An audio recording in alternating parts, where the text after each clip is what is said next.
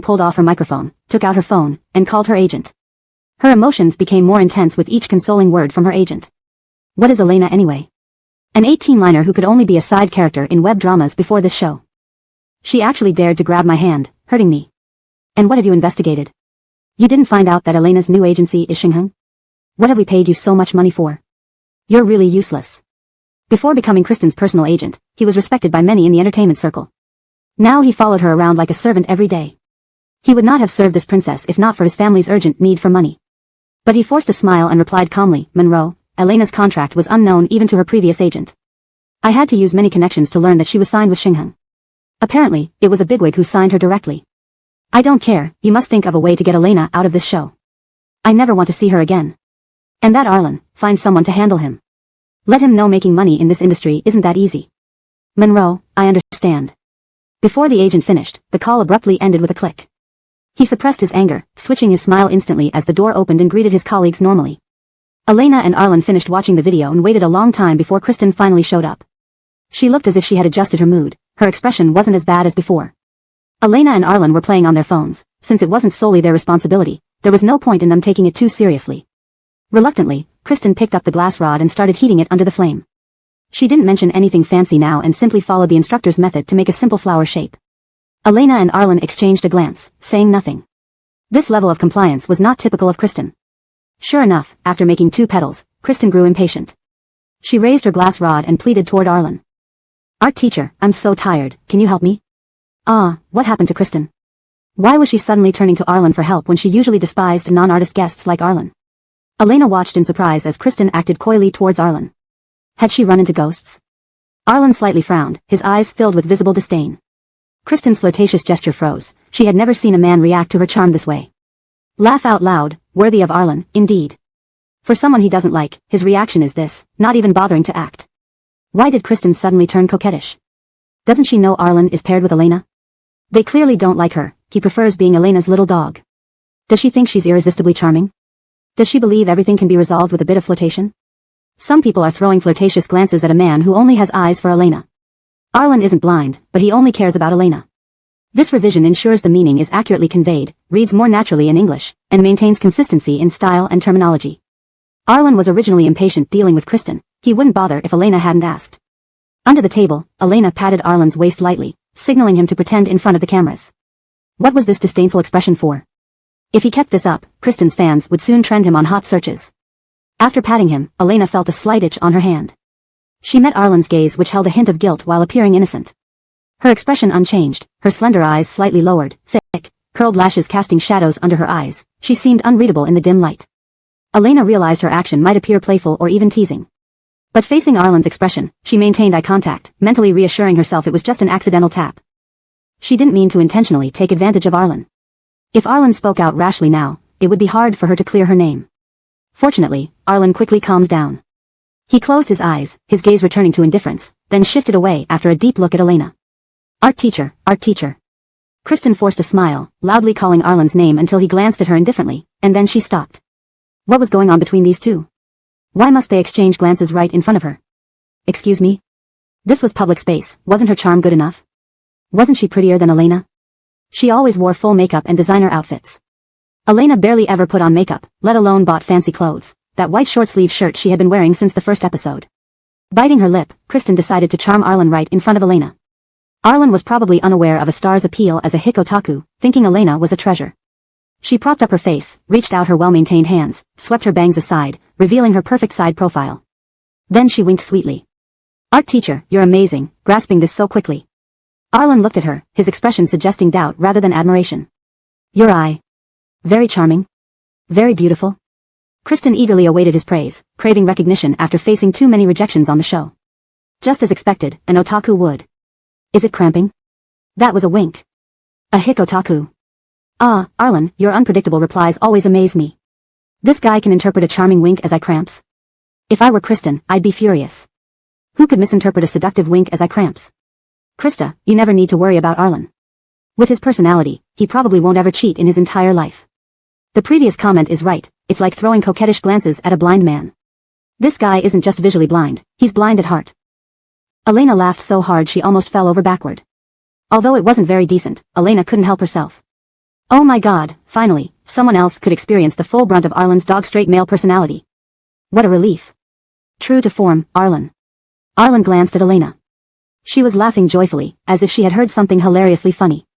Arlen quietly retracted his hand that he had instinctively reached out to support her, his gaze now carrying a gentle indulgence. Ever since her failed wink attempt, Kristen's expression had been off. She sat there, seemingly lost in thought, staring at the table. However, when Arlen made the second glass petal, she stood up and returned 2 minutes later with a cold milk tea. She first looked at Arlen with a tender expression and then pretended to be conflicted as she glanced at Elena. As if only just remembering that Elena was still there. I'm sorry, Senior Elena. I forgot you were here and only brought milk tea for Teacher Art. Kristen placed the milk tea beside Arlen, speaking humbly. You won't blame me. Before she could finish, Elena already knew what she was going to say. This classic scenario was all too familiar from countless novels and TV shows she had seen. But she never imagined Kristen would actually say it. If Arlen were the typical domineering CEO, he would have only scolded himself for being too busy and making Kristen feel wronged. Then Elena would storm out, leaving this couple to their sweet exchanges. Unfortunately, before she could fully imagine the scene, programmer Arlen pushed the milk tea aside, his tone indifferent yet tinged with mild disdain. I don't drink milk tea. Her sugar intake is way too high today, she shouldn't either. Kristen. This pair should immediately disappear from her sight. She didn't need their help anymore. Translation notes asterisk. Maintained the structure and flow of the original text. Kept character names consistent, e.g., Elena, Arlen, Kristen. Retained the narrative tone and humor present in the original text. Ensured that the translated text remains natural and fluent in English while preserving the original meaning and context. Chapter 96, the biggest fan of helping others. Elena was more than happy that Kristen refused their offer of help. She wasn't some saint who could extend a hand to those trying to harm her without any qualms. If not for ensuring Delilah's awaited date with Daniel wouldn't be spoiled, she would have stayed completely out of it. After all, Kristen's humiliation was also on herself. Elena believed Kristen's low emotional intelligence and impulsive nature came from growing up in a carefree environment. These two were impossible to deal with and frankly looked obstructive, especially Arlen, who kept showing signs of blindness despite the obvious signals. Kristen instantly lost patience. I want to be alone, Kristen sternly said, losing the earlier gentleness, staring straight at Elena. I don't need help now. You can rest. Sure, Elena replied quickly, which momentarily stunned Kristen. But if you need help later, come find us. We love helping others. Helping others indeed, or just so Delilah could have a private date with Daniel? Yet Kristen was shocked by her hypocrisy.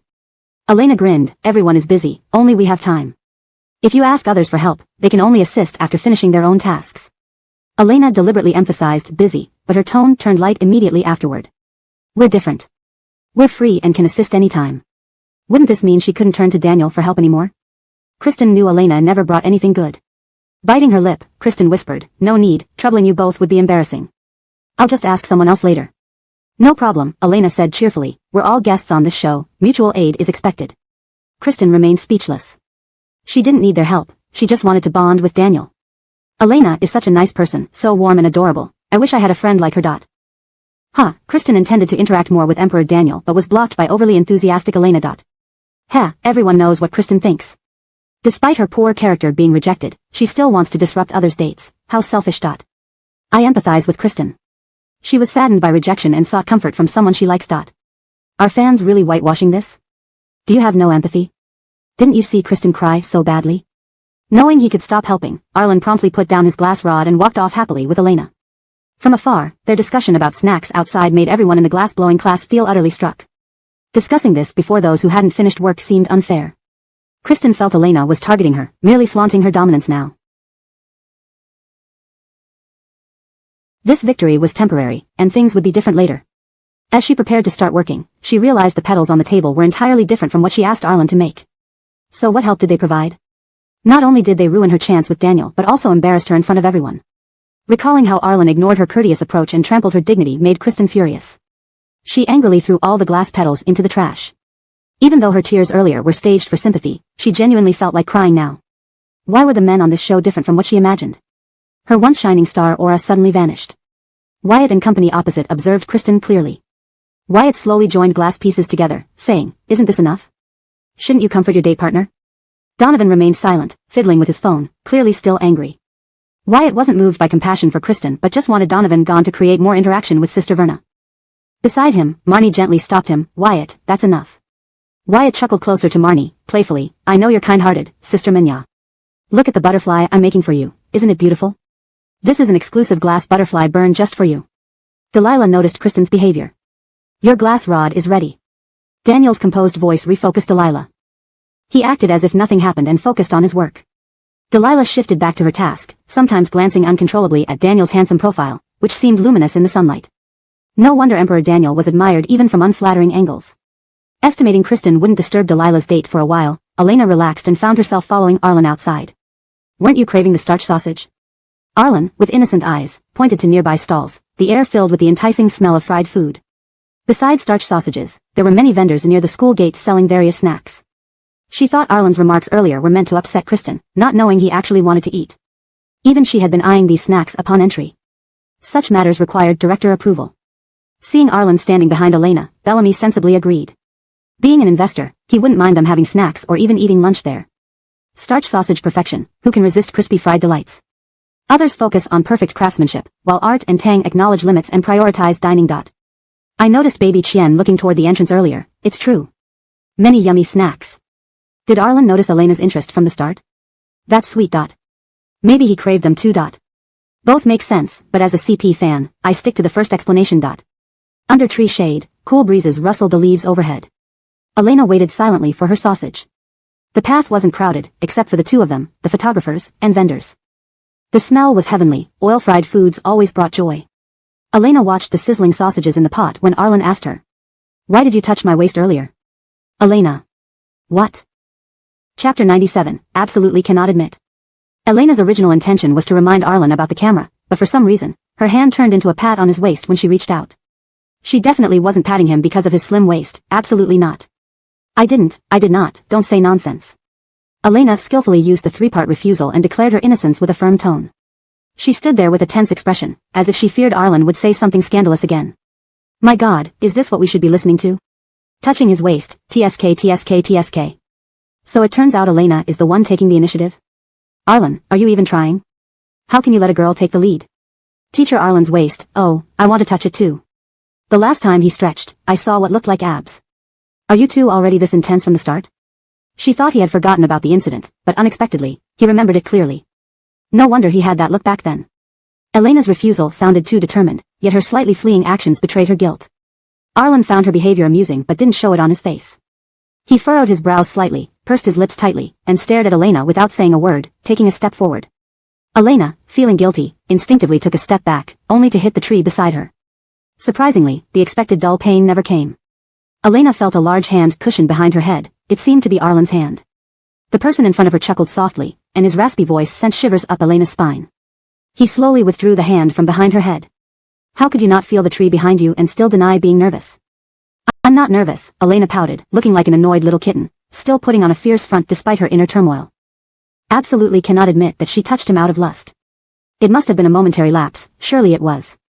Arlen didn't speak, instead, he moved closer. Elena wished she could stick to the tree or vanish instantly. From the camera's perspective, Arlen had lost his usual aloof demeanor, now exuding an overpowering presence. Standing before Elena, he radiated an unwavering assertiveness. He lowered his handsome, sharp eyebrows, and it seemed he needed only to stretch out his arm to envelop Elena. Elena visibly avoided eye contact, pressing herself against the tree, her ears flushed red with tension. Whoa, my goodness, what happened while I was away? Well played, no wall push but better than a wall push, hurry up and hold her hand. He, true couple, huh? I knew you two would work out since the first sight. Do I alone think this pose disrespects the girl? Using male physique to pressure Elena into agreement?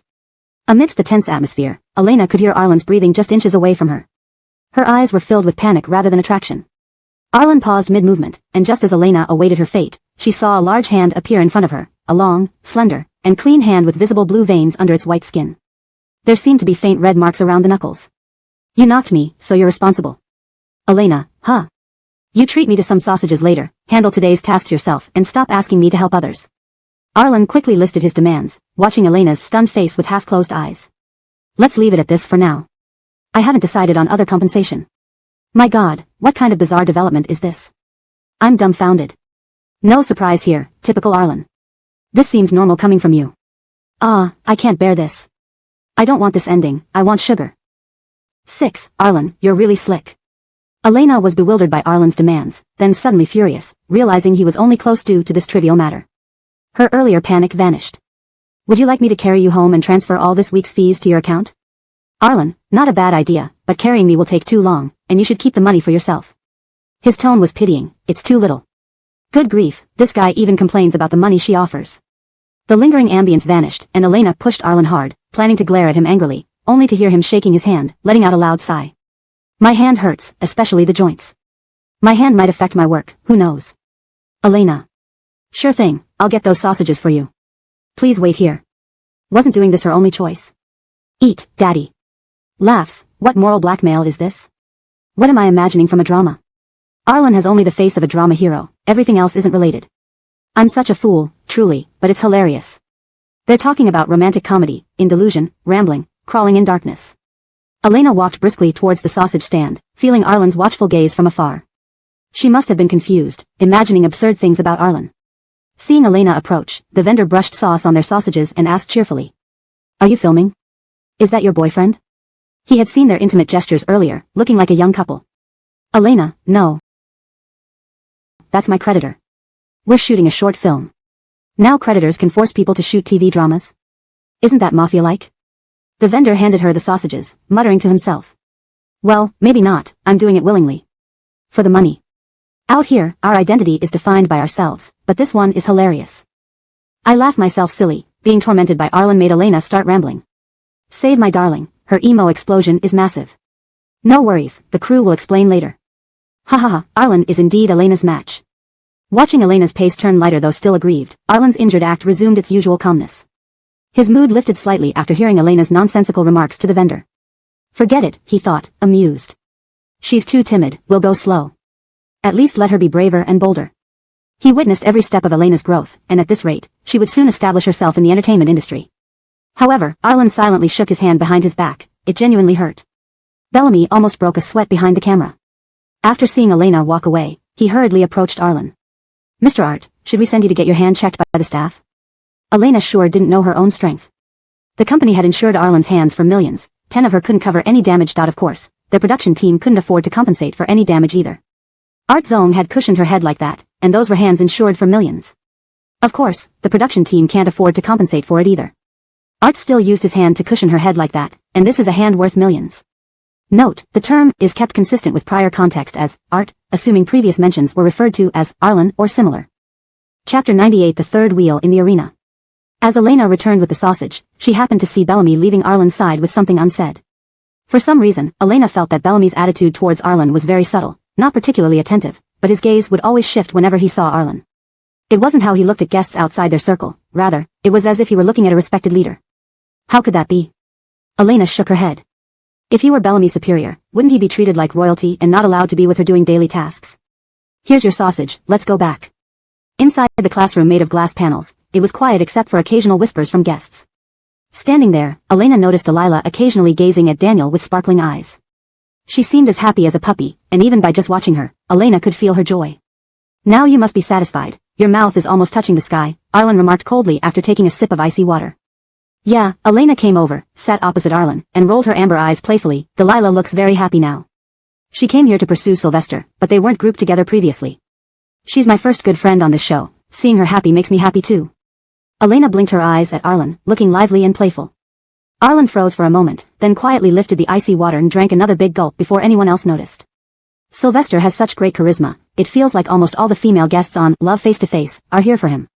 Elena's wink got me, baby, you're so cute, like a little deer running into my heart. Learn more about Geraldine CP, they're always sending out sugar, never enough. I feel like the world has turned orange. The rest of the process went smoothly, Kristen didn't cause any trouble, and everyone returned to the villa after completing the handicraft task. It was very hot, and although the air conditioning was on in the car, you could still feel the faint summer heat. Once inside the villa, the coolness hit them immediately, and Elena couldn't help but sigh contentedly. Air conditioning was the greatest invention in the world. She walked to the kitchen intending to get a bottle of chilled water, only to see Donovan quickly approaching and taking out 2 bottles. He walked smilingly to Marnie and handed her one, saying, I put this in this morning, it shouldn't be too cold. Try it. Marnie nodded with a soft smile. Wyatt also approached eagerly, removing his sunglasses. Sister Menya, I noticed your sunglasses were left in the car. Here you go. Thank you, Wyatt, you're so considerate. Wyatt chuckled with pride and satisfaction. Marnie took the sunglasses and glanced at Donovan standing in front of her. Yisrael Grom's water, she raised the bottle, giving Donovan a bright smile. I love it, thank you so much. And this is exactly the brand of purified water I like the most, what a coincidence. Donovan was captivated by her sunny smile, turning away slightly with embarrassment, his voice stiffened. If you like it, that's fine. My God, did I really find two couples to ship? I can't be the first one to have this feeling. Oh my God, why does Minya look good with anyone? Younger direct ball puppy or older proud boss, so hard to choose. It's a war arena, but sweet sugar moments. Krista, Marnie caught sight of Elena lingering outside, inviting her with a sweet smile. Do you want to come in? Elena stood outside, feeling like a witness to their love, even though it was a public area, she felt like she was a third wheel. So, should she go in or not? You're all in a triangle arena, and she was an unintended presence in it. Why are you still here? Came Arlen's voice behind her. He stood looking ahead. Weren't you going to get ice water? Before Elena could convey her thoughts, Arlen calmly walked past her into the kitchen. Elena. Just like that? With the fridge behind those people, Arlen said indifferently to Wyatt, who was standing by the doorway, move aside please. His tone was cool, barely raising his eyes, which normally would be considered impolite, but when Arlen did it, it had a dignified detachment. Wyatt subconsciously thought of a business tycoon he had met once who exhibited the same indifferent demeanor at banquets, yet left everyone awestruck. He later found out that person was the next leader of City A. Now, he sensed that same unspoken pressure from this newcomer Arlen, making him instinctively step aside. By the time Wyatt realized it, Arlen had already reached the fridge, bending down to get a bottle of water. Donovan felt somewhat awkward, remembering his earlier standoffish behavior, feeling like he was deceiving himself. Wyatt was annoyed, thinking his action might look weak, and how he should tell Minya he wasn't afraid of Arlen at all. Marnie remained composed and smiled gently. Arlen, oblivious to the varied expressions of the three in the kitchen, simply grabbed 2 bottles of water and left. Before he went, he added casually, we're leaving, you 3 continue. If it's not in a public space like the kitchen next time, better still. Hearing this, the 3 instantly changed their expressions. Wasn't he implying they were hindering others from using the public space? Elena. 6. Turns out, I'm not the only one who feels it's not right for them to flirt in the kitchen. Public areas belong to everyone. But that's no reason for all 3 of you to hog the kitchen, others want to use it too. To be honest, if I were in this situation, I'd probably choose to leave due to awkwardness. Elena, the other me in this world, perfectly illustrates my expression when witnessing others flirting, digging my toes into the ground, attempting to escape. Suddenly, 2 bottles of icy mineral water were thrust into her hands, and she heard Arlen's lazy voice. Help me open it. Why can't he open it himself? Look at the other male guests, they're always so attentive to the female guests. Now Arlen wanted her to open the cap for him. Who's the real guest here? Elena shot him a glare and reluctantly twisted open 1 bottle, handing it to him. Do it yourself next time. Arlen sighed audibly. My hand hurts. Elena, your knuckles were just bruised, not even scratched, and now it's been a while. Does it still hurt? Arlen, my hand hurts, but it won't hurt if someone helps open the cap. She had no words to respond. Let's go, Arlen called to Elena, heading to the living room, speaking loud enough for those behind to hear. Next time, if you want to do something, just do it. Getting a bottle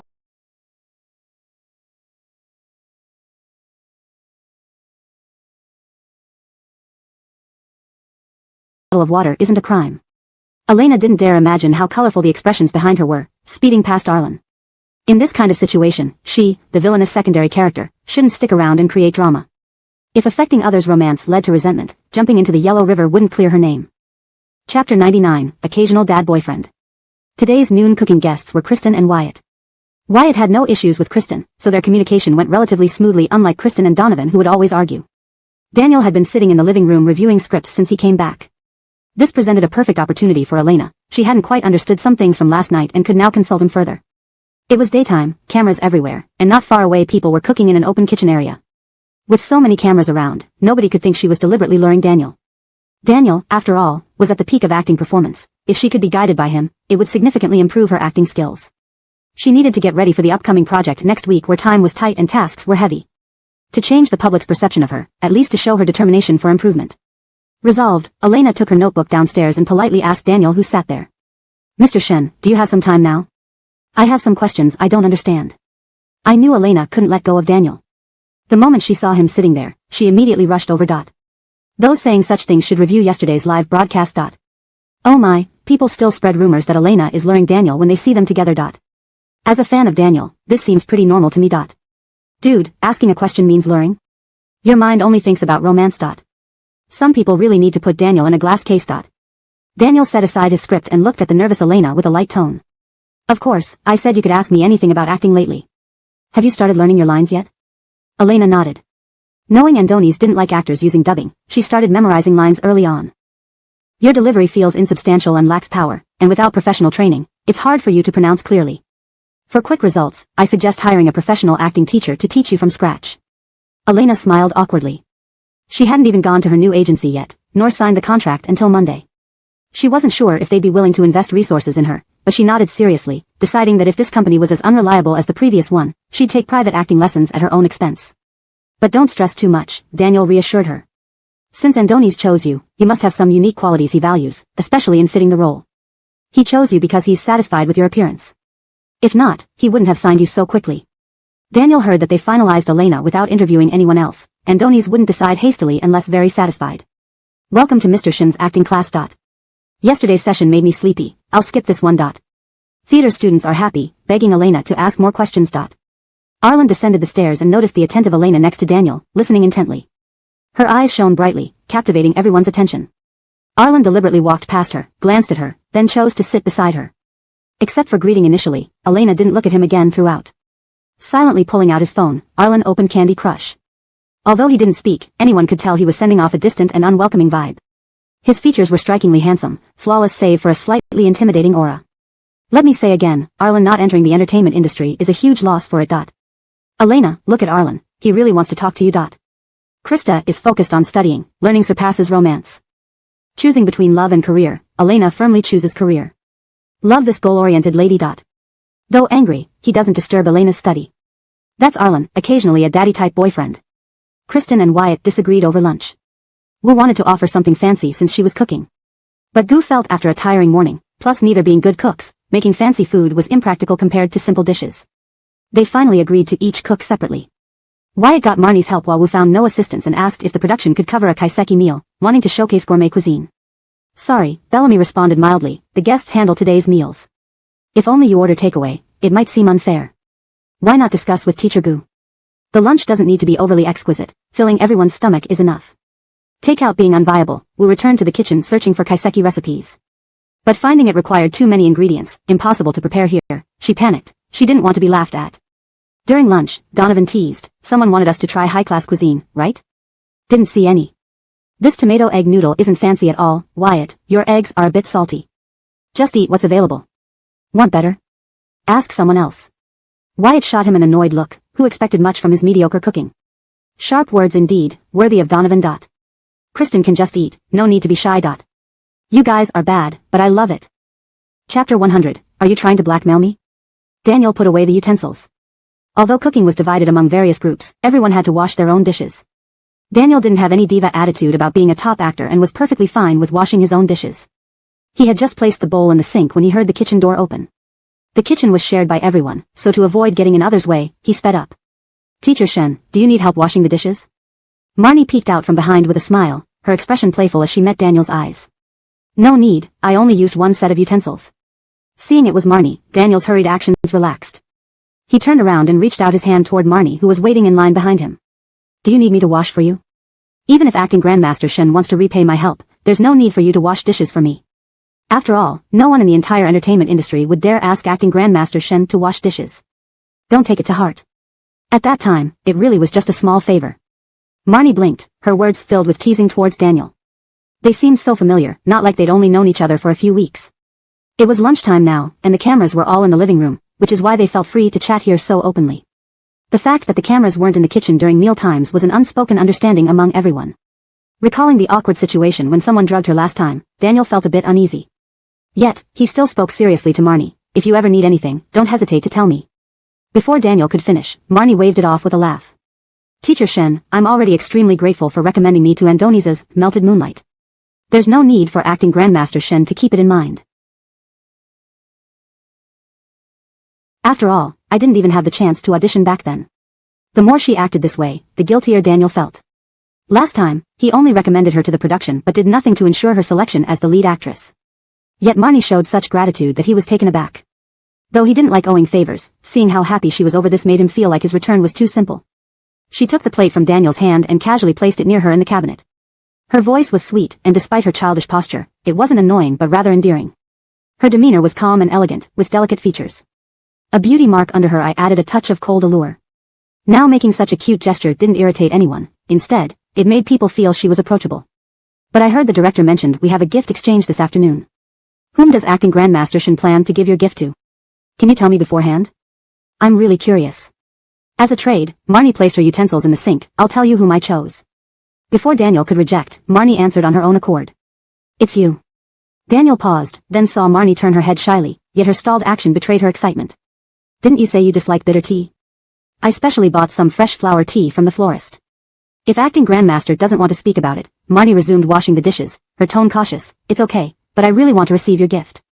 So, she took out her plate and threw it into the cabinet, looking at Daniel with a smile. Can I be so lucky? The gift Daniel prepared was a book on acting techniques, one he had kept for many years with numerous personal insights and reflections written inside. When the show asked him to prepare a gift, he had just learned Elena had been accepted into Bear's Melted Moonlight. Initially, he thought of having his assistant get it ready. But upon hearing the news, Daniel subconsciously recalled Elena's bright face. Looking around his desk, he instantly spotted the old book he had kept for many years. Though the book had been published for years and could be bought from any bookstore, what mattered were the extensive notes he had left in it. It contained many of his deep thoughts and could be said that he had been reading this book since entering the acting field. This book was perfect for Elena at this stage. Whether out of kindness or curiosity, Daniel brought the book here and planned to give it to Elena as a token of entry into the world of acting. Now, looking at Marnie's seemingly indifferent yet expectant gaze, he sighed inwardly and spoke calmly. Of course, it's a book. You can look forward to it during today's gift exchange. I hope you will like it. Elena entered the kitchen and saw Marnie stepping out with a radiant smile, while Daniel stood behind, dressed neatly in a white shirt. He looked at her briefly, then left without a word. His reaction made Elena believe there was something between them. Considering the novel's plot, Elena nodded knowingly. No wonder Marnie was so cheerful, it must have been spending time alone with her crush. No wonder they were the leads, even in the kitchen, they radiated sweetness. Arlen followed her in, first turning to look at Daniel walking out and then at Elena lost in thought. Clearly, Elena hadn't been like this before entering.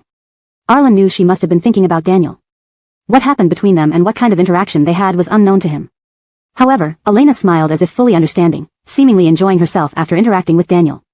Moreover, she had been staying close to Daniel all day, completely ignoring him. Daniel, always Daniel. Arlen's expression darkened as he placed his bowl in front of Elena, closely watching her. Putting the bowl down clearly meant asking Elena to wash it for him. Elena was recalling their expressions when she suddenly noticed Arlen's bowl in front of her. After enduring it, she finally couldn't take it anymore. Even clay has its limits, let alone a minor redness on the hands. Furious, Elena confronted Arlen. If I remember correctly, you only have slightly red fingers and aren't seriously hurt, right? Are you trying to extort me? Arlen nodded. Yes. Elena, wash it yourself.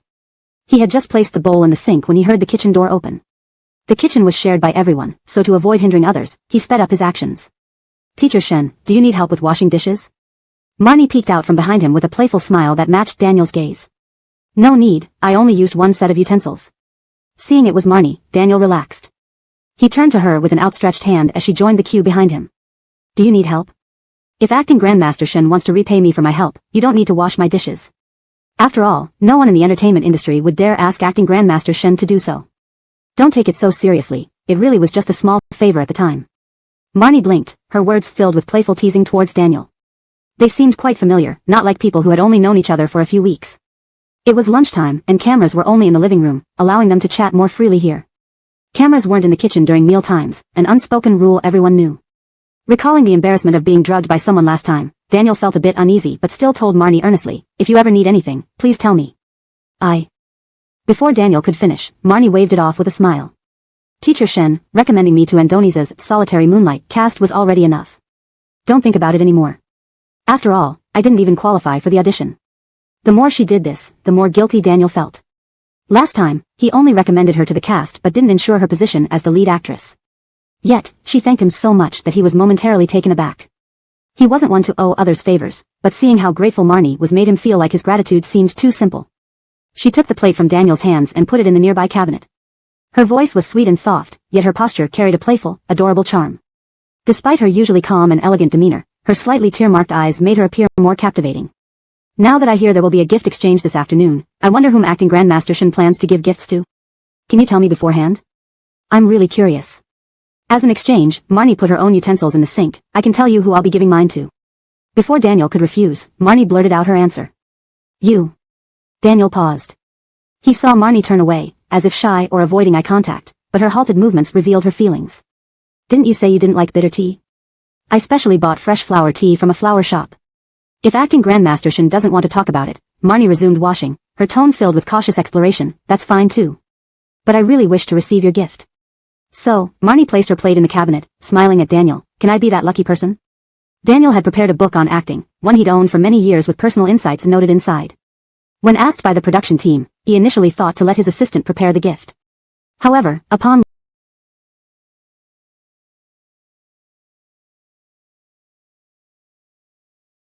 learning Elena was chosen for the Solitary Moonlight cast, Daniel instinctively thought of her bright face. On his desk, he found this well-used book.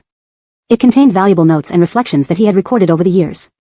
Though anyone could buy the same book, what mattered was the numerous annotations within it, chronicling his thoughts and experiences since entering the acting industry. This book was perfect for Elena, and Daniel brought it along, planning to give it to her during the gift-giving session. Now, looking at Marnie's expression of feigned indifference mixed with expectation, Daniel sighed internally but kept his tone steady and natural. Certainly, it's a book. You can look forward to it during the gift-giving session this afternoon. I hope you like it. Elena entered the kitchen just in time to see Marnie leave, beaming with joy, while Daniel stood behind her in a white shirt, resembling a refreshing breeze. He noticed Elena, paused, then left without saying anything. His reaction confirmed to Elena that something must have happened between them.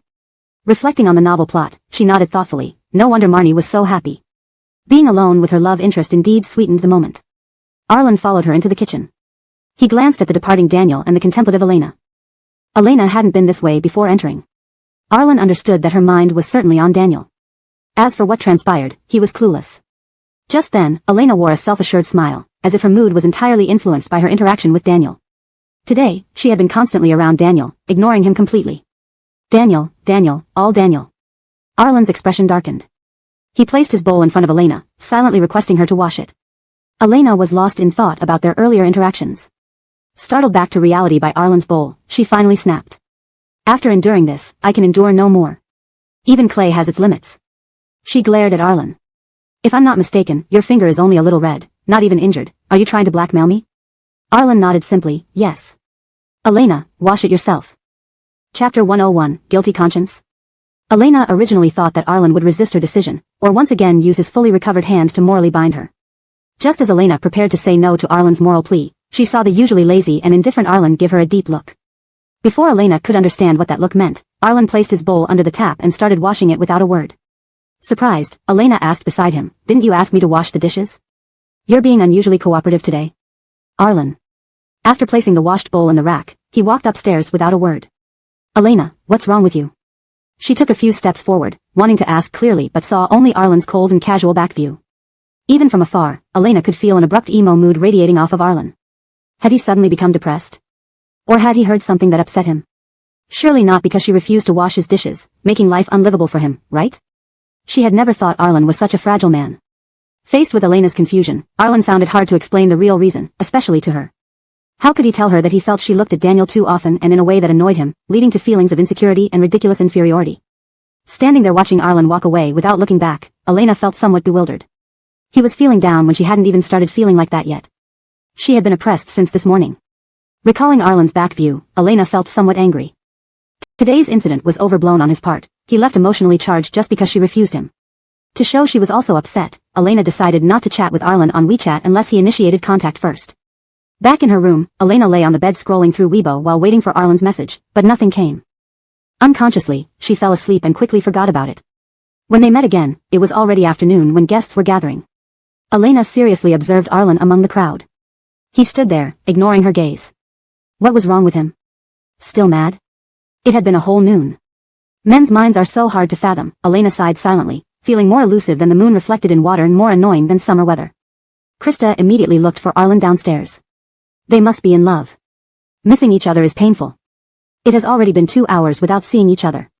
Arlen looks unhappy. Did they have an argument? Elena seems to be thinking about love a lot. This isn't good. Men, it's best to know when to stop.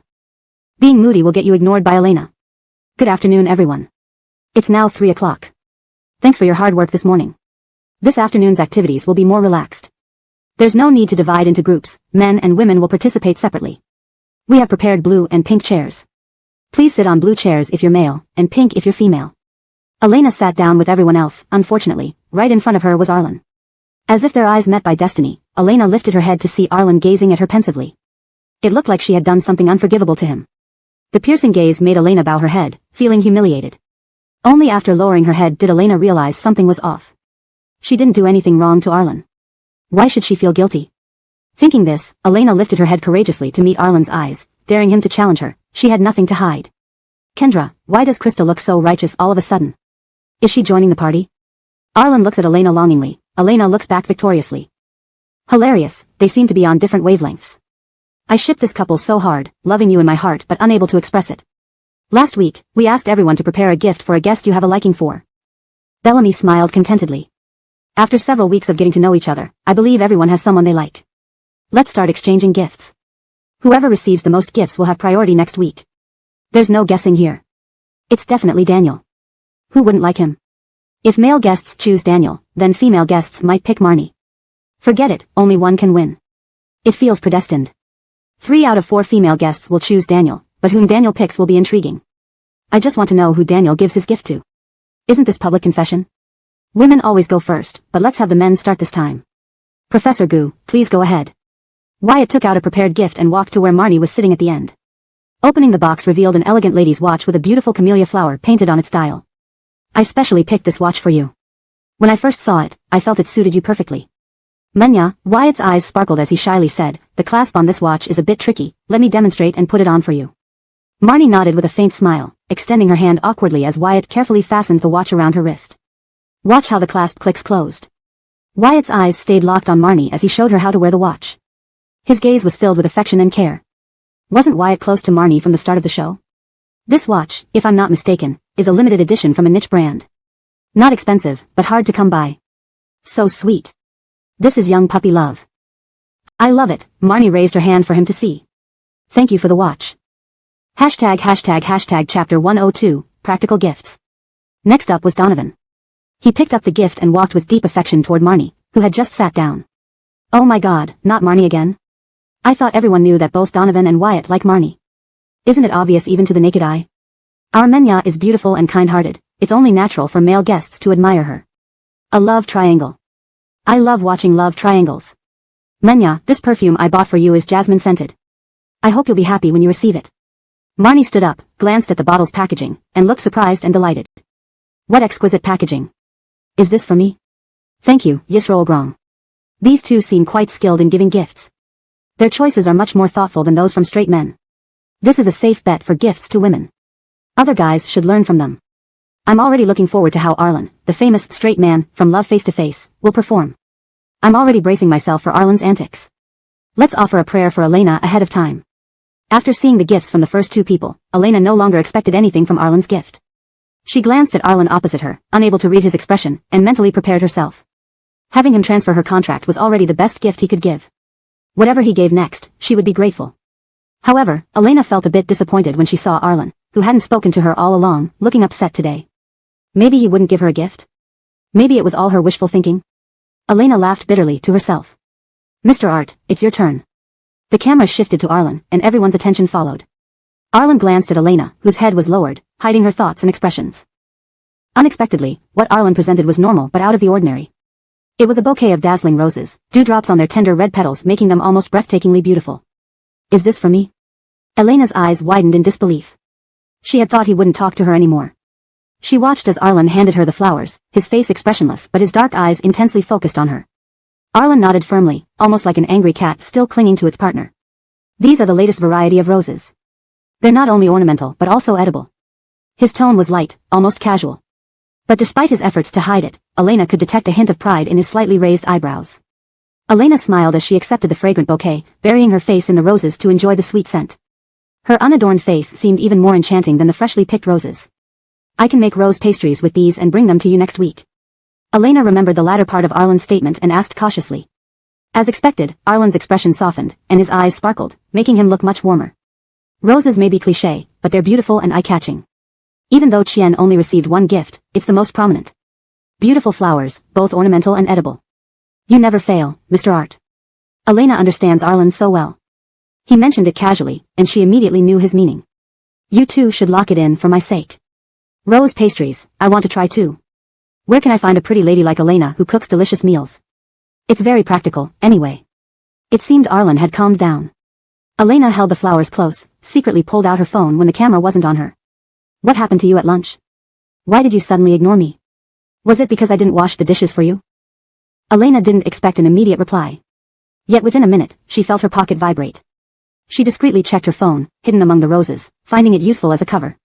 It has nothing to do with you. I lost control of my emotions for a moment. Sorry. Goodness, Elena peeked out from behind the flowers at Arlen across from her. His words sounded unlike something he'd typically say. He appeared to have regained composure, raising an eyebrow as if asking what she was staring at. Elena replied honestly on WeChat, that sorry doesn't sound like something you'd say. Arlen. The first time I saw you, you looked like someone who would let Finn's family go bankrupt once the weather got colder. Arlen, ? Add extra sugar to the rose pastries, thanks. Elena. So that was why he sent her the roses, to get the pastries. Elena mentally thrashed a little figure named Arlen. If it tastes bad, you still have to eat it. She knew Arlen's intentions were never simple. It turned out he wanted the pastries. As Elena put her phone away, she noticed Arlen's eyes sparkling at her. She sighed and turned to watch Daniel stand up, preparing to give his gift.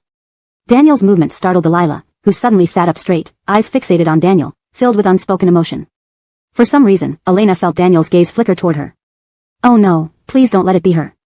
Daniel's presence was too overwhelming for her fragile butterfly heart. Fortunately, Daniel quickly looked away, walking toward Marnie at the front. The chat messages erupted instantly. Did Marnie save the world in her past life? 3 out of 4 male guests from Love Face to Face are giving gifts to her. Isn't this going too far? Daniel, have you thought this through? This is already a 3-person drama. Where are Daniel's fans who claim he's perfect? Shouldn't they see him giving Marnie a gift? Why does Marnie deserve this? The other female guests are pretty too. Everyone, including the guests and the production team, was stunned by Daniel's actions. In this tense moment, Elena heard a sigh beside her. Turning around, she saw Delilah's envious and dejected gaze. Delilah watched Daniel with a smile, but her eyes revealed unmistakable disappointment. Translation completed. Chapter 103, An Unexpected Person. Elena glanced at the guests, only Delilah and Kristen had yet to give their gifts. Delilah still clutched a delicate pink box, presumably containing her gift for Daniel. Elena felt a headache coming on. As an observer of the plot, she clearly knew that Daniel would consistently choose Marnie in this show. They were the world's predestined lead couple, and everyone else was merely supporting cast in their love story, including the outstanding and pure-hearted Delilah. Should she tell Delilah that Daniel only liked Marnie? How would she explain knowing this? And wouldn't it seem too intrusive?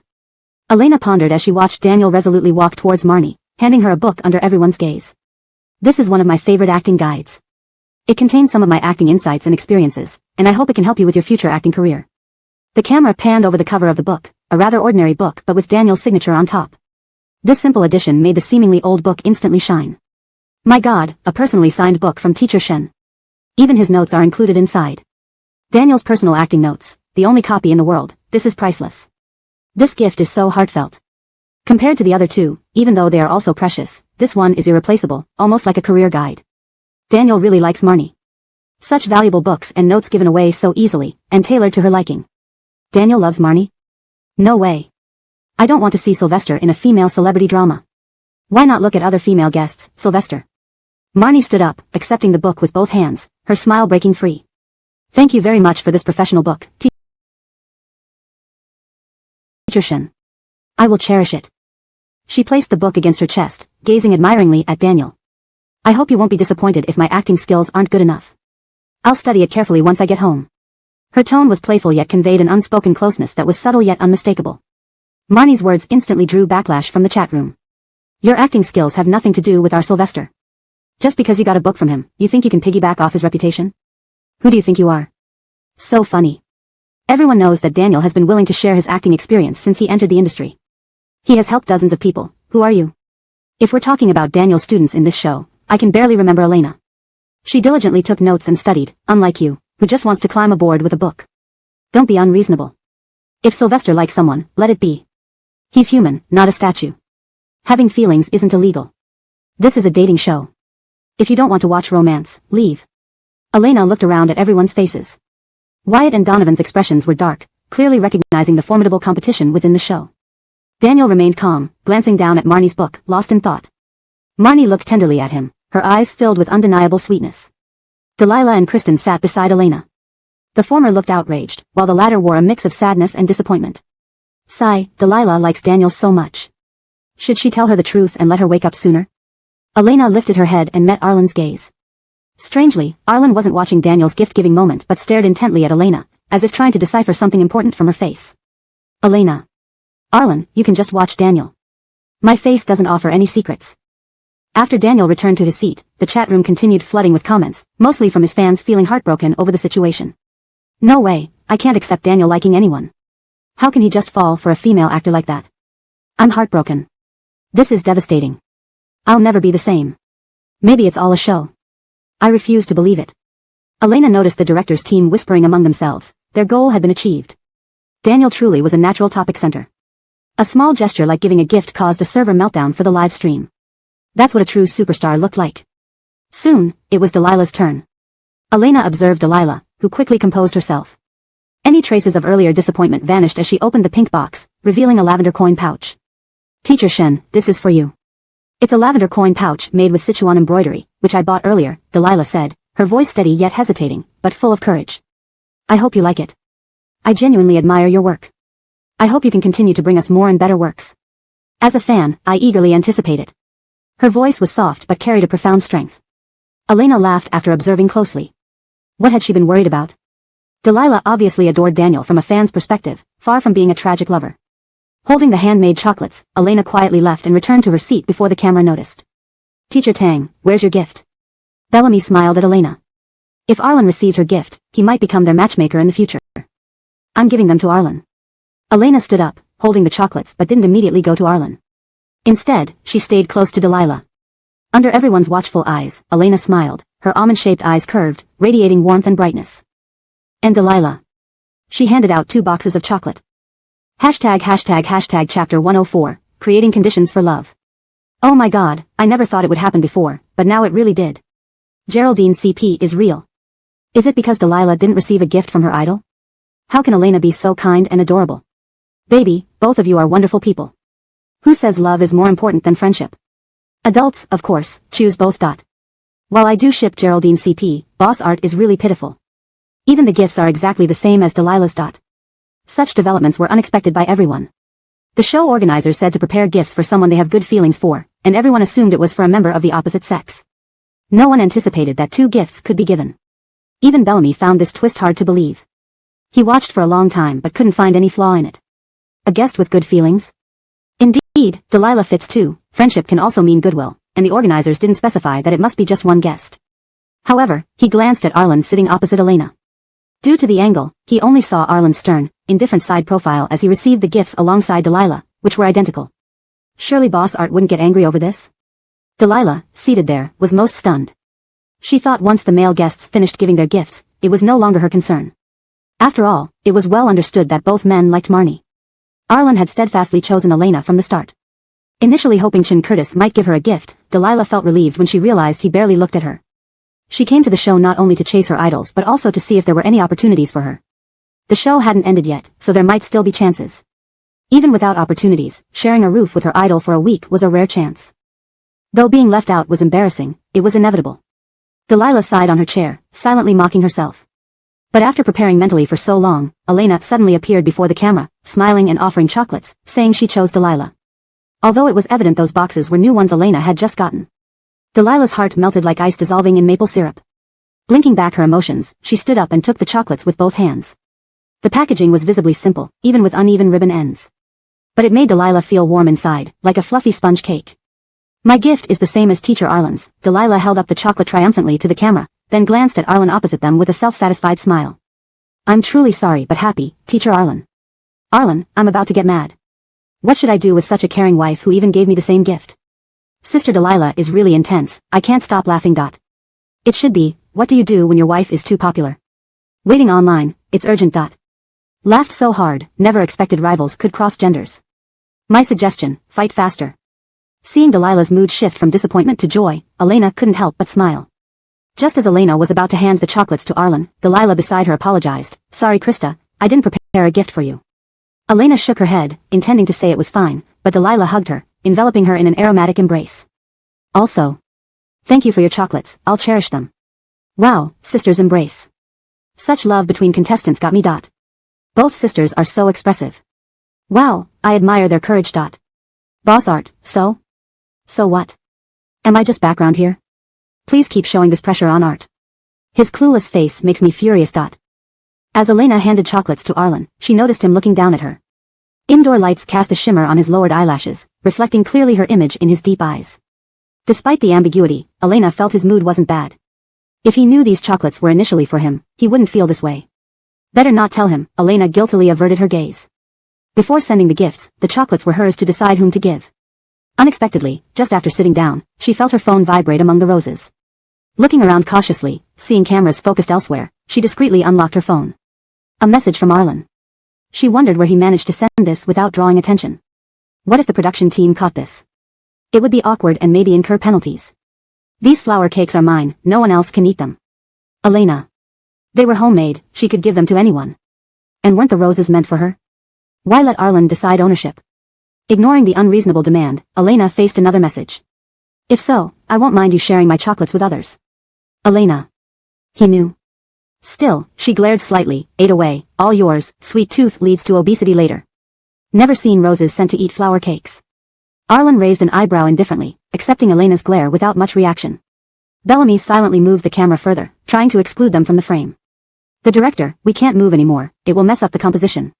Why don't you zoom in? Frustrated, Bellamy whispered, do you want to work or not?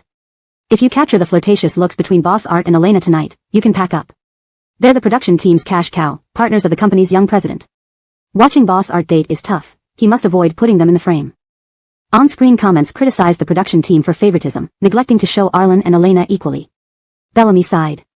Originally, it was dealing with one boss, now it's two. Giving them a shot was inconvenient, not giving caused backlash online. Cyberbullying was part of his destiny. Bellamy felt wronged but stayed silent. The most awkward person now was Kristen, receiving no gifts. Initially, she and Delilah shared the lack, but now only she remained empty-handed. Isn't she the least favored contestant? Thinking of ridicule online and her rival exploiting this, Kristen was uneasy. Looking at the camera, she breathed deeply, telling herself to stay calm. She picked up her gift and walked towards Chin Curtis. To her dismay, Chin Curtis's expression remained calm after receiving her gift. He did not look at her any differently because of it. Instead, he merely said a casual, thank you for your gift, with no further words. She had clearly instructed her agent to prepare something that Chin Curtis would like. Why didn't his expression show any surprise at all? Kristen glanced at Chin Curtis again, realizing that he still showed no particular interest in her. It dawned on Kristen that Chin Curtis was genuinely not interested in her at all, even though she had put so much effort into preparing the gift for him. Not only did she not receive any gifts herself, but the gift she gave also failed to achieve its intended effect. Kristen felt that this entire segment was targeting her, making her seem like a complete joke. She forced a smile and pretended to leave gracefully, then she noticed Chin Curtis's gaze quietly falling on someone behind her. So, who was he looking at? Marnie or Elena? This translation maintains the original tone and style while ensuring natural fluency and grammatical correctness. It follows the storyline coherently with the previous content and retains the same paragraph structure and line breaks as the original text. Chapter 105, The Amateur Discrimination Issue.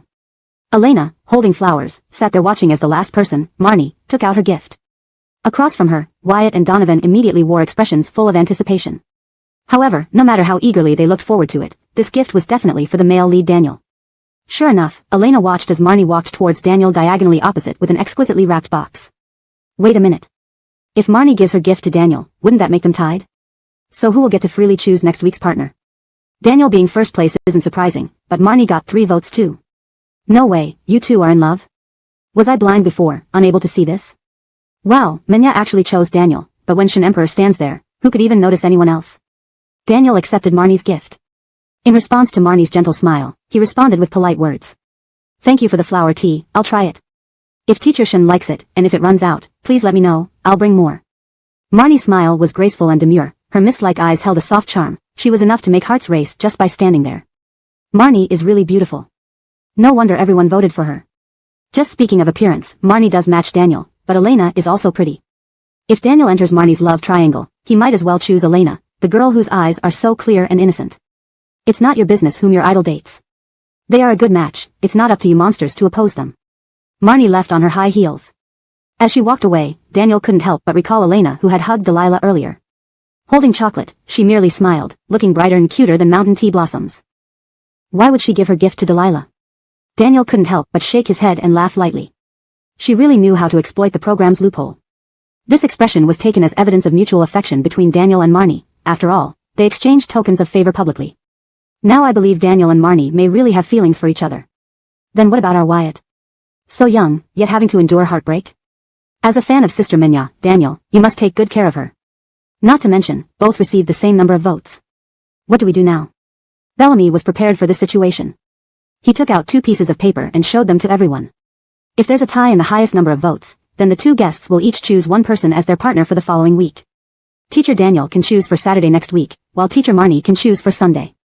After making your choices, write them down and put them in the box. After Daniel and Marnie inserted their notes into the box, Bellamy pointed to 2 boxes beside him. These contain their choices. Only they know the results right now. To find out. He deliberately paused, leaving everyone hanging. Please stay tuned to Love Face to Face every Saturday next week. See you then. Ah, it's over already? So fast. Another long wait. How lonely. I'll watch the Wednesday edition and see if you're maliciously cutting the romance scenes between Arlen and Elena. Pleasantly acknowledge the inadequate airtime given to the Art-Tang pairing, address the amateur discrimination issue. Seeing such comments, Bellamy felt a headache coming on. He turned off the cameras to avoid the stress. As the cameras stopped, everyone started packing up to leave the villa. At this moment, Bellamy's assistant came running over and whispered something to him. Wrinkling his eyebrows, Bellamy turned to the guests apologetically. I'm sorry, everyone. There was an issue with the van sending you back home today. It will be delayed by an hour. But we called all of your agencies an hour ago, and they have dispatched cars to take you home. Elena's heart sank. She had already parted ways with her original agency, and her new one hadn't finalized the contract yet, meaning her original agency wouldn't send a car for her. Sure enough, Bellamy looked at Elena and said quietly, your agency hasn't replied. Would you wait for an hour until our vehicle comes to pick you up? Hearing the show still had a solution for her, Elena sighed in relief.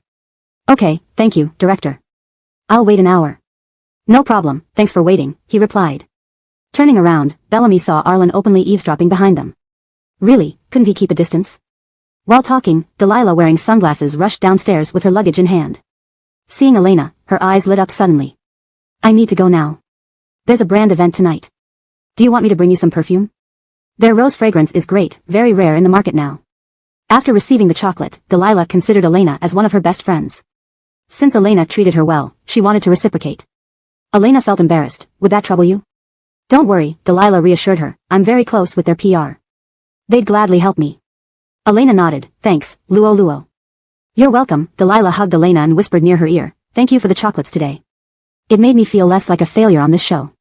She pulled back and saw Arlen standing behind Elena. Remembering something, she pulled Elena's shoulder and kissed her cheek. Click, a camera snapped the moment. Confused, Elena realized what happened. All done, Delilah proudly showed her the photo. Do we look good together? Indeed, as a model, Delilah's candid shot made them both look stunning. But Delilah appeared powerful, while Elena looked like a little girl beside her. No time, my agent's urging me, I gotta go. See you next week, Krista. Delilah hurried away after checking her phone. Passing Arlen, facing his slightly threatening gaze, she provocatively pushed her sunglasses up. After all, he had no authority to control her yet. Poor Krista, Delilah thought as she walked fast, what a good catch about to be snatched by Arlen. Although Arlen was handsome, Delilah, as Elena's good friend, felt he was overly composed, lacking any shyness amateurs typically show around stars, seeming too relaxed. In the car, she turned to her agent. Sister Shen, can you check up on Arlen from our show? With Delilah rushing off, Elena turned to see Arlen standing there, watching her for who knows how long. His lowered eyes were deep, as if dyed by the night's colors, his emotions heavy and unreadable to Elena. Why didn't you say anything while standing behind me for so long? I've been here all along, it was just that you didn't notice. Arlen found Elena's behavior of turning things around quite disdainful. He walked up to her intending to advise her to be more vigilant in the future, as she had failed to sense someone behind her. Then he noticed a clear lipstick mark on her cheek. What kind of lousy lipstick was this, smudging so easily? It seemed Delilah was indeed trying to provoke him earlier. What's wrong? Elena looked up at him. Arlen's expression was hard to describe. There's a lipstick mark on your face. Oh, that must have been left by Luo Luo just now. Elena was accustomed to girls being affectionate with each other. After all, close friends often hugged and kissed, which was normal. Luo Luo. She referred to herself so intimately and even shared the chocolate meant for him. And let her kiss her. He never got to kiss her. I'll go upstairs and clean it when I pack. No need, Arlen pulled out a pack of wet wipes from his pocket. I have wet wipes. Elena. I didn't expect you to carry wet wipes. Indeed, he specifically sought them out after noticing. Do these wipes happen to be from the dining table? The dining table had wet wipes for everyone to use after meals, leading her to reasonably suspect Arlen had taken them from there. Arlen. After drawing out a wipe, Elena wiped her face twice but found the wet wipe remained completely clean, with no trace of the mark. Maybe I should go up and do it myself. I'll help you. For some reason, Arlen was uncharacteristically insistent on getting rid of the lipstick mark. Elena could only turn her face and allow Arlen to work on it. Arlen used a new wet wipe, gently rubbing circles on Elena's skin, feeling its warmth and softness beneath his touch, revealing the porcelain-like complexion underneath. Elena kept her gaze downcast, unaware of how close they had become. Arlen slowed down, unsure what to do next, until he felt Elena's breath hit his hand. Is it not done yet? Arlen's hand jerked back as if burned, glancing at Elena and seeing she hadn't reacted, he replied with a light, That's good, thanks. Arlen nodded again. He hid his hand behind his back where Elena couldn't see, squeezing his palm tightly.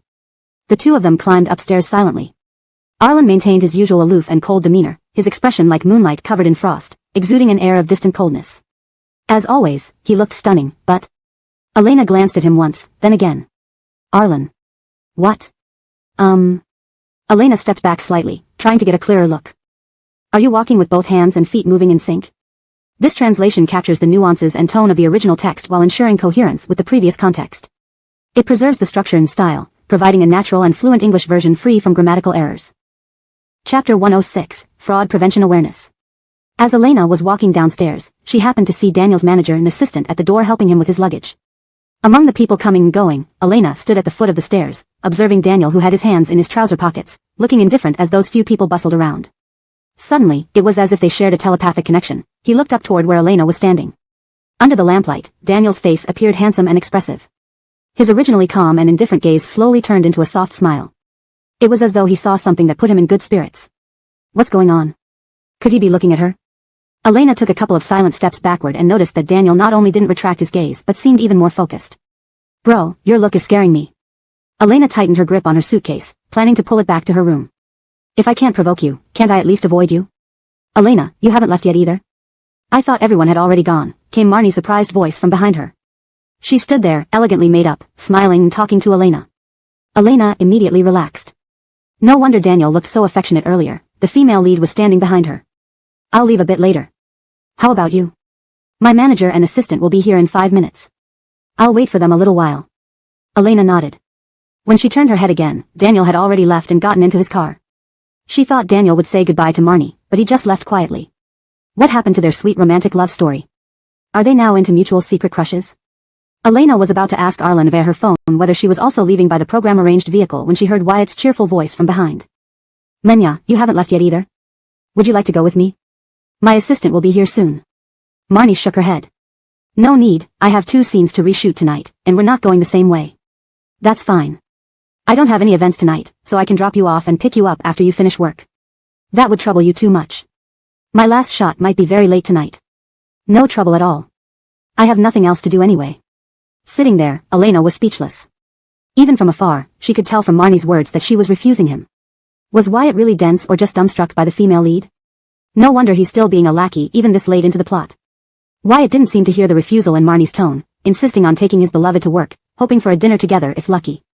Marnie bit her lip, but her smile remained composed. My manager is also picking me up, no need to trouble you. Seemingly eager to change the subject, Marnie glanced at Elena sitting on the sofa.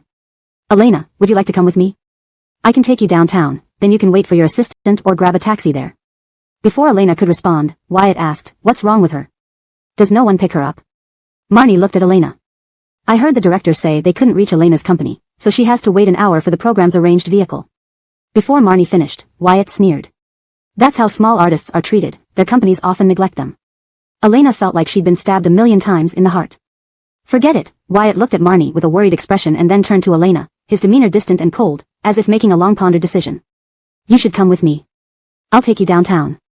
But, Wyatt glanced awkwardly at Marnie, you can't sit in the passenger seat. That spot is reserved for. A dazzling car light illuminated the fading sky, the drizzling rain becoming crystal clear under its beam. A white Rolls-Royce pulled up in front of the villa. The shiny car paint reflected elegantly under the lights. A sharp-looking thin man and a young, cute girl got out of the car. They paused for a moment at the entrance, their eyes lighting up upon seeing something extraordinary, then they hurried over. Who uses a Rolls-Royce as a nanny car?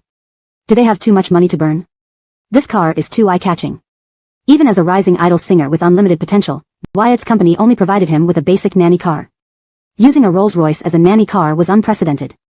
Daniel had just left, so it couldn't be his car. Marnie was startled too. She shook her head. Is it some staff members? Elena, playing the onlooker, didn't think it had anything to do with her. Surely, it couldn't be the program's vehicle for her? But the two newcomers walked straight towards them, stopping before Elena, who was glued to her phone. The lean man's eyes lit up. Elena was even prettier than he imagined. Her exceptional looks eased his worries somewhat. He softened his voice. Miss Elena? I'm your new manager, Anton. Stepping aside, he let Elena see the excited girl behind him. This is your new assistant, who will take care of your daily needs. The girl had watched the show and was deeply impressed by Elena. Hearing she'd become her assistant, she was thrilled.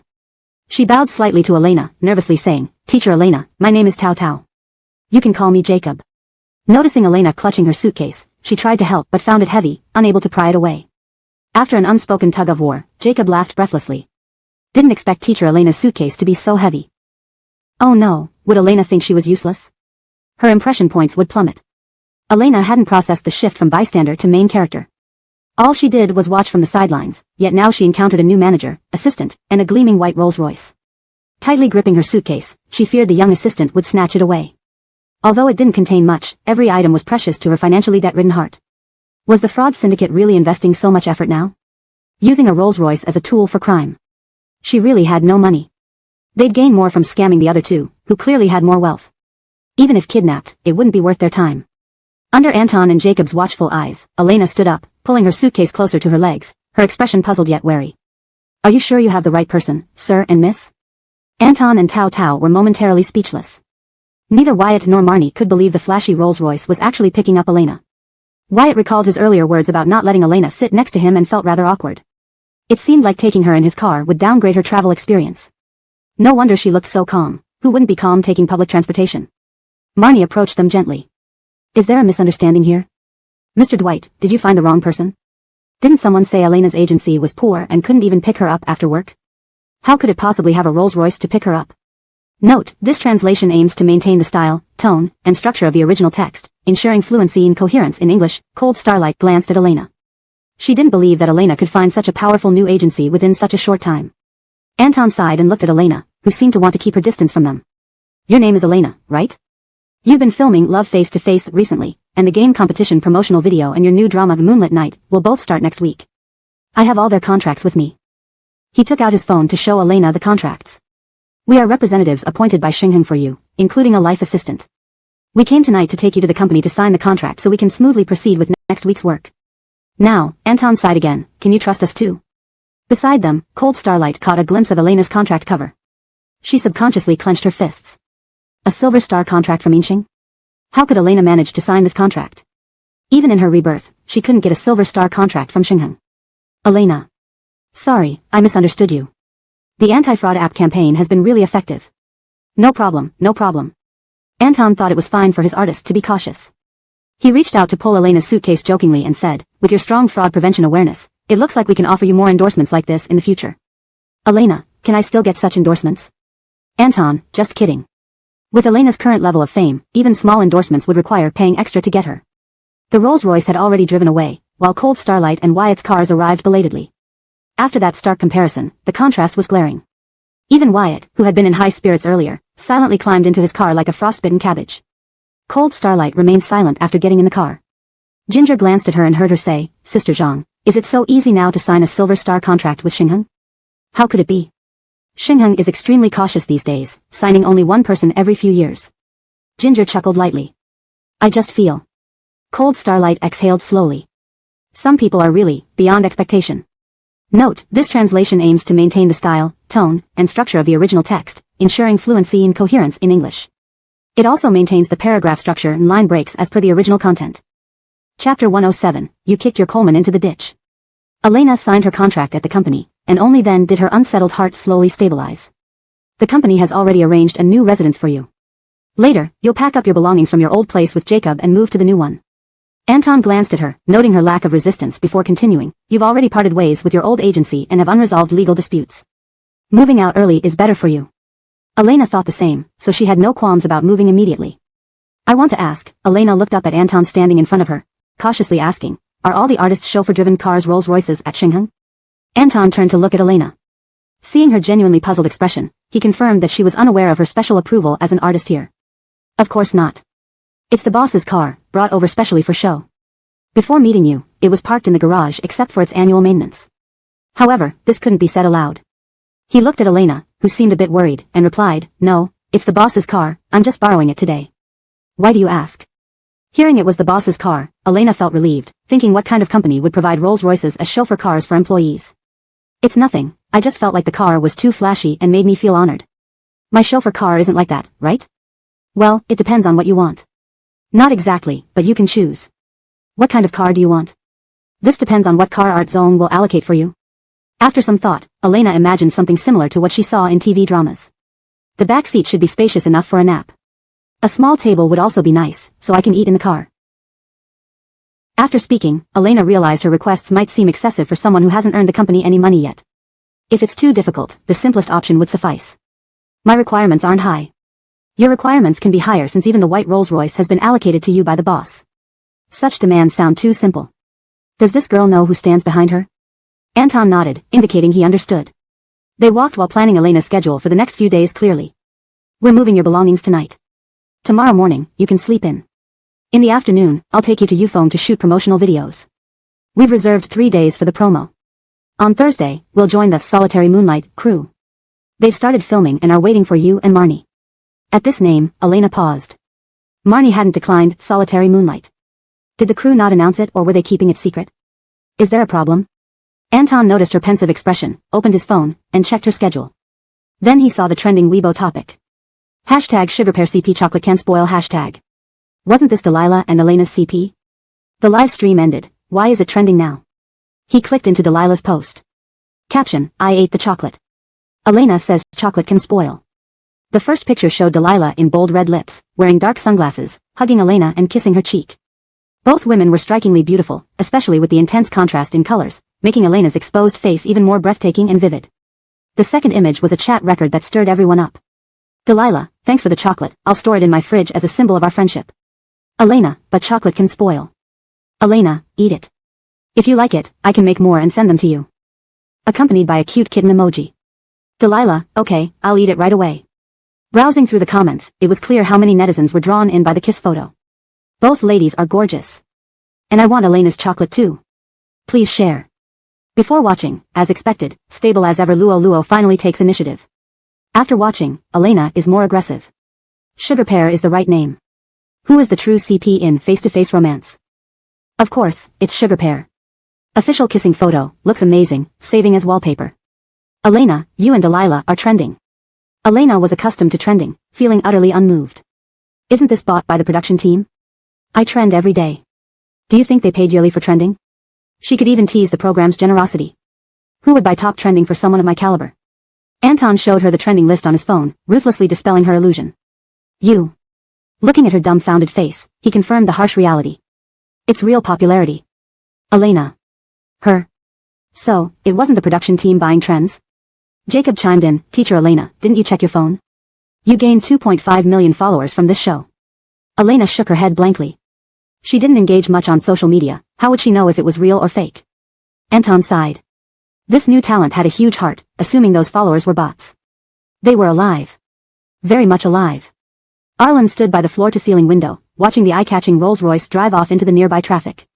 Standing there with his hand in his pocket, surrounded by miles of neon lights, he exuded the charm of a mature man under the dim night sky. His expression was distant, with an enigmatic gaze that hinted at deeper emotions. Edric admired how effortlessly Arlen looked like the office owner. He remarked. You'd be perfect for Huagua liquor ads, something like, "A man has more than one face, success is not limited to now." Would definitely sell out. If Arlen wanted to be a model or actor, Edric would have signed him, such a face would surely be a perennial cash cow. Arlen wasn't interested in modeling. Instead, he loved pushing his friends. He left the window, pointing to 2 tall stacks of documents on Edric's desk, sarcastically adding. Keep going, only 2 stacks left. Should finish around 3 a.m. You're young, staying up won't kill you. Edric. Coleman keeps you close, and you kick him into the ditch. He didn't want to work, preferring to gossip about his brother's love life. Why do you manage everything down to her chauffeur car? I wouldn't mistreat her here.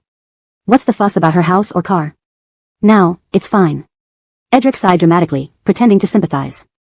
She doesn't want your Rolls-Royce, just an ordinary chauffeur car. Arlen didn't respond, just played Candy Crush, glancing at Edric's gossip-filled expression before calmly replying. It will probably end around 3:30 now. No, Arlen, Edric stood up, feigning righteous indignation, his voice rising slightly. She actually dared to give half of your chocolate to someone else. Aren't you at all angry about that? Arlen glanced down at his phone, seemingly unmoved. Seeing his provocation fail, Edric sat back down and watched as Arlen's expression remained unchanged. Just as he was about to give up, he heard Arlen speak. Angry. But her heart is so kind, so I can only forgive her. There's nothing I can do. Edric stared blankly at Arlen as if he had been possessed by another spirit. His profile looked gentle and bright, as though recalling something amusing. When he looked at Edric again, his expression turned stern. But since you've never loved someone like that, you wouldn't understand. Arlen's side face was warm and clear, as if he were thinking of something amusing. But when he looked at Edric, his expression grew cold and severe once more. But if you've never loved someone like that, you won't understand. Chapter 108, This Damn Beauty. Edric was in agony. He wanted to block this guy who was showing off his love affair. It's not like it's anything special being in love for the first time. Hasn't everyone been in love before? Edric slumped over the pile of documents, defeated. The night wasn't just accompanied by work, it also had Arlen's antics to aggravate him. Looking at his buddy acting goofy and not approving documents, Arlen put down his phone, thought for a moment, then said to him, even if she works at your company now, you don't need to give her special treatment. Elena might seem carefree on the surface, but inside she is very sensitive and proud. If she knew she had always been helped by others, when the truth eventually comes out, she will surely be heartbroken and hide away to cry.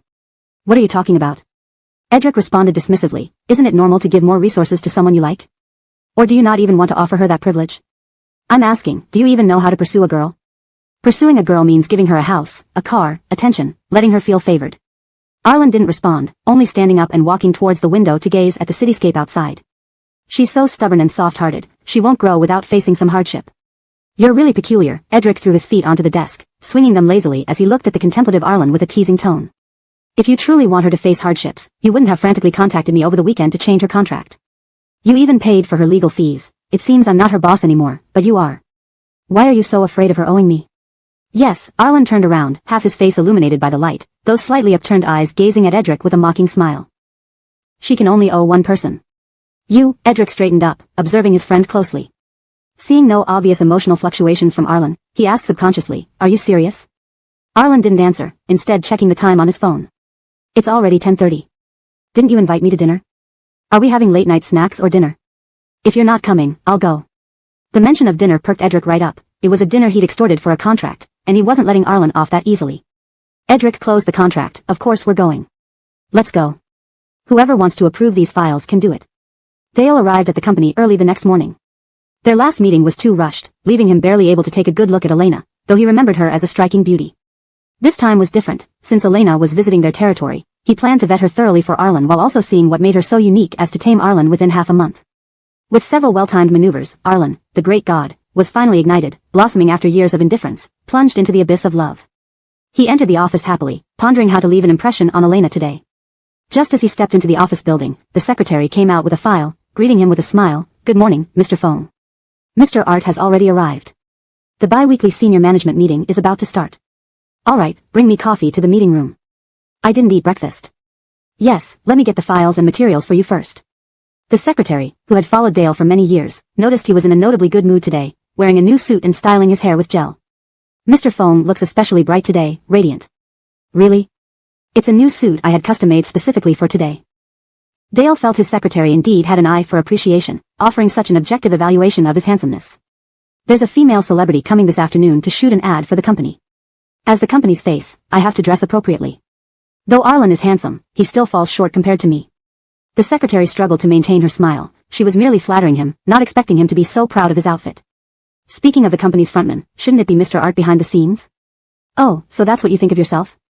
A chilling voice came from behind him. Whose gaze are you dressing up for today? Arlen continued, eyeing his attire. New suit, new shoes, and a new hairstyle. Why did you phone company suddenly need you to entertain guests? Maybe, Arlen paused, how about Africa? A new market to explore. While we don't currently have business there, perhaps you could discover new opportunities. No, boss, hear me out. Dale's previously boastful demeanor instantly deflated as he walked beside Arlen. I was joking, I absolutely had no such intention. Boss, when did you arrive? Have you eaten breakfast? Should I bring you something later? Arlen grunted, indicating he was past it. Dale sighed inwardly, never expecting the boss to arrive so early, thinking Arlen would come later. In the afternoon, the receptionist was busy with deliveries when she noticed a pair of delicate hands resting on the counter. The fingers were too exquisite, their slender veins visible under the fair skin, like priceless porcelain from a museum. My goodness, what beautiful hands. Even amidst her busy schedule, the receptionist took a moment to acknowledge this. Hold on, I'm a bit busy. Her voice choked up upon recognizing Elena. Miss Elena? Elena removed her sunglasses and smiled at her. Her pearl earrings accentuated her youthful charm. Hello, I'm here to shoot a promotional video. There should be a reservation record for me. Jacob hurried over, having just stowed Elena's bag in the limo to retrieve it. Miss Elena, let me help you. It's fine, take your time. I've already asked the receptionist.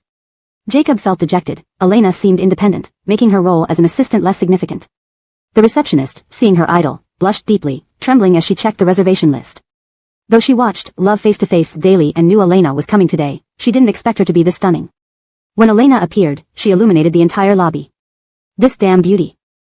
She managed to mesmerize everyone. As soon as Elena left, the receptionist swiftly sent a message to the company's internal chat group. Notice. Elena is here, incredibly beautiful. She lives up to her reputation as a natural beauty. Within minutes, the entire company knew a female celebrity was in the building, sparking excitement in all the groups. Chapter 109, the atmosphere was somewhat strange. This floor is responsible for the development and operation of Shinya game. This is our planning department, and this is our art department. The secretary was diligently introducing the history of the game Shinya and its departments to Elena. She spared a glance at Elena beside her and noticed she wasn't showing any sign of impatience. Instead, she seemed genuinely interested in the tour around the office. The secretary heaved a sigh of relief internally, pleasantly surprised that this celebrity wasn't difficult to deal with. She had feared Elena might throw a tantrum out of boredom, but surprisingly, not only was Elena very beautiful, but her personality was also pleasant. Taking advantage of Elena's distraction during the tour, the secretary gave a stern look to the male colleagues eyeing Elena intently, warning them with her eyes. Are they so engrossed they can't focus on work? They're here to work, not to idle away time. It wasn't entirely their fault though. Game companies were predominantly male, and seeing such a beautiful female celebrity had nearly sent the programmers into ecstasy.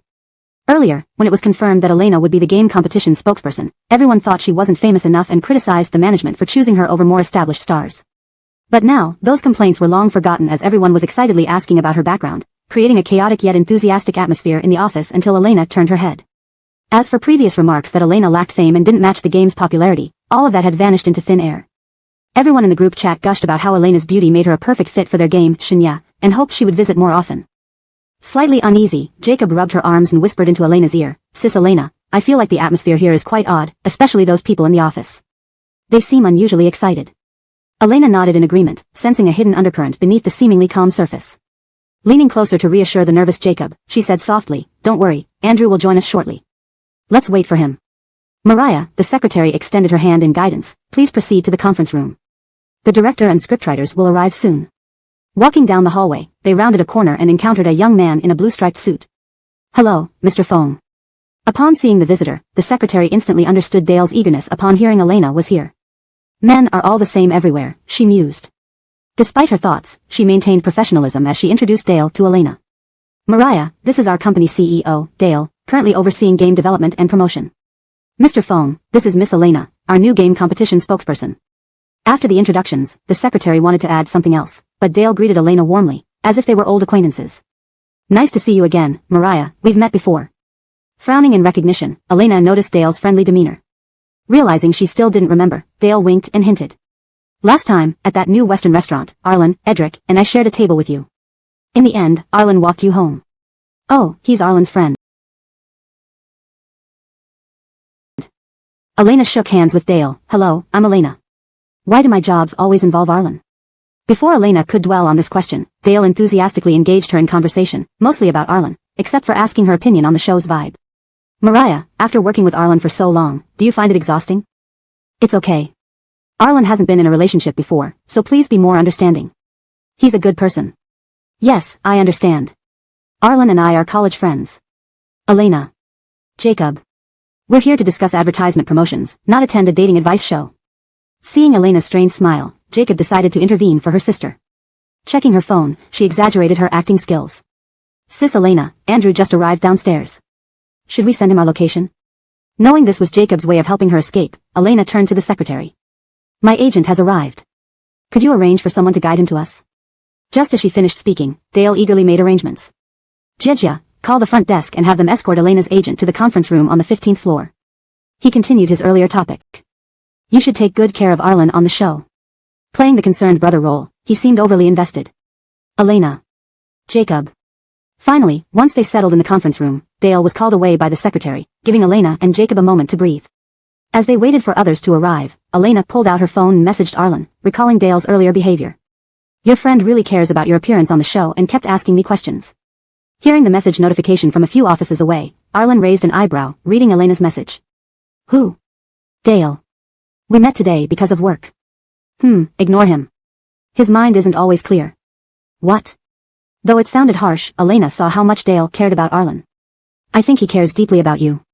He was praising you to me, saying you're a good person. So, what do you think? What do I think? What does she think? Elena stared at her phone, confused, and finally ventured a guess. You're a good person, and he's a good person too. Unexpectedly receiving the good person card, Arlen. Meanwhile, signing contracts in another office, Dale sneezed, muttering under his breath. Did Arlen say something bad about me? Chapter 110, The Power Behind the Scenes. Elena had never shot this kind of promotional video before, but fortunately her hastily acquired gaming knowledge allowed her to quickly understand the role she was to play. More luckily, the role she was assigned matched perfectly with her favorite character, the harp spirit. Have you played this game before? The director frowned slightly as he glanced at Elena's face. Although this actress possessed a beautiful and ethereal appearance fitting for the game's harp fairy character, he had deliberately checked some of Elena's previous work. Her acting left much to be desired, so poor that even her striking looks couldn't save it. He wondered why Ufone, the game company client, insisted on Elena being the leading actress for this promotional video.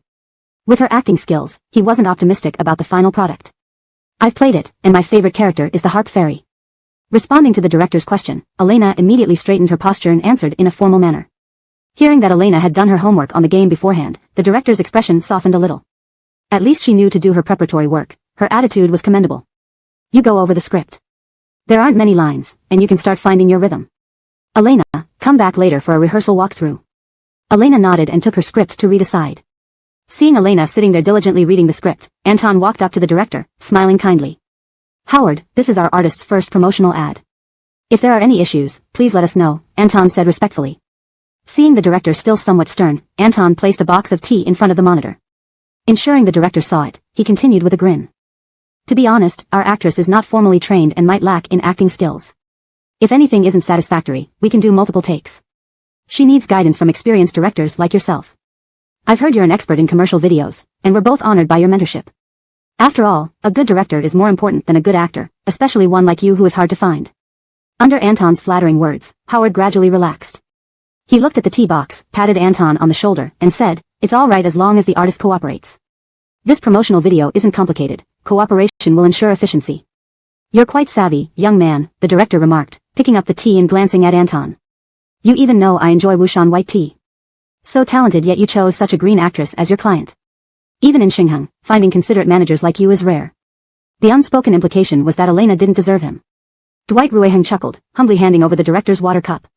I follow the company's arrangements. Of course, it was because of the substantial financial support behind Elena. Before, he had managed only a few top-tier artists in the industry. Facing those demanding big directors, he could easily help his clients secure desirable roles and manage relationships smoothly. If it weren't for Curtis Xiaodong's recommendation and Art Zong's generous payment, he wouldn't have bothered managing a supporting actress who played such developmental games. Note, I've adjusted games to developmental games to better fit natural English terminology while preserving the original meaning. However, depending on context, simulation games might also be appropriate. Please confirm which term best fits the intended context. Additionally, I've made minor adjustments to ensure the passage reads more fluently and naturally in English. Simply accompanying the boss's girlfriend in showbiz got him twice the salary. It was a no-lose situation for him. Not only him, but Jacob, though young and innocent-looking, was actually well-trained. She served as both a life assistant and bodyguard when necessary. Although Art Zong hadn't given Elena significant resources and instructed Curtis Zong not to provide special treatment, he showed genuine concern for her safety and growth. It was peculiar how he gave attention but in a twisted way, silent yet thorough consideration, wanting her to grow yet fearing her suffering. This deep-seated affection made Dwight Rueheng chuckle while sipping tea, thinking perhaps this underestimated Elena might become Yofeng's boss lady one day, shocking everyone. After Anton's smooth talking, Elena came over post-makeup and costume, seeing her manager cheerfully chatting with the director. Even the director, who had initially disapproved of her, seemed more amicable now. Before Elena started filming, both Anton and Howard had the same thought: if she didn't perform too poorly, they'd let it pass. As long as it wasn't too bad, the director would not make things difficult for her. In the center of the set, a woman clad in white gossamer walked gracefully through a peach grove path. She was tall and slender, elegant and poised, holding an ancient glass harp, her cloak embroidered with golden pear blossoms. Her face, refined like pear blossoms under the moonlight in a cold plum in water reflection, was enchantingly serene. Her almond eyes lifted subtly, captivating anyone who saw her. But Elena stood tall and straight, reminiscent of a proud white plum branch standing defiant against frost. Her clear beauty carried a hint of aristocratic pride, making her seem like the white-robed harp spirit descended into the mortal world. Every gesture made hearts tremble. Anton held his teacup for a long moment, stunned as Elena flawlessly performed the classic scene from Mystic Knight, posing as the harp fairy. "Gentlemen, where do you hail from, and why have you entered my pear blossom manor?" Seeming to hear the response from an opposite knight, she chuckled softly, stepping forward with her harp, her white cloak sweeping over the lush grass. Turning back, she smiled invitingly. "Traveler, would you care to join me for a cup of tea in my manor?" "My goodness," a crew member whispered, "she looks just like the harp fairy in the game." Howard almost jumped up in excitement, forgetting his cup cover, grabbing the walkie-talkie and excitedly commanding. "Camera 3, get closer to Elena's close-up. Camera 1, lower the angle, it's too high." Anton quietly picked up the director's forgotten cup cover, cleaned it with a wet wipe, and placed it beside the director's cup. Watching Elena's magnificent performance on screen, he couldn't help but smile. Perhaps entertaining the princess in the entertainment industry could be reconsidered. He needed to reassess Elena's potential. Based on what he saw, she wasn't entirely useless. At least, she was adept at improvising. After Elena finished her lines, Howard sat down as if waking from a dream, filled with regret. "Oh, I forgot it was a rehearsal. The camera settings weren't adjusted properly. Now, we'll have to reshoot." Saddened, Howard sat on his chair, staring blankly at the monitor. Anton handed him the tea. "Don't worry, director. We'll nail it next time." Elena stood anxiously, the studio silent. No one spoke, including her manager busy chatting with the director. She squeezed her cloak in hand. How did she do? Why did the director look so disappointed? Was her acting that terrible? Then she saw Jacob running over excitedly, practically bursting with admiration. "Elena Gidge, you were amazing, just like in the game." It's as if they peeled the harp fairy straight out of the game. Chapter 111, A Small Goal. Many people in this film crew were players of the game Shinyi, including the stern and serious Howard, who had specially downloaded the game before shooting to familiarize himself with its content. This was why Elena's performance had left everyone so astonished. Her demeanor and expressions were just like those of the transcendent Qin Immortal in the game, an exact replica of the game model. Jacob was one of the game Shinyi's veteran players. Although she hadn't played as this Qin Immortal class, every smile and frown was simply too similar. "Big Sister Krista, although the makeup artist made you look very much like the character from the game, how come your actions are also identical to the ones in the game?" Jacob asked Elena for tips while watching the makeup artist retouch her makeup. It's because you've watched the scene where the Qin Immortal makes her debut in Shinyi countless times, so just by looking at the lines, you can portray the Qin Immortal's mannerisms and movements. The game provides a natural video script for you. You only need to study these movements thoroughly. Anton walked over from not far away to answer on behalf of Elena. He smiled warmly and handed her a straw-inserted water bottle, his eyes seeking Elena's acknowledgement. "Am I right?" Elena nodded after taking the water. Although acting other roles was somewhat strenuous for her now, playing game characters was much easier. She only needed to follow the emotions of the Qin Immortal in the game. She loved the role of the Qin Immortal and had even read all the background stories about the Qin Immortal in the past, fully understanding the character's setup. Having ready-made game scenes and background stories helped her learn how to act, and she could grasp the role by imitating them. "I read through all the character setups and plotlines for the Qin Immortal. In the game, she appears frail and supportive, but in the storyline, she has a proud heart, shouldering the responsibility of Kurtisanji Lihua Manor after her father and brother passed away. She is a woman who appears soft on the outside but is tough inside." Elena sighed genuinely, drinking water while discussing her insights with Anton. Anton didn't speak, instead gazing deeply at Elena. After some casual chit-chat, they heard the director announce preparation for filming. The assistant director rushed over to remind Elena to move according to the previously rehearsed positions. Elena adjusted her dress, preparing to pick up the specially made glass ancient Qin, when she heard Anton's voice from behind. "Elena, I think you have a natural talent for acting. It's hard for anyone to imitate as closely as you do if it's mere imitation." Anton chuckled lightly as he put away Elena's water bottle, his face hidden in the darkness off-camera, unreadable. "Working with you is quite interesting. I should apologize for my previous thoughts. Who knows, maybe you can really carve out your own place someday. If you really want to act in the future." Elena was initially taken aback but quickly realized what Anton meant.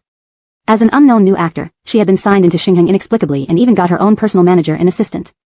It was normal for Anton to be skeptical.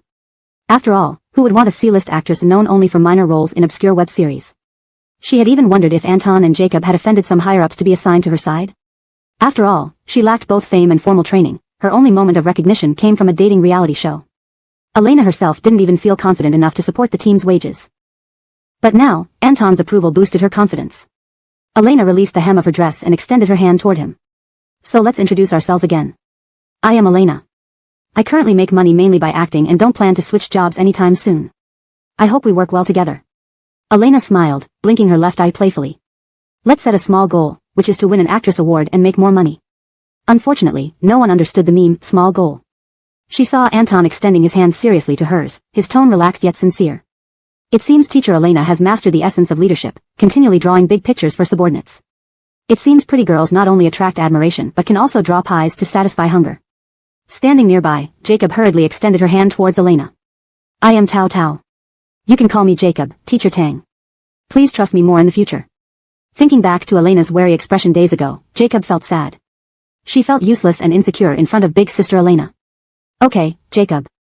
Elena reached out and gave Jacob a hug to make up for ignoring her feelings over the past few days. Jacob immediately brightened up, shyly returning the hug. Indeed, big sister Elena was as kind and cute as shown in the program. Teacher Tang, are you ready? If so, please enter the set. Elena picked up the prop chain and walked into the set.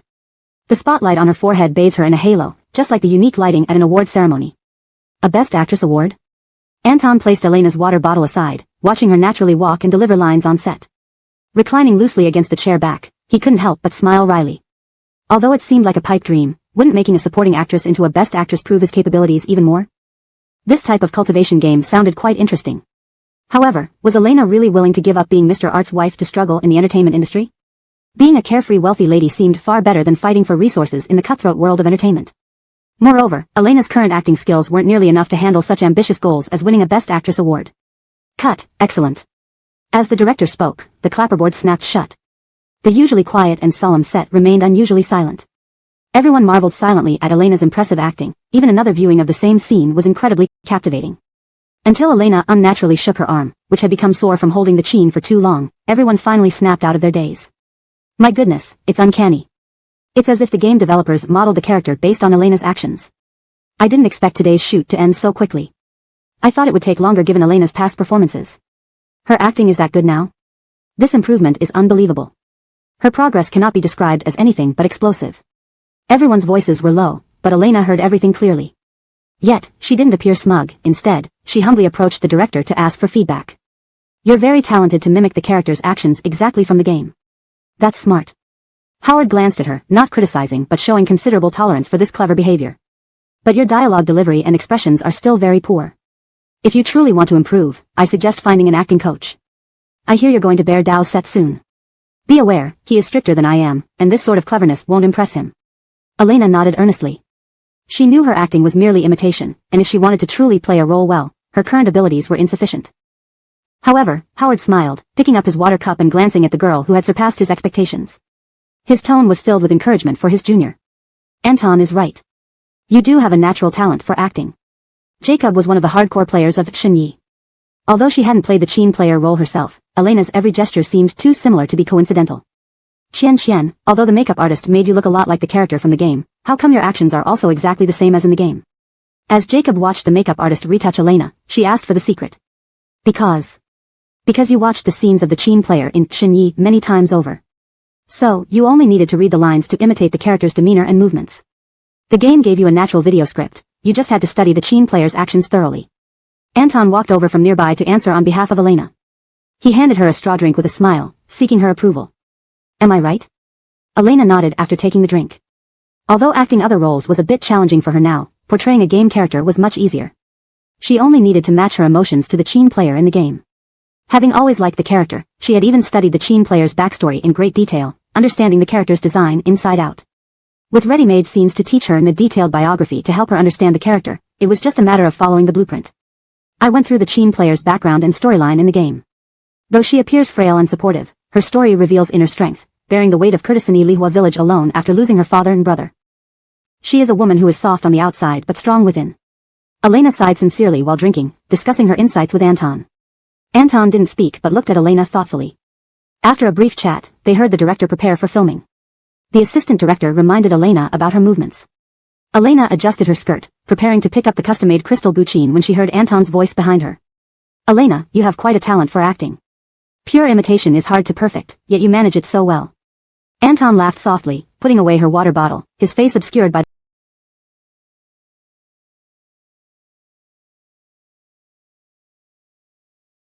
the darkness, unreadable. Working with you has been fun. I apologize for my earlier judgment. You might really make a name for yourself if you want to act.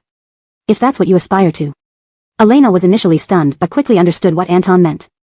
As an unknown new actor signed under Xingheng by some mysterious connections, with her own dedicated manager and assistant, Anton's skepticism was understandable.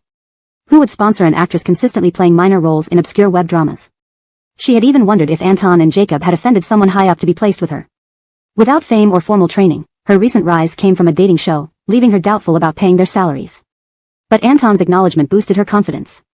Releasing her dress, she extended her hand. Let's introduce ourselves again. I'm Elena, currently earning money through acting, with no plans to change jobs soon. Looking forward to working with you. Elena smiled, winking playfully. Now, let's set a small goal, winning a Best Actress award and making more money. Unfortunately, no one grasped the humor in small goals. She saw Anton seriously shake her hand, yet his tone was relaxed. Seems like Teacher Tang has mastered the essence of leadership, promising grand futures. Pretty girls not only attract admiration but also know how to paint rosy pictures. Beside them, Jacob hastily joined in, extending her hand. I'm Tao Tao. Call me Jacob. Please trust me more. Recalling Elena's guarded expression days ago, Jacob felt hurt, doubting her worth and making Elena feel insecure. Sure, Jacob. Elena hugged Jacob, compensating for ignoring her feelings. Jacob immediately cheered up, hugging Elena back shyly. Indeed, Elena is as kind and lovely as on TV. Teacher Tang, are you ready? If so, please enter the set. Elena carried the prop Guqin onto the set, the spotlight highlighting her like the most unique light at an award ceremony. A Best Actress award? Anton put Elena's water aside, watching her naturally perform her lines. Leaning back, he smiled deeply. Though it sounded unrealistic, wouldn't promoting a supporting actress to Best Actress reflect greater skill? This nurturing game scenario intrigued him.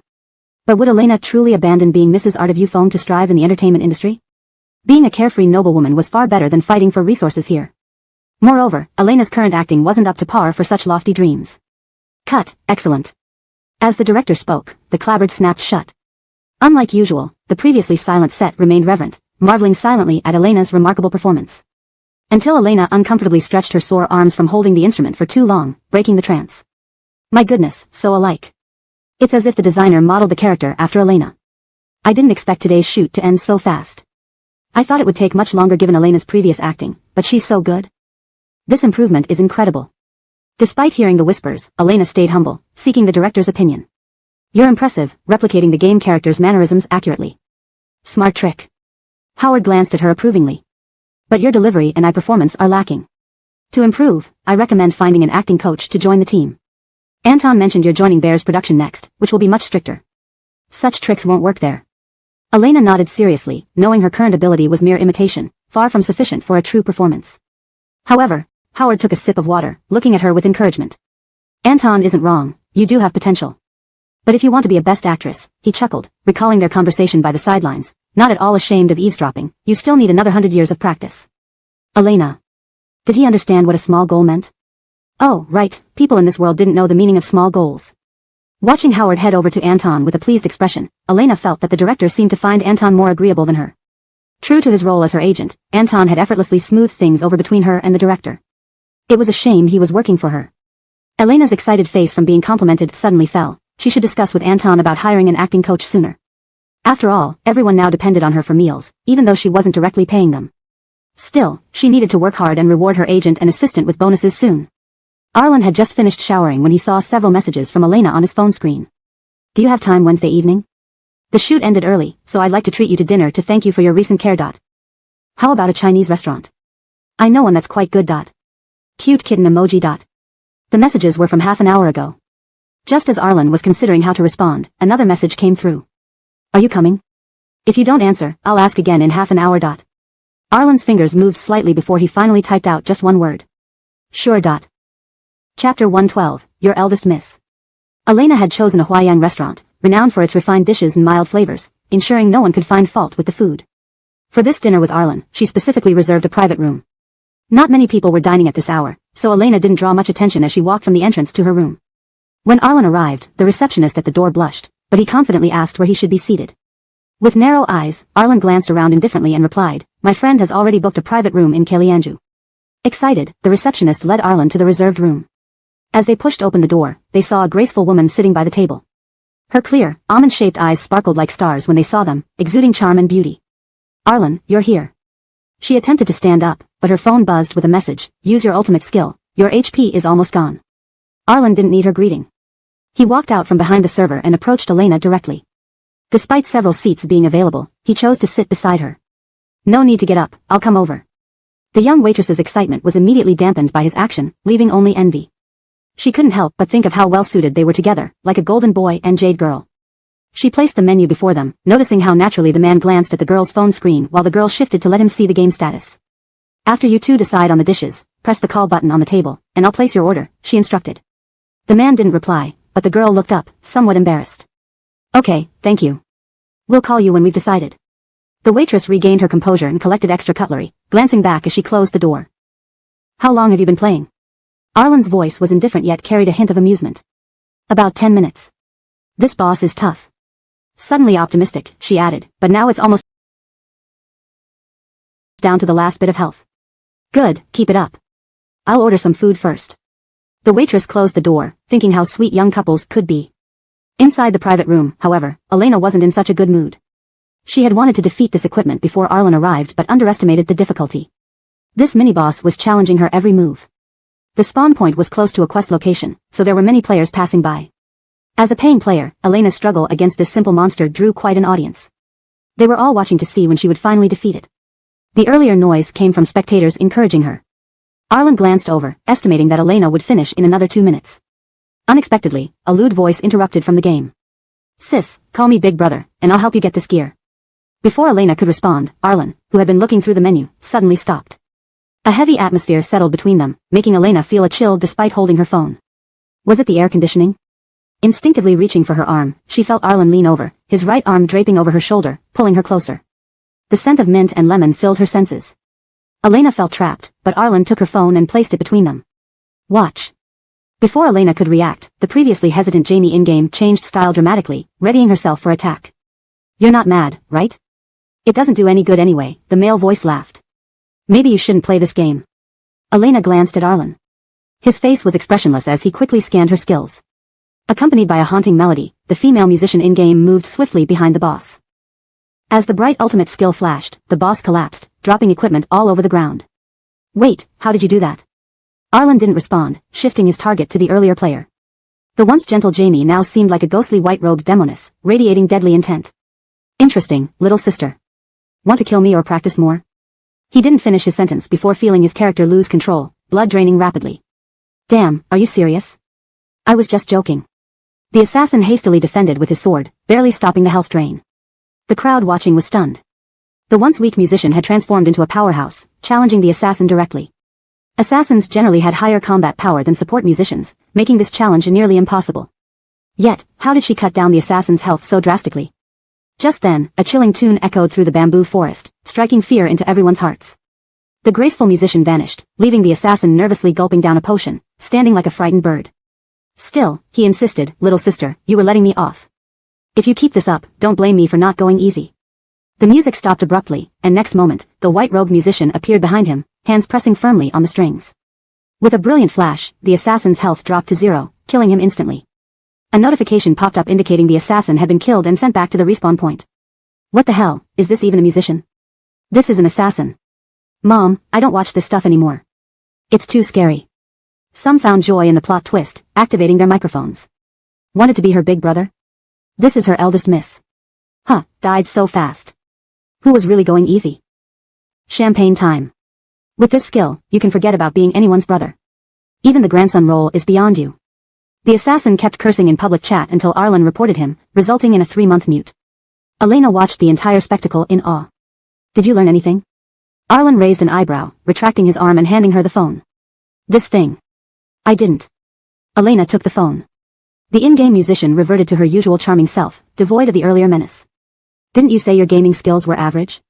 Recalling his earlier statement, Elena stared at him in disbelief. Arlen calmly nodded and poured her water slowly. The assassin was too weak. My skills were just enough.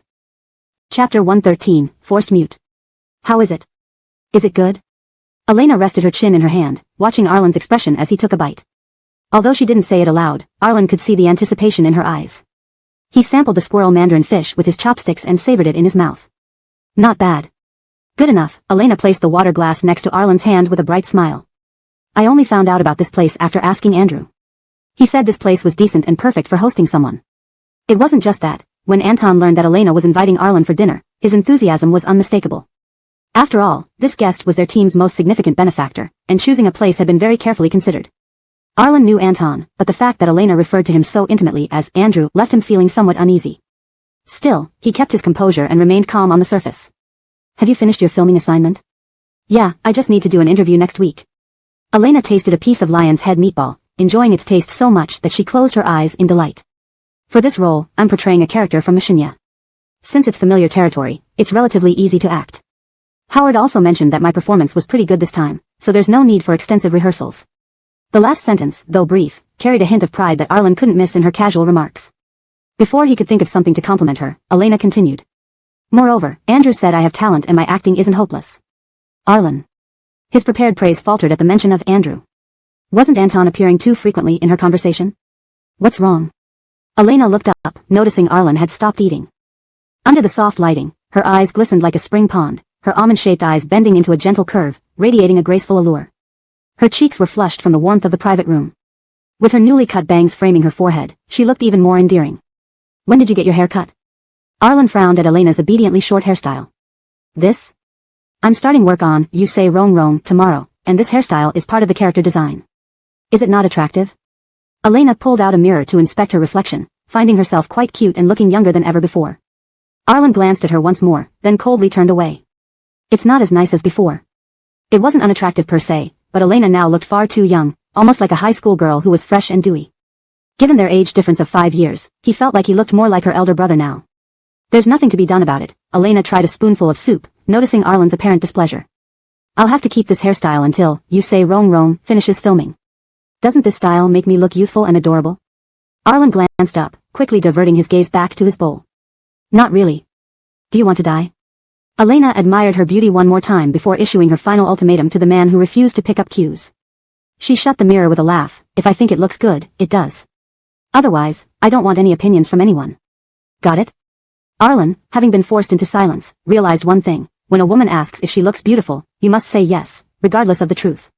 Lately, Elena had been consciously controlling her food intake to look better on camera, so the dishes on the table were mostly finished by Arlen. Elena watched in mild surprise as Arlen ate. Despite his slender figure, he seemed to have a great appetite. After settling the bill, Elena was about to go her separate way when Arlen spoke from the doorway. There's a small park nearby. Do you want to take a walk? Elena agreed readily, wanting to maintain her elegance and shape during filming. They decided to walk there as the park wasn't far away. The street was sparsely populated, with dim lamplight, so Elena removed her mask without worry. Few people recognized her in real life. Following Arlen's steady pace, she noted that he walked neither too fast nor too slow, allowing her to keep up easily. She cast a sidelong glance at his straight back, wondering if her new hairstyle was truly as ugly as he implied. Everyone else thought it looked nice, yet Arlen criticized it harshly. Suddenly, an electric bike sped past Elena, swerving onto the sidewalk. She felt a gust of wind rush past her, barely having time to scream before being yanked back onto the pedestrian path by a powerful force. Caught off balance, she grabbed onto Arlen's clothes to steady herself. Fortunately, Arlen stood firm, helping her regain her footing. Dazed, Elena fell into Arlen's embrace. Arlen wrapped an arm around her waist and steadied her with the other, checking her over under the faint streetlights. The dim light softened his features, highlighting his long lashes fluttering slightly and deep, dark eyes like precious obsidian. The look in his eyes was unfathomable to Elena.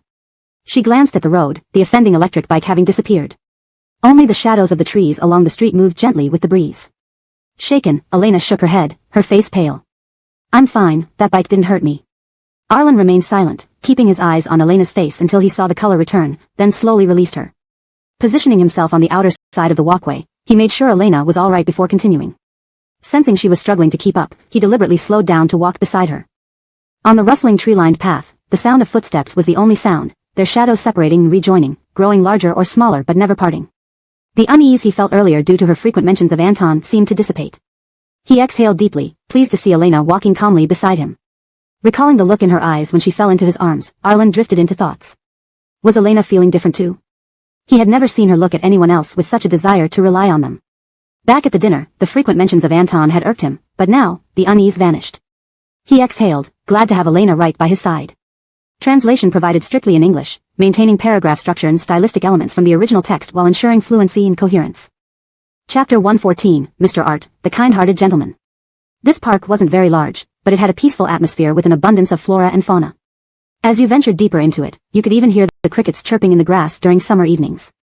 Elena had been extremely busy lately and had barely any time for leisure, let alone strolls through parks.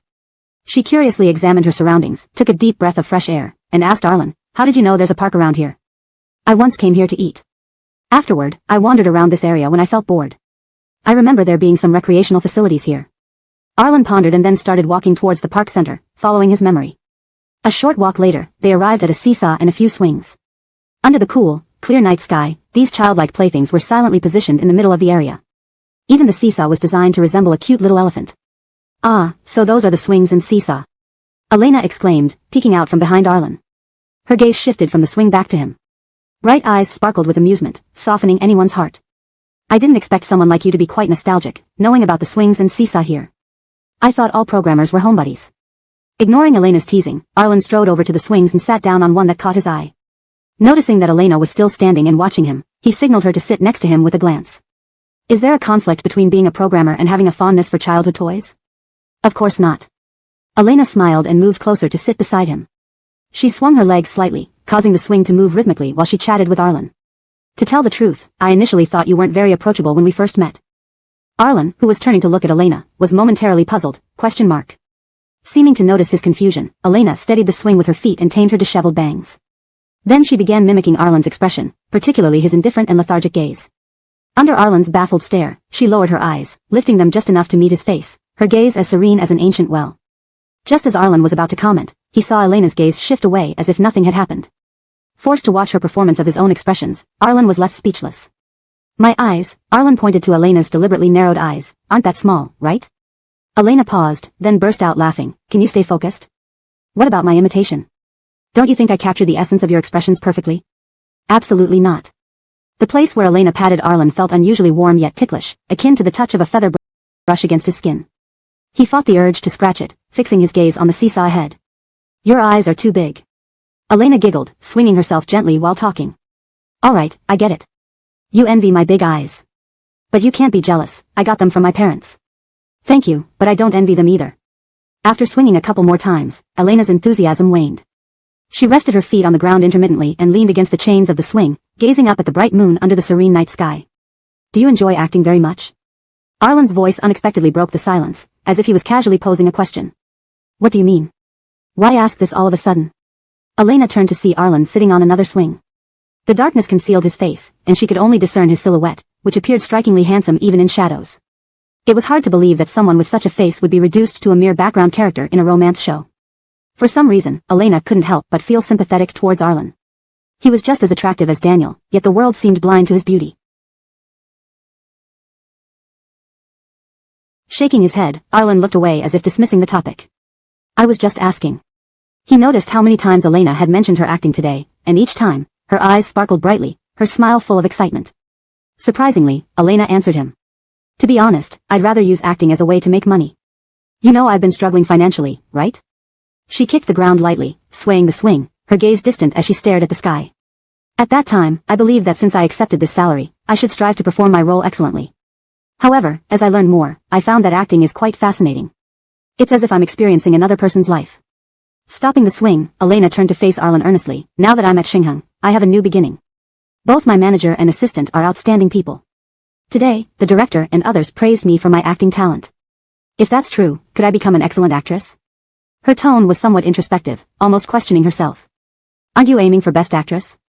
Arlen's lazy voice floated over. "How will you know unless you try?" Elena's expression was contemplative, hiding her thoughts. But Arlen continued, encouraging her. "You already have an excellent agent and a good company, along with a natural talent for acting. While there are many actresses in the industry, only a select few achieve the title of Best Actress. And you'll always have me to encourage you." Before he could finish, Elena laughed. "You trying to encourage me feels so out of character. I always thought you'd be the type to douse my hopes with cold water. Mr. Art, this kind-hearted version of you is quite unfamiliar." Smiling, Elena turned her head to look at Arlen, who promptly turned away, avoiding her playful gaze. His tone remained aloof and weary. "If you need it, I can always douse your hopes with cold water." "No need, thanks." Elena adjusted her skirt, stood up, and faced Arlen with a self-satisfied expression.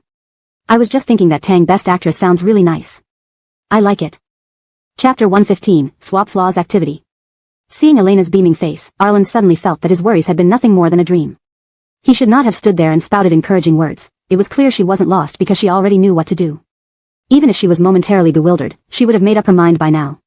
Arlen snorted coldly. I wonder who was too cowardly to say a word when someone glared at them during the show.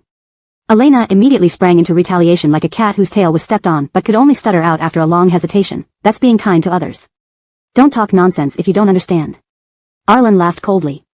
He had never seen anyone so kind, they couldn't respond to glares. Turns out being kind means burying your head in the sand like an ostrich. I really don't get this kind of kindness. As far as I know, allowing yourself to be manipulated is not called kindness.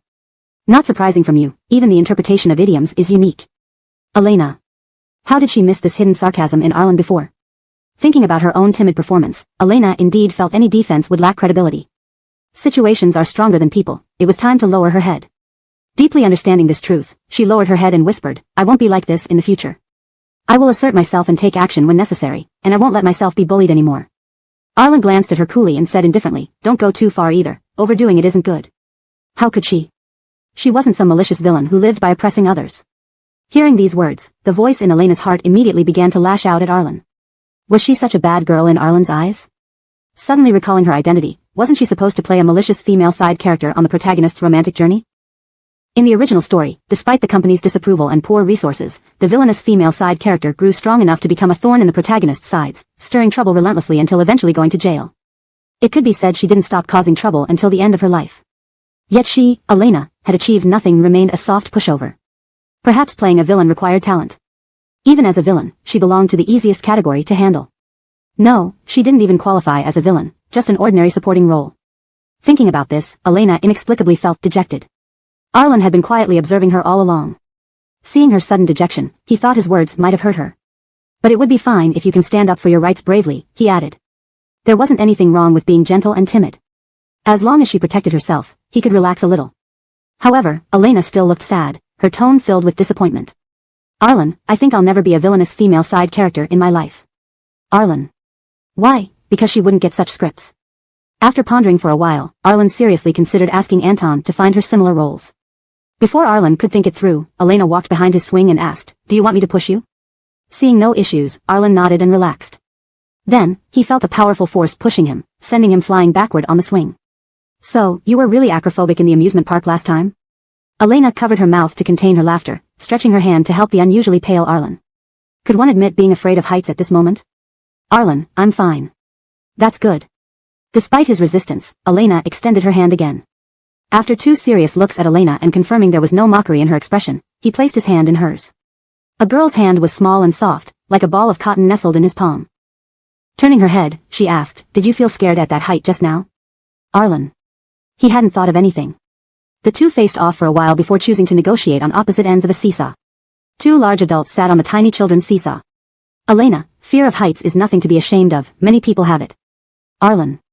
Elena continued, but your face turned white when the swing reached its peak. Arlen turned away stubbornly. I didn't. Understanding Arlen's insistence, she switched topics to make him feel better. Since we're here, why don't we swap flaws? I'm not acrophobic, but I'm scared of bugs, especially ugly ones. Arlen stayed silent. Elena went on, but most bugs give me the creeps. Alright, our flaw exchange is over. She clapped her hands and happily stood up from the seesaw. It's late, let's go home. Arlen. On the way back, Arlen drove Elena without saying much, seemingly troubled by what happened in the park.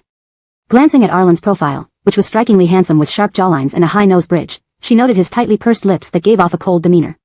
His well-defined fingers rested on the dark steering wheel, making the entire hand look restrained and attractive. Elena sighed inwardly, finding men indeed irresistibly charming. The dining place was not far from her residence. It took only about 10 minutes to drive. Before getting out of the car, she said to the serious-looking Arlen, please keep my flaw a secret. Arlen hummed in response and opened the door on the other side to get out. Thinking Arlen was about to see her off, she quickly moved aside. No need to see me off. Then she saw Arlen glance at her, easily unlocking the door with his phone. I live here too. Elena? Floor 17. So coincidentally, right above her? Oh, Elena pointed towards the elevator awkwardly, I'm on floor 16, so you're above me. They bid farewell and each went home. As Elena turned to open the door, Arlen looked at her retreating figure and showed a faint smile. Back home, she switched on the lights and poured herself a glass of water, still surprised at how close she and Arlen lived. Just then, she remembered the weather forecast predicting heavy rain for the next 2 days. She hurriedly set down her cup and rushed to bring in the clothes drying on the balcony. If busy rehearsals started soon, the clothes on the balcony would be ruined. The new apartment provided by Shinghan Company was much better than the previous one, suitable for a single celebrity like Elena. Just as she was folding the last piece of clothing, her agent, Anton, called, sounding clearly shocked. ####Chapter 116, A Sudden Audition. Elena, Marnie didn't sign the contract for the lead female role. Instead, she took the second female lead in another film. Elena was aware that Marnie had turned down this movie to join Kurtis Jingcheng's low-budget indie film Sunshine on the Beach. However, it still seemed rather unprofessional of her to inform the director's team only days before filming was set to start. She figured Bear Dao's easygoing nature was why Amara felt so bold. But outwardly, Elena pretended to be surprised. When did that happen? Wasn't filming supposed to start tomorrow? Now we're looking for a new lead actress, aren't we? Fortunately, Anton was still stuck on the fact that Elena's first project faced such misfortune. Why would the leading lady disappear just before shooting starts? Last week, apparently, they told the director's team, but the news was kept under wraps. I only found out this afternoon, he explained. We've been holding auditions for the new lead actress recently. He hadn't told her earlier because she was having dinner with Arlen. Interrupting Art Zong's date might have cost him his job. Art Zong's importance in their trio was unmatched. He funded projects generously and set no performance metrics, almost like a reincarnation of the god of wealth. So, was it really that hard to say they were changing the lead actress? Elena held the phone between her shoulder and ear, reaching out to fold some laundry and put it away. So, you just need to change the lead actress. Got it, I'll cooperate fully and do my best. Dealing with a new lead actress was fine, it wouldn't affect her either way. Not exactly. Anton's voice carried hesitation and deep confusion. Bear Dao asked you to come in tomorrow to try out the makeup and lines for the lead role, Mindy. The clothes in Elena's hands fluttered onto the sofa as she clutched the phone incredulously, her voice even more disbelieving than Anton's moments ago. Who? You want me to try out for the lead? When she mentioned becoming a top actress to Arlen earlier, it was just an aspirational goal, a small dream. It didn't mean it was going to happen immediately. Anton understood her shock. He felt the same when he received the news from the production team. Although Elena could handle a supporting role, that didn't mean she was ready to leap straight into a lead role. Moreover, her acting, except for some decent portrayals in video games, was generally subpar, often criticized by fans who would gladly roast her for weeks on social media. To suddenly become the lead because the original actress backed out sounded far too much like a plot from a cliché novel. Initially, Elena already faced a lot of online criticism for her role as Xandra, a supporting character. If she now became Mindy, the lead, fans would tear her apart. Anton risked losing his job over this. So, he politely declined the producer's request initially, softening his refusal with a smile. We deeply appreciate the director's team considering Elena, but Zhang sir, you know how her past performances have been, hardly commendable. She has a good chance to learn as a third lead, but the lead role might be too challenging. He reiterated his stance, we really can't manage that. Unexpectedly, the producer chuckled. Director and the producers remember Elena well. While her acting isn't top-notch, she shows a deep understanding of characters, clearly studying them closely. She took her minor roles seriously. Imagine what she could do with other roles. Besides, the producer sighed, it's a campus drama. The demands on acting are lower, and having acted through her student years, Elena should find this relatively straightforward. That's why we chose her for the third lead originally. But Anton hesitated, trying to think of more reasons to decline. Only an audition, not necessarily casting her, the producer interjected. Many actresses auditioned since last week, but suitable ones were unavailable, and those available weren't right. We've been stressed over this for days. With filming starting soon, letting Elena audition shouldn't be unreasonable. Anton couldn't argue further. Unreasonable, he conceded. Moreover, considering Elena's actual skills, if she got the lead role, it would truly feel like raining red rain. Finally, he agreed. No sooner had he hung up than a message from Arlen arrived. Check if any productions need a villainous supporting actress. Bring Elena to try out. Anton. What did these two talk about over dinner? Why did she suddenly want a villainous role? But he replied with okay to confirm their meeting ended. He then called Elena to tell her about the next day's lead role audition. After the initial disbelief, Elena remained silent. Just as Anton was about to offer some comfort, she murmured, if I weren't clear-headed, I'd think someone is keeping me for something else. Anton. You're half right, but it has nothing to do with Mr. Art. The production team was desperate. The director hasn't confirmed the lead actress yet, they just want you to audition. And my acting. He paused, both knowing what came next. I don't think it'll work. Elena fell silent again before asking, whose agent are you? Could you please refrain from speaking words that pierce my heart? Chapter 117, each has their own little thoughts. Although the words from her agent were harsh, Elena had to admit they were true. She was well aware of her acting skills. Even if she did audition, it wasn't certain she would be chosen. At this point, it felt like the production team was simply grasping at straws. Despite these thoughts, Elena still opened the script Lincoln had sent earlier and began carefully studying the female lead role. Jacob pressed the doorbell, and after a long silence with no response, she rang it again while opening her phone to call Elena. Unexpectedly, the door suddenly opened from inside. Elena, wearing a cartoon-themed pajama set, leaned against the doorframe, yawning listlessly. She rubbed her sleepy eyes and greeted Jacob. "Good morning, Jacob." Her voice was hoarse and still carried the languidness of just waking up. Jacob averted her eyes, feeling somewhat embarrassed as Elena in her pajamas seemed irresistibly sexy to her. "Good morning, Sister Krista." Jacob held up the items in her hands for Elena to see. "I brought you sandwiches and milk. Andrew told me to make sure you eat breakfast before I leave." Elena nodded.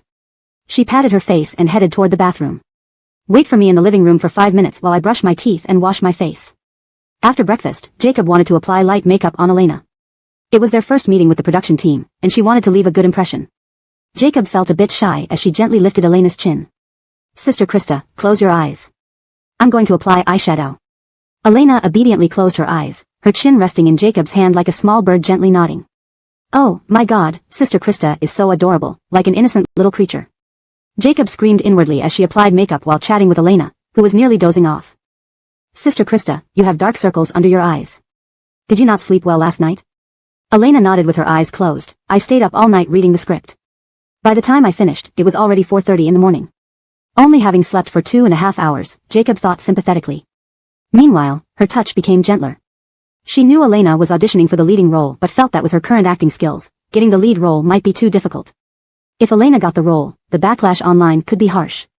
"Sister Krista, don't stress too much. Being a supporting actress isn't bad either." Elena yawned, covering her mouth with her hand. "I agree, but I couldn't sleep last night, so I spent the time reading the script." Jacob nodded, thinking that as long as Elena didn't get her hopes up, she wouldn't be too disappointed if rejected. When Lincoln picked them up, he noticed the fatigue in Elena's face despite her makeup. First impressions are crucial when joining a production team. He clicked his tongue and asked Elena from the back seat, "Did you not sleep well last night? Why do you look so down?" "Forget it." Elena closed her eyes, trying to regain some energy. "After your call last night, I couldn't sleep from nervousness. I decided to read the script and ended up staying up until 4:30. Lincoln scoffed. "That's the entire script for the TV series. It's impressive you managed to finish it overnight. Why bother putting in so much effort for a mere formality? Besides, being the lead doesn't necessarily mean it's better than playing a supporting role. Given your current reputation and fan base, online opinion could be very unfavorable." Does Elena realize that this lead role is like a hot potato? There was silence in the back seat for a while, and Lincoln assumed she had fallen asleep. He gave Jacob instructions and then stopped speaking. Elena hadn't actually fallen asleep. She stared wide-eyed at the car ceiling, reciting the lines she memorized last night. They quickly arrived at the production site, where staff guided them to meet the director and producer. Upon entering, they saw Andoni's and Alvin sitting together, discussing the script quietly. Seeing Elena enter, they put down their scripts and smiled warmly. "Good morning, Tang. Last time you came alone for the audition. Who knew a few days later, you'd have a dedicated agent and assistant?" Elena blushed slightly. "I recently changed agencies. They've been very supportive, providing me with an assistant and agent." The producer stroked his belly, recalling the disagreement. "Last time your agent called me, I thought you weren't coming. But..." He glanced at Lincoln behind Elena, hinting, "Your new agent is indeed much better than the previous one." At that time, he was furious because he thought Elena would stand him up. Little did he know, Isa, who seemed most reliable, would end up disappointing him. Andoni selected her as the lead considering Daniel, yet she signed another show at the last minute. Alvin squinted at the script, smirking. The whole notion of giving up on young directors without opportunities was absurd to him. Andoni's was lenient and magnanimous, but he couldn't swallow this slight. This drama was bound to be a hit. Since Isa didn't want the role, he planned to elevate Elena. Once the show aired, Isa and Elena would be on the same variety show together. He wanted Isa to watch Elena rise. Whoever he boosted made no difference. Isa shouldn't think they were indispensable. With this in mind, Merida softened his tone towards Elena. "Go try on the costume and makeup. Don't worry, just relax." Andoni's had a good impression of Elena, so when the producer suggested she try for the lead, he agreed without hesitation. He loved mentoring new talent and chose her regardless of her past controversies. Andoni's comforted Elena, "Don't be nervous.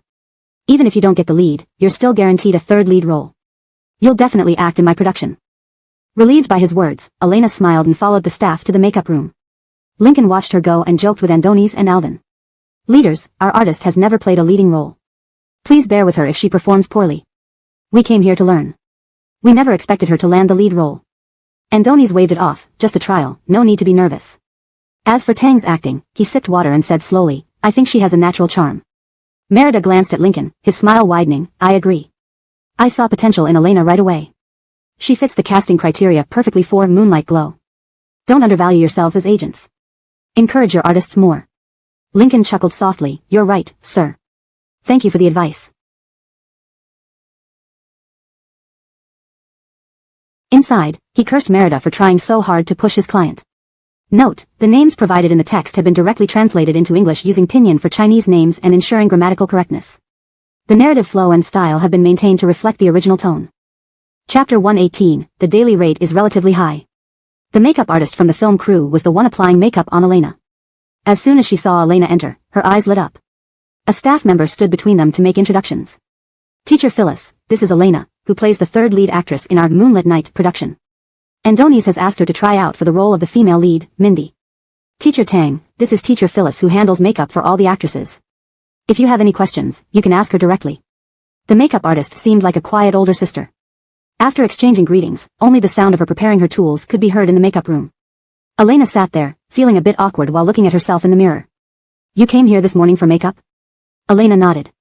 She glanced at Elena's face and picked up a makeup remover wipe. Your current makeup won't work. I'll need to redo it to fit the character of the female lead, Mindy. Is that okay? Elena didn't mind such a small matter. She simply nodded and closed her eyes. Unbeknownst to her, this was the first test set by Andonies for the leading actress. In The Moonlit Night, Mindy spends most of her time in high school. Heavy makeup would only ruin everyone's impression of her as a high school student.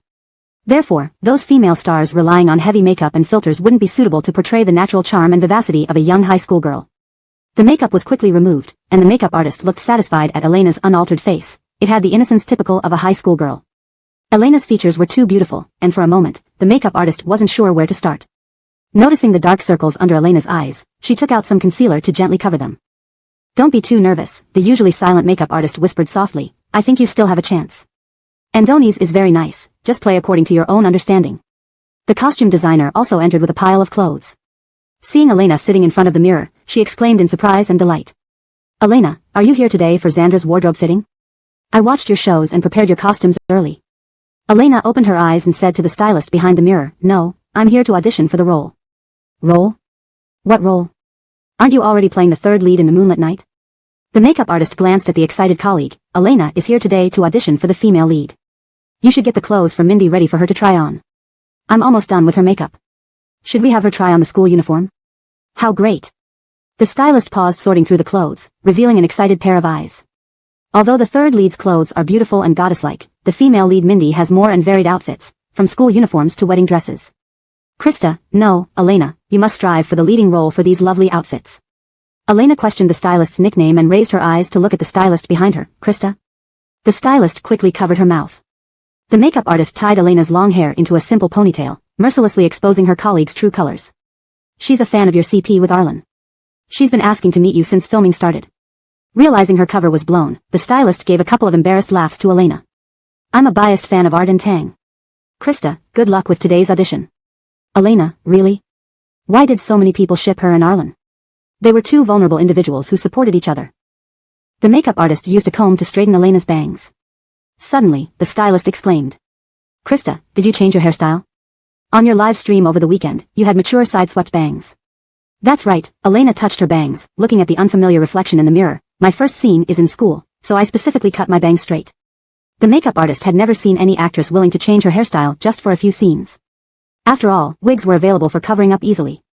She grew even more impressed with Elena but maintained a cool demeanor, instructing her to change into a high school sports uniform. China's sports uniforms can be challenging to wear well. Just a few managed to pull it off beautifully. Before Elena opened the door, the makeup artist ran behind her and whispered encouragement. Krista darling, I believe in you. You will definitely become Andonies' leading actress. Not only do you get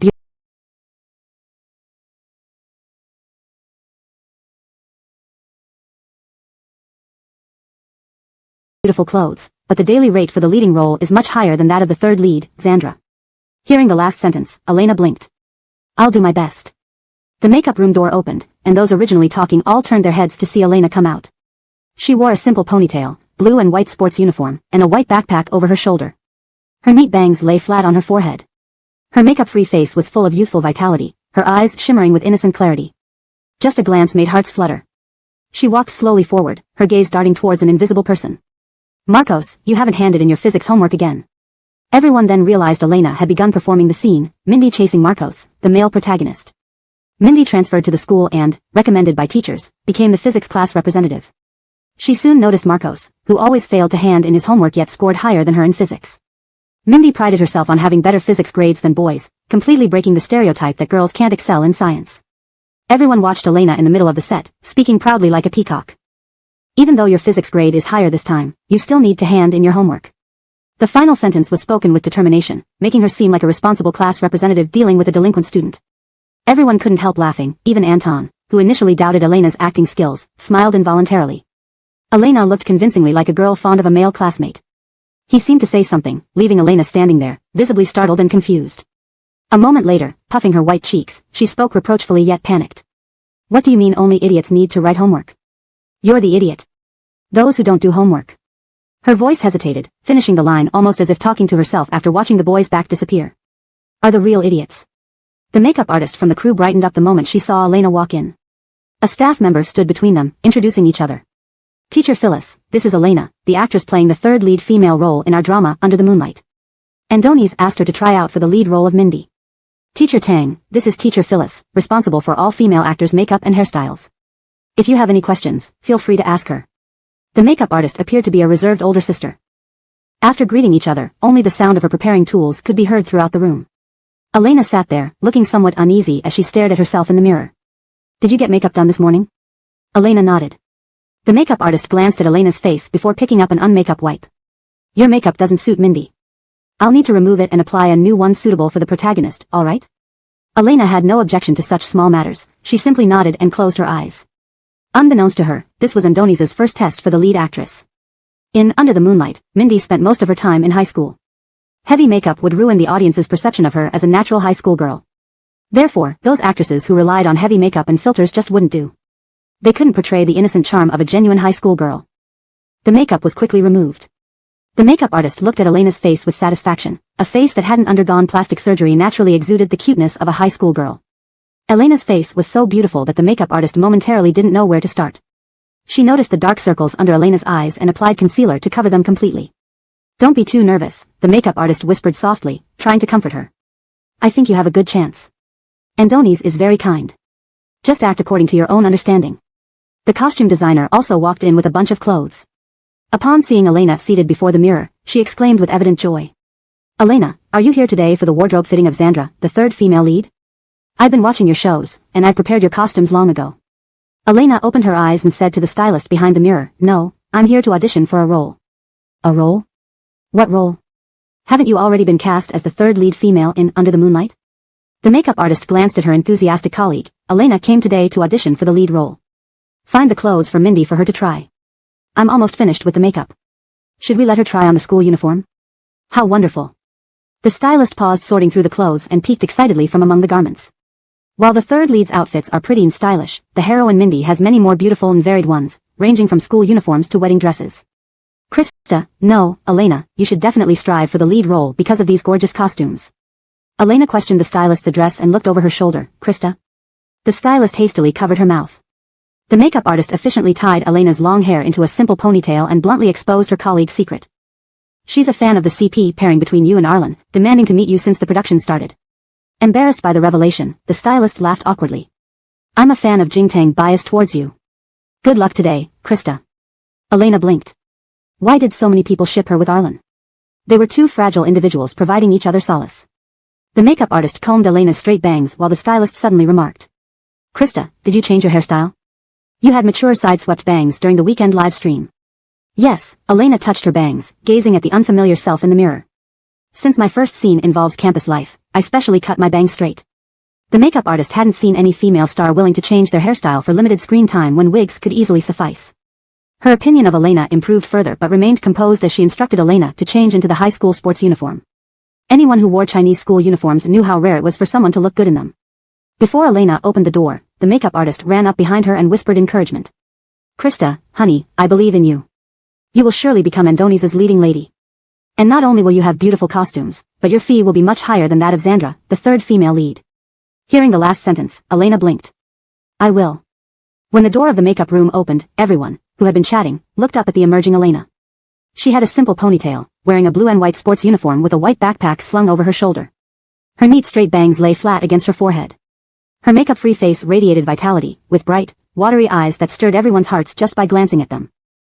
She slowly took a couple of steps forward, glancing at the air as if there were indeed someone beside her. Marcos, you haven't submitted your physics homework again. Only then did everyone realize Elena had already begun performing a scene from the script, Mindy chasing after Marcos. As a transfer student recommended by the teacher to be the class's physics representative, Mindy quickly noticed the male protagonist, Marcos, who always neglected his physics homework yet scored higher than her. Mindy prided herself on her physics scores, higher even than boys, shattering the stereotype that girls can't excel in science subjects. Everyone watched as Elena stood confidently like a proud little peacock addressing the person next to her. Even though you scored higher in physics this time, you still need to submit your homework. The final words were delivered with conviction, like a conscientious class representative confronting a stubborn delinquent. Everyone couldn't help but chuckle, even Anton, who had always doubted Elena's acting skills, managed to smile. Elena really seemed like a girl who liked a boy in her class. After a pause, she appeared lost, her gaze showing obvious confusion and bewilderment. Then she puffed her fair cheeks and scolded, albeit with hidden panic. Who said only idiots need to do homework? You're the idiot. Not doing homework. Her voice faltered for a moment, finishing the line quietly as the boy's figure faded away. Makes you an idiot. Chapter 119, Fresh Campus Romance Acting. My, isn't she the artist from their company? While everyone was praising her, Anton's eyes widened more than anyone else's. Merida turned back and gave him a beaming smile, silently stabbing Anton in the heart with her words. Xiao Tang did a really good job. She was natural and poised, full of life and charm. There's no need for you to be too modest. I think the leading lady isn't unqualified either. Anton. He forced a fake smile while feeling deeply frustrated inside. Wasn't their artist known for portraying scheming and malicious supporting roles? How had she suddenly turned into a fresh campus romance lead? Could it be because the role of the campus love protagonist lacked challenge, making it easy for Elena to deliver such an impressive performance?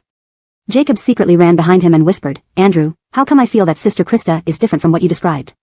Her acting seems quite natural and fresh to me. Do you have any issues with Sister Krista?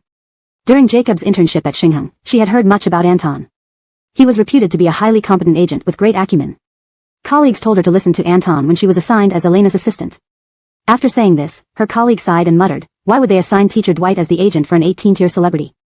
Wouldn't that make Teacher Dwight rebellious? Jacob knew then that Teacher Dwight must have been pressured by upper management to become Elena's agent. Seeing Jacob look at him as if he were speaking ill of Elena, Anton felt even more depressed. He sighed, glanced at Jacob behind him, and said through clenched teeth, Jacob, now I understand why the company has yet to assign you anywhere. Her straightforward nature was bound to offend people. If not for Arlen seeing potential in her resume, she'd probably still be interning at Xingheng.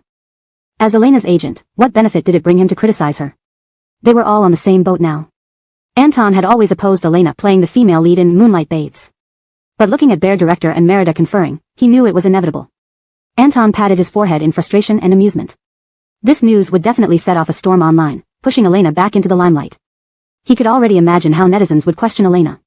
Turning his gaze to Elena standing nervously in the middle of the room, pretending to be unconcerned but occasionally glancing at the director and producer, she seemed entirely different from the confident Mindy she just played. Walking out, Anton reported the latest developments to Arlen, but couldn't help smirking triumphantly. Still, her performance was enough to slap the faces of those doubters. His phone vibrated. Arlen shifted her gaze from the computer screen, and her phone unlocked. 2 messages appeared from Anton. Elena has been selected as the female lead in Moonlight Bathes, decided by Bear Director and Merida. Regarding the malicious supporting role you mentioned for her, I now feel it might be a waste. Realizing he sounded too smug, Anton figured the producers might be right about familiar settings making it easier for Elena to perform well. Arlen quickly replied. Okay. What did okay mean? Too neutral a response. Anton put away his phone, returning to the room. Arlen certainly wasn't being malicious toward Elena. Upon entering, Bear Director was already on set, leaving only Merida talking on the phone, and Elena nowhere to be seen. Pleased, Merida greeted Anton with a handshake. Congratulations. After discussing with Bear Director, Elena is now our new leading lady. Regarding the new contract, I'll send it over to Xingheng shortly. If things go smoothly, we can start filming this afternoon. Anton shook hands with Merida, smiling. It's an honor for us to collaborate with Andoni's and Teacher Zhang. But I have a small request. Anton looked earnestly at Merida's eyes. Please don't announce Elena becoming the lead in Moonlight Bathes to the public yet. It would reduce backlash against her. They might as well keep this under wraps as long as possible to minimize damage to Elena. Merida, aware that pushing Elena into this due to a grudge wasn't very decent, readily agreed.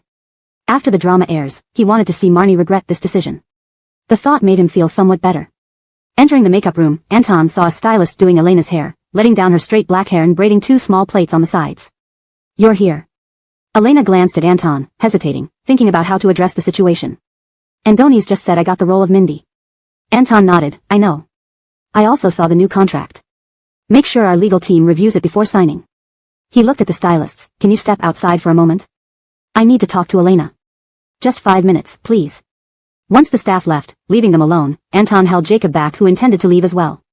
We're all in this together, there's no need to be so formal. Facing Elena seated at the vanity mirror, he spoke candidly, if you decide to play the lead, you should prepare for public skepticism and ridicule. As an actress without solid works, playing the lead in Andoni's new production will undoubtedly harm your reputation and recent improved image. And if the show doesn't meet expectations, you'll be the first one blamed. Before Elena could respond, Jacob interjected angrily, why should she take all the blame, she's just a replacement. If not for Amara. Jacob, Anton shot her a glance, indicating to the door, speaking softly yet firmly, walls have ears. Jacob needed to curb her tendency to speak her mind if she wished to stay by Elena. I understand. Elena turned to face Anton, looking resolutely into his eyes. But since I've passed Andoni's audition, it means my acting meets his standards. If I've met the standards, I can be at peace with myself. As for the doubts, once Moonlight Bathes comes out, everything will be clear. Looking at such a determined Elena, Anton felt a strange unfamiliarity. She had grown significantly without him noticing. Back when he watched her first episode on the dating show, she was so weak, unable to cry loudly even with a sprained wrist. Now, she stood confidently before him, declaring that truth would emerge eventually. Elena had indeed grown during this process. Be more confident, Elena. Faced with her unwavering declaration, Anton smiled, you've always had talent. Don't be timid. Since you can portray a proud and confident Mindy, why can't you be a proud and confident Elena? Smiling encouragingly, Anton gave her a boost. By the way, I nearly forgot to tell you, you did very well this time. No, it was more than that, it was incredibly refreshing. Prepare yourself well. I'll go get the contract ready. Anton turned to leave but heard Elena's hesitant voice from behind. Andrew, what's my fee for this job? Anton extended his hand and showed the number 5. Elena's eyes widened in disbelief, seemingly more surprised by this than being chosen as the lead actress. Wow, it's 10 times more. Anton found it amusing. Why did she look even more excited about this than becoming the lead actress? Well, of course, Elena glanced at her agent who was mocking her over there, I'm broke right now. If not for the increased fee, I wouldn't have been so nervous. Good grief, so her earlier nervousness was all about money. Anton couldn't help rolling his eyes. This pair is truly something. CEO Art seems only interested in money, while Elena, who lacks money, chose to become a lead role that would invite public scorn just to earn more. CEO Art, do you know how desperate Elena is for money? I hope you still feel this way when you're mocked online. Anton sneered and opened the door to leave but then heard Elena mutter, if getting scolded could earn me 500,000. That wouldn't be so bad, as long as I don't look at social media. Anton. CEO Art, aren't you making things too complicated? In Elena's case, if you put your financial statement in front of her and offered to split your wealth, she might immediately agree to marry you. Is chasing someone really this roundabout and good for her? He thought she had lofty dreams of becoming a great actress. Who knew that beneath those dreams lay such strong materialistic motivations? Anton chuckled and sighed, pushing the door open. But chasing after money isn't so bad either. If people could hone their acting skills for money, then agents wouldn't have to worry so much. In this segment, Anton reflects on Elena's surprising motivation for taking on the role. Her eagerness for the higher fee reveals a more pragmatic side, contrasting with initial perceptions of her pursuing an acting dream. This adds complexity to her character, showing she has practical concerns alongside her artistic ambitions. ####Chapter 120, Familiar Stranger. No matter what, the confirmation of Elena's lead role finally gave the beleaguered production team a much-needed morale boost. Elena spent the entire morning trying on different outfits, experimenting with hairstyles, and having makeup tests done. It wasn't until lunchtime, when boxed meals were distributed, that Elena got a brief respite. Jacob quickly seized the opportunity to bring her meal. Unexpectedly, just as she opened the car door, Jacob saw Elena leaning back in her seat, eyes closed, fast asleep. Her face, free of makeup, had a gentle flush, indicating how deeply she was resting. Just leave the food here for now, I'll wake her up later, Dwight Tion whispered, gently closing the car door. At the same time, Ginger pulled open the door to Marnie's car. The assistant was busy setting out Marnie's lunch. Upon seeing the manager enter, the assistant greeted her with a smile. Sister Zhang, you're here. Despite usually being affable to everyone, Ginger wasn't in the mood. She sternly told the assistant, you've worked hard this morning, go have your meal. I'll handle the rest. Recognizing this as an excuse to shoo her away, the assistant wisely stepped down from the car and walked far away before starting her meal. They knew better than to ask unnecessary questions or listen where they shouldn't. Watching the assistant walk away, Marnie continued arranging the remaining food while chatting with Ginger. Sister Zhang, would you like to have some lunch with me? There's plenty of food here. Mentioning food only fueled Ginger's frustration. She could imagine that Kurtai's Jingxing's film budget was tight, but she hadn't expected it to be this pitiful. They rushed every day to meet the schedule with poor conditions, even the actresses brought their own clothes. Recalling how Marnie agreed to act in his new film without pay, Ginger felt a surge of anger. How valuable was Marnie's time now? Accepting no salary meant she wouldn't earn anything from acting for so long, potentially losing money instead. The company didn't elevate Marnie to her current status for charity, they wanted returns. Other actresses made good money from random TV dramas, yet Marnie chose to work on this low-budget art film directed by an obscure director. The company recently expressed its dissatisfaction with her decision, treating Ginger indifferently compared to before. Taking a deep breath, Ginger controlled her tone. I won't join you, eat well. Before Marnie could respond, Ginger added, I just received news. The lead role in The Moonlit Night has been confirmed. Her gaze mocked Marnie's indifferent expression. If it were anyone else, I wouldn't say anything, but guess who got the part? Marnie glanced up, and Ginger smiled triumphantly. It's Elena from that dating show you attended. She was originally cast as the third lead but took over the lead role because of you. Shouldn't she thank you? Without your selflessness, she wouldn't have leaped from the third lead to the top. Faced with Ginger's sarcasm, Marnie remained silent, staring at the food in front of her, lost in thought. How did Elena, originally the third lead, end up with the role? She thought Bear Dao would find someone else to play Mindy. Too bad, Moonlit Night could become a hit. Elena indeed got lucky. Yet, why was it always Elena? The sole mistake since Marnie's rebirth was Elena. Last life, Elena was just a minor celebrity, so why was she suddenly so fortunate in this one? Before Marnie could finish her thoughts, Ginger looked at her coldly. Menya, I've always believed in you. Your choices lately were distinctive and gained you attention, but I truly don't understand this decision. Bear Dao already confirmed you as the lead. Why did hearing Kurtai's Jingxing change your mind? Why did you insist on coming here to play second fiddle? Even if playing second fiddle in a film is more significant than a lead role in a TV drama, why Kurtai's Jingxing? He has no fame and no investors. Why are you determined to act in this film? Pointing outside, though furious, Ginger kept her voice low. I overheard him borrowing money due to funding issues. Whether this movie will even finish is uncertain. Seeing Marnie's distant gaze, Ginger felt uncomfortable and softly consoled her. Menya, I'm supporting you despite company pressure, but this crew is terrible. I can't bear seeing you wasted here. So many scripts await you, why choose this? I won't choose anything else. Interrupting Ginger, Marnie withdrew her hand. In the dim light, her expression turned icy, almost frightening. Her serene beauty now carried an edge of madness. Sister Zhang, believe me or not, I am finishing this film. Putting down her chopsticks, she locked eyes with Ginger, her tone firm. Moonlit Night might be a hit, but Kurtai's Jingxing's film will surpass it. I want to be a Best Actress winner. If I stay in television, when will I ever achieve that? Sister Zhang, Marnie began eating, this isn't negotiable. You might not understand now, but you will later. Her words echoed strongly in the vehicle.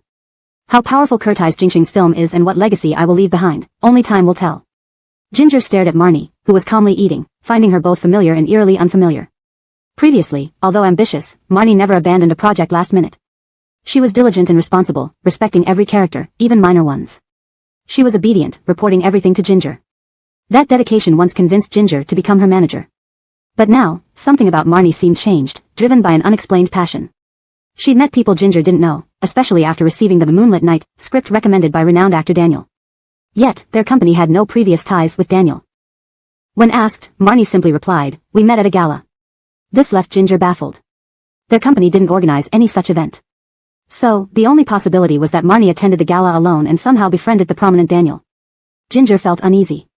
This new behavior of Marnie felt so foreign, almost like meeting a stranger. Chapter 121, Rolls-Royce Nanny Car. Looking at Marnie's indifferent face, Ginger ultimately chose to compromise. She comforted herself, thinking that the movie might indeed become popular as Menya had said. I'm leaving now. You should eat. With that, Ginger opened the car door and got out. After Ginger left, Marnie stopped eating. She watched Ginger walk away before slowly rummaging through her bag for a pack of cigarettes. She found a lighter, flicked the switch, and watched as the flame licked the cigarette. The smoke instantly obscured her emotionless face like a veil, barring any prying eyes. Smoking was a habit she had developed in her previous life when she was living alone, and despite being reborn, she still couldn't quit it. Whenever she felt agitated, she would crave a cigarette to soothe her emotions. In the quiet space, Marnie closed her eyes and leaned back on the chair, her trembling eyelashes revealing her unspoken feelings. If she were in her past life, landing the lead role in Moonlit Night would have thrilled her beyond words. She would be diligently studying the script, deeply analyzing the lead character's lines. But in her past life, she lacked foresight, didn't meet Daniel, and wasn't as ambitious. At that time, she was deeply involved with Lionel, hoping only to become Mrs. Zhao. Due to her lack of interest in her career back then, even though she had been reborn, she remained unclear about the start dates of many TV shows and films. You Say Rong Rong and Kurtai Jingqing's first film coincidentally started production at the same time. It was only after securing the Moonlit Night resource that she recalled this film's existence. Marnie sighed, rubbing her forehead, amused by her former self's laxity. When other young actresses were competing fiercely for roles, endorsements, and appearances in famous directors' movies, she had believed love was everything. Becoming Mrs. Zhao was her ultimate happiness. As a result, even after being reborn, she only knew which TV shows and movies would be successful but not their exact schedules. It was like knowing the lottery number without knowing when it would be drawn. She wanted to hold on to all the best resources, but reality was not as simple as a lottery. If you want something, you must give up something else. She desired to grasp every good opportunity but ended up causing schedule conflicts. Yet there was no other way. Marnie took another puff of her cigarette, the grayish-white smoke filling the nanny car. That rainy night, abandoned by Lionel, she had resolved that if she had another chance, she would become China's most prestigious actress, standing atop the pinnacle to ruthlessly punish her scumbag ex-boyfriend. She vowed to build her career, reaching the peak that all actresses dream of, never again serving as a stepping stone for a scumbag like Lionel. Wasn't this the very meaning of her rebirth? The silence was suddenly broken by her phone ringing. Marnie glanced at the screen, two big characters, scumbag. She chuckled darkly, answering the call. Her voice softened, mirroring her past self who had been lost in love. Hello, Jella, what's up? Well, I'm having lunch right now, came the reply. Elena finished the photo shoot by 6 in the evening. Andoni's whiteboard was covered with various images of Elena in different outfits, almost filled to the brim. Seeing the last photo go up, Elena barely held herself together from collapsing into a chair. Not just Elena, even Andoni seemed worn out. He pointed at the photos behind him. That's enough. We can make small adjustments when filming starts. Xiao Tang, the director teased, seeing her despairing expression. What's so bad about being the lead actress? You get so many beautiful clothes to wear. You wouldn't have such treatment as the third female lead. Elena nodded along but inwardly disagreed. Being the lead actress had its perks, like a tenfold increase in salary, something she'd need 10 supporting roles to earn. But it drained her. Brandt heard the noise stop inside and knew the makeup tests were done. He entered and noticed both Elena and Andoni's nearly slumping in their chairs but spoke energetically. Andoni's, today's session is over here. Since you made her audition for the lead role, Elena barely slept last night. Let's end early. I'll take her back to Ushvin to sign the contract. Alright, get some rest tonight. Andoni stretched. Remember, he added, recalling the shooting schedule, the heroine's first scene is riding a bike to school. Can Xiao Tang ride a bike? Elena could drive and ride an electric scooter, but not a bicycle. She shook her head. Andoni's frowned, turning to Brandt. We'll find someone to teach her. It shouldn't be hard to learn. Teaching Elena how to ride a bike wasn't difficult. Jacob could do it, and as fellow females, they'd be more comfortable. On the way back to the company, Brandt mentioned this to Jacob, who agreed readily. Do you remember, your place isn't far from mine, just a 20-minute drive? Jacob nodded. Being local, she lived with her parents to take care of them. Elena thought for a moment, then asked Brandt in the front seat to wait while she fiddled with her phone. You have someone else in mind? Brandt asked, unconcerned about the change but puzzled since Elena had no nearby friends. Arlen, you know, the male programmer from Love Face to Face. I discovered we live in the same neighborhood recently. Let me ask him if he knows how. If he does, Jacob won't need to commute. Brandt froze at Arlen's name. He knew Arlen well, even paying his salary. This was quite coincidental, Arlen and Elena sharing the same apartment complex. He had assumed wealthy people lived in city center villas or apartments, not somewhere so modest. Elena received an immediate response. Yes. So succinct, Elena had nothing to quibble about. Most people would follow up, but Arlen simply stated he could. What a straight man, she thought. Wonder what he'd be like in a relationship. His girlfriend must get frustrated often. Despite this, Elena sent a sincere message. I need to learn how to ride a bike for a recent project. Could you spare some time to teach me? I'll treat you to a meal. Sure, I'd like to try your cooking. Deal. Elena looked up and told the two in the front. Jacob, you can rest at home. I found someone to teach me.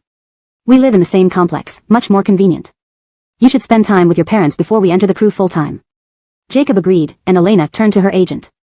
Brandt looked back confusedly. What do you think, she asked. What if her agent thought it wasn't appropriate to have a male friend? After all, in the entertainment novels she read before, female stars were always advised not to get too close to other men. But unexpectedly, Brandt was extraordinarily magnanimous. He waved his hand 3 times as fast as normal, signaling that he didn't mind this at all. What did he have to be concerned about? How could he dare to care? Arlen was the one paying his salary. How could he dare to interfere with his boss's dating opportunities? Did he still want to keep his job? This wasn't some golden rice bowl. If Elena gave him just 2 hard stares, he might end up rolling out of there with his betting. However, thinking about it, Brant suddenly turned and glanced at Elena. If he played his cards right and pleased Elena now, could he secure himself a golden rice bowl? Might she be his future boss lady? Elena was chatting with Arlen when she suddenly felt goosebumps rise. She rubbed her arms and complained to Arlen. I don't know why, but I suddenly feel like the nanny car got cold. Nanny cars are really not as good as a Rolls-Royce. Elena now felt honored that she had ridden in a Rolls-Royce, allowing her to criticize ordinary nanny cars en masse. She had seen both the pork and the pig run. Arlen. Truthfully, you did have a Rolls-Royce as a nanny car once, but you very proudly rejected it. To maintain consistency and logical flow with the previous content.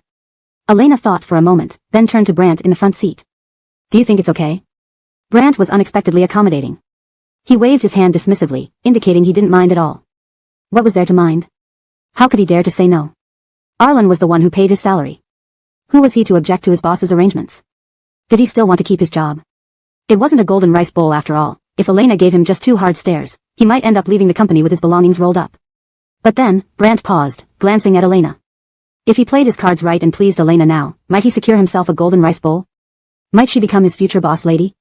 Elena was chatting with Arlen when she suddenly felt a chill. She rubbed her arms and teased, I don't know why, but I suddenly feel like the nanny car got cold. Nanny cars are really not as good as a Rolls-Royce. Elena now felt proud that she had ridden in a Rolls-Royce before, giving her the right to criticize ordinary nanny cars. She had seen both the pork and the pig run. Arlen. You had a Rolls-Royce as a nanny car once, but you very proudly rejected it. Chapter 122, Night Snacks. Before sending Elena home, Anton reminded her to rest well and told her he and Jacob would pick her up at 8 in the morning to go to the filming site to observe others' performances. Fearing that Elena might not understand, Anton specially explained why it was beneficial for her to watch others perform. Observing other actors' performances could help her get into the role quickly and improve collaboration during shooting. Under Anton's arrangement, Elena's day was packed, learning about others and memorizing lines during the day, and learning to ride a bike with Arlen at night. Elena nodded, accepting the arrangements without complaint. On the contrary, Anton gave an unexpected glance at Elena. He had thought that with Arlen's help, Elena would become more delicate but was surprised by her resilience. She didn't complain about the work schedule at all. Wouldn't you find it tiring? If it's too much, you should speak up. But speaking up won't change anything because being an actor is indeed a very demanding job, said Anton, teasingly laying bare the harsh reality to Elena. Elena got off the car, thoughtful, and met Anton's probing gaze through the open window. She frankly expressed her thoughts. It is tiring, but thinking of the 50 million makes it all worth it. After saying this, Elena sighed, appearing like someone who would compromise for money. Anton. He silently rolled up the window to hide his speechless expression. Maybe he should call Arlen now and ask him to prepare the agreement to divide half of his assets to her. Perhaps they would be together soon. Elena took a shower after returning home, reviewed the script, and planned to sleep. Unexpectedly, the drowsiness that had bothered her all day vanished the moment she got into bed. Tossing and turning, she couldn't fall asleep. In frustration, she opened her phone. It was already 10 o'clock at night. Looking at her contact list, Elena impulsively tapped on Arlen's name and started chatting with him. If we start practicing riding recently, do you have a bicycle? As the light from her phone went out, Arlen still hadn't replied. Forget it, maybe Arlen was busy or working overtime at the company, like many programmers did. He might have been one of those unlucky ones called in for debugging today. Despite these thoughts, Elena felt somewhat down. She closed her phone, tossed around a bit more, and decided to close her eyes and force herself to sleep. Unexpectedly, just as she closed her eyes, the phone lit up again. What timing? Even though she grumbled inwardly, Elena eagerly opened her eyes.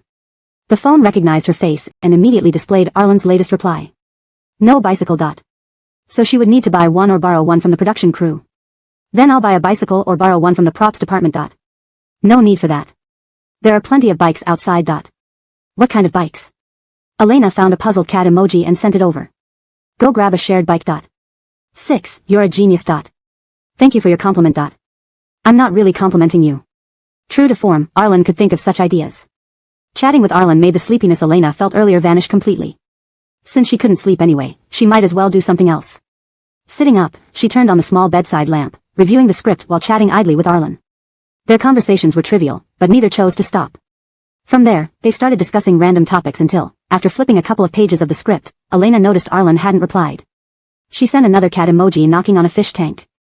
Arlen's response finally came slowly. Stop knocking. I'm hungry and want some night snacks. Hilarious, what did not replying have to do with eating night snacks? Before Elena could figure out the connection, she heard her doorbell ring. Arlen's voice followed, low and husky like fine whiskey, making her heart flutter. Let's go eat night snacks together. I'm waiting for you at your door. Elena wanted to say no, thinking she needed to diet to look better on camera. She also thought it was too late and she had already taken a bath and prepared to sleep. But in the end, she typed. Alright, what shall we eat? Grilled lamb skewers or spicy crayfish? Or both? This made Elena's original message about needing to maintain her weight change to. Wait a moment. Let me change clothes and join you. The door behind her clicked open, revealing Elena in a cartoon pajama set, hair messily draped over her shoulders, as if she had already prepared to sleep. Seeing Arlen dressed neatly, Elena hurriedly walked back into her room, her kitty slippers making soft sounds. She still remembered to say. I'll change clothes quickly. Sit in the living room for a moment. If you need water, you can get it from the kitchen yourself. I'll be out soon. Her final words lingered between the door seams. Arlen, visiting a girl's place for the first time, briefly glanced at Elena's living room before looking away awkwardly. Though technically, this entire house belonged to him, including Elena's room directly below his. When Elena came out, Arlen was sitting straight on the couch, hands resting on his knees. His tall figure seemed to sink into the soft, country-patterned sofa, making him look unexpectedly adorable, like a child. Elena giggled, finding him irresistible. Covering her mouth, she laughed uncontrollably, catching Arlen's attention. Why are you laughing? Nothing, Elena patted Arlen's shoulder, evasively. Let's go, for night snacks. Really, nothing. Absolutely, Arlen shouldn't know she was laughing at him. Elena dressed simply in a white t-shirt and blue denim shorts, accentuating her slim and elegant figure, even visible through the hazy reflection in the elevator walls. Arlen glanced at her reflection before shifting his gaze back to her face. Exiting hastily, Elena still grabbed a cute kitty purse for her phone. This bag, Arlen looked at the crossbody bag Elena wore. I think I've seen it somewhere. Of course, it's the same one from my emojis. Elena held up her bag proudly. This is my favorite collaboration with cats. Oh, right, your profile picture is also one of them. My profile pic is its sister. Arlen didn't quite understand Elena's obsession with cats but silently noted her fondness. The night market wasn't far from their neighborhood, so they decided to walk there and back. Breathing in the cool night air, Elena seemed to smell the aroma of nearby snacks. You're faster than I expected, said Arlen, confusing Elena. What did he mean by, faster than he expected? Seemingly sensing Elena's puzzled gaze, Arlen slowly turned his head and said, they say girls take a long time to put on makeup before going out. Why would you need makeup for night snacks? Elena waved her hand generously. Makeup would only slow down my speed for having night snacks. Seeing Elena's carefree expression, Arlen recalled Edric's advice. He had mentioned that if a girl likes you, she would care about her image in your eyes and would carefully put on makeup when meeting you. So, does Elena really like him? Arlen felt a bit depressed, but before this feeling could fully settle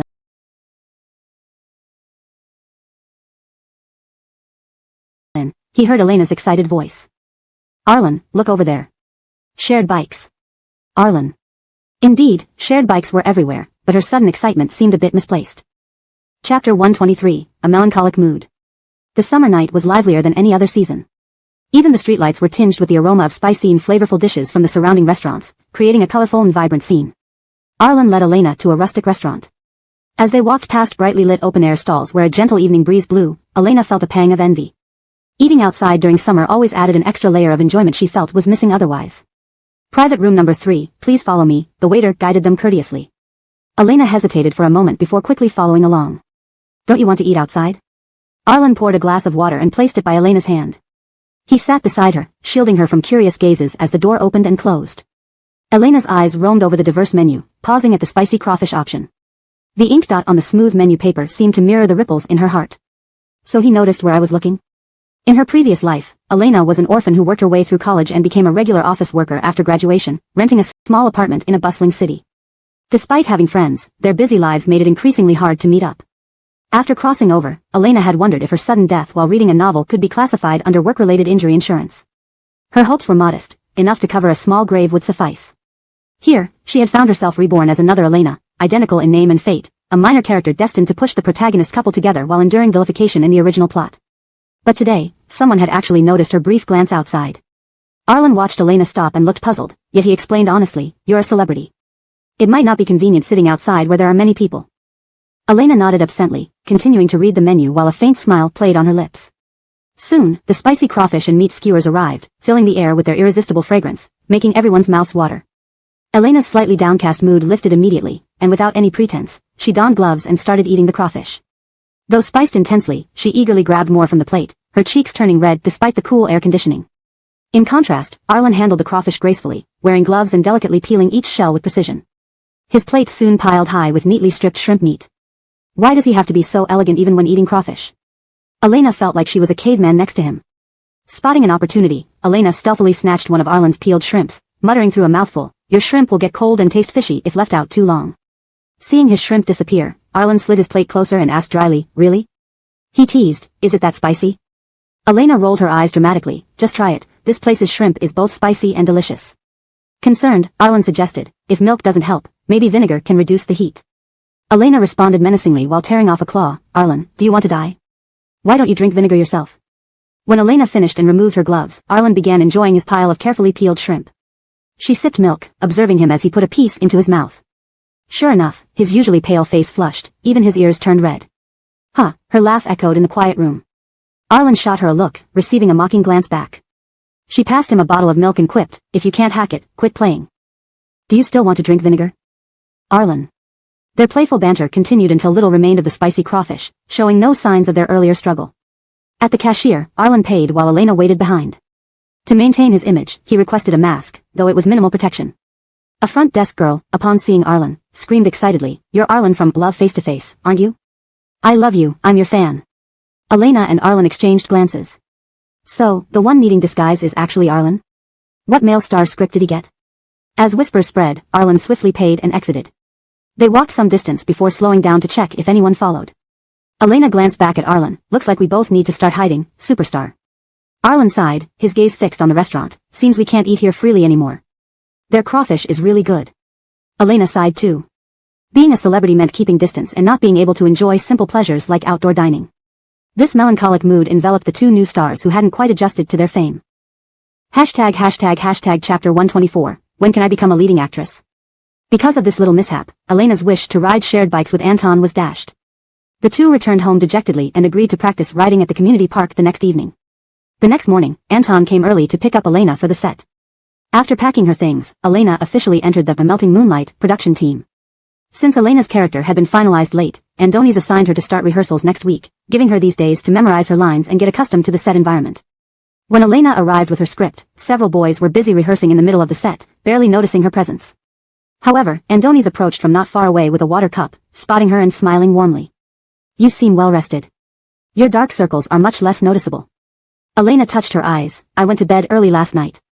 That's why I have the energy to come and learn on set today." Andoni's nodded. He glanced at the people in the center and said, "Come, let me introduce you to the lead male actor and supporting male actor. They're both young, so you'll likely find common ground with them. If you have any questions, you can discuss with them." Gaynor started as a child actor. Though only in his 20s, he handled the role of a high school boy effortlessly. With a baby face and fair skin, playing a high school student felt perfectly natural for him. Wearing the standard blue and white school uniform, he stood sideways talking to someone else while a breeze lifted his jacket, making him resemble a slender young white poplar tree radiating youthful vigor. Just standing there, one could easily imagine a secretly admired youth. Elena inwardly marveled, Andoni's indeed had his eye for talent. This boy fit the part of a cool high school genius perfectly. Minchen, this is Elena, who plays the female lead Mindy. Xiao Tang, this is Gaynor, who plays Marcos. Don't let his young age fool you. He has over a decade of experience on set. He's your senior in this field, so learn from him. Elena extended her hand with a polite smile, "Hello, I'm Elena. Please take care of me." Gaynor's hand slipped into his uniform pocket. In the bright sunlight, he shook Elena's hand while subtly observing her. Opposite him stood a girl in simple t-shirt and long pants, her face free of makeup. Sunlight danced around her eyebrows and rested on her shoulders. In such pleasant weather, her amber-colored eyes shimmered brightly like polished stones in clear water. After a gentle handshake, Gaynor released her hand appropriately. "Hello, Gaynor. Looking forward to working together." Today's scene was a group scene set on the playground, where all extras wore sports attire. Jacob brought Elena a small stool so she could sit under the shade to read the script and study. The set continued its pace without slowing down because of Elena's arrival. She curiously observed everything, the background setup and everyone's rehearsals. As noon approached, Elena's phone buzzed. Opening it, she saw a message from the chat group titled, "When will Elena become an A-list actress?" There are two types of boxed lunches provided by the set, braised chicken leg and red braised pork. "Sister Krista and Andrew, which do you prefer?" "I'll fetch them for you. Recognizing the pink peach icon as Tao Tao, Elena wondered how this chat group had been formed since she didn't remember joining it. A silver robot avatar appeared in the chat history. "I want the red braised pork. It turned out to be Anton. Elena added her preference below. "Jacob, I also want the red braised pork. Is it really necessary to create a chat group for 3 people? One missing person would make this group non-existent. Also, what does this group name mean?" Is it pushing me hard or something? How could someone turn her small goal into a daily push? Repeating small goals every day wouldn't necessarily make them successful. Anton replied quickly, moving Elena's messages up. Jacob, give her the braised chicken leg instead. Female celebrities gain weight easily from sugar and oil mixtures. It's necessary, especially during lunch distribution. It's troublesome for Jacob to ask everyone individually. No pressure, only encouragement. Isn't every female celebrity's dream to become an A-list actress? Come on, I believe in you. Start now, right here. Without having eaten, Elena suddenly felt like she'd gulped down a bowl of toxic motivational soup. She wasn't here to be a celebrity but seemed to have joined Anton's cult organization. Before Elena could lament inwardly, Jacob's private message appeared at the top of her phone screen. Sister Krista, I'll choose a box with more red braised pork for myself and pick out 2 lean pieces for you. This way, you won't easily gain weight. Ugh, the world still had good people after all. Love you, Jacob. Elena added a smug kitty emoji. So that motivational chat group was utterly useless. She wanted it, and she would get it. Andrew couldn't stop her. After eating, Elena took a comfortable nap in her chauffeur-driven car, enjoying the quiet midday break. Awakened by noise outside, Elena stretched and tidied herself before stepping out of the car. Walking over to Jacob who was watching something, she asked, "What are you looking at?" "Ah, Sister Elena, you're awake," Jacob pointed inside. "Your bicycle for the set just arrived. Do you want to try it out?" "Elena, I don't know how to ride a bicycle." Jacob pulled her along, consoling her. "It's fine. I'll hold it for you. You can try pedaling first. I saw that it's a lady's bike, so it shouldn't be too difficult." The bicycle chosen for Elena was a pink and blue lady's bicycle, stylish and cute, fitting the high school identity of Mindy perfectly. However, for Elena, who had never ridden a bike, even pushing it was a challenge, let alone riding. Straddling the bike felt awkward. As soon as she sat down, her limbs stiffened. "It's okay, trust me," Jacob's comforting voice echoed from behind, "I'll hold you steady. You can try pedaling." "Pedal? All right. Do you need help?" A clear voice called out nearby. Gaynor, dressed in a white short-sleeved school uniform, stood not far away, hands in pockets, expression neutral but eyes slightly amused. "A girl's strength might not be enough to hold your bike. If you fall and delay filming, it won't be good. I remember your acting isn't that great. The set doesn't have time to waste." Chapter 125, Fist Beating the Town's Guardian. Here, at the edge of the set, one could even hear the distant sounds of crew members moving props and speaking. Elena could even hear the wind howling between them. "Isn't that very impolite?" Jacob burst out like a little bomb, wanting to rush forward to defend Elena. Elena, having jumped off the car, held her back firmly. "Jacob, don't get agitated." Elena turned her head to directly face Gaynor who was watching from the sidelines. Her gaze was resolute. Under Gaynor's mocking stare, she stood firm like a goddess of war who refused to retreat a single step. Although her figure was slender, her tone was surprisingly steady and forceful. "I don't know you, and I also have no idea why you're so hostile towards me. But," Elena paused, "Andoni's chose me as the lead actress. If you really doubt my acting skills, you should go talk to Andoni's. It's precisely because I don't understand why Andoni's would choose you that I want to see what extraordinary qualities you possess." Gaynor continued while looking at Elena's face, his tone showing no leniency for her gender. "But it seems now you can't even ride a bicycle. Aren't next week's scenes going to be delayed just because of you? Do you even read the script?" His voice remained cold and pleasant, but the ridicule and impatience in his eyes intensified. "Don't you know that being able to ride a bike is fundamental for playing Mindy?" As if remembering something, he sneered with a look of disdain and deep disgust curling the corners of his mouth. "Furthermore, your previous works are hardly enough to challenge me. You're an 18-line nobody actor, and the most significant roles you've played were extras in those low-quality web series. I don't know who got you in here, nor do I care what they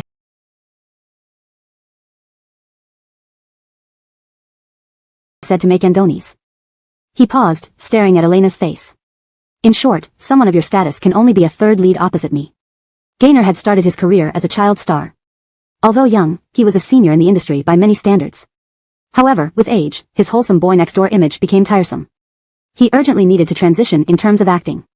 His transition projects did not perform well, and then came Andoni's Moonlight Melody, where popular idol Marnie was supposed to be the lead. A big IP and a rising star meant easy heat and publicity once the show aired. After successfully transitioning into a top-tier actor, he wouldn't have any worries. His agent saw this as a great opportunity and tried every means to get him an audition. After all his efforts to secure this male lead role, he was told the female lead had changed. The popular idol was replaced by an unknown 18-line actress named Elena. Checking her resume, the highlight was only her standout performance in a dating reality show. There was no connection to serious acting at all. Even the second female lead in Moonlight Melody had more recognition than Elena. For someone of his caliber, partnering with a B-list actress was normal. But why did it fall to him to work with Elena, suspected of getting in through connections? This kind of CP promotion would bring nothing but trouble, especially when relying on such a talentless female lead. Even achieving a comeback through this drama seemed impossible.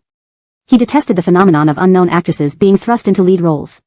He despised those who lacked professionalism and used their wealth and influence to advance without effort. Did Elena even read the script? Not knowing how to ride a bike yet taking on Mindy, it seemed she might need a stunt double even for basic stunts. She showed no professional integrity, only using charm to pave her way with her backers. Seeing Elena's composed and stern expression, he suddenly found it boring. Such a superficial and parasitic flower would eventually receive its due punishment. His agent called him to go change for the next scene. He shrugged indifferently and turned away, disdainfully. Are you deaf? Elena's voice rang out loudly enough for everyone standing nearby to hear. Gaynor slowly turned around to look at Elena. Her calm expression contrasted sharply with her mocking eyes, filled with piercing humor. So you can still hear. That's good, Elena smiled brightly, her smile enchanting and intelligent, drawing everyone's attention to her. I thought you suddenly went deaf. Otherwise, how could you miss hearing what I just said? He pursed his lips, about to speak, but Elena's quick speech cut him off. He stood there dumbfounded, suddenly realizing she wasn't some frail girl but a fierce tiger ready to fight back. Okay, since you can hear, let me repeat myself. Being kind, I'm willing to be patient with people like you who have poor hearing. Elena's smile curved, her words sharp and piercing. I said, if you have issues, go talk to Andonis. He chose me. If you really dislike me as the lead, Elena shrugged, pointing towards the director's area, you can become the producer and replace me. Just pay the 30,000 breach of contract fee immediately, and I'll leave right away without causing any trouble. You can pair with whoever you want without any complaints. And if you give me a new role, I can even clean up after you publicly. Admit it's all my fault, that I willingly left, and it has nothing to do with you. How does that sound? Elena folded her arms, giving a sincere suggestion. Getting 50,000 for doing nothing, why not? Gaynor was nearly stunned by Elena's shamelessness. He'd never heard anyone propose such demands so openly. Why should he pay Elena for a cancelled role? His anger flared up as he blurted this out, eyes bloodshot from fury. When he said this, Elena laughed as if hearing a joke. Her laughter only made Gaynor feel more humiliated. Right, you didn't offer money, so why comment on me? It's not like you're paying me either. Elena felt better, understanding that avoiding confrontation achieved nothing. She decided to confront him head-on. Standing there facing Gaynor, who couldn't find words to respond, Elena finally lost her smile. The next few words almost made Gaynor choke with frustration. I love that you dislike me but still have to act with me. Elena glanced at Jacob beside her, who was wide-eyed with shock, reaching out as if to support her dropped jaw. Turning back to Gaynor, who remained speechless, she added. The most annoying thing is men without talent who try to act tough. This chapter portrays a strong-willed Elena confronting the arrogant and entitled Gaynor. It highlights the tension between the two characters and sets the stage for further conflict in their interactions. Hashtag chapter 126, Harry Potter. Elena didn't bother to look at Gaynor's face to see how angry she had made him. His anger was none of her business. If Gaynor didn't care whether she was upset, why should she care about his mood?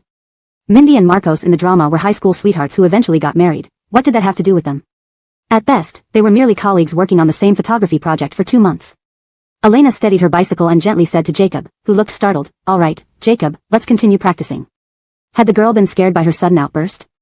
Why did it seem like she was looking at her with shining eyes? Oh, okay, Jacob came back to her senses, suddenly looking excited. She eagerly extended a hand to help Elena secure the bike. Sister Tang, you. Gaynor, standing there with a dark expression, finally reacted. He interrupted Jacob angrily. Elena, what gives you the right to talk to me this way and address me by my first name? Everyone else in the crew would respectfully call him Teacher Churchill. Elena. She froze, wondering how he could say such things without shame. Did he think this was an idle drama? She wasn't some stubborn heroine from a drama who played the love-hate game with him. Following the current storyline, they could only be real-life rivals. Are you Voldemort? Can't we call your name? Gaynor, who was about to charge forward, stopped mid-stride. Standing rooted to the spot, he asked with a pale face, who is Voldemort? Oh, it seemed this world didn't just lack romance in the rain, but also Harry Potter. It's nothing, Elena waved her hand casually. Just a mysterious man whose name shouldn't be spoken, much like you. Although Gaynor didn't know who Voldemort was, he could tell from Elena's barely suppressed laughter that this Voldemort wasn't a good person. It infuriated him, yet he couldn't pinpoint what she was insinuating. He approached Elena, his expression stern. Jacob immediately became wary, ready to punch him if he acted violently. I am your senior, the least you can do is show some respect. Apart from a few directors and producers, he was the most experienced actor in the industry. Straddling her bicycle, Elena felt this position lacked power, as if she were restrained. But she couldn't help it. Gaynor stood outside her bicycle, blocking any possibility of her standing up to argue with him. On the other side, she had chosen the edge of a flower bed to maintain balance. Though she appeared shorter, her tone remained calm as she rested one foot on the flower bed and stared at Gaynor. I don't think your words earlier were polite, and they hurt my feelings. So, now I'm preparing to be an uncivilized person.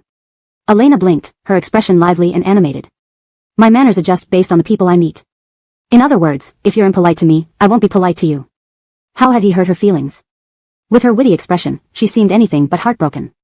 In fact, she looked energetic enough to make him want to scream. Elena, he roared, unable to contain his anger, stop changing the subject. No matter what, he was her senior. How could he be left speechless by Elena's remarks? He had to make her apologize today. Elena watched Gaynor's wild display with apprehension. Was he really so enraged that he might lose control and hit her? Should she fake an injury by lying down? Suddenly, Jacob, who had been silently watching from the side, pulled out a branch, skillfully maneuvering it into a beautiful sword flourish before aiming it at Gaynor's throat, causing it to tremble. However, the branch remained steady. If it had been a real weapon, Gaynor's throat would likely have been bleeding by now. Jacob's round, innocent face was devoid of emotion. Her voice was cold yet authoritative. Step back. You're too close to Sister Chien. With the branch pressed against his throat, Gaynor had no choice but to take a couple of steps back. Even if he knew nothing about martial arts, he recognized that Jacob was skilled. Her movements were fluid and quick, he hadn't even seen how she placed the branch against his neck. The voice of Gaynor's manager grew louder, seemingly agitated. Elena, shaken by the manager's voice, glanced at Gaynor, who now looked pale. Not wanting to ruin their relationship completely. You should go. Your manager is looking for you, and I need to continue practicing. After speaking, Elena looked at Jacob, holding the branch like a knight guarding her. She signaled for Jacob to stop. Jacob put the branch away, tossing it into the flower bed. Though Elena showed no outward reaction, once Gaynor's figure disappeared from sight, she immediately changed her expression, looking at the obedient Jacob with shock and admiration. Jacob, do you know martial arts? Where did you get that stick just now? You're amazing, like Doraemon. Jacob nodded shyly. I was too naughty as a kid, so my father sent me to learn martial arts. Later, in college, I continued studying martial arts. The stick, I picked it up from the flower bed just now. I saw him coming and was worried he might hurt you. It turned out Jacob's father initially wanted her to practice martial arts to stay fit, never expecting her to take it so seriously.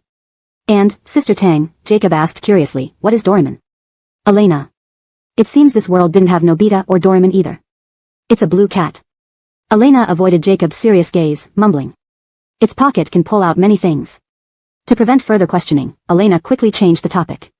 What else can you do besides those sword-like moves? Jacob told her everything. Wrestling, staff techniques, and I studied judo for a while. Elena marveled inwardly. Looking at Jacob's list of skills, capable of both offense and defense, she truly was a genius. And this genius was her assistant. Please ensure continuity when translating the next sections. Chapter 127, The Truth Emperor. Elena thought it was an enormous waste of talent for Jacob to work as her assistant. After a moment's reflection, she made up her mind and decided to raise Jacob's salary. This incredibly reliable assistant deserved better treatment. Unexpectedly, when the idea was proposed, Jacob declined. She waved her hand while helping Elena adjust the bike. My salary is already quite high, I've checked, it's higher than others. Jacob told Elena, puzzled, I went to ask Andrew about it, but he said everything was fine. It's the leadership's decision, just accept it.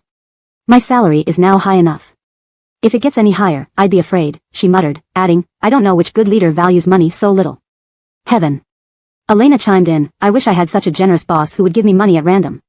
Recalling the argument with Gaynor earlier, Elena sighed with regret. If Gaynor had gotten angry and kicked me out of the set just now, I'd get my breach of contract fee by now. And I wouldn't need to practice biking here, she continued. Jacob. Just kidding, don't take it seriously. Come on, we have to practice cycling. Elena straddled the bicycle, ready to start her afternoon lesson. Behind her, Jacob murmured softly, Sis Krista, you really meant that, didn't you?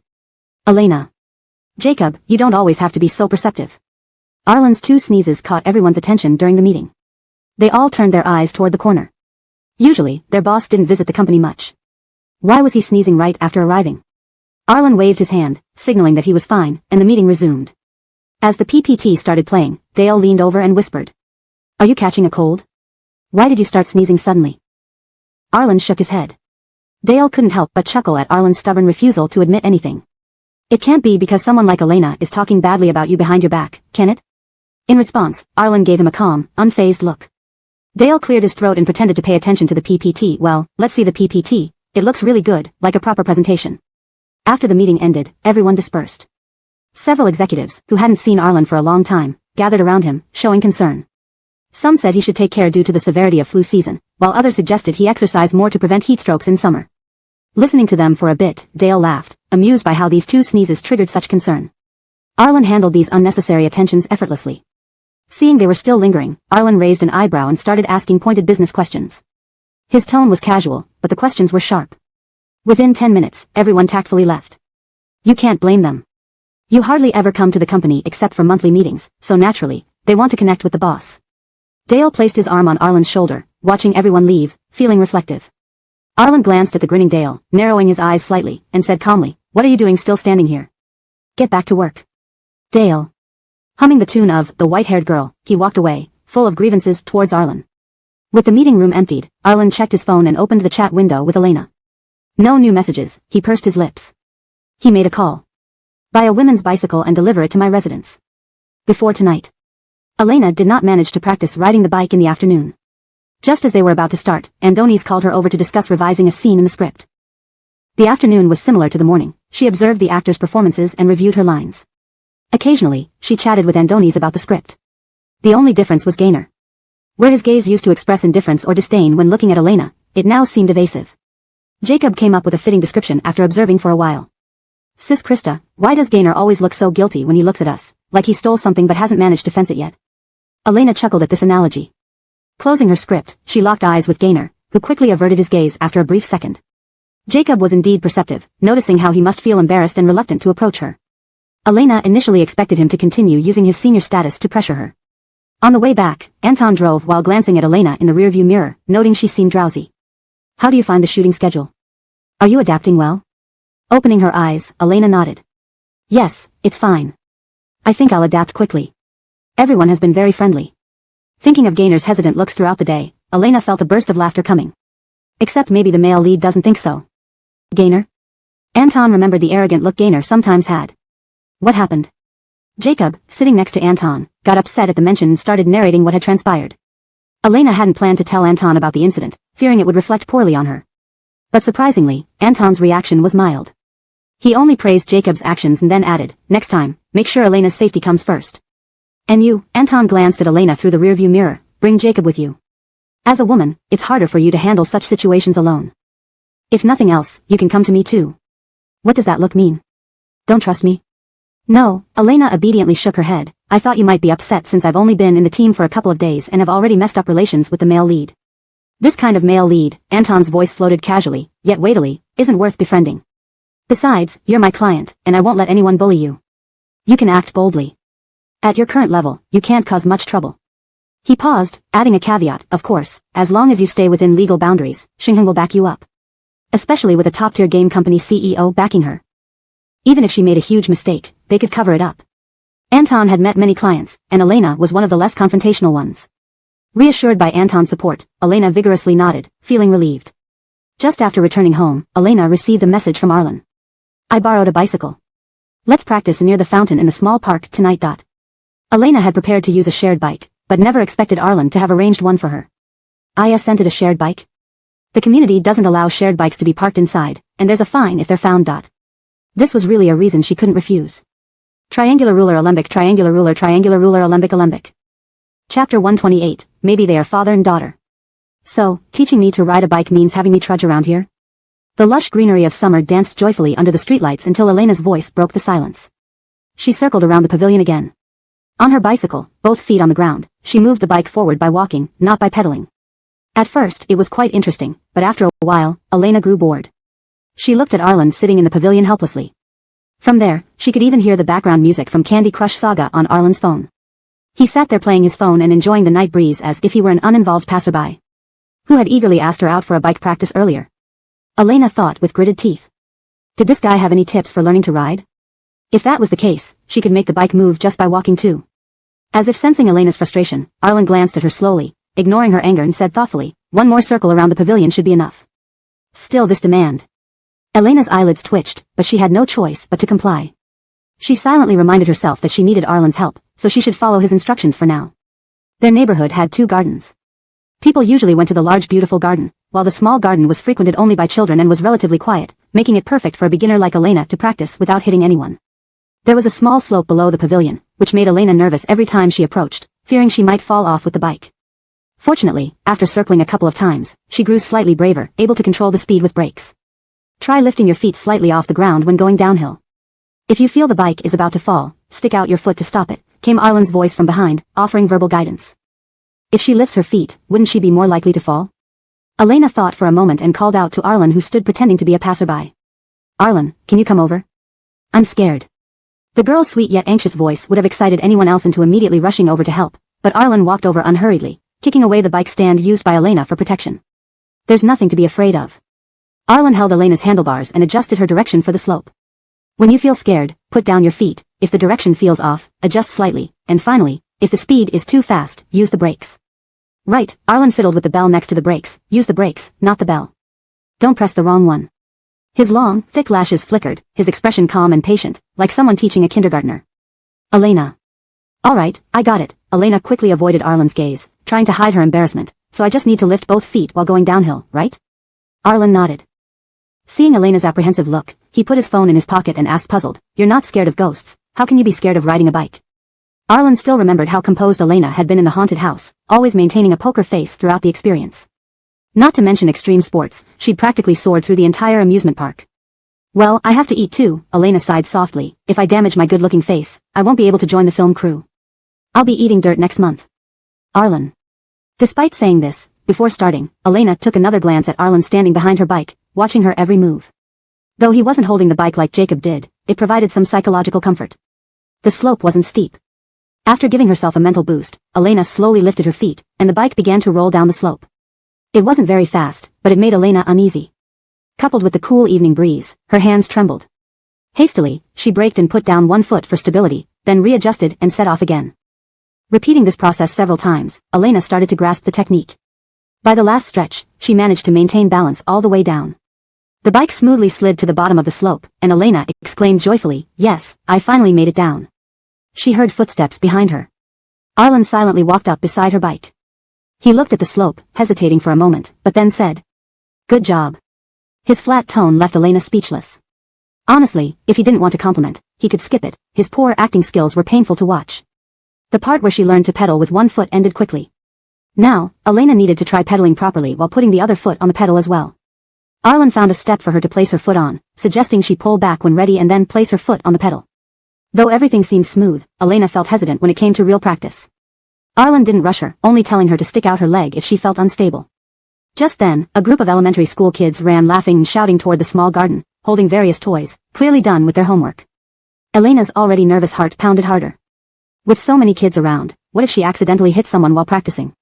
Making matters worse, those kids stopped when they saw Elena practicing. They gathered nearby, chattering. "Is this big sister learning to ride a bike? My dad said he'd buy me one next week." How is stupid. I knew how to ride a bike in kindergarten. I'm not stupid. Look at this big sister who can't ride a bike. Though their voices weren't loud, Elena heard them clearly. She never thought she would be mocked by kids one day. Kids nowadays don't respect adults' dignity at all. Arlen beside her seemed amused by the kids' comments. He chuckled softly, his deep, raspy voice seductive in the night air. "It's okay, big friend. It's no big deal if you can't ride a bike. Don't let their innocent words upset you." "Elena, thanks, but that didn't help at all. What must happen will happen." Elena pedaled twice with one foot, thinking it was okay to raise the other foot onto the pedal. But her hands wobbled, tilting her body to the left. She hurriedly stuck out her leg to support the swaying bike, but it was too late. Feeling the world spin, Elena instinctively reached out to protect her face. Unexpectedly, she fell into a warm embrace. Arlen, standing aside, strongly steadied the bike, hugging Elena tightly. His breath caressed her, and Elena's ears turned red instantly. Then she heard the children commenting, "Is this Uncle saving the damsel in distress? Mom says it's romantic." Uncle? Maybe they are father and daughter. I saw Sister Tongtong's dad teaching her to ride a bike just the other day. It was like this too. Elena. Arlen. #### Chapter 129, Innocent Childish Words. The previously intimate atmosphere was instantly shattered as Elena stifled her laughter and extricated herself from Arlen's embrace. Even under the dim streetlight, Elena could see that Arlen's face looked exceptionally grim, so dark that a crescent moon sticker on his forehead would make him look like Judge Bao of Kaifeng. Elena steadied the bike, making an effort to control the tremor in her voice and pretended nothing happened as she tried to comfort him. "It's okay, ahem, children speak without reserve." Ha ha ha ha. Arlen genuinely appeared to be upset. On the way back after the driving practice, Elena noticed his unusual silence. He seemed truly bothered by being called uncle or even father. Perhaps influenced by those titles, Elena now found Arlen looking much more seasoned than before. Elena was already several years younger than Arlen. She had deliberately cut her hair into a neat fringe and let it grow long and straight to fit the youthful role of a high school girl. She seldom wore makeup, opting instead for simple outfits of t-shirts, shorts, and sneakers. The age difference between them became even more apparent, and it was understandable why children mistook them for father and daughter. She hadn't expected they would guess it at such a level. Recalling Arlen's expression at the time, Elena found it amusing but still felt she needed to comfort him. No worries, I'll dress more maturely tomorrow and wear some makeup. The kids won't say that then. Tomorrow we have the show recording, not in the neighborhood, Arlen said quietly. Only then did Elena remember the upcoming recording of the dating variety show. A ding from the elevator broke their silence. Looking at Arlen's unreadable expression, Elena decided to console him via WeChat. As the elevator doors closed, her slim figure gradually faded from Arlen's view. Lowering his head to look at his phone, Arlen mused silently. This was exactly why he disliked Elena's hairstyle. He had quickly experienced its adverse effects. Dale had just returned home when he received a message from Arlen. What was that skincare product you mentioned last time? So unexpected was this query that Dale double-checked who sent it before replying. Dude, what's happening in this world for even you to start worrying about your looks? Even though you look a bit worse than me, there's really no need to worry. Arlen. He knew Dale wasn't reliable, but he hadn't expected this level of unreliability. Regretting asking him, Arlen put down his vibrating phone and headed to the bathroom for a shower. Looking in the mirror, Arlen paused. He wasn't that old, so why did people call him uncle while calling Elena sister? In this appearance-focused world, life really wasn't fair. The next day, Elena was woken up by the production crew's cameras. After eating breakfast early, she waited for the crew to arrive. Wow, Elena has a new residence, even the door is new. Are all Elena's fans homes? Open up, I want to see the new Elena. I haven't seen Elena for a week, who can relate? The director arranged everything well. The cameraman stood ready to capture Elena opening the door. After ringing the bell, they waited with the fans. With a soft click, the door opened, revealing a girl with a ponytail, sparkling eyes like stars, and a charming elegance. Smiling brightly, she greeted the camera with a wave. Good morning everyone, I'm Elena. More strikingly, Elena had changed her hairstyle to a neat fringe paired with a blue and white sailor-style dress, making her look like an innocent high school girl. Her radiant smile captivated everyone, causing flushed cheeks and racing hearts. The cameraman, who had filmed several episodes with her, still felt his heart skip a beat seeing her today. Stepping back dazedly, he confirmed her identity. Gee, good morning, Teacher Tang. Kendra, it only takes a second to fall in love with Elena. Elena looks so confident and sunny today, keep it up. High school genius heroines are flooding my mind, director, send the script to Elena. How can someone change their aura in just a week? Did she get plastic surgery? Dragging her suitcase out, Elena told the crew, I'm ready, let's go. The elevator ride was crowded, especially with the camera equipment. Worried Elena might be uncomfortable, the cameraman turned to check on her. Instead, he saw her tilting her head, looking at the colleague's screen filled with comments, completely lacking any diva attitude. Not only that, she even answered questions seriously. Where did I buy this dress? From Taobao, just 200 yuan. Examining her dress, she added helpfully. Just iron it if it arrives wrinkled. Seeing Elena reply to their comments, the fans flooded the screen. Elena, did you move? Your door looks different from last episode. Elena, you noticed. Yes, I moved. Elena, you changed your hairstyle, it's cute, preparing for a new role? Touching her fringe, Elena's eyes twinkled playfully. You're quite observant. How can someone be both my wife and daughter? So adorable, baby, you're a cute baby. Teacher Tang, we've arrived. Let's get in the car. The cameraman reminded her. Elena waved vigorously at the camera. Talk later. Sure, talk to you later Elena. Didn't realize Elena was so good at flattering fans. Deeply calculating. Some fans have kneeled so long they can't stand up anymore, pitiful. Upon entering the villa, the director reminded her that Kristen, Wyatt, and others hadn't arrived yet. Elena nodded, familiar with the schedule. Who's here then? Turns out, only she and the lead couple were present. Sighing, Elena considered fetching water from the kitchen and waiting outside until everyone arrived. Unexpectedly, just as she opened the fridge, unsure what to drink, she heard muffled arguing outside. Daniel, listen to me. Elena. Chapter 130, you listen to my explanation. Elena glanced around. The refrigerator was at the very back of the kitchen, so she would have to pass Daniel and Marnie if she wanted to leave. Currently, the two were embroiled in an argument where, you listen to my explanation, met with, I don't want to hear it. Would it be too conspicuous for her to go out now? Perhaps she should wait here until they left. But what if these two entered the kitchen and saw her right away? How could she explain then? She couldn't just say she came for water, even though that was true. It sounded like a desperate lie made up on the spot after being caught red-handed. Elena peeked out from behind the refrigerator and confirmed that the main characters were standing directly in her path of exit. This heaven-sent predicament felt as though fate had conspired against her, dropping her into this world and continually throwing her these thorny problems. It seemed designed to make her a constant nuisance in the development of the protagonist's relationship, even when she tried to stay out of the way. As Elena pondered whether to leave or not, the arguing voices grew more intense. If you weren't satisfied with the resources I recommended to you, you could have told me earlier. Why did you wait until last week to tell Andoni's? You could have told me if you wanted different resources. I wouldn't have refused. Why did you do this? Daniel's voice was cold, masking an unvoiced fury. He looked at Marnie, who stood before him with her head bowed, his expression filled with disappointment. Elena's heart raced. Had the relationship between the main characters progressed to this point already? She wondered if she might face some sort of retaliation for overhearing all this. Just as Elena resolved to leave this place of conflict, Marnie spoke. No, Daniel, please listen to me. I originally planned to sign with Andoni's, but in those few days leading up to signing the contract, I couldn't bear seeing Kurtai's Jinqing struggling within the company, unable to secure investments or actors. Her tone was sorrowful and pleading, almost bringing tears to her voice by the end. Elena could imagine how pitiable and endearing Marnie must look even just by hearing her voice. Even someone as emotionally detached as Elena felt a pang of sympathy, wishing she could rush forward to defend Marnie. But this wasn't the time to feel sorry. The more she heard, the more dangerous it became. The love-hate entanglements between the main characters were far too complex for her, a mere supporting character, to handle. But Andoni's is different, Marnie blinked, letting tears spill down her pearl-like cheeks like broken pearls. She clutched Daniel's sleeve, crying softly in front of his impassive stance. There are countless female stars willing to submit their resumes for him. He could easily choose someone better. Director Kurtai's is truly pitiful, he really needs my help. Her fingers tensed, turning white, and she gazed at Daniel with a pleading look. Daniel, believe me, I didn't do this intentionally. Seeing Marnie cry, Daniel's usually unreadable expression softened slightly, but it remained cold and distant like sunlight over ice. He tugged at his sleeve, trying to free it from her grasp. Just as he opened his mouth to speak, footsteps echoed from the kitchen, loud enough for both quarreling figures to hear. Marnie's eyes widened in surprise, quickly wiping away her tears and glancing at Daniel, who also appeared startled. Suspicion flashed through Marnie's mind, but she quickly dismissed it. If someone intended to trap them, they would wait until after their conversation. They wouldn't come out of the kitchen so openly. Sure enough, the person who emerged was Elena, whom they both knew. Even though they were acquainted, Marnie panicked. While she didn't mind revealing her close relationship with Daniel, the implication of using connections to secure a role could damage her reputation. She was still in the ascendant phase of her career, and negative publicity could tarnish public opinion. Biting her lip, Marnie cast a glance at Daniel, hoping he would say something. But he merely stared at Elena without speaking. Unable to hold back any longer, Marnie asked, Elena, when did you arrive? Why didn't you say anything? I thought no one was in the kitchen. Oddly, Elena didn't answer directly. Instead, she held her phone, looking down as she walked toward them. Was she going to use this against them?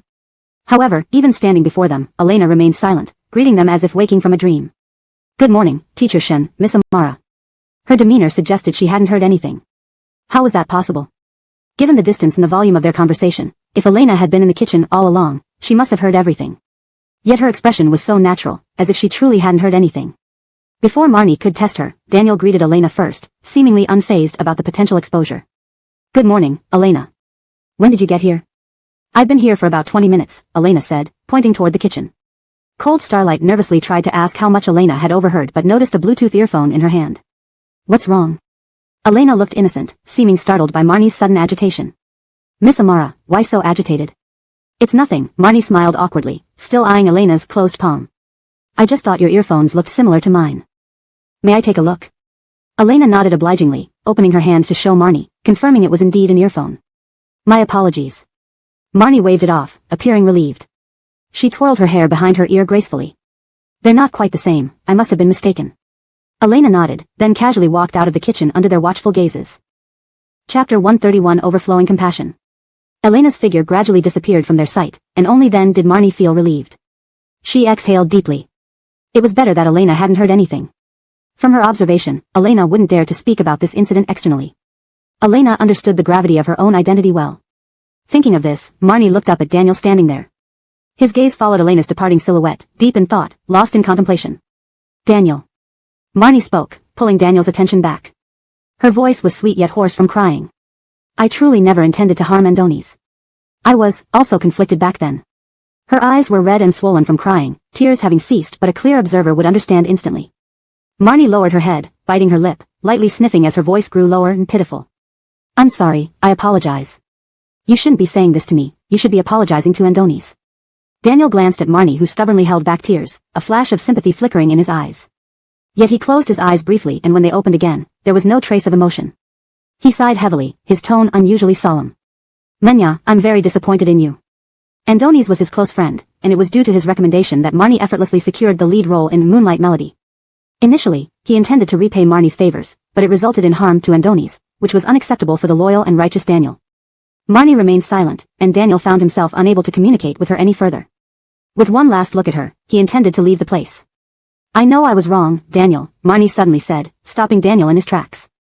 He paused, responding coldly. We're just friends, you don't need to confess to me. But, you knew from the moment we met. Marnie lifted her head, her voice visibly fragile.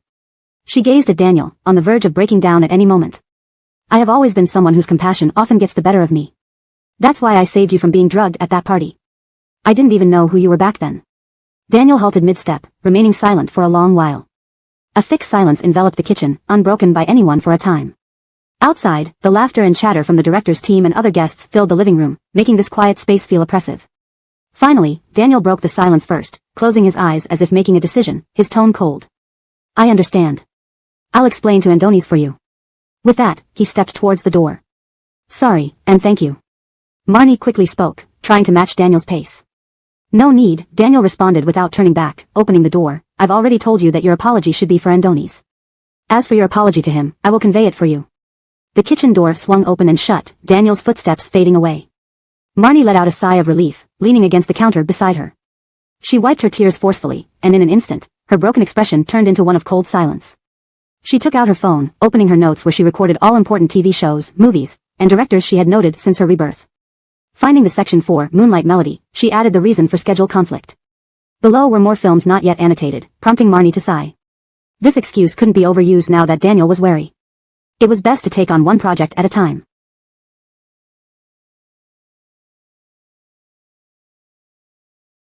If she offended Daniel again, all the connections she had painstakingly built would fall apart.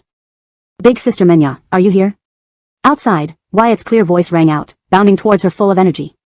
Seeing Marnie sitting there dazed, his eyes lit up as he happily barged into the kitchen, breaking the heavy atmosphere. He held up a bouquet of golden flowers, excitedly showing them off. Big Sister Menya, you mentioned before that you like yellow tulips, right? Look, I picked these for you this morning from the flower market. They still have morning dew on them. After 2 sentences, Wyatt noticed Marnie's red eyes and nose. Big Sister Menya, he fumbled, placing the flowers aside. Why are you crying alone here? What happened? He crouched down, trying to see her face, but Marnie turned away. The sincere affection in the young man's eyes made Marnie feel even more embarrassed. She reached out and hugged Wyatt tightly. Big Sister Menya, Wyatt stuttered, startled by the sudden hug. For a moment, he felt like it was a dream. What happened? From his angle, Wyatt could only see Marnie's long curly hair cascading like seaweed over her shoulders, obscuring her expression. He gently touched her hair, a smile unconsciously forming on his face. Hee, Big Sister Menya is pretty cute this way. After leaving, Daniel planned to go to the gathering spot but was informed that Donovan hadn't arrived yet and they needed to wait another 10 minutes. He nodded, intending to walk around the courtyard, when the director asked worriedly. Teacher Shen, would you like someone to accompany you? No need, Daniel replied coolly, I'll just stroll around by myself. It won't take 10 minutes. He walked along the path in the backyard until he stopped in front of the glass greenhouse. Pushing the door open, his eyes naturally fell on a cluster of hydrangeas in the corner. Various vibrant colors filled the space, bustling together harmoniously. Daniel approached the blue hydrangeas, his expression softening slightly. Thank you, stage manager, you've really helped me a lot. No problem, as long as you can use this bike. In the distance, Elena's clear voice could be heard. She was pushing a bicycle, chatting with the stage manager. Sunlight filtered through the leaves, casting round patches of light on her blue and white dress. Her rosy lips curved upwards, radiating happiness and sweetness. Daniel watched silently as Elena started riding awkwardly after the stage manager left. Her movements were clumsy, resembling a clumsy duckling. Amused by her actions, Daniel almost laughed. Not wanting to see Elena struggle further with the bike, he stepped forward to help her learn how to ride. But as he raised his head, he spotted Arlen nearby. He seemed to have arrived unnoticed, watching Elena practice too. As if connected by an inexplicable male understanding, Arlen also noticed him standing inside the greenhouse. Their gazes met, neither speaking, yet neither willing to step back. Arlen. Translation completed as requested, maintaining English language, proper pinyin names, original tone and style, natural fluency, and coherence with previous content. Paragraph and line break structures are preserved. Chapter 132, Daniel's selection. Elena's voice broke the silence between the two. She was sitting on a bicycle, one foot resting on the ground, seemingly just noticing Arlen standing by the back door. Her movements with the bike stopped instantly as she waved her hand to get Arlen's attention, her fair hands gleaming under the sun like delicate lotus roots. When did you come? Just now. Arlen didn't move, merely standing in the shadows of the back door, watching her with his hands in his pockets.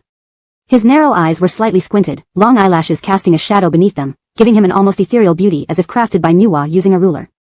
Elena silently sighed, wondering how someone as handsome as Arlen could not be popular on the show. Given such good looks, it felt like a waste for him to have a minor role in the plot. Just as Elena was musing about how the plot didn't quite suit Arlen's background, he took a couple of steps closer. Shouldn't you go back? Everyone is here, and the director's team is urging us. At the same time, Daniel's phone in his pocket vibrated. He pulled it out and answered the call. Alright, I know. I'll be right back. Lowering his gaze, he looked at Elena in the yard who was pushing her bicycle to a shady spot while Arlen watched her from nearby. Even from a distance, he could feel Arlen's undivided attention on Elena. Hanging up the phone, he saw Elena stabilize her bike and run towards Arlen. In the quiet, bright garden, her white dress flared like the wings of a butterfly, creating a scene of sheer beauty. Arlen's eyes softened when he saw Elena running towards him. You don't need to run so fast. Not everyone has arrived yet. No, Elena paused at the shade, smoothing her disheveled bangs from running. Her almond eyes sparkled like spring water. I just realized I forgot to apply sunscreen and wear a hat. It won't be good if you get tan from filming. Arlen.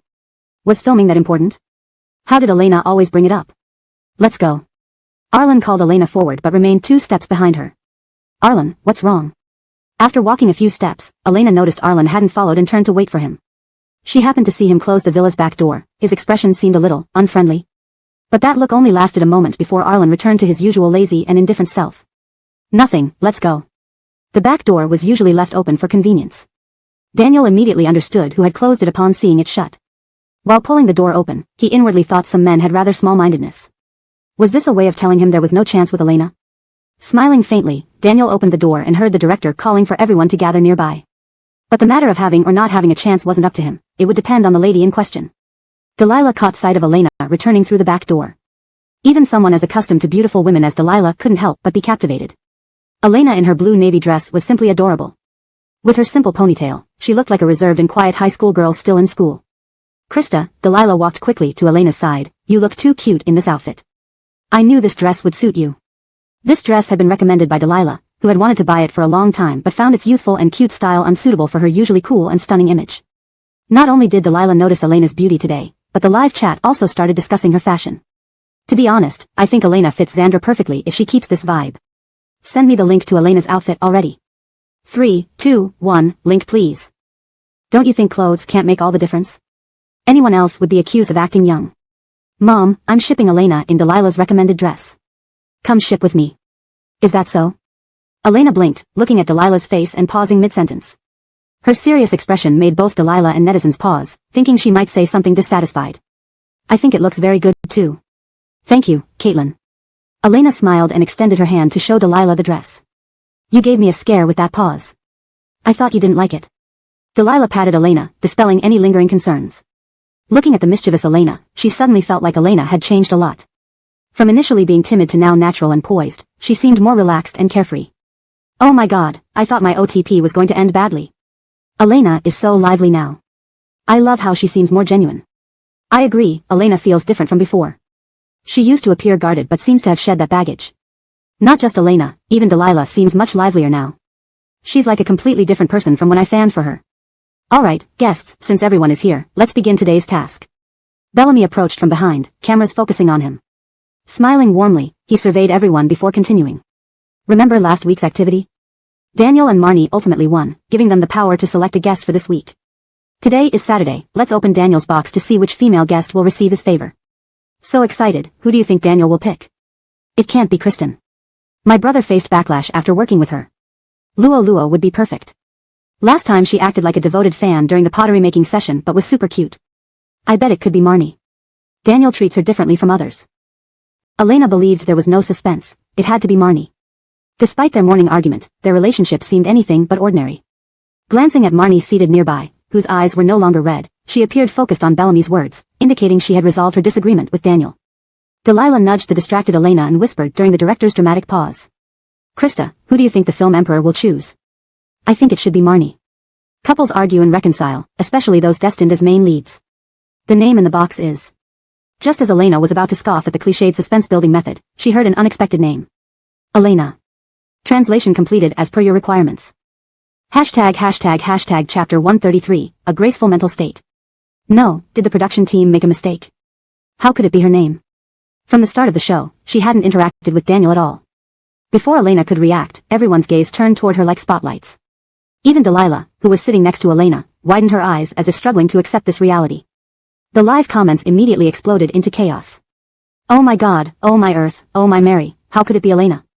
It's over, I woke up too suddenly and saw Daniel choose Elena. I think I should go back to sleep. This world is crazy.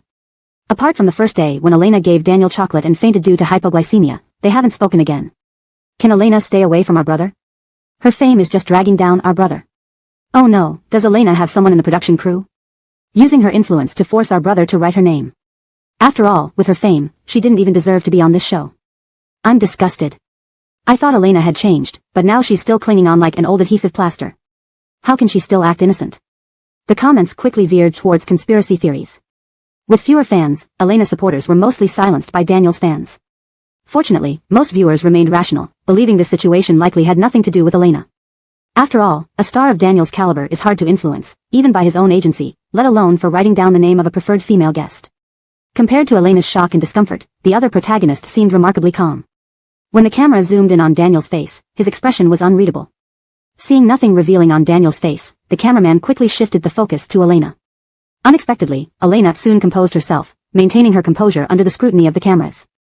This only fueled more conspiracy theories in the comments. Bellamy sighed inwardly. He had hoped this result would spark another round of excitement, but these two seemed unfazed. Daniel's calmness was understandable, he had written the name, so he must have anticipated the outcome.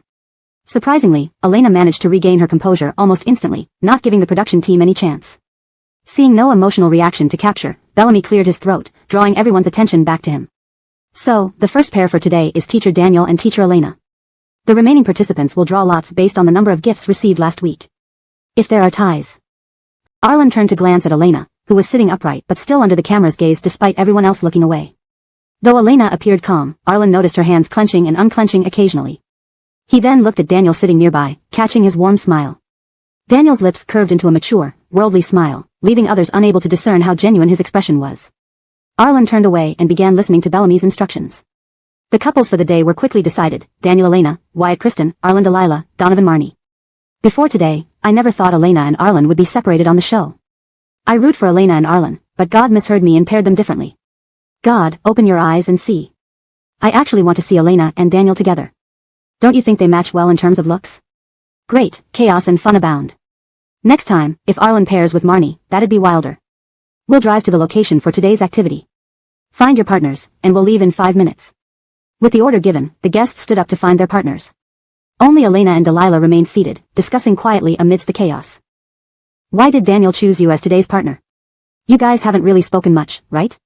Delilah, a dedicated fan of Daniel, swore she'd never seen him and Elena interact closely. Elena looked even more lost. I don't know. Who knew why Daniel, whom others admired but Elena found burdensome, chose her? She wanted to ask why no one explained this to her. As they whispered, Daniel approached with a gentle smile on his handsome face. Instantly, Elena felt all eyes in the living room refocus on their corner. Even the cameras seemed eager. Daniel actively went to Elena. Am I crazy or is the world? In the dark, crawling around, swinging like monkeys, starting to shout and throw banana peels at tourists. Everyone seems fine, except me, I feel like Superman. To those saying Elena forced Daniel, step out and show us what contract made this emperor of acting smile at a female guest so warmly. Do you want to grab your bag? The production team said there will be outdoor activities, so sunscreen and an umbrella might be good. Contrasting Delilah's excitement, Elena's blank expression remained. She nodded mechanically, replying in a daze. Sure, thank you.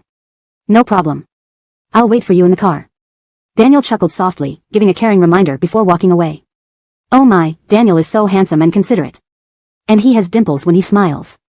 Delilah, having never been this close to her idol, gently shook Elena's arm. But Elena seemed lost in thought. Delilah deeply understood the phrase, some people look alive but have already left mentally. Elena had only one thought. Main character, what's wrong with you? Why aren't you pairing with your designated leading lady? Conspiracy theorists, check out Daniel's caring demeanor. Though our Elena has few fans, it seems your brother cares about her. How is that possible? Elena is only a C-list celebrity. Note, in translating this passage, I aim to maintain the original tone, style, and paragraph structure while ensuring natural English fluency and coherence with previous content. ##### Chapter 134, A Proper Response. No matter what, Daniel's choice of Elena was now an indisputable fact. Although Daniel's fans had been clamoring for him to choose Marnie over Elena the previous week, when he actually chose Elena as they wished, the live comment section erupted in a storm of reactions. Delilah inadvertently caught sight of some of these comments and cast a worried glance at Elena. "Krista, you and actor Shen." "It's fine," Elena reassured Delilah, giving her arm a reassuring pat with a smile. "I know what I'm doing. I'm grateful that he taught me acting, but that's all there is between us." It's good that she knows it. Elena still has a sense of self-awareness and isn't reaching for something unattainable. Elena is much more grounded compared to Marnie and Kristen. She seems more bearable. Did you hear that? Our Krista has no interest in your idol. Please stop speculating. I think Elena is just sour grapes because she couldn't get him. Some of Daniel's fans seem to have a bit too much ego. Whether or not they like him doesn't affect Elena at all. Krista, come in for a moment. Elena hesitated by the door before walking in. They had come up to fetch their bags, and she had gotten here slightly faster than Delilah, waiting for her by the door. The camera followed her inside, capturing Delilah as she pulled out a blue fisherman's hat from her suitcase. She placed the hat on Elena's head, adjusting it properly before nodding approvingly at her reflection in the mirror. I knew this hat would go well with your dress. Here, it's a gift. Delilah wrapped an arm around Elena's shoulders and pulled her close to the mirror, where two distinctively beautiful girls appeared side by side. Elena was about to decline but was firmly turned down by Delilah. You'll be going outside today. Wearing a hat will be better, considering how cumbersome an umbrella can be. Krista, don't refuse, Delilah pleaded, clinging to Elena. I have lots of hats, giving one away won't hurt. And you look better in it than I do. If I were meeting Delilah for the first time, I wouldn't believe that she can act so cutesy. A cool girl being cutesy, I can't resist it. Delilah, hold on to that icy supermodel vibe of yours. Delilah is such a good person. Despite liking Daniel, she's helping Elena prepare for this event without jealousy. Just for my sake, can you two get together? This reminds me of an old shoujo manga. Aren't they like Sakura and Chiharu? Thank you, Delilah. Elena touched the blue hat on her head. The color really matched her dress well. You're welcome. Delilah smiled warmly and hugged Elena briefly, whispering softly during the embrace. I'm not angry that Daniel chose you. If anything, I think Daniel has excellent taste for choosing you. Krista is my best friend, more important than any idol. So, Krista, don't be afraid. She referred to the barrage of negative comments about Elena that flooded the live comment section. These online attacks didn't faze Elena anymore, but seeing someone care about her reputation moved her deeply. While she no longer cared about these things, Delilah still thought she did.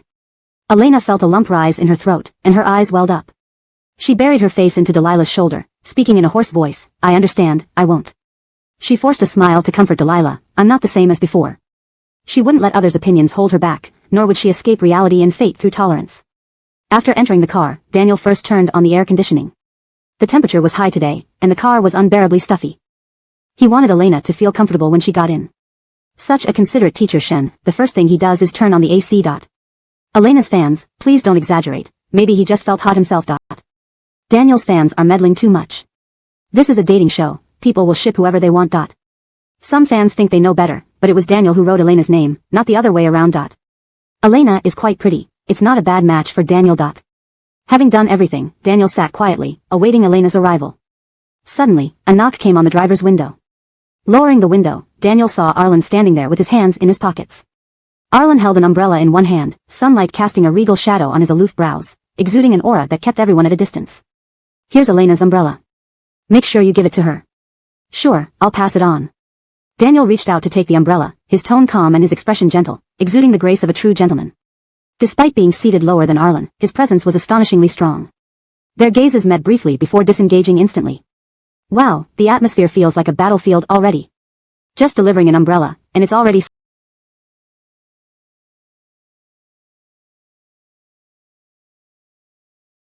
so intense. Both of them are just too good looking, I can't even handle it. How did I never notice how handsome Arlen is before? Here it comes, the mutual standoff where neither looks at each other but maintains a pretense of indifference. More of this drama, please. What is Arlen trying to pull off against Huaxia's youngest film emperor? Arlen isn't even from the entertainment industry, why are you acting so tough on behalf of Daniel? He might not even recognize him. When Elena got into the car, she hesitated momentarily, thinking about sitting in the back seat to minimize contact with Daniel. But would this make people think she was treating Daniel like a chauffeur? Deciding against it, Elena quietly adjusted her hat and sat in the front passenger seat. Daniel spoke first, smiling playfully at Elena. I thought you were going to sit in the back. I intended to, but it seemed inappropriate, so I decided to sit here instead. Why inappropriate? As he spoke, Daniel pulled up the map and started navigating the route provided by the production team. It makes you seem more like a chauffeur. It's better if I sit up front. Elena replied seriously. Oh my, Krista, you dare say such things. Elena clearly isn't interested in Daniel. Most other guests would be thrilled to sit next to him. Such a sincere answer, it actually makes sense. Elena's response is so proper, it confirms that she truly isn't interested in Daniel at all. Chapter 135, This color shouldn't be on the head. The production team had meticulously arranged for a man and a woman to share a vehicle. The enclosed environment, the quiet space, an isolated man and woman sitting together, just a little bit of initiative from one party could ignite some sparks. However, under everyone's watchful eyes, this seemingly mismatched pair surprisingly remained quiet. Daniel's fans were the most restless.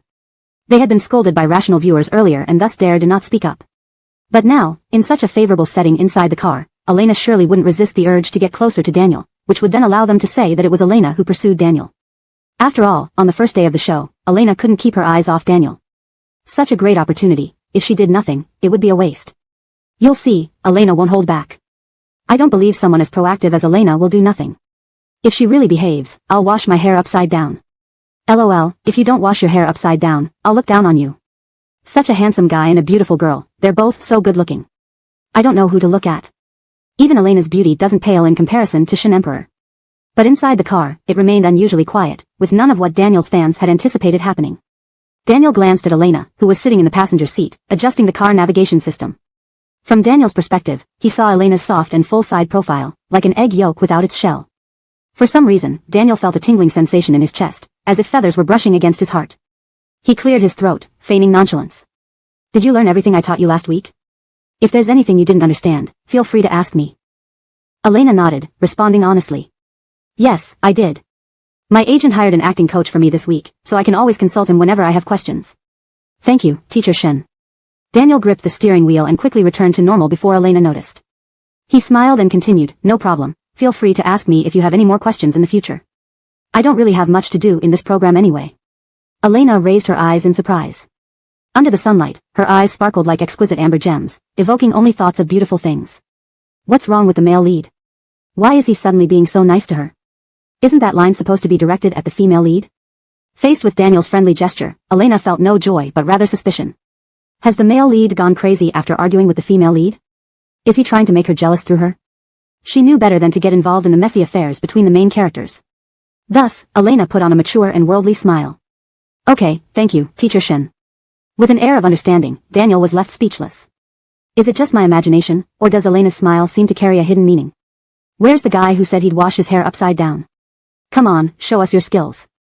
I'm dying laughing. Daniel's fans wanted to see Elena pursue Daniel, but instead, it was Daniel pursuing her the whole time. I have no issue with Daniel, but his fans should talk less. It's too embarrassing. Daniel has never been so proactive towards a female guest. It's like something out of a novel where a B-list actress wins over the admiration of an emperor because of her charm. Despite the lively comments, the two in the car fell into silence. Bellamy paced anxiously outside the monitor. Such a good environment, why aren't you saying anything, Daniel? From the moment he saw their names, he thought this pair might create a buzz, but instead, they became awkwardly silent. Not even Donovan and Marnie's pairing was as sweet. As the car drove onto a smooth road, Daniel prepared to say something to Elena when he noticed she had fallen asleep, leaning against the passenger seat. She slept soundly, her eyelashes fluttering gently with each breath, looking incredibly adorable. If Elena truly liked Daniel, she wouldn't sleep in the passenger seat next to him. Let's see who still says Elena pursued Daniel now. Some people just can't let go. Don't take a fleeting moment for eternity. 20 minutes later, the car stopped at the entrance of a villa. Daniel unbuckled his seatbelt and turned to call out to Elena. Elena, we're here. Elena furrowed her brow slightly and opened her eyes. She yawned while apologizing to Daniel. Sorry, Teacher Shen. I felt a bit dizzy and fell asleep. No problem. Their eyes met. Daniel smiled warmly, embodying the demeanor of a caring senior. The fact that you could fall asleep in my car means I'm a pretty good driver. Consider it a compliment to my driving skills. Elena muttered, sure. Let's go. Elena slowly unbuckled her seatbelt, feeling increasingly uneasy. Did Daniel notice she was pretending to sleep? Was her acting that bad? As she opened the car door, she saw Daniel waiting for her. She quickly closed the door, intending to walk a few steps beside him. But then she saw Marnie watching them with sad eyes. Elena immediately slowed down. Being rude was one thing, but making Daniel wait wasn't too bad. She couldn't let Marnie think she was an intruder. Isn't Elena too slow, letting a senior wait like that? In a dating show, there are only romantic couples, not seniors and juniors. Why are you in such a rush? We're here to date, not participate in a walking competition. Elena shifted her gaze back to Daniel. Suddenly, a strong wind blew, and Elena instinctively pressed down on her hat. When she looked up again, she saw Arlen standing on the steps behind Daniel, silently watching her. His dark eyes were like an invisible net. Elena froze. She saw a green leaf swaying in the wind, eventually landing on Arlen's head. A green leaf. Good grief, that color shouldn't be on anyone's head. Translation note *, this color shouldn't be on the head, refers to the superstition or belief that wearing certain colors, like green, on the head brings bad luck or unfavorable attention. Chapter 136, The Adults Arena. Oh my god, why is Arlen standing there? That look on his face is something else. Did you see Marnie? She seems to be watching this way too. This is so chaotic. Why are you breaking up my OTP? Art Tang hasn't been apart since the start of the show, they must be devastated. Arlen, your gaze on Elena isn't innocent at all. Just from that look, I can already imagine a whole plotline of angst. But Daniel is waiting for her. Elena isn't paired with Arlen today. She's Daniel's partner today. Amidst the bustling comments in the chat, Elena, who was dead center in the viewfinder, made her move. After pressing down her hat to ensure it wouldn't fall off, she quickly walked up the steps. Daniel saw her approach and, for an instant, his facial expression softened as he stood there with a light laugh. Don't rush, take your time coming up. However, Elena moved past him swiftly, simultaneously apologizing. Sorry, Teacher Shen, could you wait a moment? I have something to attend to. Though she said this, her actions were not slow or hesitant at all. Her white dress flared out sharply like a sword edge as she moved confidently past. Daniel momentarily froze before turning around to see Elena resolutely walking towards Arlen. Despite being between the two men, her eyes remained fixed only on Arlen, not giving Daniel any attention at all. Elena stood before Arlen, a sly smile curling at the corners of her lips. Arlen, don't you feel something heavy on your head? For some reason, I'm touched. Even if that person is a revered film emperor, I chose to come to you, someone unknown. How did we not realize how good this ship looks before? Oh my gosh, baby Elena is incredibly brave. Can Daniel fans stop being delusional? Haven't you seen? Elena doesn't care about your idol one bit. Daniel really is the nation's sweetheart. It's my first time seeing him falter. How can anyone dislike Daniel? Arlen didn't respond but merely shook his head. Strangely, even with such movement, the green leaf on his hair stayed completely still. Elena laughed, her deep-set eyes shining brightly, her almond-shaped eyes drawing an elegant curve that accentuated her charm. Her laughter was particularly captivating. Yet this was also the most severe rule-breaking action. Lower your head a little, let me help you remove the leaf. Hearing this, Arlen obediently lowered his head, which was significantly taller than Elena's. But listen to Elena, a comment remarked. Isn't he afraid she might be lying to him? This is more like a sweet scene rather than an arena, another commenter chimed in. Elena held out the leaf triumphantly, the vibrant green contrasting beautifully against her fair skin. I saw this leaf fall into your hair just now. You should avoid wearing this kind of green leaf. It has a bad omen. The tone implied Arlen wore it on purpose. Arlen took the leaf, nodding as he looked at it in his hand. His dark eyes glanced at Elena as he spoke vaguely. Well, I didn't put it there on purpose. Elena. She felt that Arlen's gaze held deeper meaning. Dumb Qian, he's hinting at you. I can tell. Elena noticed even the green leaf. Admit it, you care about him, don't you? That's our Daniel's chosen partner today. What do you mean by caring about other male guests? Now you're concerned about Elena? You fans are so bipolar. Afraid of Elena getting close to your idol, yet complaining when she talks to other male guests. Let's go inside, we should get in. Behind them, Daniel approached, cutting off their interaction. He smiled naturally, seeming completely unaffected. Arlen, let's head in. His tone was casual yet observant. Nigelni hasn't arrived yet, but it's not urgent. We have plenty of time. Arlen remained silent, his expression cold as he narrowed his eyes, the frostiness in his gaze chilling everyone present. Perhaps due to his elevated position, his presence seemed to overshadow the seasoned entertainer Daniel. I appreciate your concern. Elena watched these two men interact, their words hiding sharp undercurrents. Goosebumps started forming on her arms, almost as if she were in a Barbie castle awaiting its grand opening. Can these two just talk normally?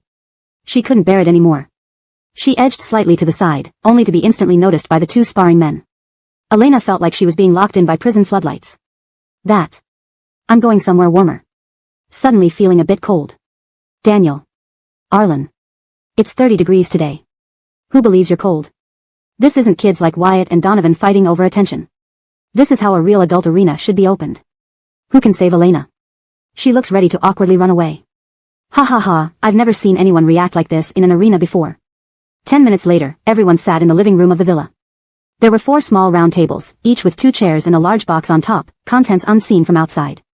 Guests settled according to their pairs, with Arlen seated diagonally ahead. Elena could easily catch sight of him whenever she looked up. For some reason, Arlen's gaze from the steps earlier kept replaying in her mind. His dark eyes seemed to hold many things unspoken. She couldn't discern his expression and eventually concluded it was because Arlen wasn't used to partnering with others. They had always been together since day one. A no-name programmer and an 18th-tier celebrity, they shared moments without pressure. Sighing, she mused that perhaps Arlen was feeling a fledgling effect, cherishing their time together. She wished she could be with Arlen. Sitting here beside Daniel made her feel as if she were walking on thin ice. But tomorrow would probably be different. Marnie would likely choose Daniel for the tasks. Now, guests, today's task is for male guests to apply makeup on female guests and then take photos for evaluation. All thoughts of lingering affection vanished from Elena's mind as she became indifferent. Fortunately, she wasn't paired with Arlen today, or he might have painted her face God knows how. Chapter 137, even if cured, it would still drool. We will select the most popular pair based on the online voting results.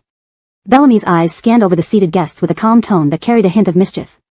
We will give this pair of guests prop cards, and as for what type they are, it depends on their luck at the time.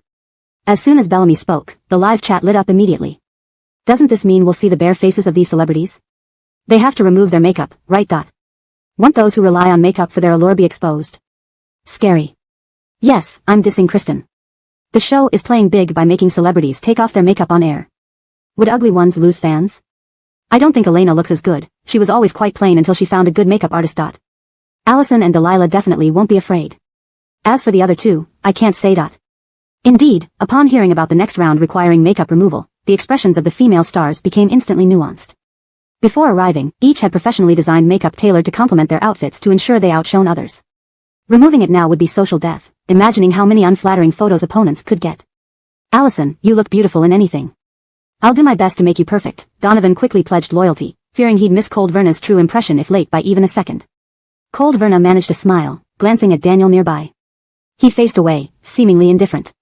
Kristen had learned from past mistakes and didn't glare at male guests this time. Her arrogant tone betrayed her spoiled upbringing.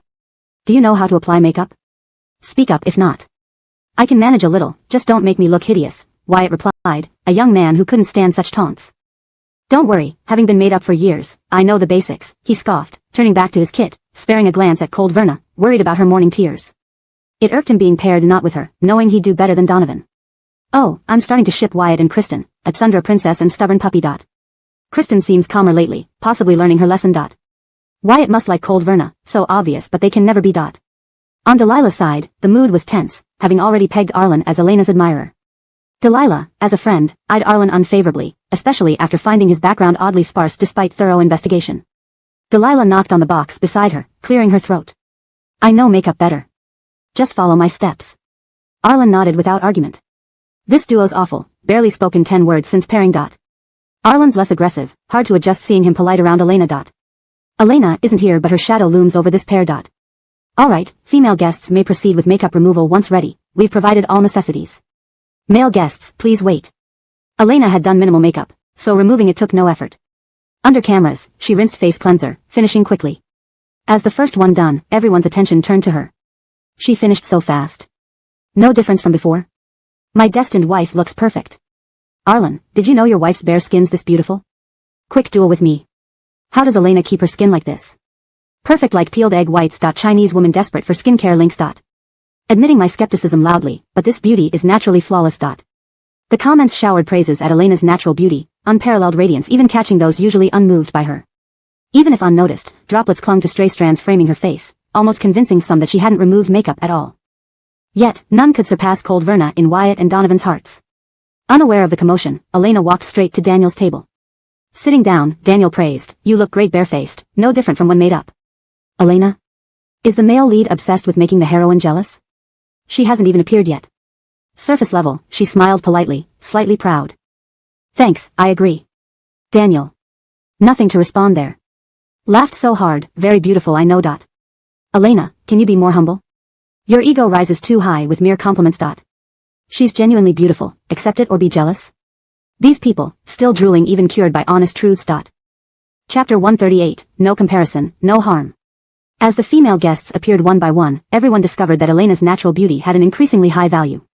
Elena's makeup-free look was so stunning that it raised everyone's expectations for the subsequent guests. However, overly high expectations led to greater disappointment, especially after Kristen and Marnie, who were higher profile and known for their beauty in the entertainment industry, appeared. This sense of letdown reached its peak. I didn't expect the pinnacle to be at the start. I thought the people who came after Elena would be even more beautiful. Elena is so fair and gorgeous, her beauty illuminates the entire room. Although Marnie and Kristen are pretty too, their facial features aren't as defined as Delilah's, whispering. Not to mention Elena. I think it's still okay. Delilah is a model, so her features are naturally deeper than most people. What's okay? It's clear Kristen and Marnie have had eyebrow embroidery and eyeliner done. Elena truly appears barefaced, water is still dripping off her face. I didn't expect the most beautiful one to be the Elena I used to look down upon. This lady should market her genuine beauty more often. Kristen and Marnie had undergone some beauty treatments before coming here to enhance their looks. This was generally an unspoken, accepted practice. However, due to Elena genuinely being barefaced live on stream, their discussions about their bare faces became even more intense. But mostly, they were debating whether eyebrow embroidery and inner eyeliner counted as fully barefaced. Not only were the audiences greatly disappointed, but Wyatt and Donovan also felt somewhat let down. Though Marnie looked almost the same as when she was made up, without comparison, there would be no harm. She seemed a bit washed out, and her skin wasn't as fair as expected. She even had faint dark circles under her eyes. It felt like she should look much better, at least not much worse than Elena. They both thought this without prior discussion. This time it's really whoever looks uglier, feels the embarrassment. If anyone says Elena has had plastic surgery in the future, I'll show them the video screenshot. Her HD beauty, unedited, deserves all the admiration. Even passing ants would agree with her beauty. Some people stubbornly refuse to accept obvious facts. Not liking Elena is fine, but having poor taste is another matter. Aren't these two celebrities embarrassed by their marketing? Always boasting about being the epitome of beauty in the entertainment circle, yet they're just a so-so now. The backlash from their marketing efforts is quite evident. So satisfying to see the beauty hype of those two celebrity couples shattered. Menya looks fine, just slightly tired. Are you netizens being too harsh? When Marnie walked over to Donovan, she noticed him staring at her dreamily. Feeling somewhat embarrassed, she brushed her hair behind her ear. Am I not as pretty as usual? I've been staying up lately because of the filming schedule. It's nothing, really. Donovan snapped out of his trance and hurriedly comforted her. I just think your bare face looks almost the same as when you're made up. I was just mesmerized.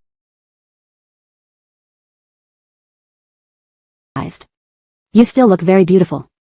Indeed, love makes everything beautiful. Even critical Mr. Zhao cares about his girl. Marnie still looks beautiful. Some fans are just nitpicking. Our Kristen is also getting trashed by the fans of B-list actresses. Now that we're all ready, let's start today's makeup task. Male guests, if you have any questions, feel free to ask the female guests. Alright, Elena turned around to face Daniel and decided to act like a model from now on. Daniel's skills shouldn't be too bad, considering he's the main character and should have some special charm. Do you have any allergies to cosmetics? Surprisingly, Daniel asked this considered question before starting to make sure she didn't have any allergies. He scrutinized Elena's face, contemplating where to begin. Elena shook her head. I'm fine, Mr. Shin can start anytime. Daniel chuckled softly and opened the makeup case, nodding in agreement. Oh, what a great start. Daniel is indeed very thoughtful. Things are heating up between them. They look quite interesting together. I finally understand why everyone loves Daniel. Though already a top actor, he remains considerate, showing no star attitude. Menya, what are you looking at? Donovan's voice brought Marnie back from her daze, and she shook her head at him. Nothing, just spacing out. Work is important, but so is your health. Looking at Marnie's weary face, Donovan's eyes showed a trace of concern. Although his tone was casual, his sincerity was evident. Okay, I'll take care of myself. Marnie smiled genuinely, a first in recent times. For foundation, we should choose according to your skin tone, right? What's your usual shade? Crap, why do I feel these two have chemistry too? I'm betraying Wyatt. Even sarcastic Teacher Zhao shows tenderness to the ones he likes. Teacher Zhao is not bad either. But still not a match for Daniel, who gave her a gift last week. Seems like Daniel favors Elena. He's so proactive towards her, treatment none of the other girls receive. What kind of makeup style do you want? Daniel glanced at Elena's outfit and discussed the next steps. All good, replied the honest Elena. Fearing Daniel wouldn't believe her, she explained her minimal makeup routine. After skincare, apply sunscreen, draw eyebrows, and finish with lipstick. If I don't go out today, all the above steps can be skipped. Daniel. He laughed while taking out concealer. Your makeup process is surprisingly simple. Different from the other girls I know. Damn, Elena's alarm bells rang. Would he say something like, you're so pure and unfeigned? In truth, she simply didn't know how to apply makeup, leading to this simplified routine. Elena pretended to smile shyly. Well, it's because I don't know how to put on makeup. So, I'm not that different from others. Daniel, focus more on the main actress. No worries, Daniel chuckled, entertained by Elena's half-hearted excuse. He took out a cotton swab and said to her, let me handle the makeup. Close your eyes, I'm going to apply concealer under your eyes. Note, in translating this chapter, I've adhered to the guidelines provided. Character names are transcribed in pinyin as instructed, and the overall tone and style of the original text have been maintained. Chapter 139, in sync, yet out of sync. Elena and Daniel seem to be in sync but also out of sync at times, making me laugh. Every time I think Elena is going to bring the situation to a comedic level, Teacher Shen always pulls it back to a romantic drama. Does anyone understand the significance of that close your eyes line? His voice was so soothing. Is knowing how to apply makeup some kind of pickup line? Because Elena doesn't know how to do it, he can just impress her by knowing it? Ship goals. Elena has now become quite accustomed to having others apply makeup on her, but once she imagines Daniel, the male lead, as the one applying it, she feels completely uncomfortable. Alright, you can open your eyes now and take a look in the mirror. Daniel held up a mirror for Elena to see. It must be admitted, Daniel had genuine skills. The base makeup he applied looked natural and seamless. Elena mechanically nodded at her reflection. Beautiful. Now she finally understood what it meant for a woman to beautify herself for someone she admires. She didn't feel like doing it for Daniel at all. However, Daniel seemed to have developed an interest in makeup and became increasingly professional with his demands on Elena. Lower your head a bit. Look up, turn your face to the side. Daniel is really professional. He not only knows the steps clearly but his techniques are very proficient. Probably from being made up too many times, he picked it up naturally. Elena's skin is great too. It looks fantastic even without much touch-up. I now think Elena and Daniel match well, at least visually. Teacher Art is also handsome, but I've seen him too much, runs away covering head. I'm going to curl your lashes now, don't be scared. Elena blinked, feeling slightly uneasy with Daniel's gentle tone. She nodded, and when her eyes darted around aimlessly, Daniel reached out to stabilize them. He cupped the girl's soft, fair face, which was barely bigger than his palm. Elena seemed startled by this action, widening her eyes in disbelief. Daniel also realized his boldness, coughing lightly and quickly releasing her hand, his eyelids rapidly lowering. If you move around too much, it makes it inconvenient for me. Ahaha, baby Elena was so cute just now, looking like a little kitten nestled in Daniel's palm. Wow, such natural physical contact. I don't believe Daniel isn't interested in Elena. Who cups a face while applying makeup? An actor is indeed an actor. He knows exactly how to create intimate moments. Delilah glanced at Arlen whose face had turned dark, sighing silently. It seemed having too popular a best friend wasn't a good thing either. Arlen, give me the eyebrow pencil. If he held it any longer, it would snap. It was a wooden pencil, not his rival in love. Why did he have a problem with it? Did he think breaking it would replace Daniel? Arlen, sorry, it snapped. Saying this, he tossed the broken pencil into the makeup kit. Delilah.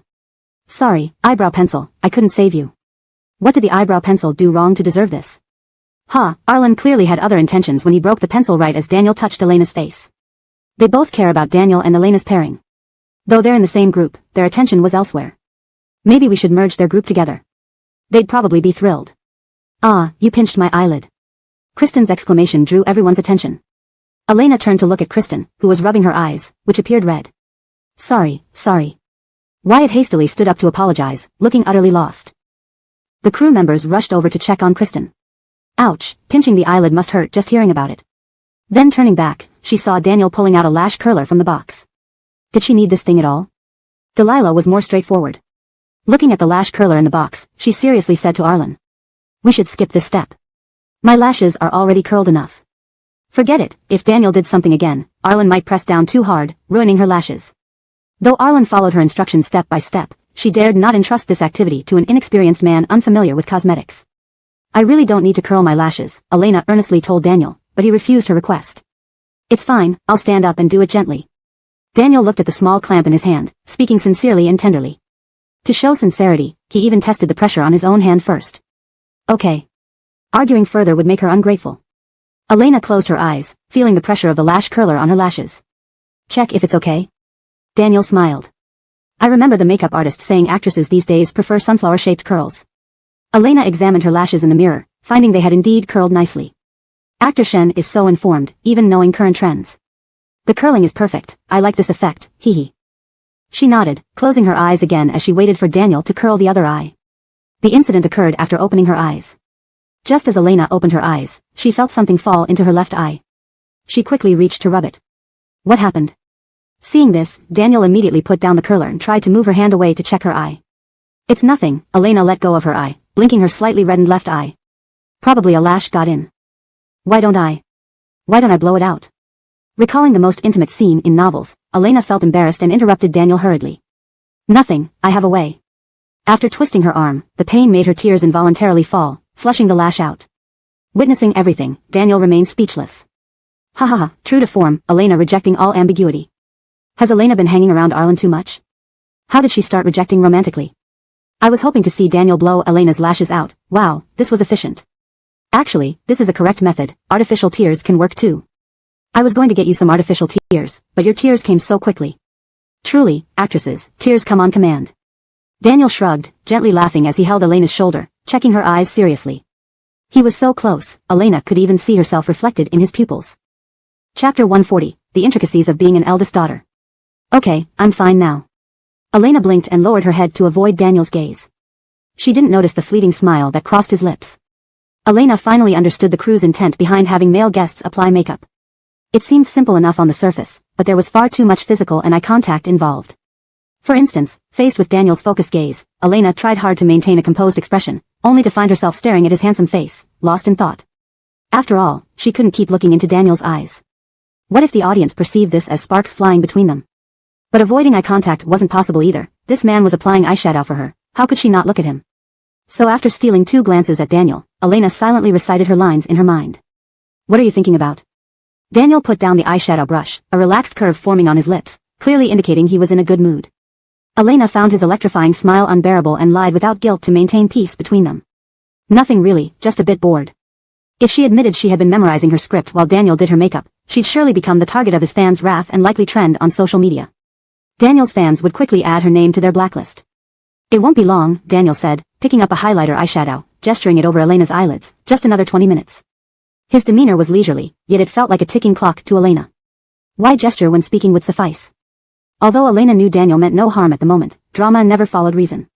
She had almost shrunk into a crack in the set by now, yet still attracted so much animosity. Kristen's look made Elena wish she could vanish on the spot.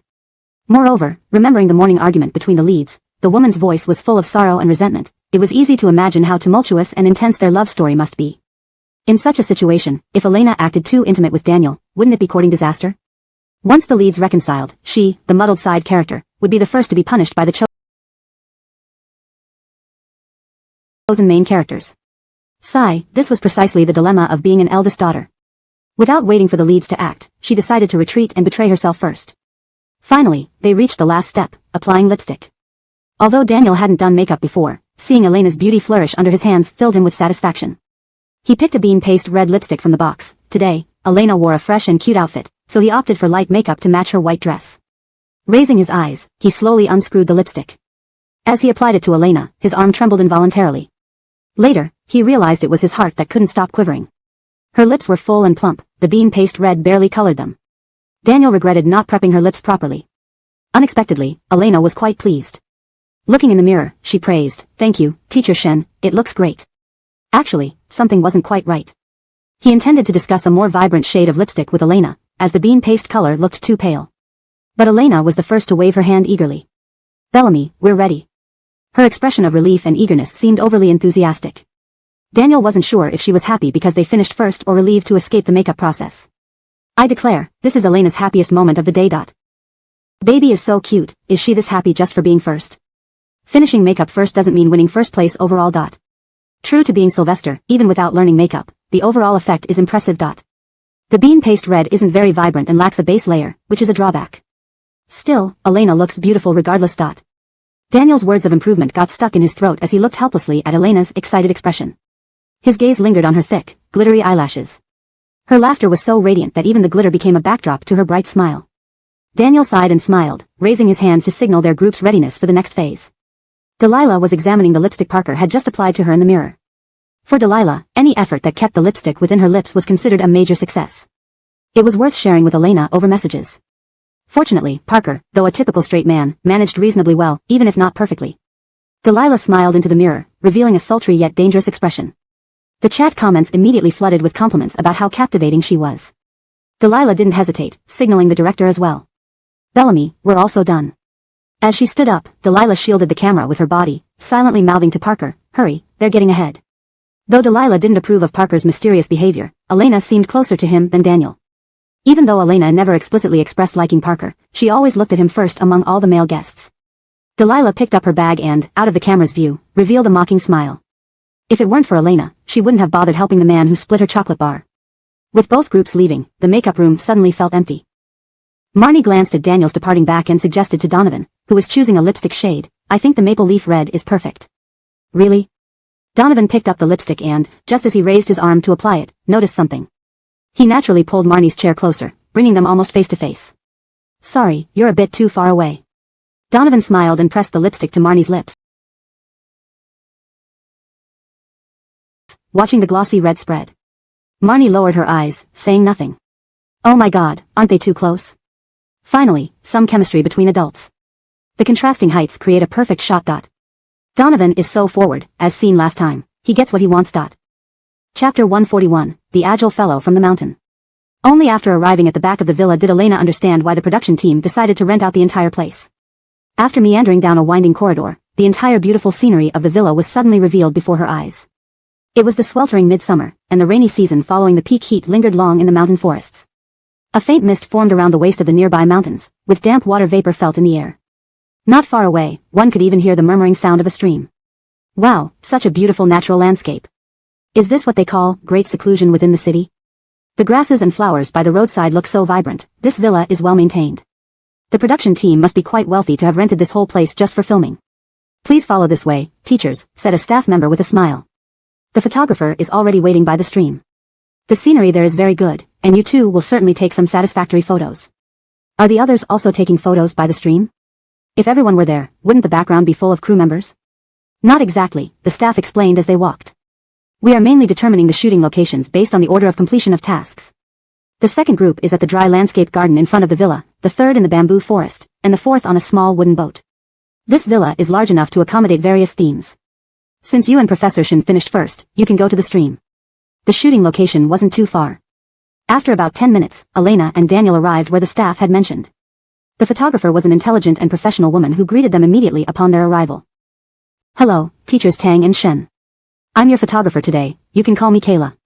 She glanced at the mountains and the stream while adjusting her camera, then asked Elena and Daniel, do you two have any ideas or themes in mind?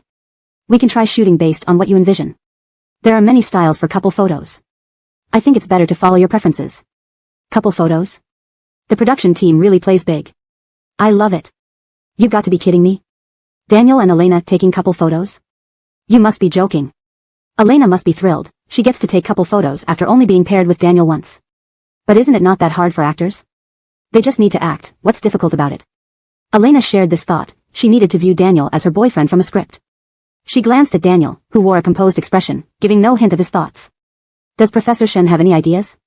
Daniel shook his head and counter-asked, what about you? I don't either. If you two haven't decided yet, the photographer smiled and tried to put them at ease, we can try a few random shots. We can adjust as we go without rushing. The stream originated from behind the villa. Standing beside it, one could feel the refreshing chill from the water. Under the photographer's guidance, Daniel and Elena moved to a large rock in the middle of the stream. This position allowed for capturing both the background mountains and the flowing stream below. The water was shallow, with several stones used as stepping points. In this picturesque setting, as Elena carefully hopped over the stones, she couldn't help but think of a meme, you can't catch me because I'm the agile fellow from the mountain. This thought almost made her laugh out loud mid-step. Laughing softly, she nimbly leaped over the stone. What were you laughing about? Daniel initially intended to assist her but saw that she handled herself effortlessly. He adjusted his position to give her ample space. It's nothing, Elena restrained her laughter, trying to hide her amusement. Just some funny thoughts came to mind. How could she dare tell an Academy Award-winning actor that he's the agile fellow from the mountain? That would be insane. Daniel glanced at her without speaking, his eyes twinkling with suppressed amusement. Daniel looks so indulgent. It feels like he's smiling at her antics. To see these two handsome people taking photos against such beautiful greenery truly has a sense of serene beauty. Get together, okay? For my sake, I really think Elena is great. She's beautiful and has a wonderful temperament. Delete the previous comment. When Daniel's fans come, they'll scold us for suggesting Elena clings to him. Elena shouldn't bear this burden. Who can understand this heart-pounding feeling? It's almost like recalling those thrilling moments later on. You two looked great just now. Let's build on that pose. Pose? What pose? Elena recalled her agile jump and blushed inwardly. Surely, they weren't asking her to replicate that action? If she really started jumping around, wouldn't she become the actual agile fellow from the mountain? Before Elena could respond, Daniel voiced her doubt. Were you referring to Elena's jumping action? That might not be safe. No, the photographer waved from the shore. Your look towards Elena when she jumped was excellent. It had a genuine couple vibe. The photographer withheld her original comment about how Daniel's gaze was incredibly gentle, like he was looking at someone who made his heart race. Professor Tang, press your hat and look at the mountains ahead but not at Daniel. Professor Shen, just give Elena the same look. Elena complied obediently. Just then, a strong gust blew across the surface of the water, causing her skirt to flutter backwards, creating a fitting scene for the shot. Seizing the moment, the photographer snapped a series of pictures rapidly. Now, Professor Tang, hold Professor Shen's hand and look into each other's eyes, relax a bit more. Professor Tang, make a praying gesture with your hands, and Professor Shen, lower your head and look at her. The photographer seemed enthusiastic, continually guiding them into various poses. Admit it, the photographer's directions result in beautiful, romantic poses. I love this lively yet heartfelt style. So subtle but captivating. Why do Daniel's fans still criticize Elena? They've taken couple photos, can they not get along? What choice do they have if Daniel chose Elena himself? After finishing the photo shoot, it was time to gather. As Elena chatted with Daniel and headed outside, they bumped into Marnie and Donovan. Chapter 142, Innocent Little White Flower. They had probably just finished filming as well. The two were walking towards this direction, chatting and laughing. Unluckily, they bumped into Elena and Daniel who were exiting from the main entrance. Seeing the surprised look on Marnie's face, Elena immediately imagined a heart-wrenching drama where her crush has someone else beside him. And she might have the honor to be the someone else between the leading man and woman. Thinking about this, Elena immediately checked the distance between her and Daniel, relaxing when she found it was just a normal friend's distance. Don't ask me, I don't know anything. I didn't know you two argued this morning, nor do I know that you secretly admire each other. Quite a coincidence. Marnie's surprise only lasted for a moment before she smiled gracefully. Elena and Professor Shen are here too. Shall we walk together? Jia Yisroelgrong interjected, we haven't seen anyone else along the way, let's go together. No. But Daniel nodded. Elena could only smile, indicating that it was fine with her. Why do I feel like there's an undercurrent between these two groups? TSK, what a chaotic mix of CPs. Menya still wants to be with Daniel, right? Why else would she invite him to walk with them? There are many lovesick men and resentful women in the world, but Elena stands outside this tangled love story. Where is your shooting location, Professor Shen? I heard from the director that every group has a different place. Marnie asked casually while walking. The small stream at the back mountain. Daniel answered briefly, ignoring Marnie's probing. Marnie's eyes immediately showed disappointment, and Donovan, noticing her sadness, immediately offered her a bottle of mineral water from his bag. Menya, drink some water, it's too hot. Marnie took the water with a slight smile but her eyes kept falling on Daniel. Donovan, concerned about Marnie's movements, became more silent as he saw her continuously looking at Daniel. Daniel looked like a refined gentleman, seemingly unaware of hurting Marnie's feelings. How could a woman take the initiative to reconcile after a fight? Has Daniel been playing the top actor role too long that he doesn't realize tormenting his wife now means chasing after her desperately later? Elena, lagging behind by 2 steps, watched this drama unfold silently. She shook her head, showing disdain for the protagonist's stubbornness. Elena. Daniel suddenly stopped and looked for Elena, waiting for her to catch up. Marnie and Jia Yisroelgrong also stopped and turned around to wait for Elena. Elena wasn't a big star to make everyone wait for her, so she quickened her pace to join them. Ah, I'm here. It's okay, no need to rush. Daniel's usually indifferent expression revealed a hint of relief due to Elena's arrival. I was waiting for you here, why did you run so fast? Oh my god, am I reading a novel about the entertainment circle? A top actor waits for an 18-line actress because she was missing. I was waiting for you, I declare this the most subtle declaration of love I've heard on the show. Daniel looks great when he smiles. Although he smiled at others earlier, it was clearly out of politeness. But his smile towards Elena is different. This line got me hooked on Shintang's ship. Such obvious favoritism. Elena nodded and glanced over Daniel's shoulder to look at Marnie. Upon seeing Elena look at her, Marnie gave a polite smile. To Elena, this immediately transformed into evidence of the heroine forcing a smile. Sigh, this really had nothing to do with her, she was merely the pawn to provoke jealousy. She hoped the heroine would realize Daniel's favorite choice was still her. Before Elena could sigh inwardly, she heard Marnie's gentle yet distant voice. Speaking of which, I saw Elena when talking with Professor Shen this morning. Her words startled not only Elena but also Daniel, who had been gazing down at Elena, lifted his head to look at Marnie. Sister, are you crazy? Are you going to reveal this morning's incident in front of all these cameras?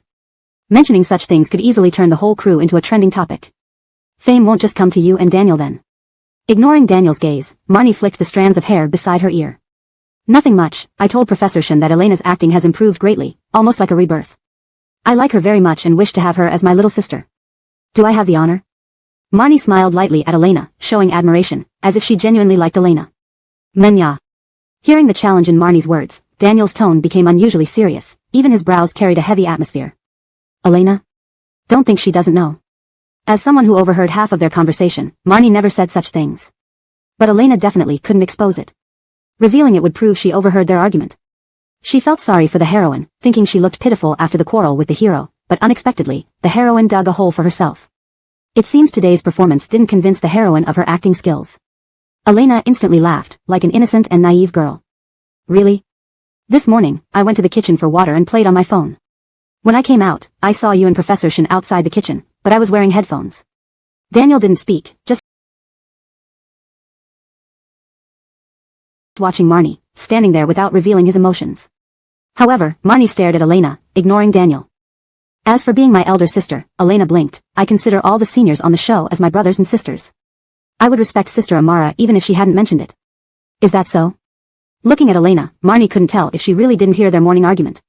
Her statement was deflected skillfully, leaving Marnie slightly embarrassed. Was Elena truly clueless or deceptively clever?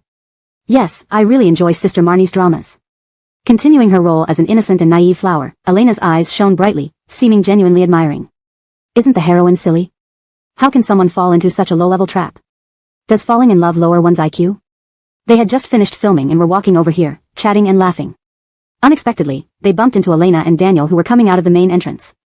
Upon seeing Marnie's surprised look, Elena immediately imagined a drama where her love interest has someone else by his side. And perhaps she would be honored to be that someone between the male and female protagonists.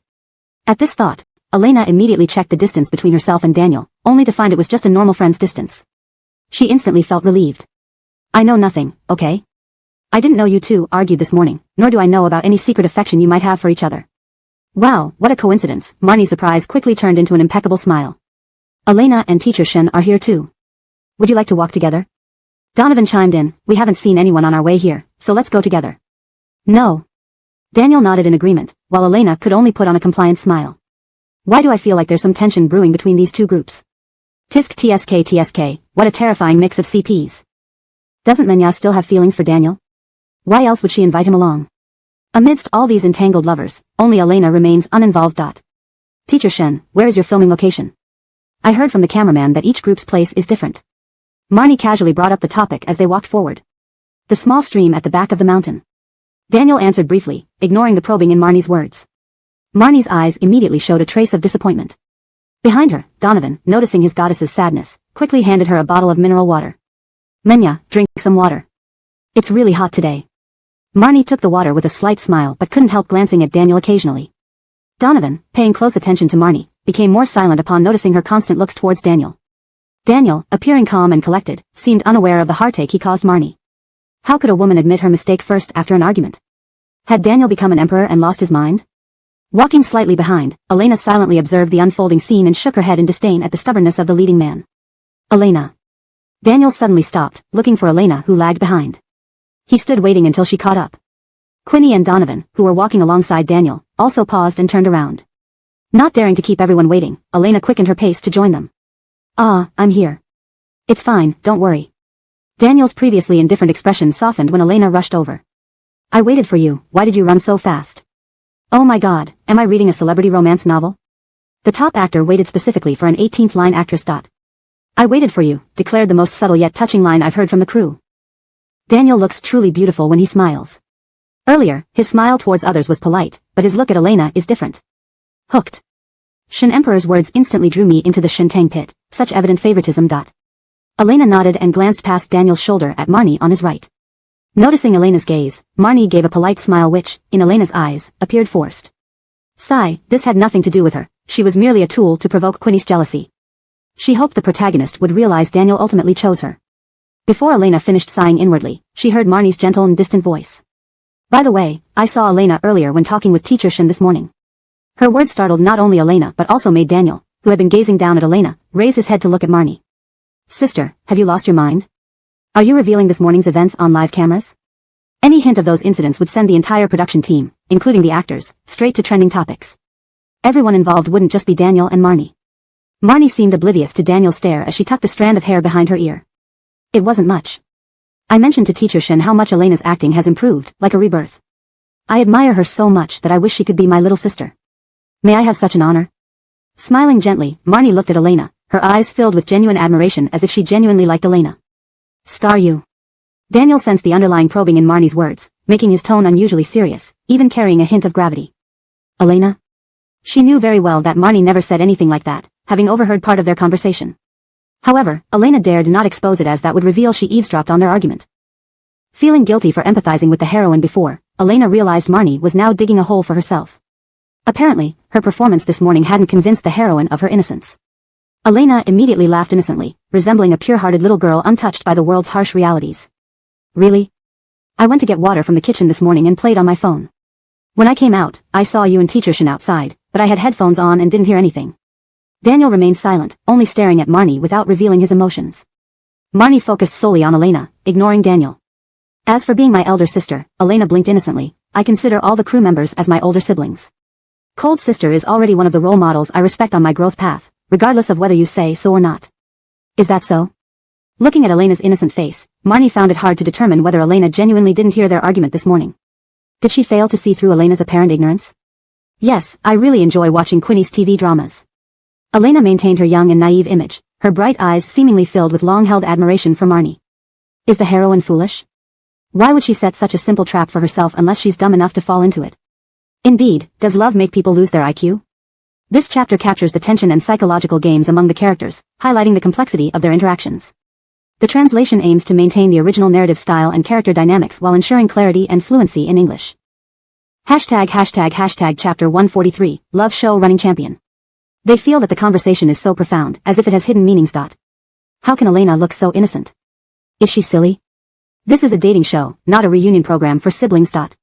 Elena's answer was too sincere. It feels like she really thinks that way. Marnie also has issues. What did you say to Daniel that you need to ask Elena if she knows? Does she have superhuman hearing or something? Oh, are you really thinking that way? Daniel seemed to recall something amusing.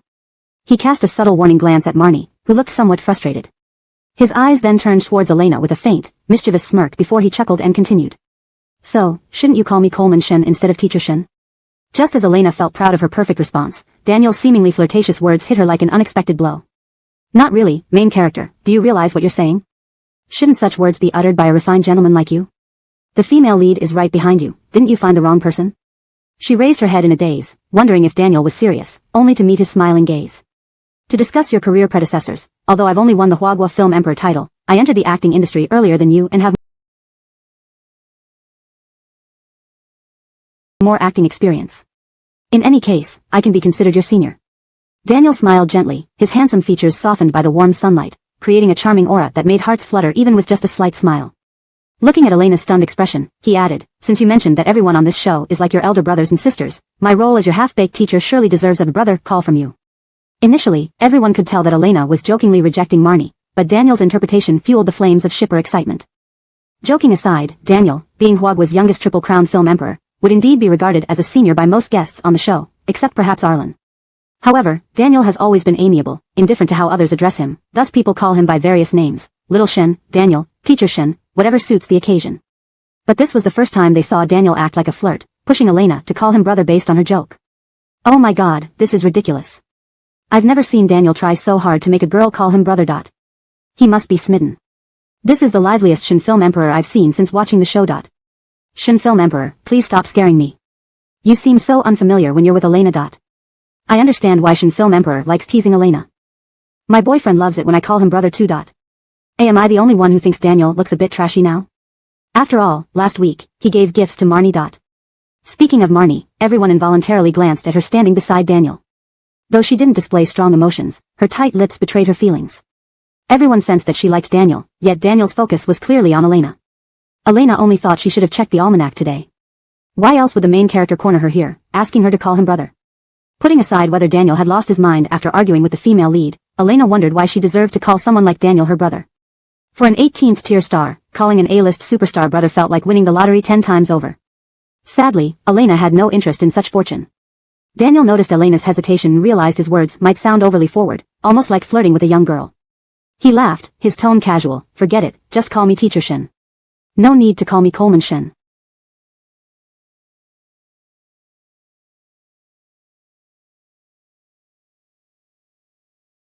Sometimes, being shy can be a good thing.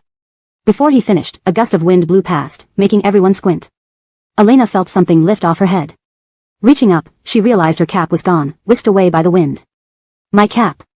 Opening her eyes, she saw Delilah's blue cap rolling upwards, already several steps ahead before finally landing on a nearby platform. Excuse me, I'll be back in a moment. Without waiting for a response, Elena dashed after it. Daniel wanted to follow, but Marnie stopped him. It's okay, Elena will be back soon. Let's wait for her here. The cap didn't roll fast but seemed to mock Elena by rolling further every time she approached. Biting her lip, Elena quickened her pace. Elena's running style feels like a scene from a Korean drama. Chasing after a loose cap or something. Come on, Elena, you can do it. Just 2 more steps. When you're unlucky, even drinking water gives you trouble. That cap is moving too quickly. Love show running champion Elena, without these 2 steps, 99% of love show guests wouldn't get this much exercise today. As if answering her prayers, the cap finally stopped. Before Elena could sigh in relief, a pair of broad hands picked up her blue cap. Arlen stood there, sharp and cold, his face a mixture of intensity and charm. Standing before him, Elena was stunned. She thought he seemed even more handsome than when they parted today. Here's your cap. He placed the cap casually back on Elena's head, revealing a natural intimacy. Elena felt no discomfort, just reminding him softly, be careful when you wear it, don't mess up my bangs. Coleman Shin. Arlen remained expressionless, his narrow eyes downcast, long lashes hiding his gaze. Elena, what? Your voice is too low, I can't hear. What was he saying? She couldn't make it out. Arlen said nothing, slowly raising his eyes to meet Daniel's gaze down the stairs. Daniel turned his head thoughtfully, his smile slightly fading as he met Arlen's unwavering eyes. Chapter 144, exposing him to Elena. Romance dramas are too weak, aren't they?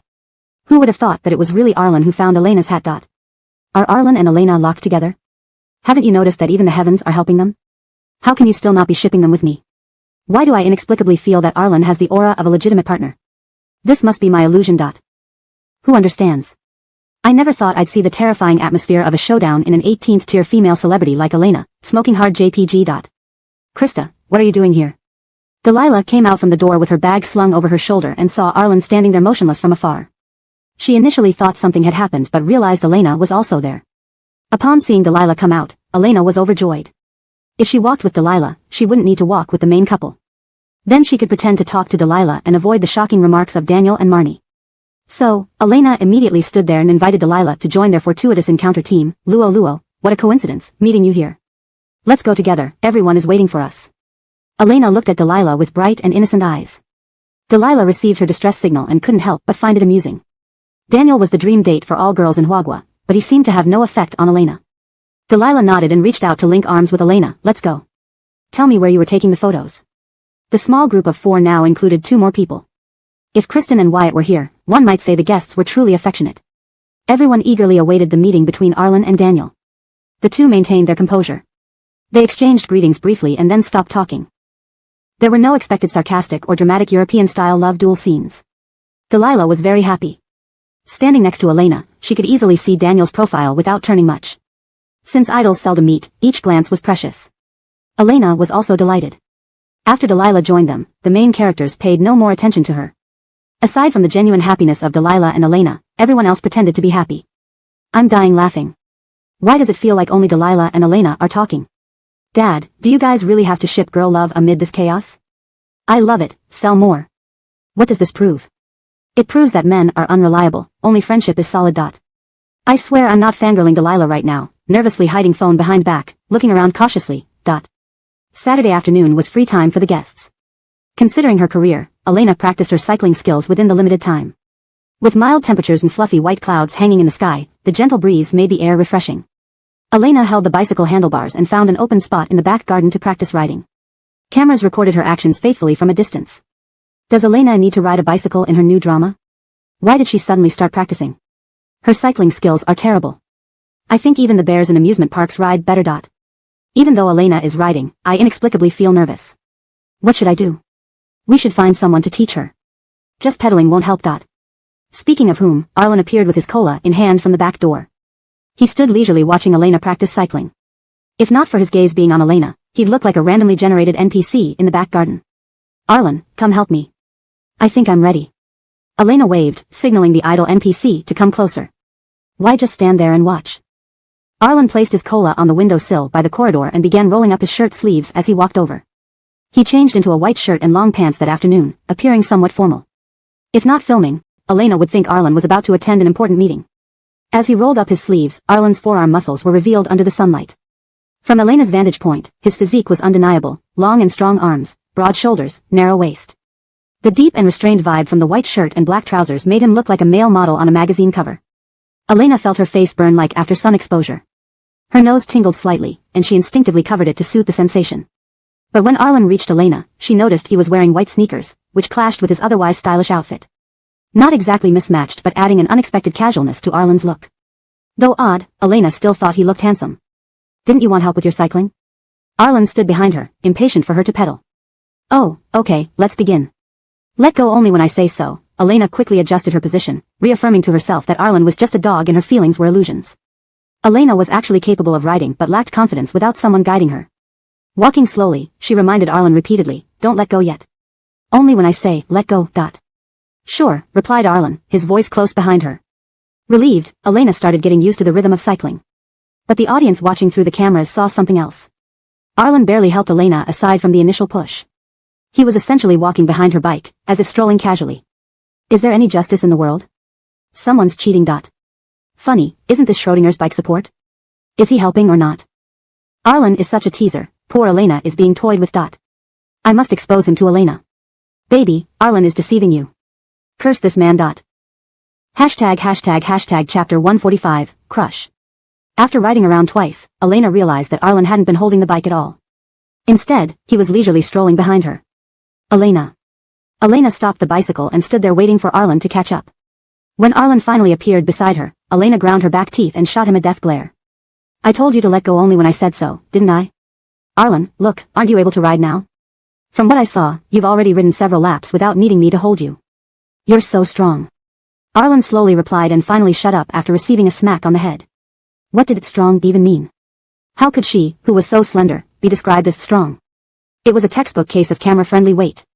And who would use strong to describe a girl? Sometimes I really support Elena in getting rid of this troublemaker. Arlen is such a dog, ***. Doubting Elena, understanding Elena, becoming Elena. Hilarious, what does strong even mean? Support Elena smashing Arlen's dog head, ***. Arlen is seriously ridiculous. Elena tolerating his lack of emotional intelligence is like poverty alleviation, ***. Arlen, a man with only a face worth looking at. If not for occasionally liking his looks, I'd bury him alive, ***. Elena leisurely rode 2 more laps and, confirming she had truly mastered cycling, excitedly got off the bicycle. Looks like riding isn't too hard after all. See, I learned. Arlen, She didn't even ask for praise, and he gave her a mere, Before Elena could question it, Arlen added. Grandma level speed. She was riding a bicycle, not an F1 car. Elena. Do you want to die? Arlen's gaze silently drifted away. No. If he didn't want to die, he should say less dangerous things. Otherwise, Elena couldn't help but feel like smashing his dog head. The backyard usually had few visitors, and this afternoon was especially quiet. Elena put the bike away and sat next to Arlen, taking a sip of water while glancing at him, who seemed exceptionally handsome today. She leaned her shoulder against his arm. Have you never been in a relationship before? How thick-skinned must his ex-girlfriend have been to tolerate his personality? It felt like talking to him for 2 minutes would make anyone burst into tears. Arlen cast a fleeting glance at her but didn't speak. Really? Elena's curiosity instantly flared up. With Arlen's appearance, shouldn't he have had many girls chasing after him? She pressed further. In school, didn't you have someone you liked or even just had a crush on? Arlen didn't answer the question but instead asked her. Did you? Elena's gaze immediately wandered far away, revealing a hint of nostalgic excitement. Not exactly a crush, but there was definitely someone I liked. There was a boy in our school who played the piano. He was not only handsome and polite but also a fantastic pianist. He was every girl's secret crush. Hey, Arlen, what are you doing? Let go of my bicycle. Arlen quickly walked over and pushed Elena's bike out from under the tree, making Elena forget what she was saying and rush over. Why didn't he let her finish speaking? Finished, jealousy, way too obvious, Art Doggy. Huh, what a fitting nickname, Art Doggy. My crush likes someone else, feeling vengeful and wanting to dismantle the bike. Arlen feels threatened and wants to dismantle everything. Who will manage this? I'll adjust your bike seat higher. This one is too low, and your legs can't extend properly. Okay.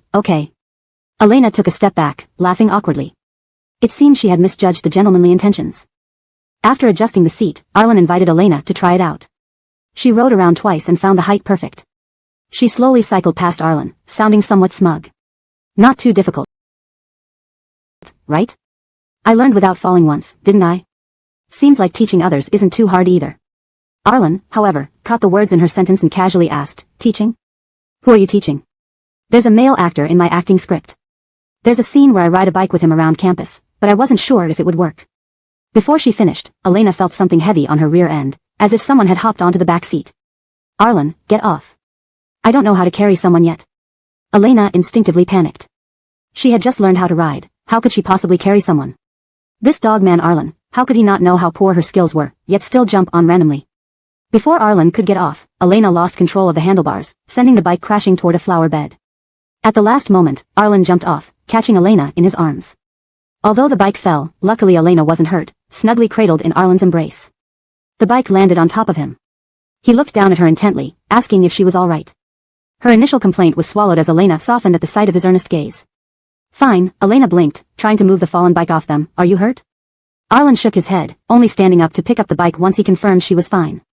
He completed this task expressionlessly, while Elena watched him, unable to read his expression. Why did he seem more guilty than she did? Elena patted her skirt, walking up to Arlen and cheerfully saying, no worries. I mentioned I haven't fallen, but falling once makes learning complete, right? And I'm not hurt anyway.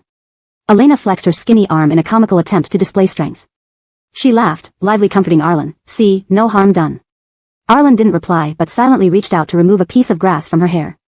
His dark eyes seemed to contain endless unspoken words, but ultimately, he remained silent. Arlen must feel guilty. He never intended to hurt Elena, ***. Elena has such a good temper.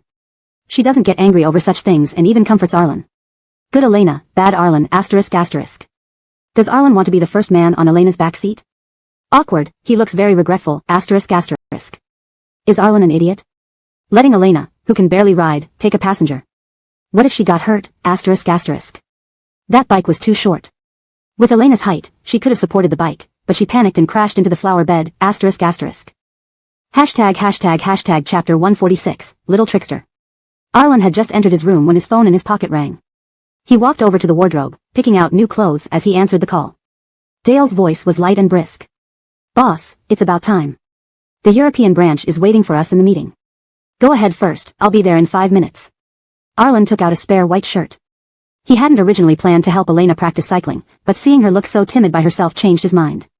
Fine, he would just change into new clothes. Alright, we'll go into the conference room first. When Arlen entered the meeting channel, everyone stopped discussing and looked at him sitting behind the camera. Arlen didn't say anything, he just slightly nodded for the speaker to continue. Everyone then relaxed, though the easy atmosphere was instantly disrupted. Monday was Elena's official day to join the group, and she couldn't lie about being nervous, especially since she had been hastily thrust into the lead role. It was supposed to be a night off for everyone, yet Elena sat in the backyard with her script, diligently practicing her lines. There were no cameras here at night, so she didn't have to worry about revealing plot details while rehearsing. The black sky hung with a moon, and the air smelled of the damp, fragrant night. Elena took a deep breath, kicking off her slippers and sitting under the corridor, contemplating the fragile beauty of the moonlight. This place was far from the bedrooms, so she wouldn't disturb anyone's sleep, nor would she leak the script. She was truly a genius. After some time, as Elena was immersed in her rehearsal, she suddenly heard a clear male voice. You're misplacing the emphasis on this line. It should be on the last 2 characters. Elena instinctively shut her mouth and turned toward the source of the sound. A tall and handsome figure emerged from the shadows of the lights. As the moonlight gradually revealed his face, his features appeared gentle and handsome, with a refined demeanor. Even if Elena always avoided him, she couldn't deny that the leading man Daniel was strikingly handsome. But compared to Arlen, who was almost otherworldly attractive, she had built up immunity to such good looks. Still, Elena feigned surprise on the surface. She asked hesitantly, Teacher Shin? Why are you in the backyard? Did I disturb you? No, Daniel smiled, looking at the bench Elena was sitting on, then casually sitting at the far end. I had insomnia tonight and wanted to walk around. Then I heard you reciting your lines. As long as it wasn't because she disturbed him, Elena felt relieved. Alone, she didn't feel uncomfortable, but with Daniel beside her, it felt like thorns were poking her from beneath. Yet she couldn't ask him to leave, so she stood up respectfully. Then Teacher Shen, please rest here. I'll go somewhere else to rehearse. Where will you go? Daniel remained seated but spoke. The night was so quiet that Elena could hear the faint amusement in his tone. Not inside the villa, there are cameras, and I might leak the script. The greenhouse is not suitable either. Although it has lighting, reading the script would still be difficult. Only here is the most suitable place. Daniel nodded, watching Elena hesitantly, like a rabbit unsure whether to stay or leave. Elena clearly wanted to avoid him, despite her verbal denials. He called her a little trickster, inwardly.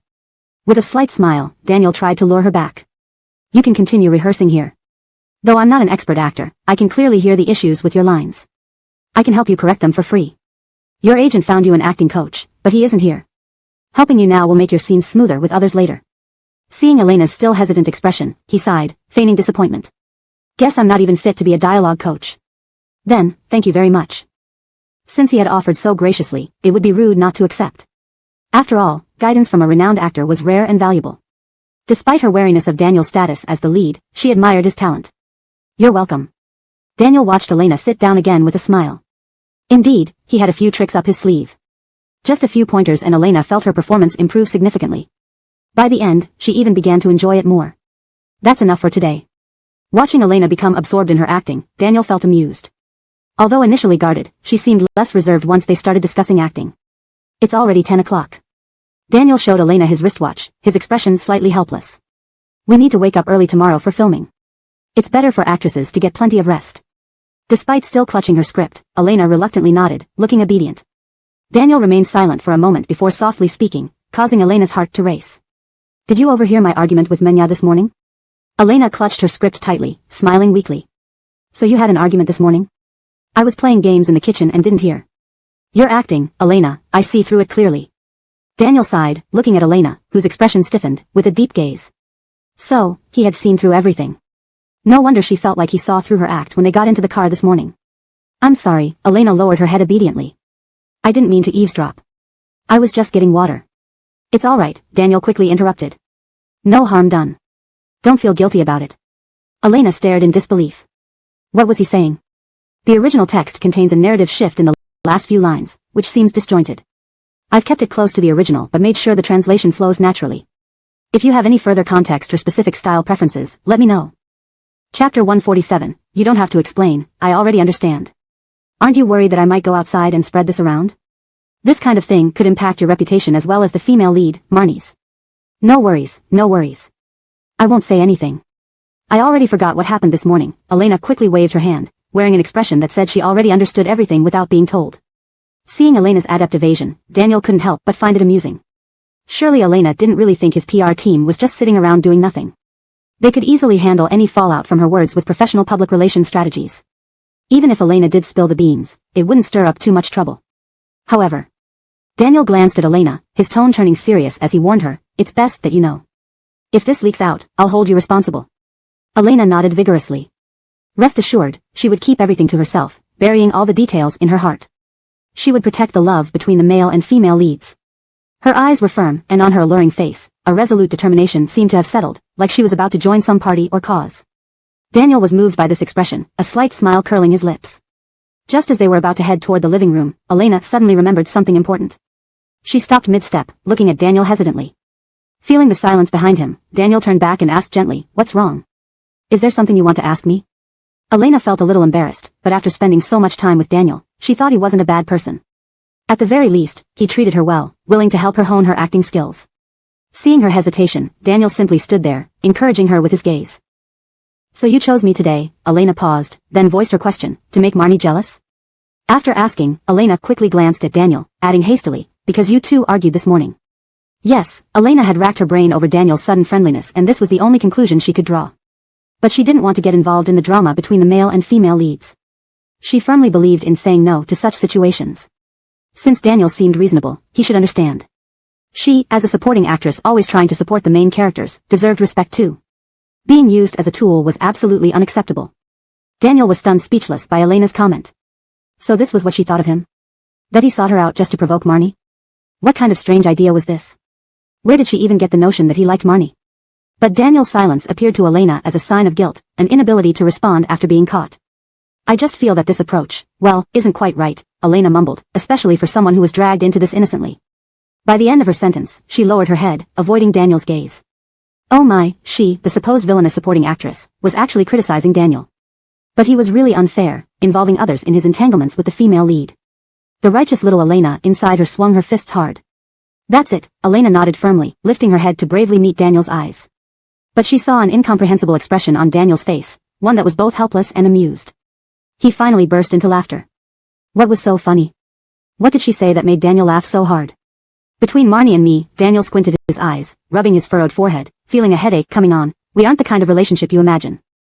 Elena immediately gave a knowing look, which was promptly interrupted by a light tap on her head from Daniel. You think you understand? You don't know squat. Do you even know I only chose you as the female guest? That name was selected last week, not changed this week. Elena clutched her sore forehead, wondering why Daniel resorted to hitting when his thoughts were exposed. Facing Elena's indignant stare, Daniel merely shifted his gaze to the green plants under the moonlight. His tone was stern and earnest. Menya once helped me. I introduced resources to her merely as a gesture of gratitude. We did know each other before we came here, but we can hardly be called familiar. We are just friends. Just friends, Elena didn't believe a word of it. After all, Daniel had publicly stated they were just friends before he managed to date Marnie. Being just friends meant they were just one step away from becoming intimate partners. As to why it never happened, it was because Marnie had way too many admirers. Even as outstanding as Daniel, he was barely competitive among them. Daniel looked down at Elena's expression and instantly realized she didn't believe him for a second. The disbelief was clearly written in her eyes. I don't believe you. Was her mind imprinted by the aliens? How did she conclude that he and Marnie were romantically entangled in the show? We really are just friends, Daniel insisted, almost gritting his teeth. Yes, I understand. Just friends, only friends. Elena looked up seriously at Daniel's eyes, though her attempt at sincerity was undermined by the fact she couldn't suppress her grin. Though her words conveyed trust, her tone betrayed her skepticism.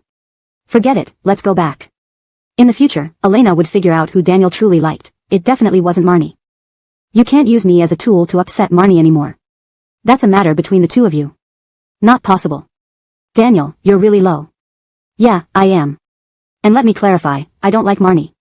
Their voices ceased simultaneously as they stepped into the living room.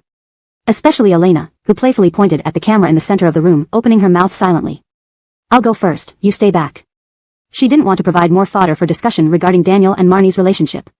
Daniel massaged his pulsating temples caused by Elena's antics but eventually nodded. As Elena disappeared around the corner, Daniel stood silently. One thought lingered in his mind. Why did Elena think he liked Marnie? Could it be because of the gift last week? Bellamy was reviewing the footage, guiding the editor when someone loudly reminded him. Bellamy, your phone. Who is it calling now? Taking the call, Bellamy's initially annoyed expression transformed into obvious flattery upon seeing the caller ID. He straightened up and walked out respectfully. Oh, President Art, please speak directly, I'm not busy. Only after finding a quiet spot did Bellamy hear the client's demand. Tomorrow, he wanted to pair with Elena. No matter what it took. Chapter 148, Confident Plan. The next day, at the same time and place, Elena and Delilah stood together again watching Bellamy announce the name of the guest that Quinny had written down for the previous week. The camera panned over Daniel, Donovan, and Wyatt, three male guests who were noticeably fond of Quinny and had interacted with her frequently, capturing their most genuine reactions as they heard the news. This is hilarious. It's time to test the expression management skills of these male celebrities. I'm betting on Daniel, the acclaimed actor. Explanation for changes. Film Emperor is changed to acclaimed actor for a more natural and understandable phrase in English. Film Emperor is not commonly used in English and can confuse readers who are not familiar with this term from Chinese entertainment culture. Not really. Why should our Daniel be involved in this?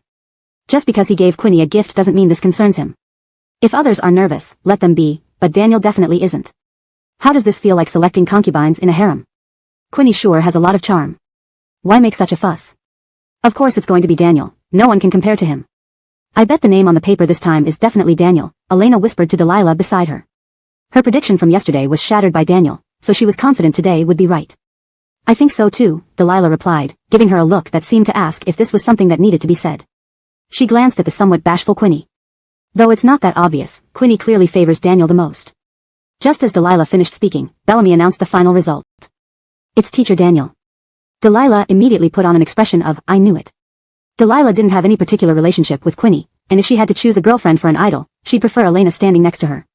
At least Elena had a good temper, was beautiful, and was her best friend. Delilah turned her head sorrowfully to look at the clueless Elena, who was engrossed in watching Quinny blushingly walk over to Daniel. A faint voice echoed, Elena, you should try your best to become Daniel's girlfriend. Rather than Quinny, it's better to keep the benefits within my own circle. Elena felt the watermelon seed in her hand nearly dropped at Delilah's words. Her eyes widened as she quietly rebutted. I don't want to, and I don't think it's possible between us. Luo was certainly bold in her thoughts, but now she could only fantasize about it. Why? Delilah frowned, confidently explaining the extent of Elena's advantages in a whisper. In Daniel's fan base, everyone thinks this way. Krista, your votes are more than twice as many as Quinny's.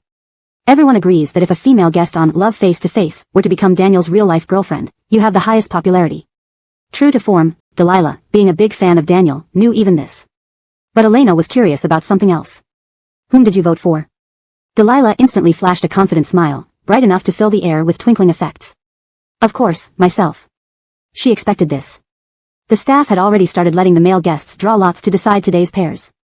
But if you really don't like Daniel, I won't force you. Delilah sighed, wrapping her arm around Elena's shoulders in a low whisper. I had planned to use 30 sock puppet accounts to control comments in Daniel's fan groups when you officially became his girlfriend. Elena. I must truly thank your sock puppet accounts. If Elena had to categorize Delilah's status as a Daniel fan, she would unequivocally choose the top-level obsessive fans. Thank heaven she wasn't forcefully paired with Daniel, making her work hard for that would have been another matter. You're welcome, Delilah accepted Elena's praise without hesitation. But she soon teasingly pointed out, I know you have feelings for Arlen, so I won't push you. Elena reacted like a cat whose tail was stepped on, blushing and vehemently denying it, I don't. It's just that we were often together because no one chose either of us back then. And Arlen definitely, absolutely doesn't like me. Before Elena could finish, Delilah silenced her with a finger on her lips, staring directly into her eyes with an ambiguous expression. I don't think so. Why don't you ask Arlen? I'd stake 10,000 bets that Arlen doesn't think the same way you do. As a bet, how about a Chanel handbag? If you succeed, get Arlen to buy it for me. Delilah stroked her chin, looking very self-assured. Just consider it a gift for me as the matchmaker, and your boyfriend giving me a bag shouldn't be too much to ask, right? Your objections are invalid. I think Arlen would be happy to do so. What if I lose? Elena wondered where Delilah got this confidence from. I'll fly to Paris and buy it for you, dear. Guaranteed to be the first in all of China, making you the trendiest. Though I guess it'll probably still end up being bought by Arlen.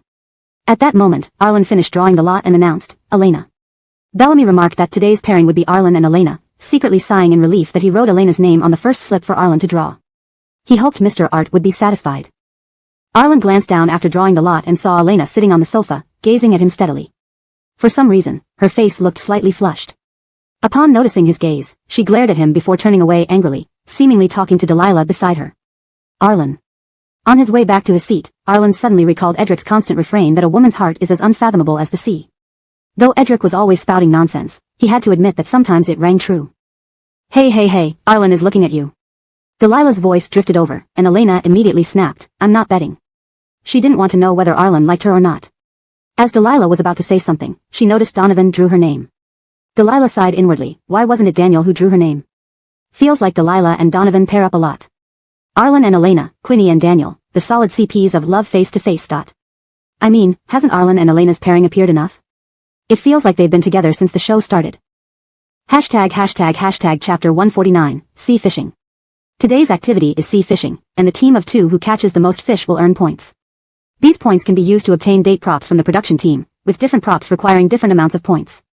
This was a new feature introduced by the production team, and as usual, Bellamy's antics were being criticized in the comments. Bellamy, have you heard this ghost story? There's someone who always says they'll come back next week, but they never show up again. So, those with more points can choose their own dating partners? Daniel and Marnie will definitely be the hottest choices. I like this approach. I'm tired of some pairs, it's time for some fresh blood. Sunlight, sand, gentle ocean waves not far away, and the faintly briny smell of seawater filled the air. The production team had even chartered a small yacht at great expense. The white deck was so clean it seemed to reflect light, and seagulls stood carefree at the bow, hitching a free ride. A soft sea breeze brushed everyone's faces, bringing smiles of comfort and ease. Except for Elena. She lay on the bed in the cabin, listlessly playing with her phone, waiting for the seasickness medication to take effect. Indeed, she discovered for the first time that she got seasick. Arlen walked in from outside, looking perfectly fine, holding a slice of watermelon, and started munching away at the door. It made a stark contrast to Elena, who looked like a lifeless fish lying there. Can you eat that watermelon somewhere else? Elena put down her phone with a scowl and snapped at Arlen, who had come in to gawk. Despite her anger, her voice sounded frail and weak. Arlen paused his munching, calm as ever. We're almost at the fishing spot. Once the boat stabilizes, you might feel better. I told the director that if you don't feel well, I can go alone. Elena waved her hand dismissively, too exhausted to argue. Forgive her, the moment she boarded the ship, she felt like Lin Dayu. The sensation at sea was completely different from on land. Haha, Elena looks miserable while everyone else is enjoying the sun. Elena is such a diva, she can't even let Arlen eat his watermelon. That's exactly how I felt when I was seasick before. Even my friend's breathing made me angrier. Arlen is hilarious, he's really into the watermelon, even though Elena took it away. After an unknown amount of time, Elena gradually woke up from her daze. Though still somewhat dizzy, she felt much better than when she first boarded the ship. She steadied herself against the cabin wall and stepped out, squinting against the glaring sunlight. Opening her eyes, Elena was amazed at how fiercely the female guests competed for attention, nearly dazzling her even as a fellow woman. Marnie usually wore gentle and sophisticated attire but had surprisingly opted for a red umbrella dress today. Amidst the blue sea and sky, standing beside Daniel in her red dress, she was mesmerizing, captivating without even needing to smile. Kristen wore a sexy halter top and hot shorts, accessorized with a floral headscarf braided into a plait, and big sunglasses as she watched Wyatt unhook a fish. Delilah, naturally elegant, simply wore a white long dress and beige cardigan. With the sea breeze blowing, her snow-white dress fluttered, highlighting her slim figure even more. Faced with these stunning transformations, Elena glanced at her own outfit, still in her t-shirt and jeans, and felt utterly out of place. They were here for a dating show, while she felt like an outsider tagging along. She felt bewildered, it seemed everyone had changed into different outfits while she slept. Wasn't this a bit too serious? How did you get here? Standing nearby, Arlen noticed her first. He fixed the fishing rod and approached her. Seeing her pale complexion, he frowned subtly. You said you weren't feeling well, why aren't you resting inside the cabin? I'm fine, Elena smiled weakly. The medicine has kicked in, and this task is for 2 people. If you go alone, it wouldn't be fair. Warmth touched her forehead as Arlen gently pressed his hand against it. Looking up, Elena saw his concerned gaze, deep and intense as he checked her temperature. Feeling her temperature return to normal, Arlen withdrew his hand, a tender gleam passing through his eyes. Good, no fever anymore. Whoa, Arlen is so gentle. We need more Art Tang moments. He placed his hand on her forehead so naturally. They must have something going on. Wow, I think they could really be a couple in real life. ZZZ, just look at him, caring for her like that. And didn't you notice he frowned first when she came out? Elena opened her mouth but only managed to say, wasn't I seasick? Teacher Tang is awake. How are you feeling? Bellamy emerged from the cabin, noticing the pale Elena standing beside Arlen. He moved toward her smoothly, offering solicitous words. If you're not feeling well, please rest inside the cabin. Don't worry about the task. The doctor checked you while you were sleeping and said you had a slight fever. How did Arlen know that? Elena glanced at him, but he looked indifferent, as if unconcerned. I'm fine, Elena shook her head. I don't have a fever anymore. I can continue filming. That's good. Don't push yourself, rest if you need to. Bellamy gave a few words of advice, casting a meaningful glance at Arlen as he left, clearly signaling it was Elena's choice, not his pressure. Arlen ignored Bellamy's look, glanced at Elena, and finally conceded, come on, I'll teach you how to fish. Daniel, look at that seagull. Daniel. Marnie called twice but noticed Daniel's eyes fixed behind her. Turning around, she saw Elena and Arlen walking away. Her hand subconsciously clenched, sharp nails digging into her palm, yet she felt nothing. Could Daniel truly like Elena? Hashtag chapter 150, the novice fishing bonus period. Elena had never been fishing before, so she accepted the white fishing rod from Arlen with a bit of hesitation, yet filled with curiosity about the activity. How many fish did you catch just now? Elena was eager to know how lucky Arlen had been. Surely they wouldn't both fail to catch even a single fish, right? Arlen slowly rebaited the hook, his movements leisurely and his expression utterly calm. Not one. Elena. She sighed, gazing at the azure sky in a mood of melancholy. Seems like there's an Air Force general right beside me. If neither of us catches anything, we might as well buy a fish at the market. Arlen. Huh, who can't catch even a single fish after all this time? I think Arlen's luck has always been terrible. Isn't there supposed to be a novice bonus period for fishing? Come on, Krista, Daniel's group already caught 2 or 3. Please bless us and let Krista catch at least 1 fish. Air Force sounds really embarrassing. For Elena, catching even 1 fish would be considered a victory. To surpass everyone else and win the fishing competition was nothing but a pipe dream. But unexpectedly, as soon as Elena cast her line, she felt a violent tug on the rod, as if something was pulling on the line and running back and forth. Quickly reel it in, I think something's biting. Arlen was momentarily stunned, then quickly came over to guide Elena in reeling in the line. The fish wasn't very large, but it held great significance for Elena. The arrival of this small fish brightened her previously gloomy mood. Looks like we won't have to buy a fish at the market after all. At least we've managed to catch one. Elena sighed contentedly, looking at the fish in the bucket. Yuri too cute, baby. This is a small step for fishing, but a giant leap for Elena's fishing history.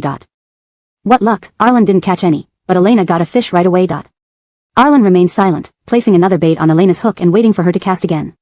Strangely enough, ever since Elena took over the rod, she seemed to have entered some sort of invincible mode.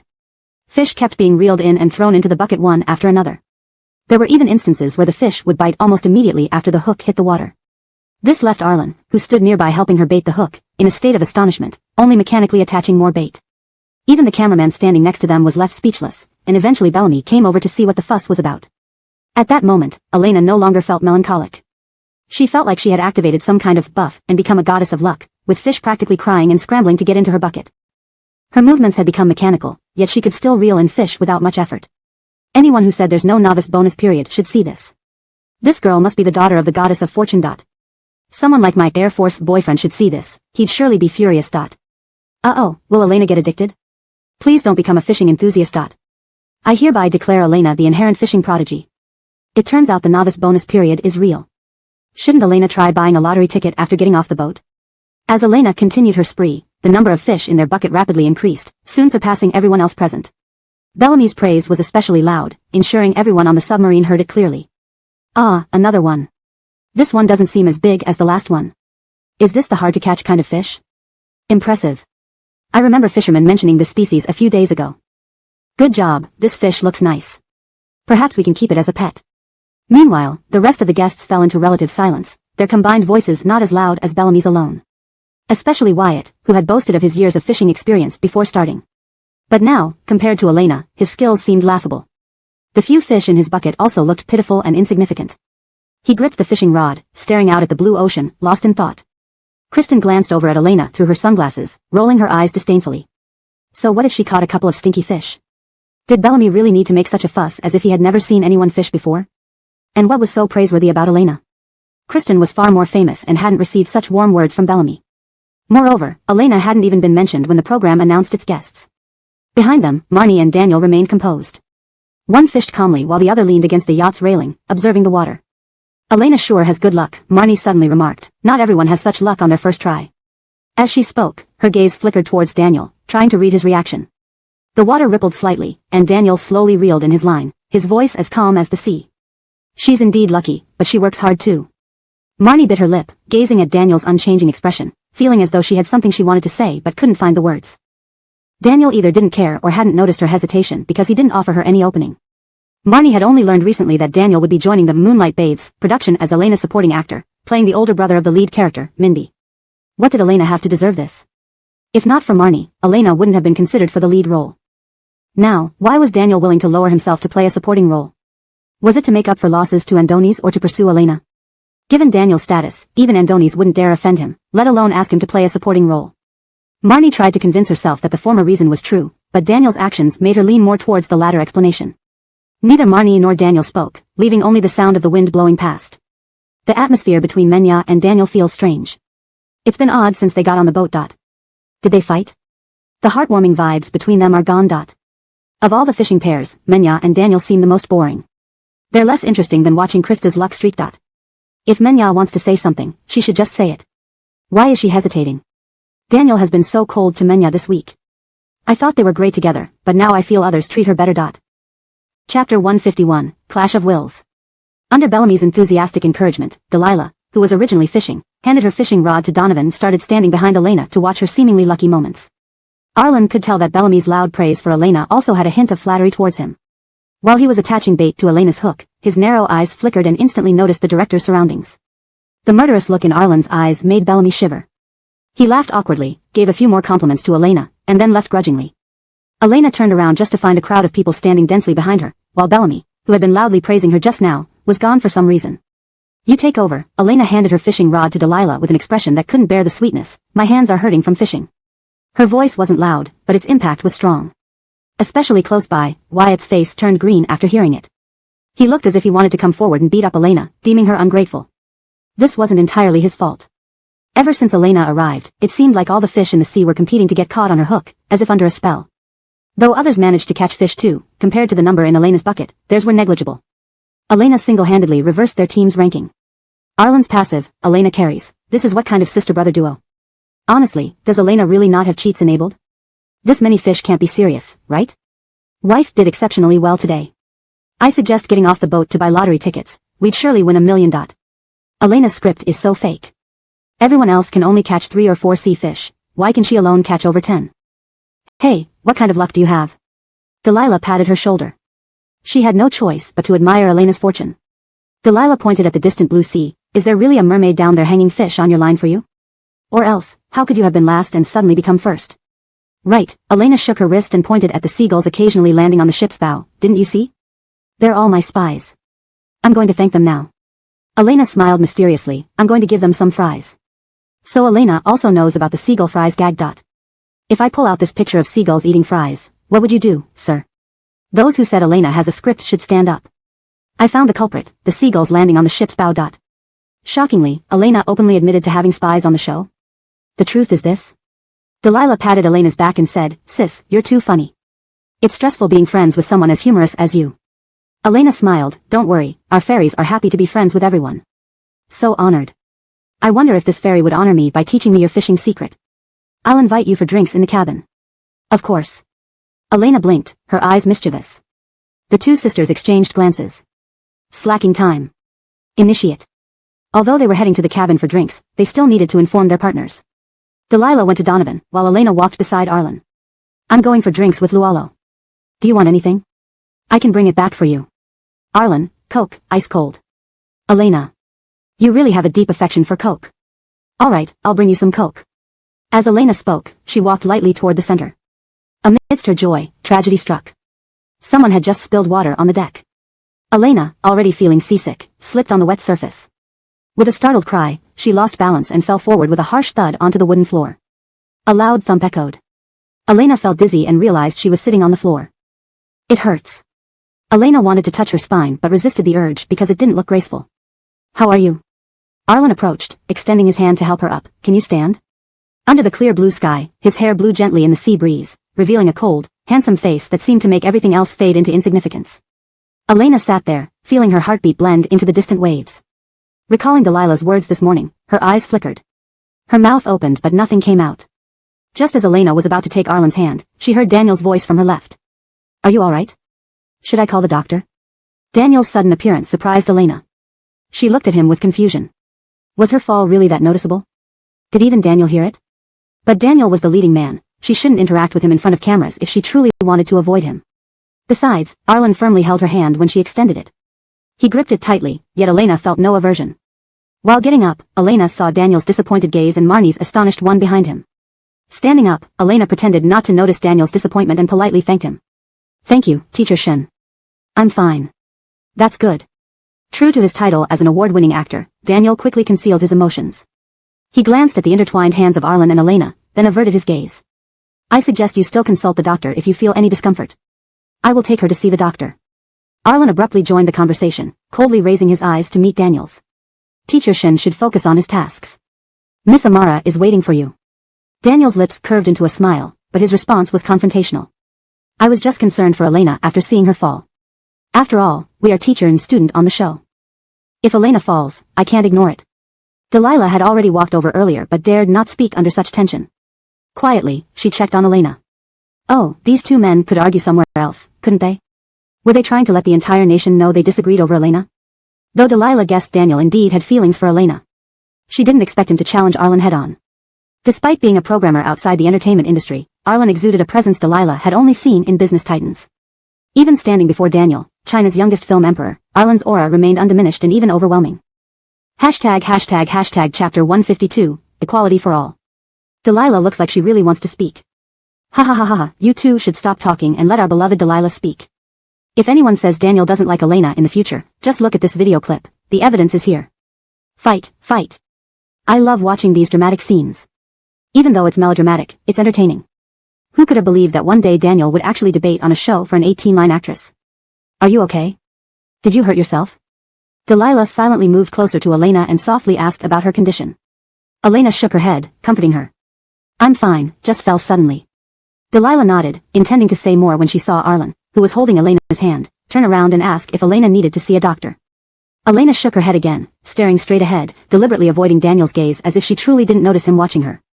I'm fine, Arlen. Go do your task, Delilah and I will go inside together. Only then did Elena realize her hand was still in Arlen's grip. She struggled to pull it free. Arlen initially refused to let go until he saw the pleading look in Elena's eyes. Then, he pressed his lips together and gently released her hand. Elena flexed her hand, which Arlen had held. For some reason, it felt warm, making her heart feel soft and fluttery. What was happening with him? This was all happening right before the camera, with Daniel watching from across the way. Elena blinked rapidly, feeling flustered, and tugged Delilah's hand. Luo, come inside with me. Delilah replied, okay, I'll go with you. That's it, I'll go drink some water, Arlen added, appearing genuinely thirsty but keeping his eyes fixed on Elena. Stay out of this, Elena silently warned him with her eyes. She needed to check her injuries with Delilah. What was he following her for? Ignoring Elena's threatening gaze, Arlen turned away as if he hadn't seen anything. Ah, the young couple has started flirting already. Elena looks ready to burst into flames. Daniel should give up. Elena clearly doesn't like him. It's obvious now who Elena likes. Does Elena think she's so great? Disdaining our brother Daniel? She deserves to end up with some obscure programmer. Even if many people like Daniel, in matters of love, everyone is equal. Delilah and Elena went inside the cabin, followed by Arlen. Only Daniel remained standing there, staring blankly at the puddle on the ground. But soon he adjusted, walking back to his spot to resume fishing as if nothing had happened. The faint smile on his lips, however, carried a hint of bitterness. The wind blew through, ruffling his hair and obscuring his expression. Suddenly, Daniel seems pitiful. He must never have been rejected like this before. Didn't Elena used to like him too? I remember on the first day, she even gave him chocolate. Back then, she seemed completely infatuated with Daniel. Times have changed. Before, Elena was chasing after Daniel, but now Daniel has turned around only to find Elena has someone else she likes. Apart from the first day when Daniel was indifferent, he wasn't bad otherwise.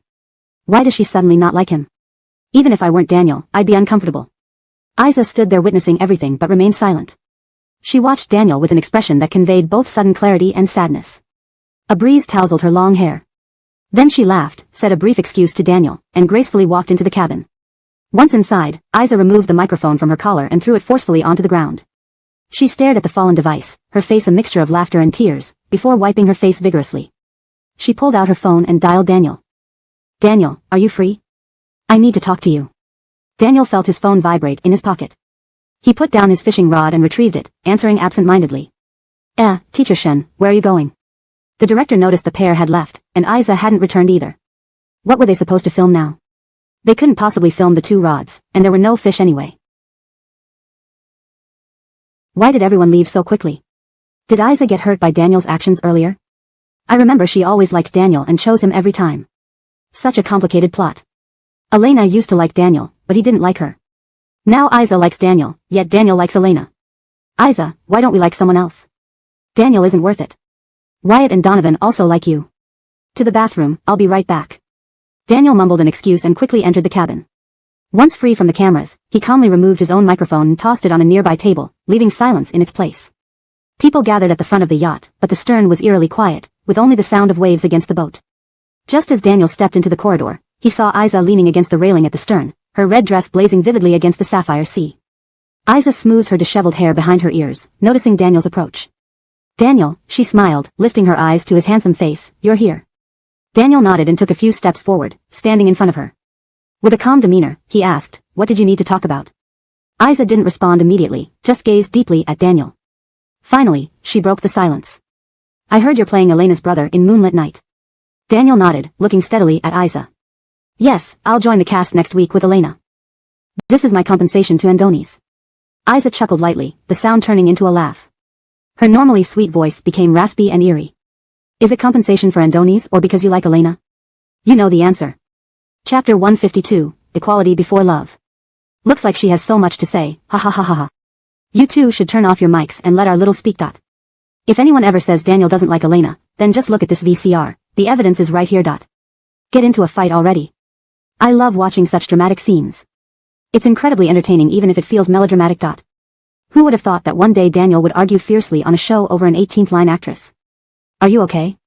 Did you get hurt? Delilah silently moved next to Elena, softly inquiring about her condition. Elena shook her head, comforting Delilah, I'm fine, it was just a sudden fall. Delilah nodded, intending to say more when she saw Arlen, who was holding Elena's hand, turn around to ask if she needed to see a doctor. Elena shook her head again. She looked straight ahead, deliberately avoiding Daniel's gaze as if she genuinely didn't notice he was looking at her. I'm fine, Arlen. You go do your tasks. Delilah and I can go inside together. After saying this, Elena realized her hand was still in Arlen's. She struggled to pull her hand free. Arlen didn't initially want to let go until Elena looked at him pleadingly. Only then did he reluctantly loosen his grip. Elena rubbed her hand, which Arlen had been holding. For some reason, it felt warm, making her heart flutter. What's wrong with him? This is in front of cameras, and Daniel is watching. Elena blinked, feeling panicky as she tugged at Delilah's hand. Luo, come inside with me. Delilah replied, okay, I'll accompany you. I'll go for some water, Arlen said immediately afterward, seemingly truly thirsty but keeping his eyes on Elena. Don't follow us, Elena warned him silently. She was going to check on Delilah's injuries. Why did he need to come along? Faced with Elena's threatening glance, Arlen turned away, pretending not to see. Oh wow, this couple is already sweet-talking each other. Elena looks like she could spit fire. Daniel, give up. Elena clearly doesn't like you. It's obvious now who she likes. Does Elena think she's so great? Ignoring someone like our brother to end up with an unknown programmer. It doesn't matter how many people like Daniel. In matters of the heart, everyone is equal. Delilah and Elena went into the cabin, followed by Arlen. Daniel stood there alone, staring blankly at the water stains on the deck. But soon he regained his composure, returned to his fishing spot, and continued fishing as if nothing had happened. However, the smile on his lips couldn't hide its bitterness. The wind blew through, slightly lifting his hair, making his expression unreadable. Suddenly feels sorry for Daniel. He probably hasn't been rejected like this before. Did Elena like him before? I remember she gave him chocolate on the first day, and she seemed completely infatuated with Daniel back then. The tables have turned. Once upon a time, Elena chased after Daniel, now Daniel is trying to reach out, only to find Elena has already moved on. Apart from being indifferent to Elena on the first day, Daniel has been quite nice. So why does he suddenly seem uninterested? Even I feel uncomfortable seeing this. Isa, standing there witnessing everything, remained silent. She stood in high heels, watching Daniel with a mix of clarity and sorrow, her long hair gently moving in the breeze. Suddenly, she smiled, turning to Daniel and excusing herself to go to the restroom, walking gracefully into the cabin. Just entering the cabin, Isa removed her microphone, forcefully tossing it to the ground. Looking at it coldly, her expression wavering between laughter and tears, she wiped her face and retrieved her phone from her pocket, dialing Daniel. Daniel, are you available? I need to talk to you. Feeling his phone vibrate in his pocket, Daniel put down his fishing rod, glanced down, and answered briefly. Professor Shen, where are you going? The director, seeing both of them leave and Isa not returning, wondered what they could film. They couldn't possibly shoot their rods, especially since there were no fish. Why did everyone return so quickly? Menya must have been hurt by Daniel's actions. I remember Menya always liked Daniel, choosing him every time. Such a complex plot. Elena used to like Daniel, but he didn't like her. Now, Isa likes Daniel, but he has fallen for Elena. Menya, we should change our affections. Daniel isn't worth it.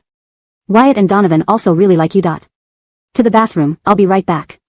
Daniel dismissed the crew casually, quickly heading into the cabin, removing his microphone once out of camera range.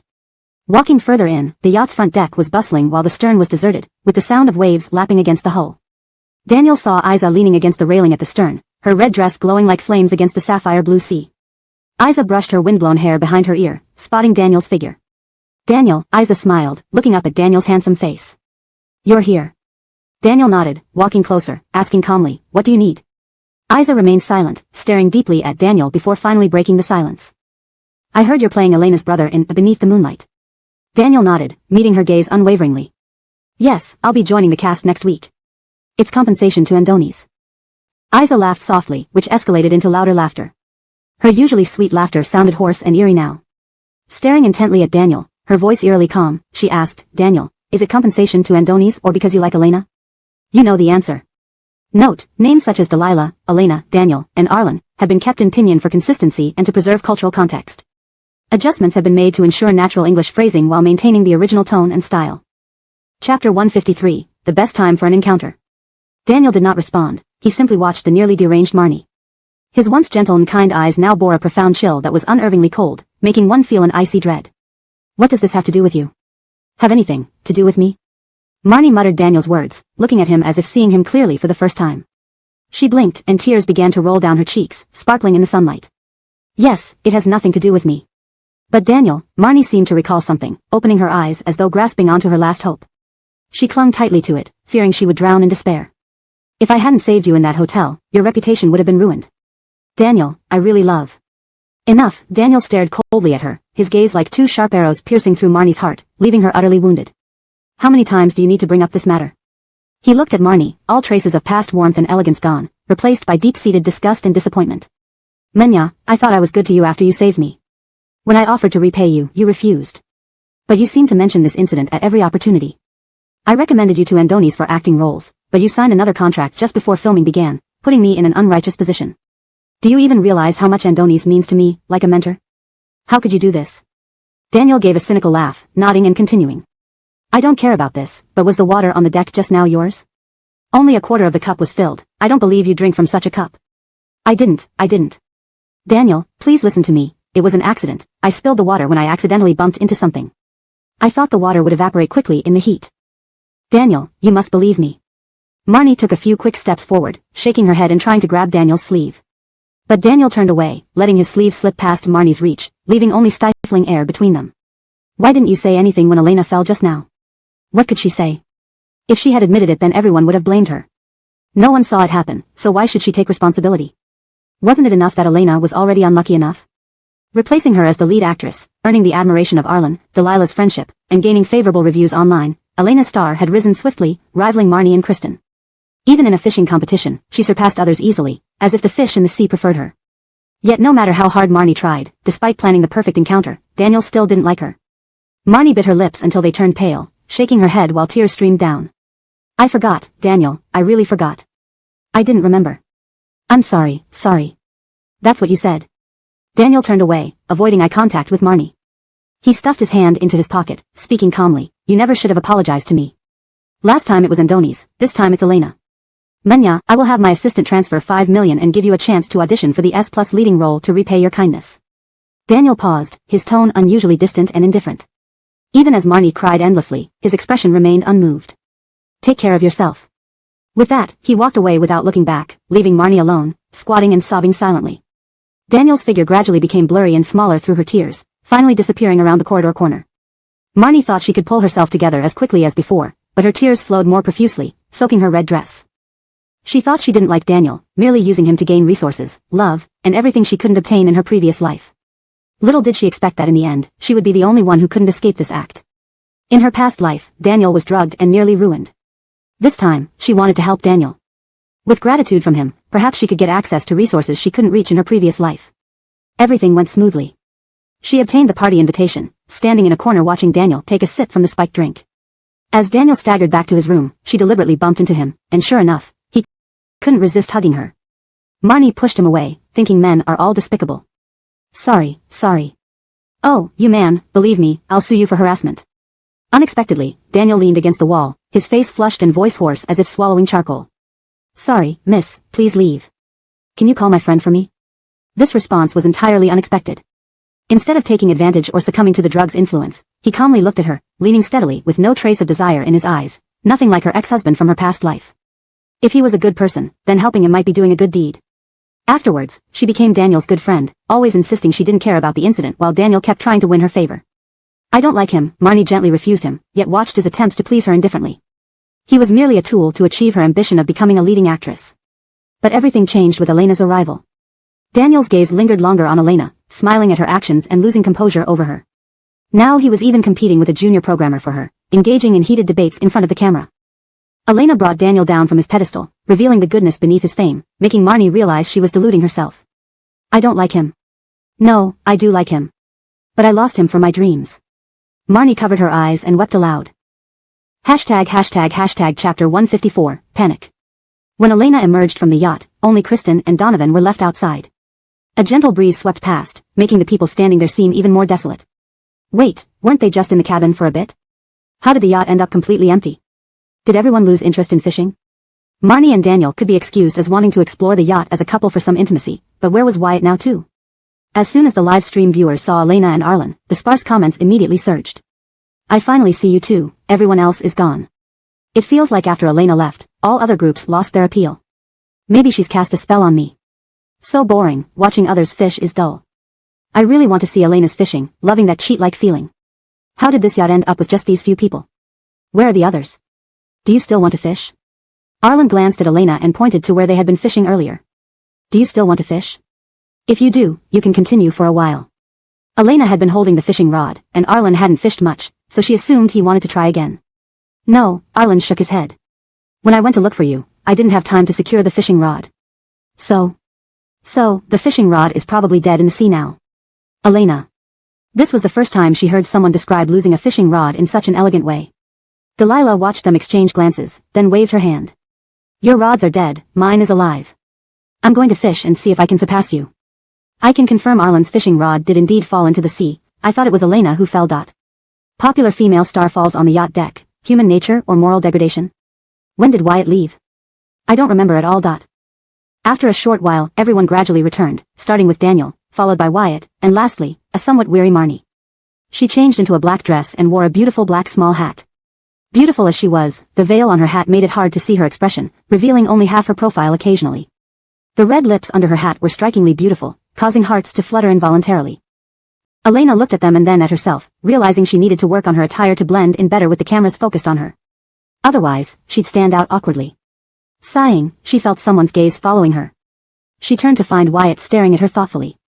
Noticing her looking back, Wyatt's face showed a hint of panic, but he managed to force a smile. Elena indifferently turned away. What an ugly smile, not worth lingering over. Moreover, wasn't Wyatt supposed to like Marnie? Why suddenly act so dramatically infatuated? In the evening, the show organized a seafood barbecue for each group, complete with beer and grilled meats. All the small tables were set by the seaside, the sound of the wet waves adding to the ambience. Especially with red roses and scented candles on each table, the setting sun sinking slowly, and the orange waves merging with the sea, it was truly picturesque. Elena changed into a pink floral sundress and sandals, descending from the yacht to stand on the soft sand, watching the sunset in awe. Chefs prepared the marinades and charcoal, catching glimpses of a woman in a long dress kicking water barefoot on the beach, the waves circling around her ankles and receding swiftly. Even without seeing her face, one could imagine her joyful innocence, infectiously charming. Finally understood Elena's beauty. Who wouldn't like such a pure and cheerful girl?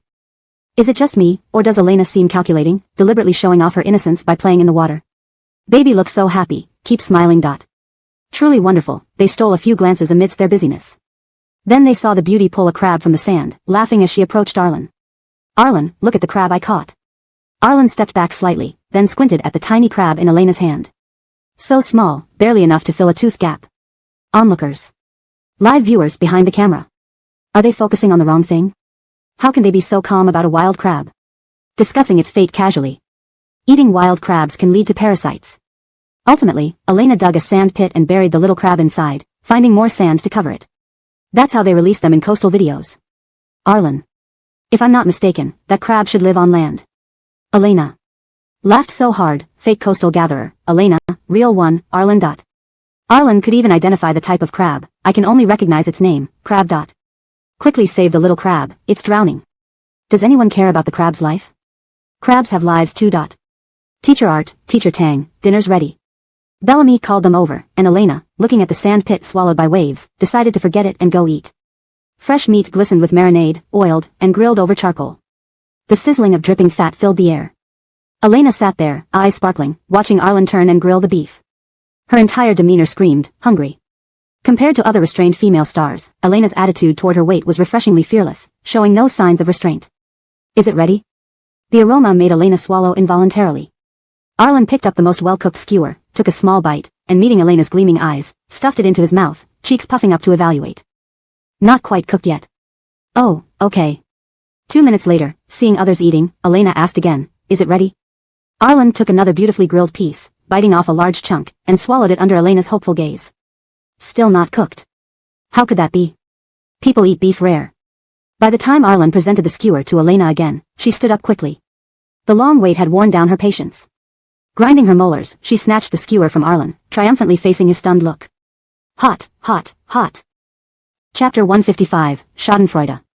No wonder Arlen didn't complain about the beef being undercooked this time. Elena, looking at Arlen's deliberately innocent eyes, wanted to bury him on this beach and let him rest in peace forever in this broken place. Arlen slightly restrained his smile. He picked up a skewer of beef and slowly placed it into his mouth. This one is truly cooked. Wasn't it already cooked just now? Is Arlen teasing Elena? Oh my god, only now do I notice Arlen's mischievousness. He's such a bother, ha ha ha. Clearly, he knew Elena wanted to eat. Arlen, you're such a dog. Between being handsome and acting like a dog, you chose to be a handsome dog. You really want to die. Elena put the skewer in her hand onto the plate, attempting to send this good-for-nothing Arlen to the heavens with a single strike. But considering they were in front of the camera, Elena only took all the beef skewers in front of Arlen and placed them on her own plate. The fruits of Arlen's labor were instantly plundered, leaving only the half-eaten skewer in Arlen's hand. Seeing the pile of beef skewers in front of him turn into an empty plate, Arlen silently looked at Elena and saw her smug smile under the light. Under the dim candlelight, her face was illuminated in patches, as if through some blurry filter, making her exceptionally beautiful, like a graceful lady walking out of an old photograph. Arlen blinked and silently continued to flip the meat on the grill. Ah, Arlen has such a good temper, he isn't even angry. Shouldn't we say that Elena has such a good temper, not getting mad over this? I feel like these two haven't argued much before. Even couples argue sometimes, right? That's why Art and Tang are the best CP, they're destined soulmates. Marnie glanced at Daniel, who sat across from her. Though he sat so close, he seemed so distant. Daniel was a great person, but every time Marnie saw him now, she felt a sense of unfamiliarity. She watched Daniel flipping the meat alone, seemingly more interested in handling the barbecue ingredients than talking to her. Let me do it. Marnie hesitated for a moment, then finally reached out to take the tongs from Daniel's hands. Take a rest. No need. Daniel casually avoided Marnie's reach. He stood there, still charming and elegant enough to make hearts flutter, but his gaze on Marnie lacked the usual affection. You can take a break here, I can handle it alone. Daniel lowered his eyes, watching the meat being grilled by the flames, oozing plentiful juices. Marnie bit her lip, seeing Daniel's dismissive attitude. She retracted her extended hand, clenching it into a fist at her side. She forced a smile. I understand. If you feel tired, we can switch shifts. My cooking skills aren't bad, I won't burn the meat.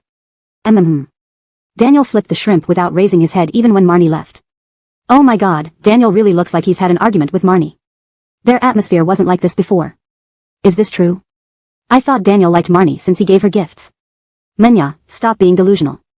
Daniel doesn't like you at all. No matter how hard you try to please him, it's futile.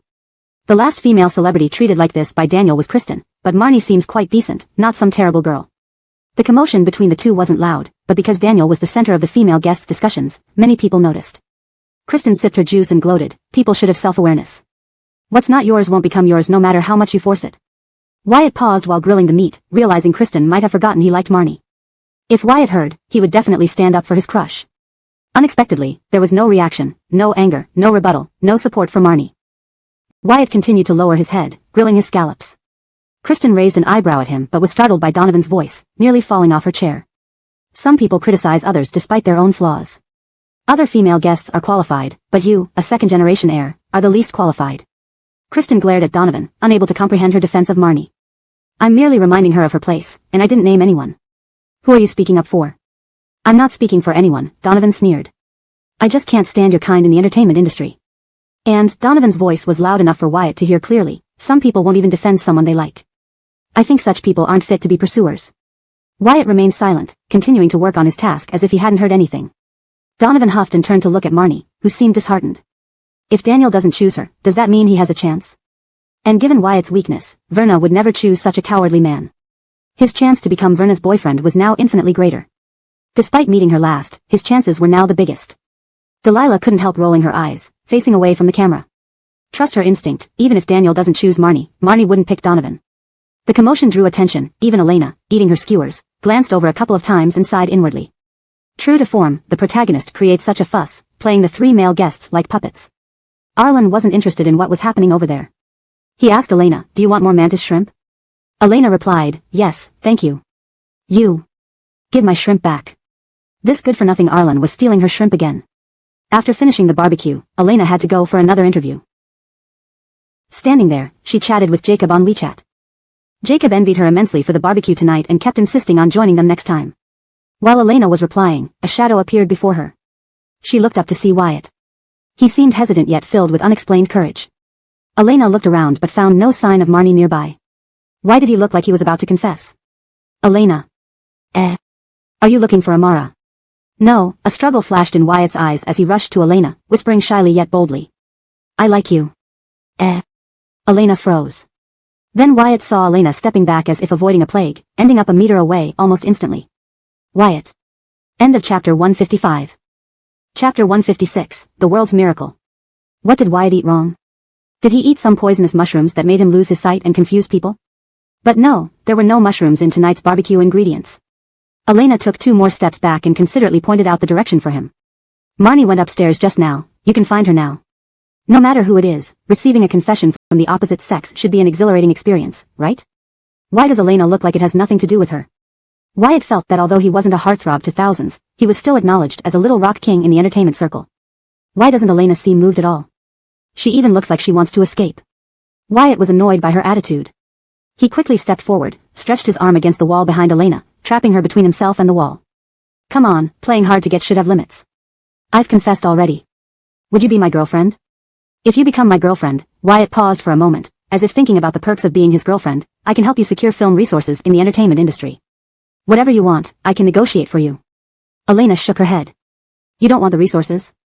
He knew it, Elena couldn't possibly not be interested in him, after all, he was the Little Rock King. No, Elena's gaze was calm, showing no sign of panic being cornered against the wall. I won't be your girlfriend. Why? Because you're really oily. Elena stood there and openly rolled her eyes, completely disregarding Wyatt's feelings standing in front of her. Wyatt seemed stung by her words, almost subconsciously wanting to jump up. How am I oily? My fans all say I'm handsomer than Daniel. You're so naive. Elena silently looked at him, delivering another blow with her words. Do you actually believe what female fans say when they're hyped up? They will say anything while chasing stars. Don't even say you're handsomer than Daniel, they might even call you the world's miracle. The 7 wonders of the world don't include anyone's name. Wyatt didn't speak, merely staring at Elena. He dared not refute because his female fans had indeed said such things. Could his fans be deceiving him? Seeing Elena's composed eyes, Wyatt realized he had been tricked. Recalling Marnie crying into his chest, Wyatt grew impatient. He leaned one hand against the wall, the other reaching out to hug Elena, his tone filled with mockery. After all, you are only a third-rate celebrity. Isn't having a boyfriend like me enough? You can't really think Daniel would like you, right? The gap between your statuses is so obvious that everyone in the industry knows he's just playing around. As for Arlen, Wyatt sneered, a programmer whose yearly income isn't even as much as my daily earnings. If you like him, you must be blind. Elena, if you know what's good for you, you'll realize this is your best choice. They were already very close, nearly eye to eye. Wyatt saw a calmness in Elena's clear and beautiful face, akin to the tranquility before a storm. Are you delusional? Or do you have narcissistic tendencies, getting so inflated by your fans that you don't know where you stand? Elena smiled, radiant like a pure idol in a magazine. Haven't you learned how to respect others?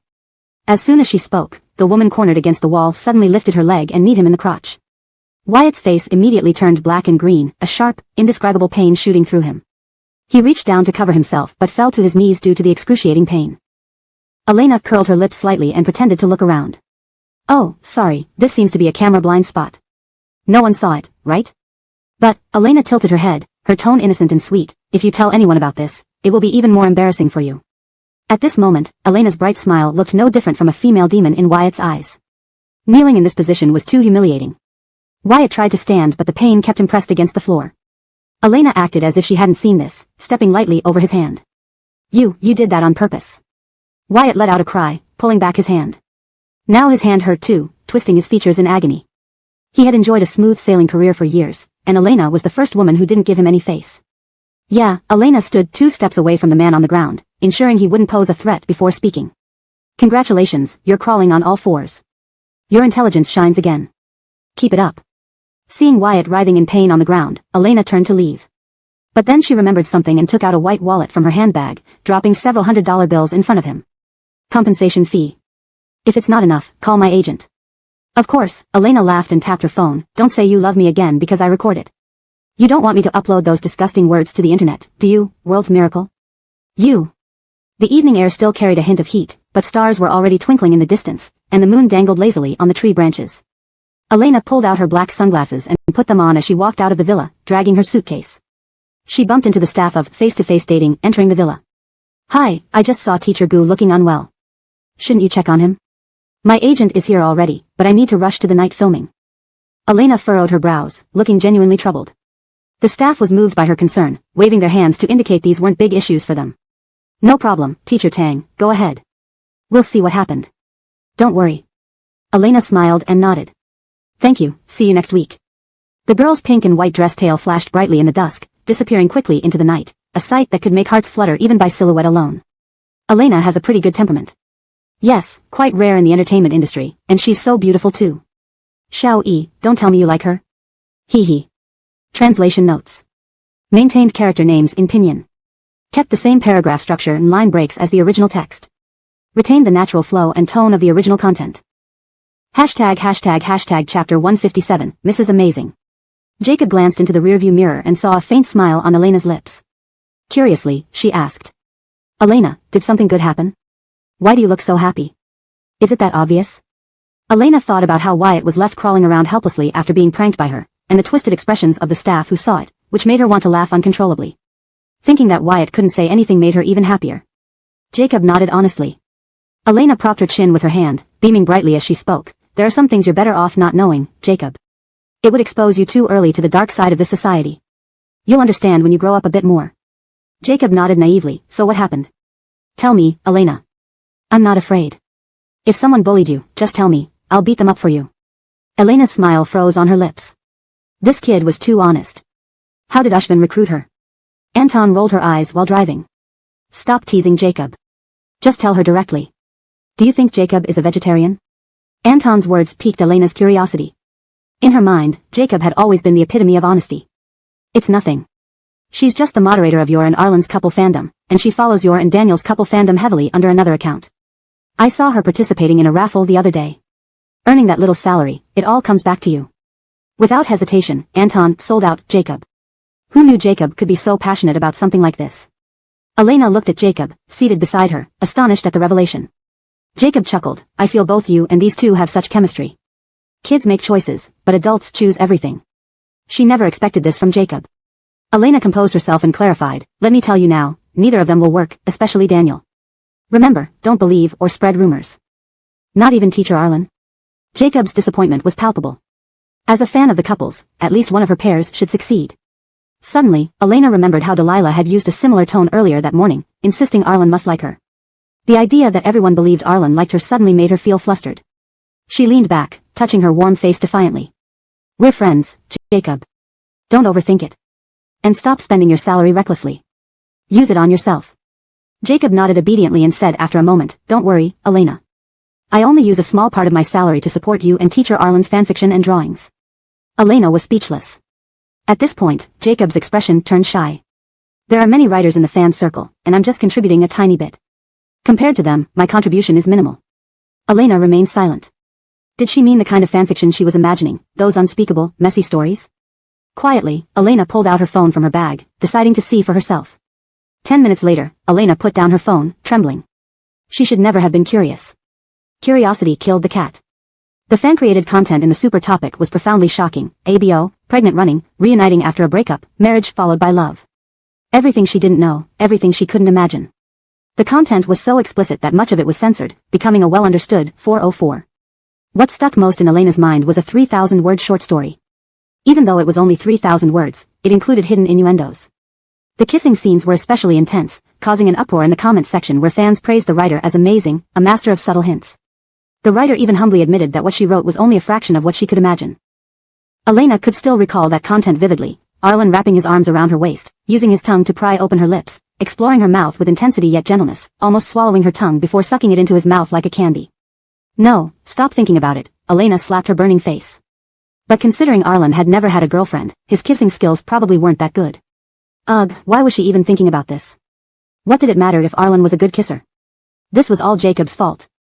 With that, Elena lifted her head, gritting her teeth. Jacob, you lose your bonus this month. No reason, and you can't create any more fanfiction about me and Arlen. What about Teacher Daniel?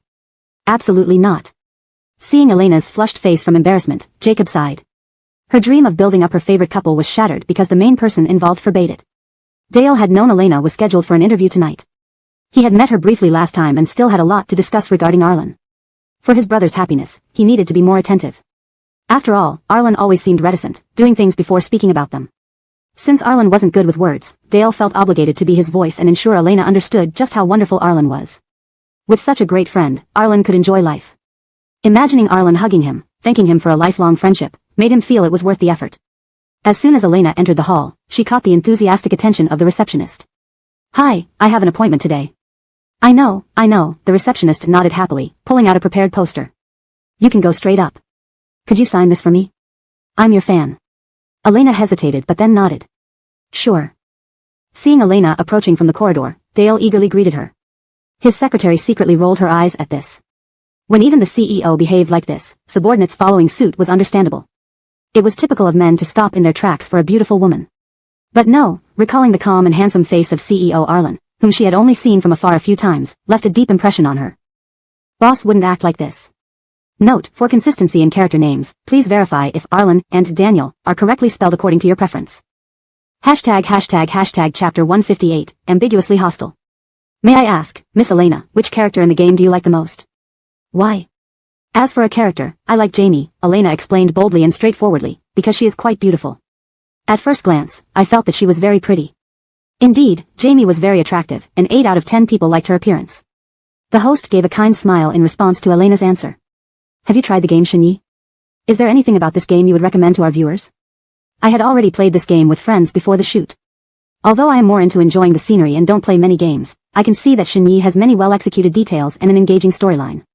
After rattling off a long list of praises, Elena paused. The host assumed she had finished and was about to proceed, and she noticed Elena looking a bit embarrassed. Could I mention a few flaws? If it's inconvenient, we can edit this part out. The host was momentarily stunned but saw Moses standing up and walking over to her side, saying it was fine. Our Uphone Game Company welcomes all reasonable suggestions. Please feel free to speak your mind, Mariah. Surprisingly impressed by the boss's magnanimity, Elena cleared her throat, glanced at the camera, and prepared herself mentally. This part can be deleted if necessary. First, the tutorial interface is beautifully designed, but it contains too much text. As someone who doesn't play many games, I find many terms incomprehensible. Perhaps a more intuitive approach, such as skill videos for characters, could be adopted. Just a click to watch. If players have experience with similar games, they could choose to skip these tutorials for convenience. Secondly, many locations in the game are picturesque but remote. I suggest providing a tourist guide for us scenery enthusiasts, with coordinates and regular updates on newly discovered spots. Thirdly, regarding game professions. Elena finished, but no one spoke. The only sound was the soft hum of the cameras. Did I say too much? She thought, feeling slightly uneasy, considering this was still Yofeng's territory, and everyone here worked for them. Before Elena could come up with something to soften the blow, Moses clapped his hands and said, "Very insightful feedback, Mariah. We will consider incorporating these suggestions in future updates. If you have further thoughts, feel free to share. We indeed overlooked the needs of casual gamers like yourselves." No wonder Arlen asked the tech team to revamp the newbie tutorial process recently, Dale mused inwardly. This must be the reason behind those suggestions. No problem, Elena waved it off, just my amateur opinions. Hope they're useful. Not at all, Dale smiled warmly, your feedback is objective and insightful, helping us understand player needs better. Elena couldn't help but feel his smile was somewhat sly. Could he really harbor resentment over her critiques? Fortunately, the interview wrapped up quickly, leaving little room for her to elaborate further. Hope to see you again, Mariah. We'll have more opportunities to meet in the future. As one of Yofeng's partners, Dale personally escorting Elena downstairs was unusual. The secretary resisted rolling her eyes as she followed him. Even board members coming for meetings didn't receive such attentiveness from Moses. Beauty, indeed, has infinite allure. Little did they know, this apparent friendliness struck Elena as subtly hostile. His words seemed welcoming, but she sensed a hidden warning, be careful. We may not meet again. Meanwhile, Dale bid farewell to Elena, inwardly celebrating. Surely, Elena had witnessed their company's strength. With a friend like him, how easy it would be for Arlen to pursue her. Anton stood beside Elena, struggling to cope with Moses's inexplicable enthusiasm. While Artzone led Uphone, Moses's excessive warmth toward Elena seemed oddly romantic, hinting at potential power struggles. Glancing at Elena, seemingly focused yet lost in thought, Anton wondered if artists being too beautiful was sometimes a curse. On the surface, everyone appeared harmonious, but beneath lay vastly different thoughts. Yet, maintaining this facade while speaking was impressive. Elena kept her remaining elegance, smiling politely as she bid farewell to Dale. In reality, she moved swiftly, almost ready to climb into the car barefoot to escape. Moses's emotional control was astonishing. Despite his displeasure, he maintained such warm hospitality, making her admire him grudgingly. Anton also managed a thin smile, sitting in the passenger seat. Once Moses vanished behind the tinted glass, his smile faded instantly. Taui, drive fast. They both whispered simultaneously, startling Taui. She dared not delay, slamming the accelerator. The car shot forward like an arrow. Watching the speeding vehicle. Secretary. This driver's a bit reckless. Driving safety should be prioritized. What was that phrase? Dale recalled an internet meme, improper driving causes tears in loved ones. Ha, so amusing. Time to talk HR about a raise. Only once they were far from Yofeng's building did Elena relax. Why so tense? Taui timidly asked, were there ghosts chasing you inside? Though skilled in martial arts, Taui feared nothing more than ghosts. At this, Anton and Elena sighed in unison. A ghost chase would have been preferable. Being covertly antagonized was terrifying. An artist becoming a source of disruption at Uphone was too unsettling. Sigh. Chapter 159, Wondrous Beyond Words. You guys go ahead first. I can walk back on my own. Jacob was about to turn into the residential area's entrance when Elena suddenly called her back. But. Jacob glanced at Andrew sitting in the passenger seat. Clearly, he disapproved of this decision as well from his expression. It's fine, Elena pointed to the cameras outside the street. There are surveillance cameras everywhere here, and there's a police station just 200 meters away. It's much safer than where I lived before. And it's not far from here either. It will only take me 10 minutes to walk back. Well, Jacob looked at Andrew and seeing him nod, she reluctantly conceded, then, Sister Krista, send us a message once you get home. Okay. Elena walked down with a smile, waving goodbye to Jacob and the others. Once the car disappeared from sight, Elena immediately walked in the opposite direction straight towards a newly opened bakery that had just started business days ago. Delicious little tartlets. Joking aside, if Jacob had sent her home, how could she enjoy the tartlets? Just hearing Andrew would probably throw a tantrum, telling her to be more mindful as a female celebrity. But eating one should be okay, right? It won't make her fat instantly. However, Elena ended up holding 4 small tartlets in her hands, which she didn't intend at all. The Portuguese-style egg tarts were buy 2, get 2 free during this new opening promotion. She had committed the universal sin every woman is prone to. Freshly baked tarts really were irresistible. There might not be such offers next time. Eating 2 now wouldn't hurt, and eating the other 2 tomorrow wouldn't either. With this mindset, Elena finally made the number 4 gesture under the hopeful gaze of the shop attendant. Leaving the bakery, Elena eagerly walked home, dragging her suitcase while holding her warm egg tarts. Approaching the residential entrance, Elena noticed an elderly man sitting behind a small stall under a dim streetlight. A sign stood in front reading simply, fortune-telling. The atmosphere played its part well. Under the yellowish light, these kinds of superstitious practices seemed almost mysterious and intriguing. Elena silently passed by with her suitcase, but after 2 minutes, she turned back. The stall owner was a blind man wearing sunglasses, his white beard adding a touch of wisdom to his appearance. Miss, would you like your fortune told? Asked the old man. Elena shook her head. Your love life? Again, Elena shook her head. The stall owner paused, then perhaps your wealth and prosperity? Elena nodded eagerly, her eyes shining as she looked at the stall owner. Master, please tell me about my financial future. Can you also predict if I'll become wealthy in the future? Well, nowadays girls have different aspirations. Previously, they sought perfect marriages and ideal partners. Now it's all about getting rich overnight and becoming tycoons. Her fate doesn't need predicting, she controls it herself. As for love, it's alright whether or not it happens. But money, however, is absolutely essential. The blind man pretended to gather information like Elena's birthday and other details, scribbling on a piece of paper while mumbling something incomprehensible. Elena couldn't understand what he was writing and stood waiting obediently for the result. Elena? A familiar voice called out. Elena looked up to see Arlen standing there, holding a plastic bag. Under the streetlight, his features seemed even more chiseled, the shadows falling gracefully upon his face, giving him a story-filled aura. He wore a white shirt, with 2 buttons undone, revealing his elegant collarbone lines. If Elena hadn't seen the lamb skewers in his hand, she would have thought he just stepped off a high-fashion runway. Seeing Elena, his expression visibly brightened, his joy too obvious to hide, causing Elena to unconsciously lift her lips in a smile. Helpless, this man was simply too handsome, making her heart flutter uncontrollably at the mere sight of him. Just as Elena was about to greet him and ask him over, she suddenly remembered what she saw in the car earlier that afternoon, the kiss, the heavy breathing, the intertwined gasps, and the intense gaze he gave her. Damn, whenever she saw Arlen now, those scenes popped into her mind. Arlen watched Elena's mood shift from excitement to reserved elegance, utterly puzzled by her drastic emotional change. But he still approached, pulling 2 lamb skewers from the plastic bag and offering them to her. Do you want some? There are also chicken wings. Seeing Arlen approach, Elena felt her heart race for some reason. When she saw the items Arlen pulled out, her heart beat faster. She had just finished her tarts and was feeling a bit sweet. Arlen handed her 2 lamb skewers. So they stood together in front of the fortune-telling stall, holding skewers and talking while eating. Arlen noticed Elena seemed somewhat different tonight, as if she was deliberately avoiding him. Could it be because of the exposure of his boss identity? No, that shouldn't be it. If he had been exposed, Elena wouldn't be scrutinizing him so obviously without looking at him directly. Alright, the blind man clapped his paper, his tone becoming excited. This young lady has a destiny of great wealth and prosperity. Furthermore, I've calculated your love life, and it looks like you're destined for a wonderful match, wondrous beyond words. Elena, only catching the great wealth part, held the lamb skewer and asked seriously. Really? Will I truly become rich someday? So she hadn't changed her initial focus, she was concerned about her financial fortune all along. The blind man nodded, pinching his fingers and then lifting his eyes to Elena. Yes, Mississippi. Your future is filled with wealth and luxury, lying around counting money. Elena listened happily, and in her happiness, she gave the blind man $100 and waved generously. Keep the change as a tip. Beside her, Arlen quietly munched on his lamb skewer without a word. It wasn't until they entered the residential area that Arlen spoke slowly. That blind man is a fraud. I heard him say the same thing to someone else last time. But indeed, what he said had some truth. If Elena ended up with him, sharing half of his assets with her would ensure a prosperous future. I know, Elena replied lightly, but but it's just nice to hear. After all, our destiny is still in our own hands. Arlen nodded. Are you practicing cycling tonight? Standing under the streetlight, his lips, still red and soft from the lamb skewers, looked invitingly plump and shiny.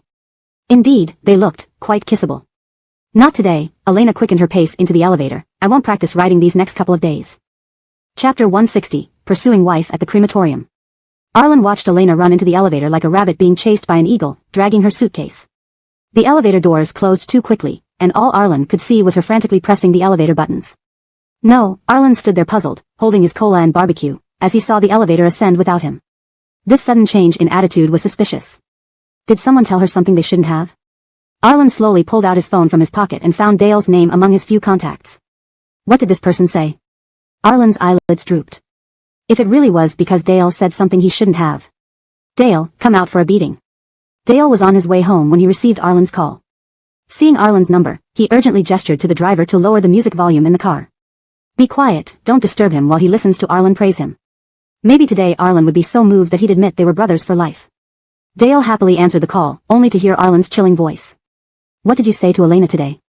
Still lost in his self-admiring fantasies, Dale pretended to be casual. Don't mention it. You should know how many good things I've said about you to her. To let her appreciate your excellence without revealing your identity, I even mentioned your university achievements and your integrity. I also emphasized that it was you who arranged this photography job for her and supported her work. Believe me, you must be 100 points perfect in Elena's mind right now. Dale had just finished speaking but didn't hear any praise from Arlen. Instead, he heard the dial tone. Why didn't Arlen praise him? He treated Elena with more care and enthusiasm than those company directors today. Arlen silently hung up the phone, wondering if it was because Dale revealed it was he who arranged the job for her, which Elena couldn't handle psychologically. Though Elena appeared carefree and indifferent, she was actually quite perceptive, perhaps even more so than the average girl. They hadn't been apart long, but this seemed to be the only reason for her sudden behavior. Recalling his identity, Arlen quietly stepped into the elevator, watching the doors close. He suddenly felt that hiding his identity wasn't a good thing. At least now, he always risked exposing himself. There might even be a huge risk of losing her completely. Thinking of this, Arlen pondered whether he should find a time to confess to Elena. I'm not just some programmer, I'm slightly more advanced, merely the owner of Uphone Company. Elena would likely distance herself immediately upon hearing this. But revealing the truth might drive Elena away or worsen the situation, going against his wishes entirely. Arlen took out a cold cola, and his lazy and indifferent profile reflected in the shiny elevator walls. After a long pause, he sighed. Kept too long, the drink isn't even cold anymore. Perhaps influenced by the fan fiction she read, Elena often dreamed of Arlen's profile and those indescribable scenarios. Oddly, her dreams were filled with blurred mosaics, except for Arlen's handsome face, which remained clear. Thanks, no need to censor even in dreams. It's bad enough you do it on Weibo, but in my dreams too. Despite sleeping, Elena felt as if she'd slept for ages, including the time spent dreaming. She might have slept 2 nights. As she washed up in the bathroom, listening to the birds outside, Elena remembered last night's dream and realized something that left her stunned. Could it be she was developing some indescribable thoughts about Arlen? Oh no, am I growing love-addled? No, she needed to wash her face and clear her head. It must be because she hadn't fully woken up yet. When she arrived at the set, the crew was busy moving props, creating a bustling atmosphere. Andoni's was talking with some assistant directors. Seeing Elena arrive, he smiled and greeted her. Tang came early. I wanted to observe everyone's performance. It wouldn't be good to hold anyone back. Elena honestly admitted her thoughts. Hearing this, Andoni's laughed heartily. It's good to see you're ambitious, but don't be too hard on yourself. Choosing you as the lead actress means I have confidence in you. You should be more confident, Tang. Elena nodded, and then Andoni seemed to remember something, smiling even wider. I heard Xiao Shen has been guiding you on acting through the variety show. His acting is worth trusting. I think he's quite skilled in nurturing talent. If not an actor, he'd make a great director. Elena couldn't help but admire Andoni's foresight. Later on, Daniel did become a director and directed a movie starring Marnie, winning numerous international awards and making Amara the first Chinese actress to win the 3 major awards. Marnie also received a proposal ring from Daniel during the same ceremony, and they became the golden couple of Chinese cinema. Alright, go get your makeup done. Don't be nervous when we start rehearsals. Elena's first scene was set after graduation when she learned that the male lead Marcos had once liked someone else. She heard about their meeting at Marcos's company and went to confront him angrily. Gu Xinglian was a brave and simple girl, so the costume designer didn't give Elena a complicated look. She wore a green and white dress with a bow at the chest and plain white shoes. This skin is so good, it looks beautiful even without much makeup. The makeup artist sincerely praised her, thinking that some people were truly masterpieces. With minimal makeup, Elena still looked strikingly beautiful. Considering the actress Elena would be paired with, she sighed inwardly. The other girl would definitely look overshadowed. When aired, viewers would probably sympathize more with Elena. Remembering that Elena originally had a third female lead role, the makeup artist marveled at fate's twists. Elena's face looked destined to break out whether playing a third or leading role. Alright, I'll leave now. Someone will come for you later. The makeup artist left the room. Elena glanced down at her script, assuming it was someone calling her to the set. Instead, she saw Gaynor standing there, staring at her as if seeing her for the first time. Rolling her eyes internally, Elena sat back down with her script. Seeing him so early in the day was ominous. She reserved the right not to greet him. Chapter 161, Boyfriend. This dressing room was exclusively for the lead actors. Since Elena hadn't come in for a while, Gaynor had been using it all by himself. When did she arrive? Gaynor asked the makeup artist in a low voice, looking at Elena through the mirror who was sitting about 7 to 8 meters behind him. She was engrossed in her script with a serene and beautiful profile. The bit of her neck that showed was smooth and inviting, especially when she tilted her head slightly. Ever since Elena confronted him last week, Gaynor only saw her as a cunning actress who relied on connections. He resented how poorly he used to act but would not let others criticize him. It made him angrier the more he thought about it, turning Elena into a series of negative adjectives in his mind, someone whose image grew increasingly detestable. However, when he first saw her entering the room today, he almost didn't recognize her. He stood there feeling electrified, unable to move. Before he could speak, Elena retook her seat without even glancing at him. Only then did Gaynor realize this was indeed Elena. Mariah? The makeup artist glanced back at Elena. She arrived around 7 this morning. The makeup artist's voice wasn't loud but audible enough for Elena. Immediately noticing her holding the script and leaving, her martial arts assistant followed suit with a disdainful glance at him. Feeling vexed, Gaynor ran a hand through his hair but was stopped by the makeup artist. Sighing deeply, he sat back down in front of the mirror. He couldn't help but wonder why Elena was cast as the lead actress. From a distance, Gaynor spotted Elena seated under a tree wearing a green dress befitting the cool morning. The white bow at her chest fluttered gently with the breeze, and her eyes were crescent-shaped as she laughed softly, talking with her assistant. After 2 gazes, something clicked in his mind, making him stiffen. Andoni's noticed his male lead standing like a dazed goose upon entering the set. Mingchen, why are you just standing here daydreaming? Hearing Andoni's voice, Gaynor immediately became respectful. Andoni's, you're here. Andoni's watched Gaynor change expressions rapidly with interest. He tried peeking in the direction Gaynor had been looking, only to be blocked by Gaynor's embarrassed stance. Andoni's, we can start now. Ah, that's Mariah. I noticed you were watching her just now, commented Andoni's. No, Gaynor wanted to deny it but was silenced by Andoni's insightful gaze. His voice faded, I wasn't looking at her. Andoni's patted him on the shoulder. Cheer up. I don't think Mariah has a boyfriend, yet. But. Recalling Daniel over the phone, Andoni's smile turned subtle, she might soon have one. By then, it'd be entertaining when Daniel guest starred. Andoni's, I don't care if she has a boyfriend or not, Gaynor said quickly but awkwardly glanced at Elena. She's so detestable, whoever dates her is doomed. Crews were ready, and Andoni's turned serious, positioning himself behind the monitor. Taking a deep breath, Elena composed herself before the camera started rolling. Believing Elena still liked Marcos, Mindy waited outside his company despite hearing that Ouyang Yisroelkshuen and Marcos had been close recently. In the dim rain, Elena in her green dress was the sole bright spot. Elena saw Marcos in a suit checking his phone at the company entrance. Her phone vibrated next, signaling Marcos still loved her most. Joy lit her eyes, but then another figure exited the door. Her phone stopped buzzing as Mindy froze, watching their interaction full of laughter and conversation. Alyuan, you're here. Seeing his girlfriend emerge from the rain, water spots on her white shoes, Gaynor moved to greet her but halted seeing her cold expression. What's wrong? Are you upset? Come, let me take you somewhere. Trying to hold her hand, Gaynor was abruptly avoided. Marcos, how long will you keep lying to me? What? Gaynor was stunned by her sudden outburst. Tears brimmed in Elena's eyes as she looked at him fiercely. Ouyang Yisroelkshuen, shouldn't you say something about her? We're just friends, Gaynor instinctively reached for her but she backed away. You have time to tell me repeatedly you're friends.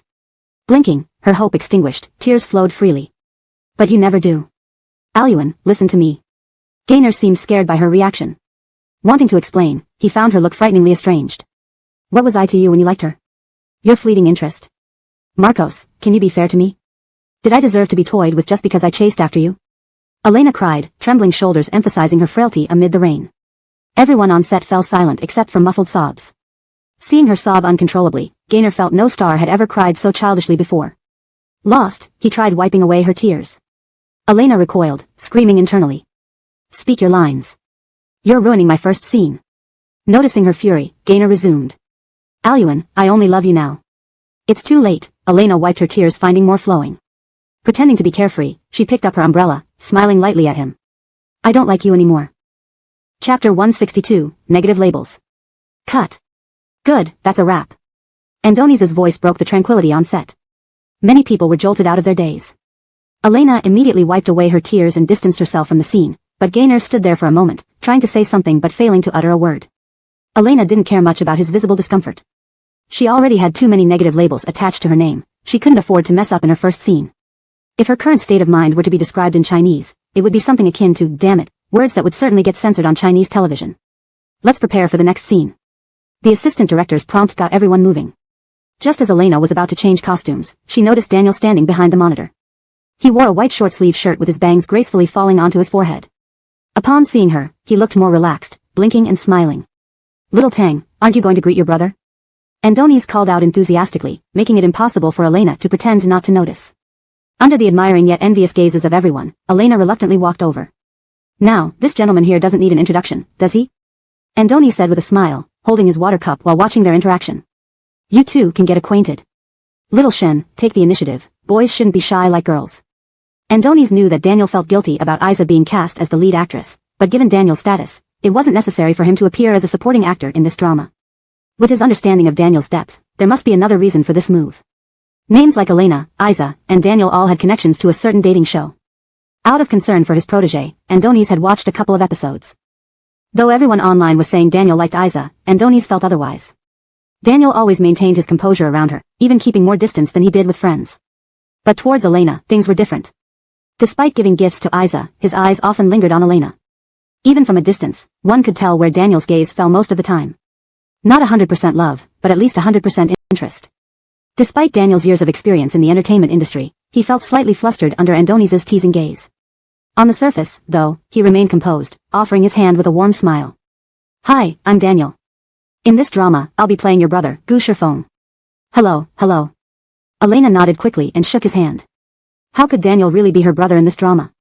He was big enough to elevate the entire production just by being its male lead. Daniel's eyelashes lowered, and his fingers gently brushed against hers.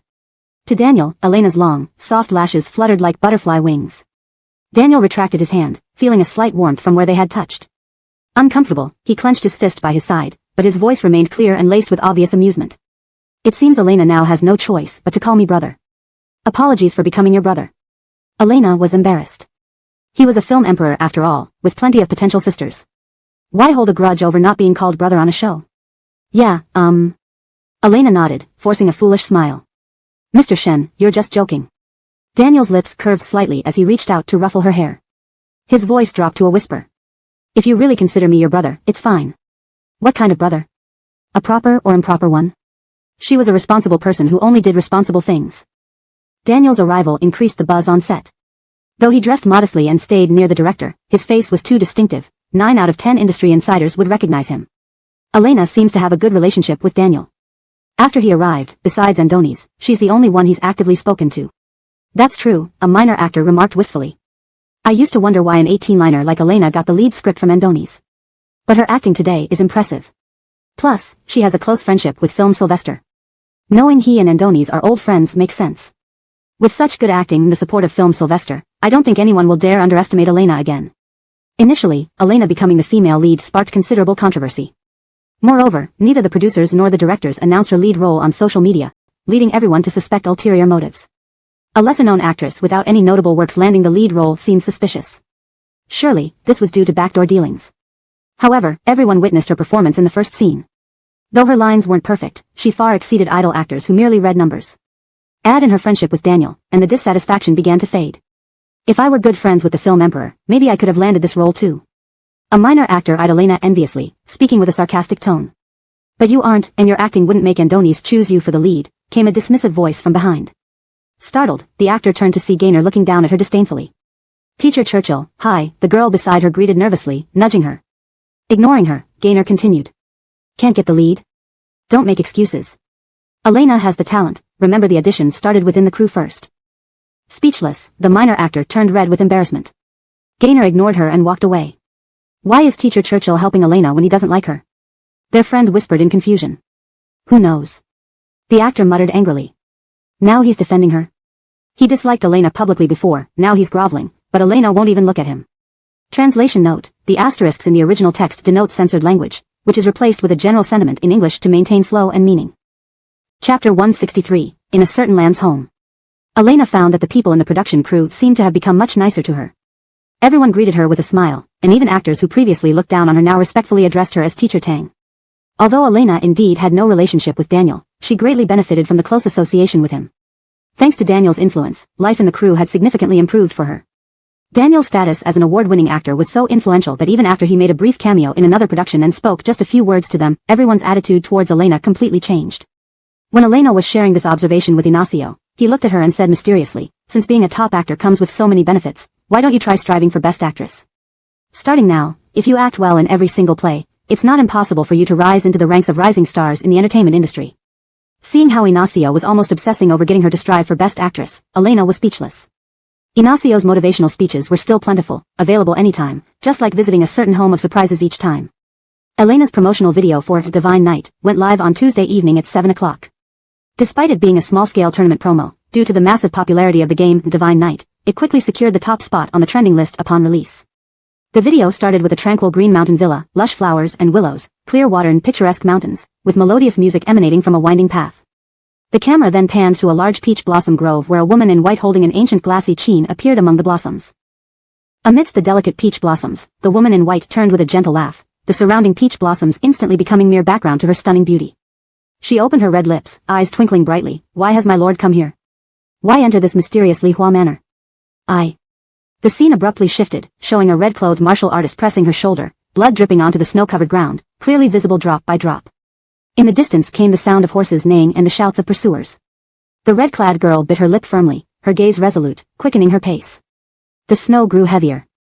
The pursuers reached the cliff and could only see a trail of blood leading down the slope, signaling their retreat. After the footsteps faded away, the red-clothed girl lay on a dead tree at the bottom of the cliff, her red dress the only bright color in the vast expanse of snow. The music suddenly intensified as all the characters from Divine Night appeared one by one. Then, the woman in white holding the chain reappeared, while the red-clothed woman wielded a sword towards her. Under the sharp sword's threat, the woman in white gave a mysterious, inscrutable smile. The name Divine Night appeared prominently on the screen. Though the video was only 2 minutes long, everyone was left stunned. Initially silent, comments and shares soon flooded in exponentially, sending the post skyrocketing in popularity. It quickly became one of the hottest topics on Weibo. Holy crap, who is that actress? Her portrayal of the Qin player and Zhu Kei is too real. What goddess or fairy are they talking about? She looks exactly like the character model in the game. Future is looking bright for Elena, versatile and charming. Great job taking on the Divine Night endorsement. As a visual fan, I need to watch this again. This lady really resembles the character. Please, a cosplay tutorial. Even though I'm a guy, it's indeed beautiful. So, who is this actress? Comments were soon filled with praise, its overwhelming positivity surprising even the developers of Divine Night. Before long, the promotional video and Elena's name dominated the trending list, with Divine Night occupying 3 of the top 5 spots. Elena's Weibo saw a flood of new followers, all complimenting her beauty. Anton, seeing the immense buzz, excitedly found Elena who was waiting for a scene change. "Elena, you're famous." Elena, engrossed in memorizing lines, looked up, puzzled. Did I get famous for something good or bad? She worried if she was being thrust into a similar situation with the lead roles as in her previous life, leading to her controversial fame. She hadn't offended Daniel or Marnie, had she? Anton rolled his eyes, of course for something good. Have you ever done anything bad? Well, yes, Elena put away her script, gazing at the sky. I neutered all the stray cats in our neighborhood, turning them into eunuchs. Now whenever I go out, they enthusiastically welcome me, and I have to chase them away to keep them at a distance. Aren't they more likely to be plotting revenge for what you did? Anton sighed, just be happy. Elena didn't feel any particular excitement while filming on set. However, when forced to post selfies on Weibo later, she noticed a wave of comments under her posts praising her profusely. She pondered why the platform seemed to have planted such dedicated fans for her. Did she pay for these followers? No, wait, it couldn't be. Why would I buy those? Didn't you notice the growth in your real followers? They are all genuine, living followers. Quickly engage actively. Do you know any female celebrity who only posts once per quarter? Faced with Ignacio's enthusiastic roar, Elena ended the call, savoring the sudden peace. While Elena's selfie skills weren't perfect, her photos still garnered widespread admiration. She interacted with a couple of cute comments, which drew even more passionate replies. One familiar ID named Sybil commented, "Your photography is excellent, I adore and rave for you." Elena thought, well, I know my own level. However, she was delighted by the praise and happily checked Sybil's account, only to read, "Who taught Elena how to take such odd-angle selfies? They should be executed. Forget it, encourage more, otherwise, we might lose even this unique angle." More absurdly, the comments below agreed entirely with her. Hey, do her fans have dual personalities? Praising her fiercely under her Weibo and critiquing her self-photography skills elsewhere. Dale's eyes widened when he saw the data on Weibo. 700,000 new followers in one night? Is Elena really this popular now? Initially, Dale and Arlen believed this tournament was minor, and using Elena wouldn't impact their game or her negatively. But unexpectedly, Divine Night gained significant attention, transforming a small event into a major spectacle. Before Dale could celebrate, he received troubling news from the PR department. Calling Arlen immediately, he blurted out before Art could speak, "Arlen, we've got a problem." Chapter 164, Favoring the Rich and Disdaining the Poor. After Anton became Elena's sole manager, his workload significantly decreased. While he was browsing online as usual, relishing in the praise of Elena's performance in a documentary game, he suddenly noticed something alarming. He almost jumped out of the nanny van and ran swiftly towards the filming site. "Where's Elena?" Anton panted as he rushed to Jacob's side, attempting to find Elena among the crowd. "Sister Krista is still shooting." "What happened? Why are you so anxious, Andrew?" Anton shook his head gravely. "There are too many people here. Let's talk about this in the van." Elena was immediately brought into the van by Jacob after she finished her scene. There, she received a shocking piece of news. "Dawson posted on Weibo that he has nude photos of you, but not many have seen it yet. However, I've already had the company contact him to take down the post," said Jacob. "Anton wants to ask you if he really has those kinds of photos." Anton spoke sternly, adding cautiously, "It's okay, I've been your manager long enough to handle anything. Please be honest with me." After his words, both he and Jacob stared intently at Elena, signaling that they could handle any bombshell she might drop. Even someone as mild-tempered as Elena couldn't help cursing inwardly. Such a despicable ex-boyfriend. They had already broken up, yet he continued to spread rumors relentlessly. "I don't have any such photos," Elena said firmly, unusually calm. "He's slandering me." Reflecting on the original Elena's relationship with Dawson, she saw only impatience and lust from Dawson's perspective. The original Elena had loved blindly but had been too timid to step further, leading to no intimate encounters. So, the nude photos in Dawson's possession must be fake. Anton locked eyes with Elena, finding conviction in her unwavering gaze. He nodded, then looked at his phone. "I believe you. The company's PR department has intervened. Right now, what matters most is making Dawson delete that Weibo post." After all, Anton glanced at Elena with a mix of calm and anger. In these situations, female stars always bear the brunt of the backlash. "You're still new to the entertainment industry, so the impact will be even greater for you." Elena nodded and opened her Weibo account, searching for Dawson's post while expressing gratitude. "Thank you, Andrew. Don't worry, Sister Krista. I support you, there's no need to be afraid." Jacob chimed in, showing loyalty. "I'm not scared, but thank you for your support, Jacob." Elena smiled, then scanned the intensely discussed photo. It showed her lying beside Dawson, a white blanket barely concealing her nudity, with Dawson smirking triumphantly next to her. The caption read, "This morning, I remembered the days when you were by my side. Even after our messy breakup, I still love you. I can only share our pictures to beg for another meeting. There's no other way to reach you since you clearly favor the rich and look down on me." The comment section was flooded with malicious remarks targeting Elena. "I always knew Elena was a slut, pretending to be innocent on shows. Sigh, celebrities also discriminate against the poor. Elena's ex isn't bad looking. Is this the lead actress of that promotional video? Can I see more? She doesn't look impressive at all." There were also some defending Elena. "Whatever issues you two have, uploading compromising photos is low. Doesn't this count as distributing obscenity? Funny how success changes everything. Looks like you're just trying to bring her down." But these voices were quickly drowned out. Dawson's post had gained traction, reaching the bottom of the trending list. "Damn it, PR says they can't reach Dawson, and Weibo isn't responding to our deletion request. They probably have a team behind them boosting their efforts," Anton cursed under his breath. Otherwise, Dawson wouldn't gain such attention. Anton returned from a call, seeing Elena calmly seated while Jacob fretted beside her. Unable to contain himself, he let loose a stream of curses. "Elena, do you have his number? I need to call him." Anton believed Elena hadn't taken such photos, but the public enjoyed drama too much. Despite issuing clarifications and legal notices, everyone was watching Dawson's next move. Dawson posted again, claiming to have damning evidence against Elena and refused to back down. Even with threats from Elena's team, he vowed not to destroy the photos and added a screenshot of his call logs filled with unknown numbers. Supportive comments piled up under his post, tarnishing Elena's reputation. Within days, she went from being praised as a modeling goddess to being labeled as materialistic. Her Weibo page was flooded with vicious remarks, overwhelming even her loyal fans' efforts to manage comments. Elena silently unfriended Dawson. Immediately, a flood of messages from Dawson inundated her phone, nearly causing it to crash. #### Chapter 165, Grandiose Proclamations. Krista, have we really lost all possibilities? I really like you. I was wrong last time. Come back to me. Elena, look at this tree. You used to love sitting under it with me reading books. I miss you. Later, as if realizing that Elena had blocked him, Dawson's messages became increasingly aggressive and malicious. Elena, if you continue to avoid me, I might have to take some special measures. You're a celebrity now, but surely you wouldn't want to be disgraced, right? Meet me at the usual place tomorrow or don't blame me for not warning you. The most recent message was sent just a few days ago, containing only a few words. Elena, your lack of kindness doesn't mean I'll show mercy. Come back to me. Anton, who was usually calm, felt his blood pressure rise when he saw these messages. He wanted nothing more than to tear Dawson apart limb by limb. Jacob, on the other hand, was livid, her face flushed red with anger. Initially, Anton wanted to call Dawson himself, but surprisingly, Elena remained remarkably composed. She shook her head, indicating she would handle it herself. Eventually, under the insistence of Anton and Jacob, she put the call on speaker for them.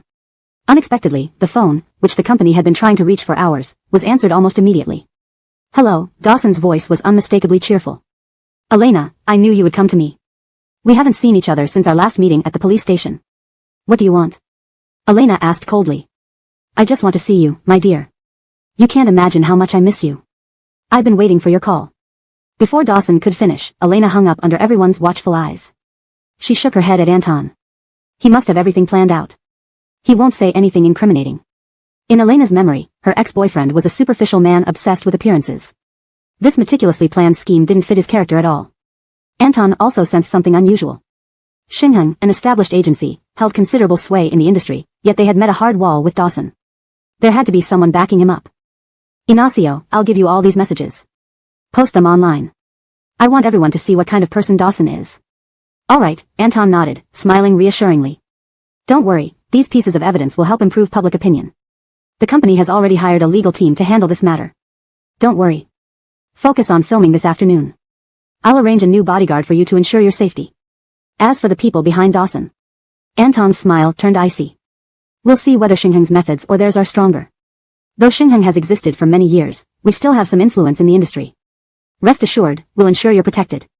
Elena nodded, clutching her script as she got off the car, with Jacob trailing closely behind, her expression serious. As soon as Elena appeared, all eyes were on her. Gossip spread quickly in the entertainment world. She actually dares to show her face. If I were her, I'd be too ashamed to come out. You underestimate her. She's been playing big since joining the entertainment industry. Who would have thought?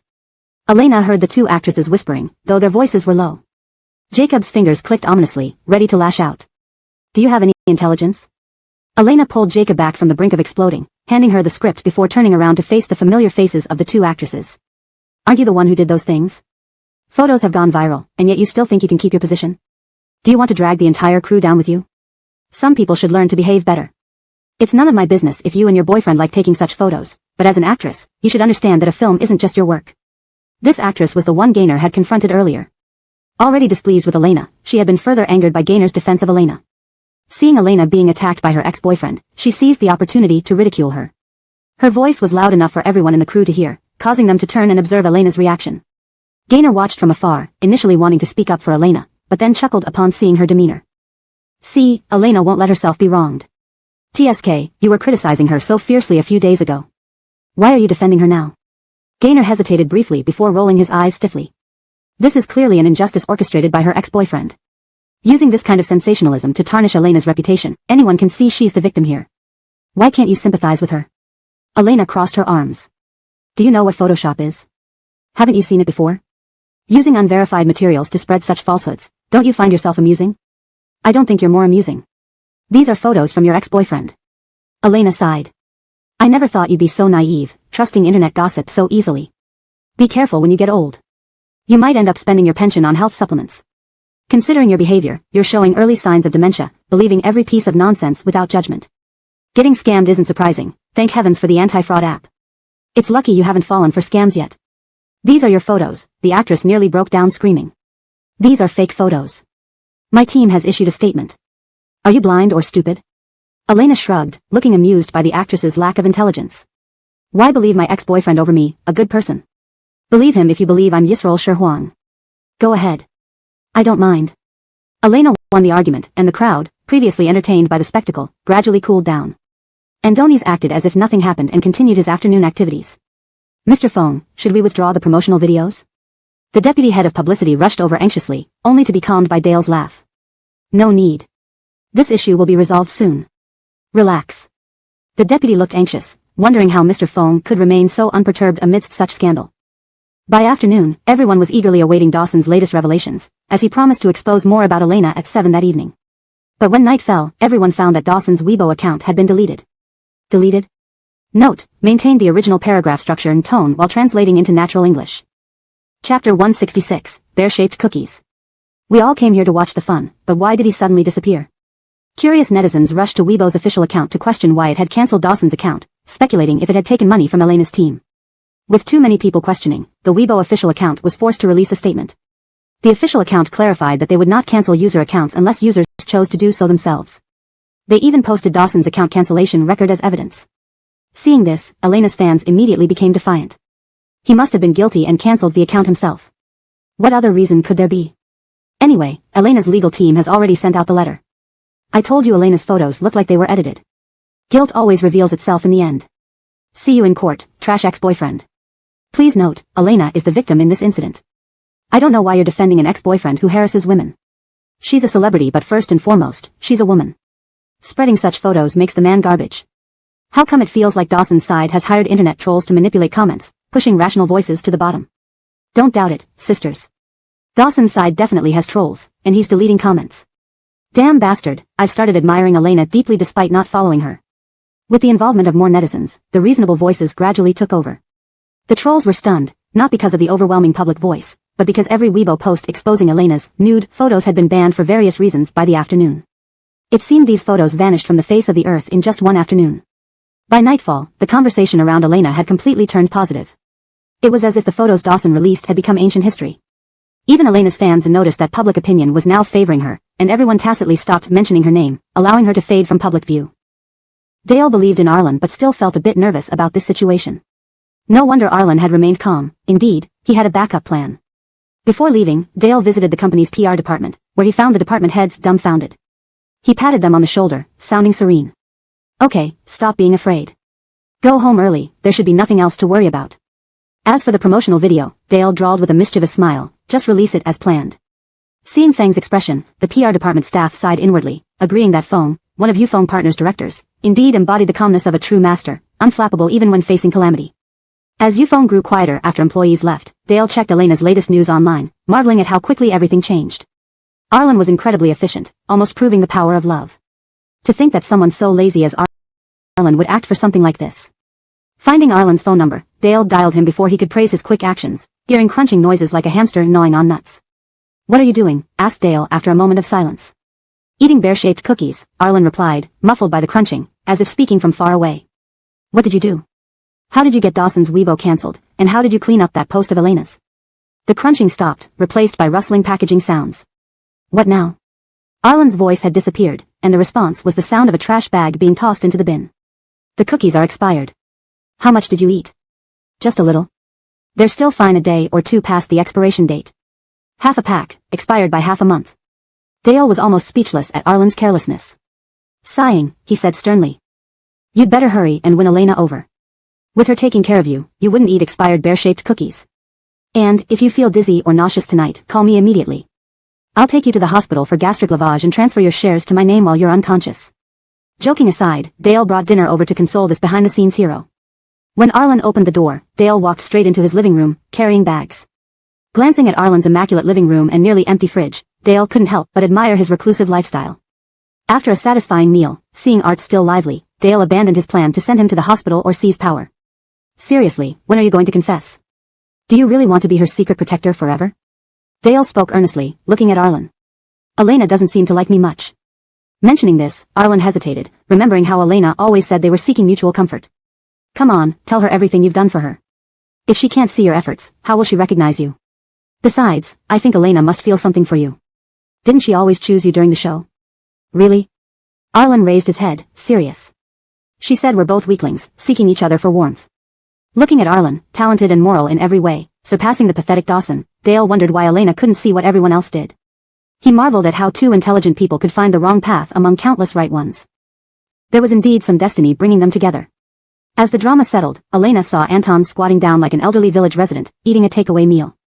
Is everything resolved? Elena also squatted next to Anton, who glanced at her and moved over to give her space.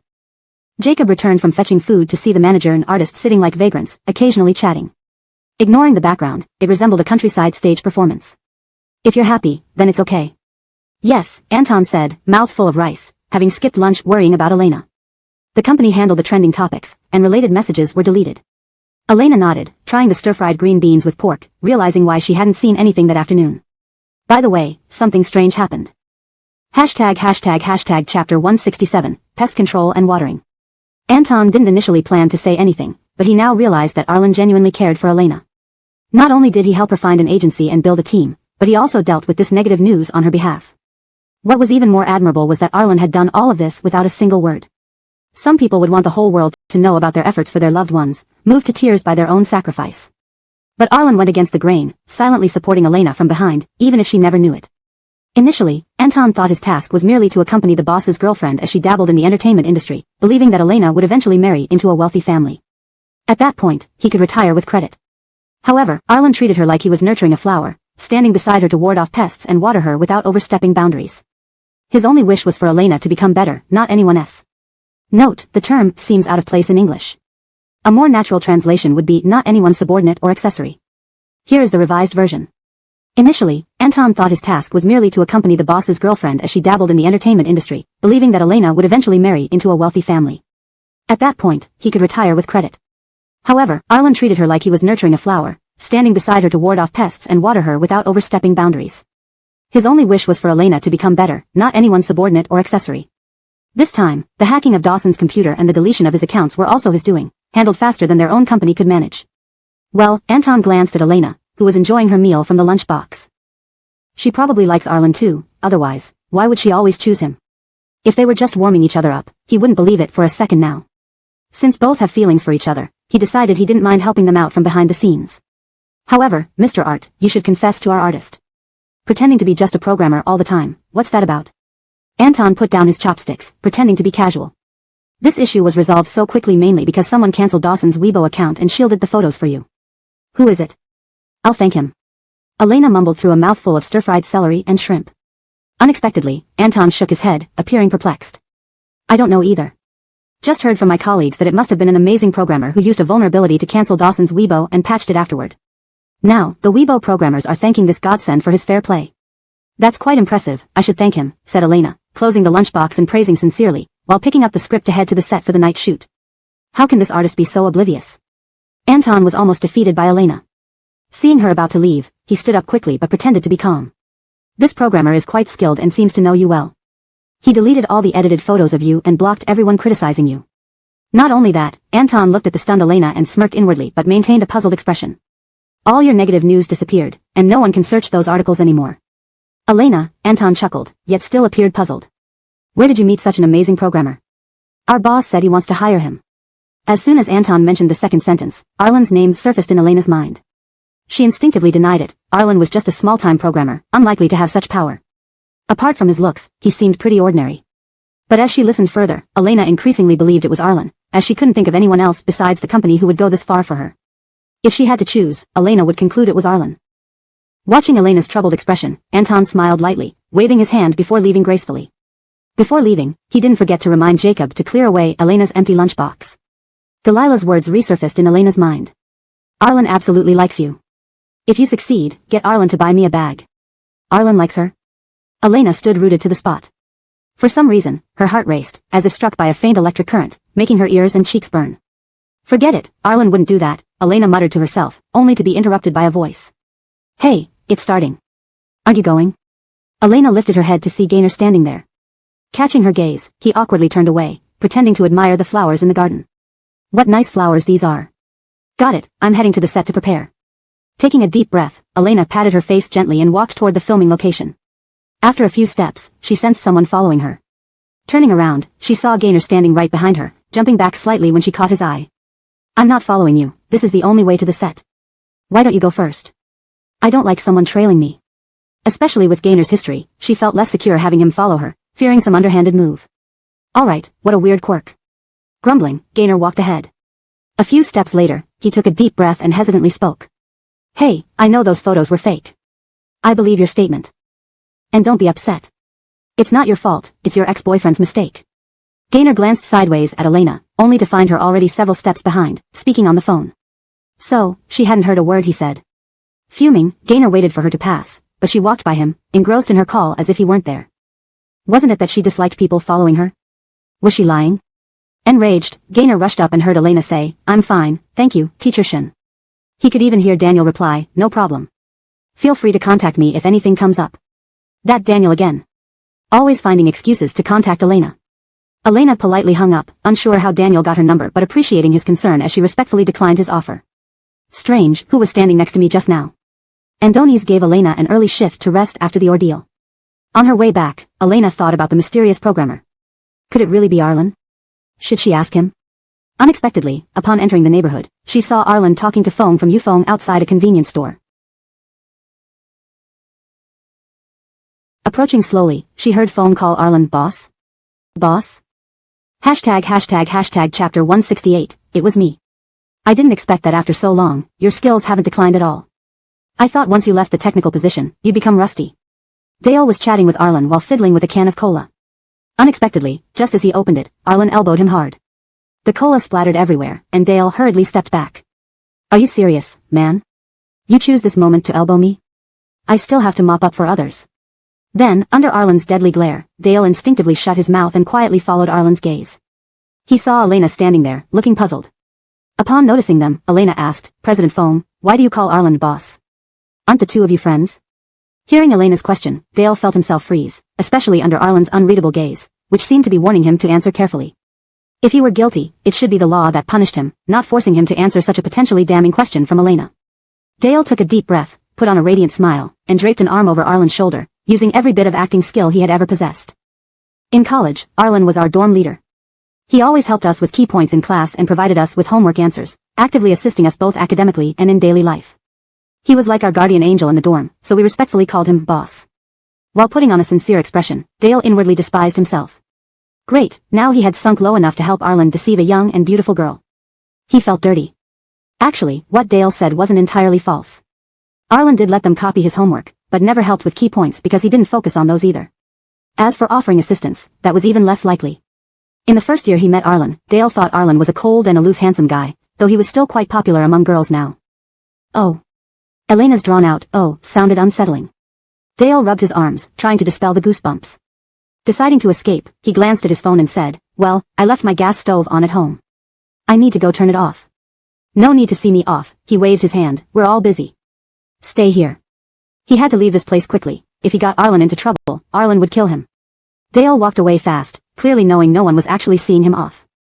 Watching Dale's almost sprinting back figure, Elena asked Arlen, shouldn't he have asked the property management to turn off his gas stove first? What if something happens? Arlen, she really believes that? But brotherhood meant covering lies, even if they were unreliable. Arlen said, I'll call him to remind him. Don't worry. Don't worry or don't die. Make it clear. By the time Arlen finished the call, Elena was still unsure how to ask if he had been the one to block her posts. What if it wasn't Arlen? That would make her seem presumptuous. Meanwhile, Arlen observed Elena's expressions, wanting to ensure she truly believed Dale's explanation. His story was quite far-fetched. Did she really believe it? Both of them, harboring their own thoughts, walked to the bottom of the apartment building, filled with questions but surrounded by awkward silence. Well, do you want to sit in the small park? I remember the lotus flowers there are blooming. As soon as Elena said this, she wished she could take it back. Why did she say that? Inviting Arlen suddenly to sit in a small park was too abrupt. She felt like a boyfriend who was trying to find trivial topics to stall for time before going home. The little girl Arlen, invited by jilted man Elena, nodded obediently and, when they reached the pavilion, took out a box of cookies from her convenience bag to offer Elena. Ah, bear-shaped cookies? Elena accepted the cookies with surprise and looked at the rough bear shapes fondly. These are still sold. I remember eating these snacks when I was little. Surprisingly, they look the same as before. Her eyes sparkled, obviously recalling fond memories of the cookies. Arlen opened one cookie, showing Elena a tiny bear in his palm. They've changed. The cookies are smaller now, with shorter limbs. Elena. What does a tiny bear cookie need long limbs for? And for a bear cookie, longer limbs only mean more cookie content. Elena shoved the disdained bear cookie into her mouth, trying to steer the conversation back on track. Is President Fong alright? He seemed very rushed. How did they get so off topic? Elena silently berated herself. Arlen responded affirmatively, adding that the property management had already turned off the gas stove. Fortunately, Elena wasn't particularly interested in that question anymore. She struggled to think of how to bring up whether he had handled the online issues for her. The silence resumed, and even the cicadas in the summer pond seemed to pause. The cicadas were incredibly diligent, not stopping for a second. Listening to the sound, their minds finally synchronized. Unexpectedly, Arlen initiated the topic, placing a cookie in his mouth and slowly asking. Did everything get resolved? That issue online seemed pretty big. Elena nodded, revealing a relieved smile. Yes, it's taken care of. The company has already sent a lawyer's letter, and thankfully, work hasn't been affected much. Arlen. Elena turned to face Arlen, gathering her courage to look into his eyes. In the cool night, Elena's eyes gleamed. Was it you who did that? The one where you deleted Dawson's account and blocked those posts for me? Elena felt like she was standing at the edge of a cliff, ready to plunge into an abyss with one more step. But strangely, she wanted to know the answer, even if it might break her heart or make her sad. Still, she asked. The lake became even quieter, even the cicadas fell silent. Under Elena's feigned calm gaze, Arlen held the cookie and nodded slightly. Yes, it was me. Chapter 169, Anonymity. Watching Elena's relieved and joyful smile, Arlen stuffed the cookie in his hand into his mouth and quietly retracted his gaze. It seemed that telling her about the choice had been the right decision. Elena couldn't quite describe how she felt. She thought she was ready for a bottomless abyss, but when she probed it turned out to be a soft, fragrant, springy cushion with floral scents beneath her. The elasticity of that cushion made her feel so lighthearted and jubilant. Despite trying to suppress her elation by pursing her lips, the corners of her mouth curled up involuntarily, and her eyes curved into beautiful crescent moons. Looking at Arlen, she feigned calmness as she asked, "Thank you. But how did you know those photos were fake?" So many people use non-existent photos to smear her name, yet, Arlen remained unperturbed by it all. Those photos, Arlen remarked somewhat disdainfully, were indeed decently edited, but still too unrealistic. And what? Elena eagerly pursued. It must have been because she looked better in real life or appeared cuter, right? And I found the original unedited pictures on his computer. They're organized. I'll send them to you tomorrow, and you can use them to clear things up with the company. Elena? A hacker was right beside her all this time, and she had never recognized him. She immediately knelt down like in a gaming motion, tentatively asking, "Great hacker god?" Arlen paused momentarily while reaching for a cookie. He touched Elena's forehead with a crooked hand, muttering to himself. He's not running a fever either, huh? Annoyed, Elena pulled his hand down. What internet god? Only a man like Arlen could do this. Besides, don't grab cookies with the same hand after touching my forehead. This rascal. But are you going to be alright? Considering the possible consequences, Elena was afraid Arlen would end up in jail for a long time. Shaking his head, Arlen replied, "Those programmers on their servers can't even find me, let alone gather any evidence against me." Those cool but arrogant words were hard to imagine coming from Arlen. Why that look? Looking at Elena's blushing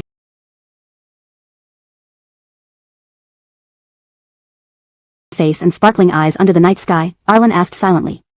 Arlen, just now you looked so incredibly overpowered. You could make the Finn family go bankrupt overnight. Arlen. He would probably only get scolded to death by the company's legal and financial departments for an amateur like him poking around. Why would he want anything from the Finn family? Although Arlen was just a no-name character, the aura he exuded made him seem too much of a boss protagonist, especially given how easily he spoke such words and acted upon them. Even Arlen could hardly avoid making hearts flutter strongly. So, can you also hack into other networks? And control other? Before Elena finished her sentence, Arlen's glance sobered her up. I haven't considered trying Chinese prisons, thank you, please don't slander me. Realizing her wild imagination, Elena giggled, patting Arlen on the shoulder. Like in movies, sorry. Anyway, to thank you, how about dinner on Thursday night? I've been busy lately, only free on Thursday evenings without night shoots. Blinking, her laughter like a cheerful bird, Elena added, Mr. Art's great kindness, I must express my gratitude properly, please don't refuse me. Without saying anything, Arlen handed her the cookie packet, slowly saying, please throw this away first, thanks. The trash can is on your left. Elena, no wonder Arlen remained single, he could say such words even in such romantic situations. Happy to finalize the dinner on Thursday with Arlen, Elena didn't expect an even bigger surprise the next day. She got up groggily, brushing her teeth and browsing news on her phone. Then she saw the message Arlen sent her at 4 in the morning yesterday. Elena mentally critiqued Arlen's otaku habits as she opened the link he sent. These unedited photos should clear her name once they were released. Her toothbrush paused mid-brush as she stood there reading through Arlen's sent material, not even feeling her numbing jaw. After finishing, Elena had one reaction, Where on earth did Arlen get this stuff? That was terrifying. Rinsing her mouth, wiping it carelessly, changing clothes hastily, even forgetting to comb her hair, she rushed to Arlen's doorbell. Pressing the doorbell repeatedly with no response, Elena prepared to call Arlen when the door suddenly opened. How come you took so long to open the door? No lights were on in the living room, only faint morning light filtered through the curtains. Still, it was enough for Elena to clearly see Arlen wrapped only in a bath towel, his upper body exposed to the air. His chest muscles weren't exaggerated, but slightly raised, his broad shoulders distinctly outlined. Below she couldn't bring herself to look. Even standing there, Arlen exuded waves of fresh scent. Stuttering, Elena said, "You were taking a shower? I'll come back later." No wonder he hadn't answered. Elena almost punished herself for barging in so abruptly. Her face and nose felt fiery hot, tempted to bleed. Elena fought the urge to pinch her nose, pinching her palm instead. "Come in now." "Now." Elena panicked, "Isn't that?" Arlen gave her a silent look. "I stayed up all night and will sleep soon." Oh. Elena forced her eyes away from Arlen's abs, officially apologizing. "Sorry for disturbing you." Passing by him, drops from his wet hair landed on her hand, almost making her shiver. Was it a cold water shower? Cold showers in the morning can make you catch a cold. Arlen. Why he took a cold shower was none of her business. If not for obsessively staring at her name all day, he wouldn't have dreamed of her last night or needed to wake up so early to take a cold shower. Chapter 170, Losing More Than One Gained. Elena was visiting Arlen's house for the first time. Though it was a two-story home, it seemed much larger than hers. But soon, Elena stopped paying attention to that. She saw Arlen walk out of the kitchen wrapped in a bath towel, holding a bottle of mineral water for her. The sight of his pale, exposed body made Elena's gaze wander again. She tried hard not to stare too obviously and focused resolutely on the space behind Arlen. It was as if she were standing firmly at a solemn ceremony, ignoring the naked man right in front of her. In that moment, Elena felt so resolute, almost like she was taking an oath to join a party. She looked straight at the kitchen fridge and said, "It's fine, I can manage myself. You should go change." Arlen glanced at her, then followed her gaze, feeling puzzled. Was she talking to thin air? Though he didn't understand, he respected her decision and nodded, heading towards his bedroom. "There are some snacks Dale brought over yesterday on the table. If you haven't had breakfast, feel free to eat some." Only after Arlen's figure disappeared behind the door did Elena breathe a sigh of relief, gently rubbing her nose. Fortunately, she hadn't embarrassed herself by getting a nosebleed, otherwise, it would be impossible to explain no matter how many mouths she had. Elena glanced at the small snacks on the table. It was clear that Dale had good taste, almost everything was something she liked. However, she needed to film these days, and any changes in her physique would make Ignacio furious. Caught between fear and temptation, Elena chose to eat cautiously out of fear. When Arlen emerged, he saw Elena sitting there munching on snacks. Her hair was messy, her face bare, eating enthusiastically with a casual air, as if she had just rolled out of bed and come straight to his house. It was as though they were already living together. Thinking about this possibility, Arlen's gaze softened. "You're here," Elena quickly put down the snacks, trying to appear gentle and dignified in front of Arlen. Noticing her attempt, Arlen handed her a chocolate bar with a mild tone. "You eat it, I don't like chocolates." Elena immediately accepted Arlen's offer and placed the chocolate beside her. "Thank you, chocolate night," she thought, storing it in her bag for secret consumption later. Remembering what Arlen had sent her, Elena couldn't help but feel jubilant inside. With this item, she could definitely turn the tables perfectly. Smiling at Arlen, who was wearing pajamas with wet hair dripping into his collar, revealing his delicate clavicle, Elena swallowed hard and showed him a folder on her phone. "Where did you get this?" There was even a recording of Dawson and someone else. Could Arlen have recorded it by hiding under someone's desk? How did he get such confidential information? Seeing the look on Elena's face, as if asking if he had done anything morally wrong, Arlen handed her a bottle of water and gave her a sidelong glance, dispelling her doubts. "I hacked his computer. All this was found on it. He probably kept it for blackmail or as evidence," Arlen added. "I also left a Trojan virus on his computer, letting him know what it means to lose more than one gains." Elena looked at Arlen with admiration, never finding him so kind and approachable. "So, this." Elena held up her phone, blinking slowly at Arlen. "How should I release this publicly?" They exchanged glances and confirmed a good plan. At 3 in the afternoon, the receptionist at Yufeng Entertainment was idly scrolling through her phone when she noticed a mysterious audio clip topping the trending charts, overshadowing all other celebrity news. What is this strange recording? Curious to uncover its contents, she clicked on it. 10 minutes later, she sent a message to a group chat. "Quick, check the trending charts. There's a juicy scoop." Meanwhile, netizens were buzzing because Dawson's supposedly dead Weibo account had suddenly come back to life. Even more shocking, he had posted a recording exposing his transactions with another person. The recording was crystal clear, needing no subtitles. The voices sounded clearer than some actors' lines in movies. With a noisy backdrop, the voices gradually became distinguishable. You just need to use your account to accuse Elena. Photos and subsequent trending topics will be handled by us. Okay, since you paid me so much, but why are you targeting Elena? She seems quite weak, I doubt she offended you. Mind your own business. Just do what you're told. That won't do. I can't be your pawn. Tell me or I'll quit. Elena offended our artist. We want her out of the show. Love face to face. Who? Kristen. I remember she openly dislikes Elena. The recording ended abruptly, leaving people pondering the silence. In Love Face to Face, among the 4 female guests, Delilah was close to Elena, while Marnie maintained a friendly distance. Only Kristen had a noticeable conflict with Elena. Suddenly, discussions online erupted over this mysterious man. Elena's original photoshopped image spread widely, and the woman lying in bed with Dawson turned out to be completely unfamiliar. However, keen observers pointed out that the voice sounded suspiciously similar to Kristen's agent. Comparisons were made, confirming the similarity. Only Kristen's fans vehemently defended her. Take it off the trending charts. Are you all idiots? Kristen nearly screamed, staring at her expensive team's failure, feeling on the verge of collapse. Her eyes red with anger, she threw her limited edition crocodile skin bag onto the table. Chapter 171, Stupid and Wicked. But the experts hired by Ushvin are too powerful. We can't get that trending topic removed. We've contacted Sina Weibo's staff, but they haven't responded to us, someone muttered in frustration. In the past, they could remove or place trending topics at will, never facing such a helpless situation. And you guys can't do anything? Just let me stay up there on the trending list? Kristen angrily slammed her desk. Ever since she entered the entertainment industry, it was always she who messed with others, never the other way around. Her teammates had been taken down by her tricks in the past, and she didn't expect that little Elena would expose her so thoroughly. Everyone lowered their heads knowingly. If they could remove it, they would have done it already. Kristen got angrier at their pitiful appearances. She turned to look at her agent standing beside her, her tone becoming more acerbic. Weren't you supposed to be a top-notch agent? Chatting with a nobody resulted in them recording your entire conversation. What kind of idiot are you? Not even able to handle a nobody, how do you have the face to remain in this industry? You should go home. Those words were vicious. Everyone slightly raised their heads to look at the middle-aged man in the storm's eye.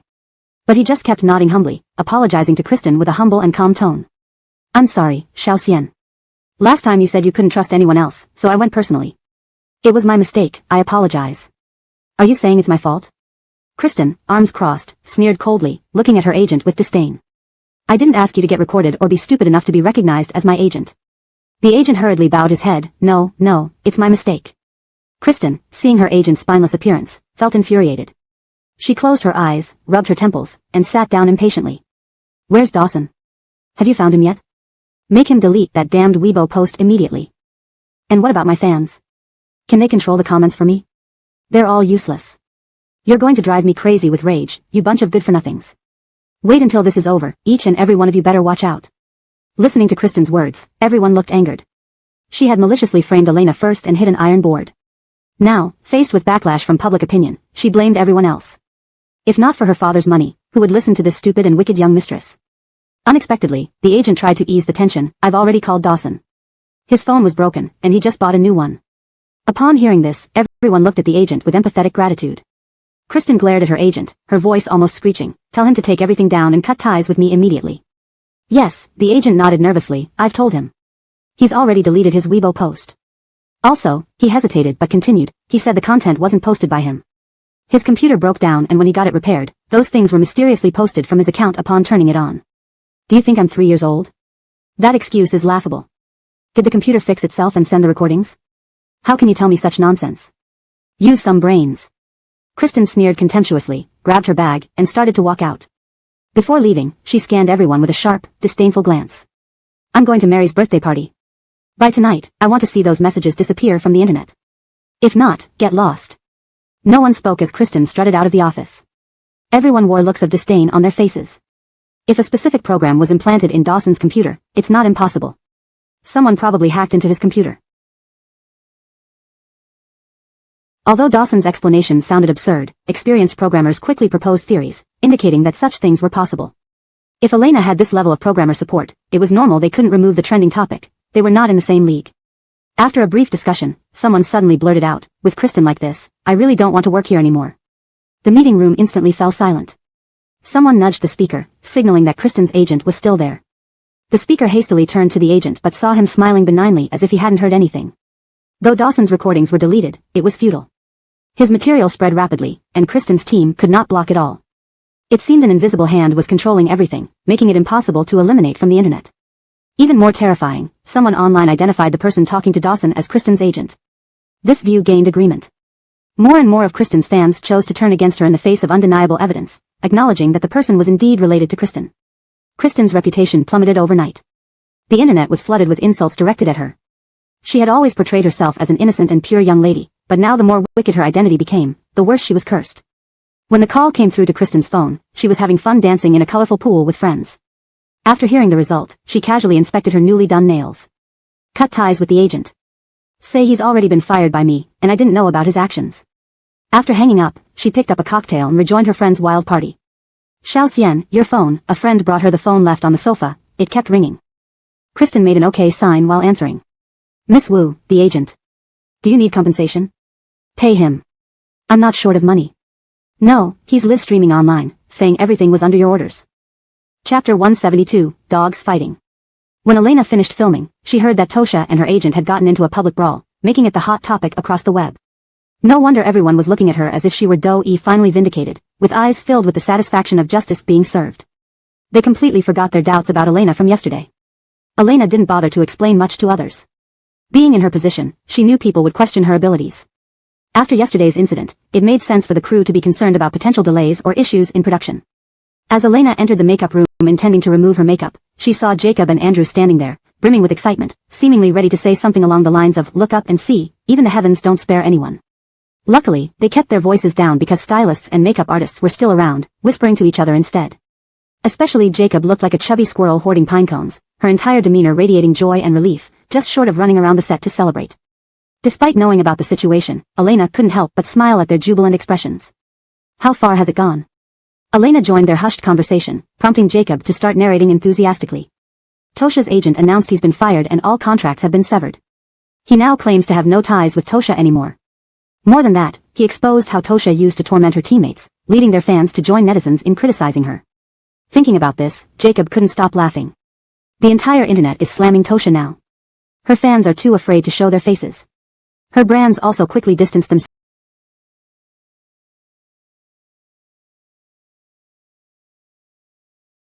from her.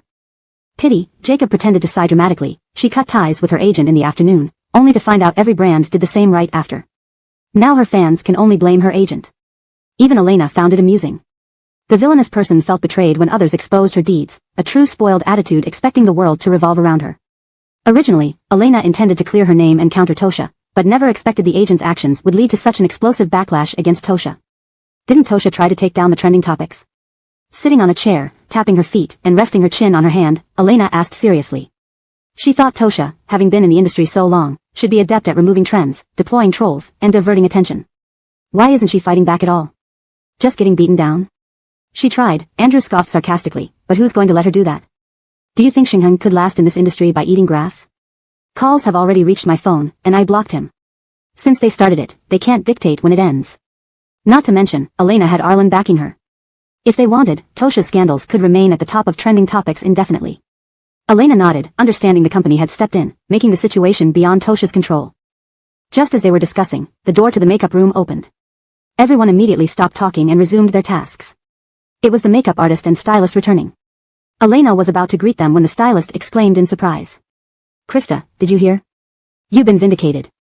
Justice always prevails. Don't look up, the heavens leave no one unpunished. Never thought karma would come so fast. This must be instant retribution. Elena nodded, accepting their words. She'd anticipated this response, her worries finally fading. Only learned about the developments just now. Seeing Elena's calm demeanor, the stylist admired her even more. Look at her star, so composed despite such good news. She truly chose well. Elena, however, thought, I've already celebrated, this morning. What kind of energy do you expect from someone who's been working all day? Especially since it was already 1:30 a.m. Aren't you guys sleepy yet? Elena felt she could fall asleep anytime. Then she saw the stylist excitedly hugging Jacob. Jacob, I'm so happy. Tosha got what she deserved, and Krista's cleared. Jacob giggled as she caught the stylist. Me too. Elena, utterly exhausted, watched the duo almost dancing. Your happiness means everything, but I'm just really sleepy. Seeing the two chattering happily, the makeup artist chuckled and approached the drowsy Elena. Krista, let me remove your makeup first. Once done, you can go rest. Andoni shouldn't ask you to reshoot anything. Gaynor arrived to find Elena surrounded by people. He paused mid-sentence. Professor Churchill, are you here to remove your makeup too? The makeup artist peeked out and asked. Gaynor noticed Elena was looking down at her phone. She must already know, surrounded by people congratulating her. Yes, thank you. Not a problem, give me 2 minutes. The makeup artist mused inwardly, wasn't he usually the one removing his own makeup? After Gaynor's makeup was removed, he saw the crowd around Elena had dispersed. An opportunity arose. However, he asked the makeup artist, Yun, can you help me find my agent? My phone's dead. She nodded and left to make a call. Alone with Elena, Gaynor slowly walked behind her, avoiding eye contact, hesitating. You know about Tosha, right? No need to worry anymore, you're cleared. After this, she won't be able to stay in the entertainment industry, nor will she dare retaliate against you. If you ever face similar issues, feel free to come to me. His cheeks flushed, as if under pressure. But Elena remained silent. Gaynor grew anxious, approaching her angrily, why aren't you? Silence filled the room. Chapter 173, The Heaviest Blow. It turned out that she had fallen asleep, not intentionally ignoring him. Gaynor wasn't sure how he felt, a mix of relief and disappointment washed over him. He glanced at Elena's sleeping face and looked again. Krista, wake up. We should go now, Ignacio has already led the media away. We must leave before they notice us. After the incident, many media outlets had been camping outside the film set, trying to get any juicy information from Elena. When Elena woke up groggily, Jacob was beside her gently calling her name. She rubbed her eyes sleepily, the coat on her slipping off as she moved. Did you put this coat on me? Elena looked at the coat in her hands, asking Jacob. Jacob handed Elena her bag while turning to look at her. No, I thought you put it on yourself. Why would I? Elena hung the coat back on the hanger. Wearing this nearly made me overheat. I was just wondering who worried so much about me getting cold and unnecessarily draped this over me. Inside the limo, Gaynor sneezed twice. His manager looked back from the front seat, concerned. Where is your coat? You said it was cold in here and you needed a coat. Gaynor gazed out the window, his tone awkward. I think I left my coat at the set. I'll find it tomorrow. Edric was buried under a mountain of documents when grandfather Curtis assigned all the work to him. If not for occasional inspections by his brother, Edric wouldn't be this diligent. Confronted with his brilliant, superior brother and his own inadequacy, Edric initially wanted to give up but couldn't because his brother controlled his finances. Though Edric was angry, being under his brother's control was better than being under his father's thumb. At least his brother still had a shred of humanity. While flipping through files, Edric's phone vibrated. He answered it while continuing to flip pages. Before he could speak, an anxious voice came through the line. Mr. Curtis, I did exactly as you instructed. When are you sending us abroad? Now that I've offended Kristen, I can't stay in the entertainment industry. I'll have to start anew with my family overseas. Hearing this, Edric's frantic mood calmed. He twirled the signature pen in his hand, the gold tip flashing brilliantly. In 3 days, I'll arrange your visas. Edric's calm tone almost made the middle-aged man on the other end tear up with gratitude. Thank you, thank you. I will keep everything secret. You'd better, Edric signed off on a document, casually threatening. Only you and I know about this. If a third person finds out, it means you leaked it. Understood, understood. Mr. Curtis, don't worry. I won't fail you. After what happened with Philomena, there's no risk of me betraying you. Edric grunted approvingly, feeling good. Don't go anywhere these next 2 days. I'll transfer the money to your account. Philomena is busy now, and won't have the energy to look for you. By the time she does, you'll be far away. After ending the call, Edric found it hard to focus on the documents. He took out his phone and found Arlen's name. Why should he alone toil over documents while Arlen slept soundly? Unexpectedly, Arlen answered quickly, his voice hoarse yet clear. Hey, aren't you sleeping yet? Boss Art's been burning the midnight oil lately. We didn't see you working this hard during our startup days. Edric teased, fully aware of the reasons but asked anyway. Arlen rubbed his tired eyes, speaking calmly. Nothing important, I'll hang up. I'm tired and want to sleep.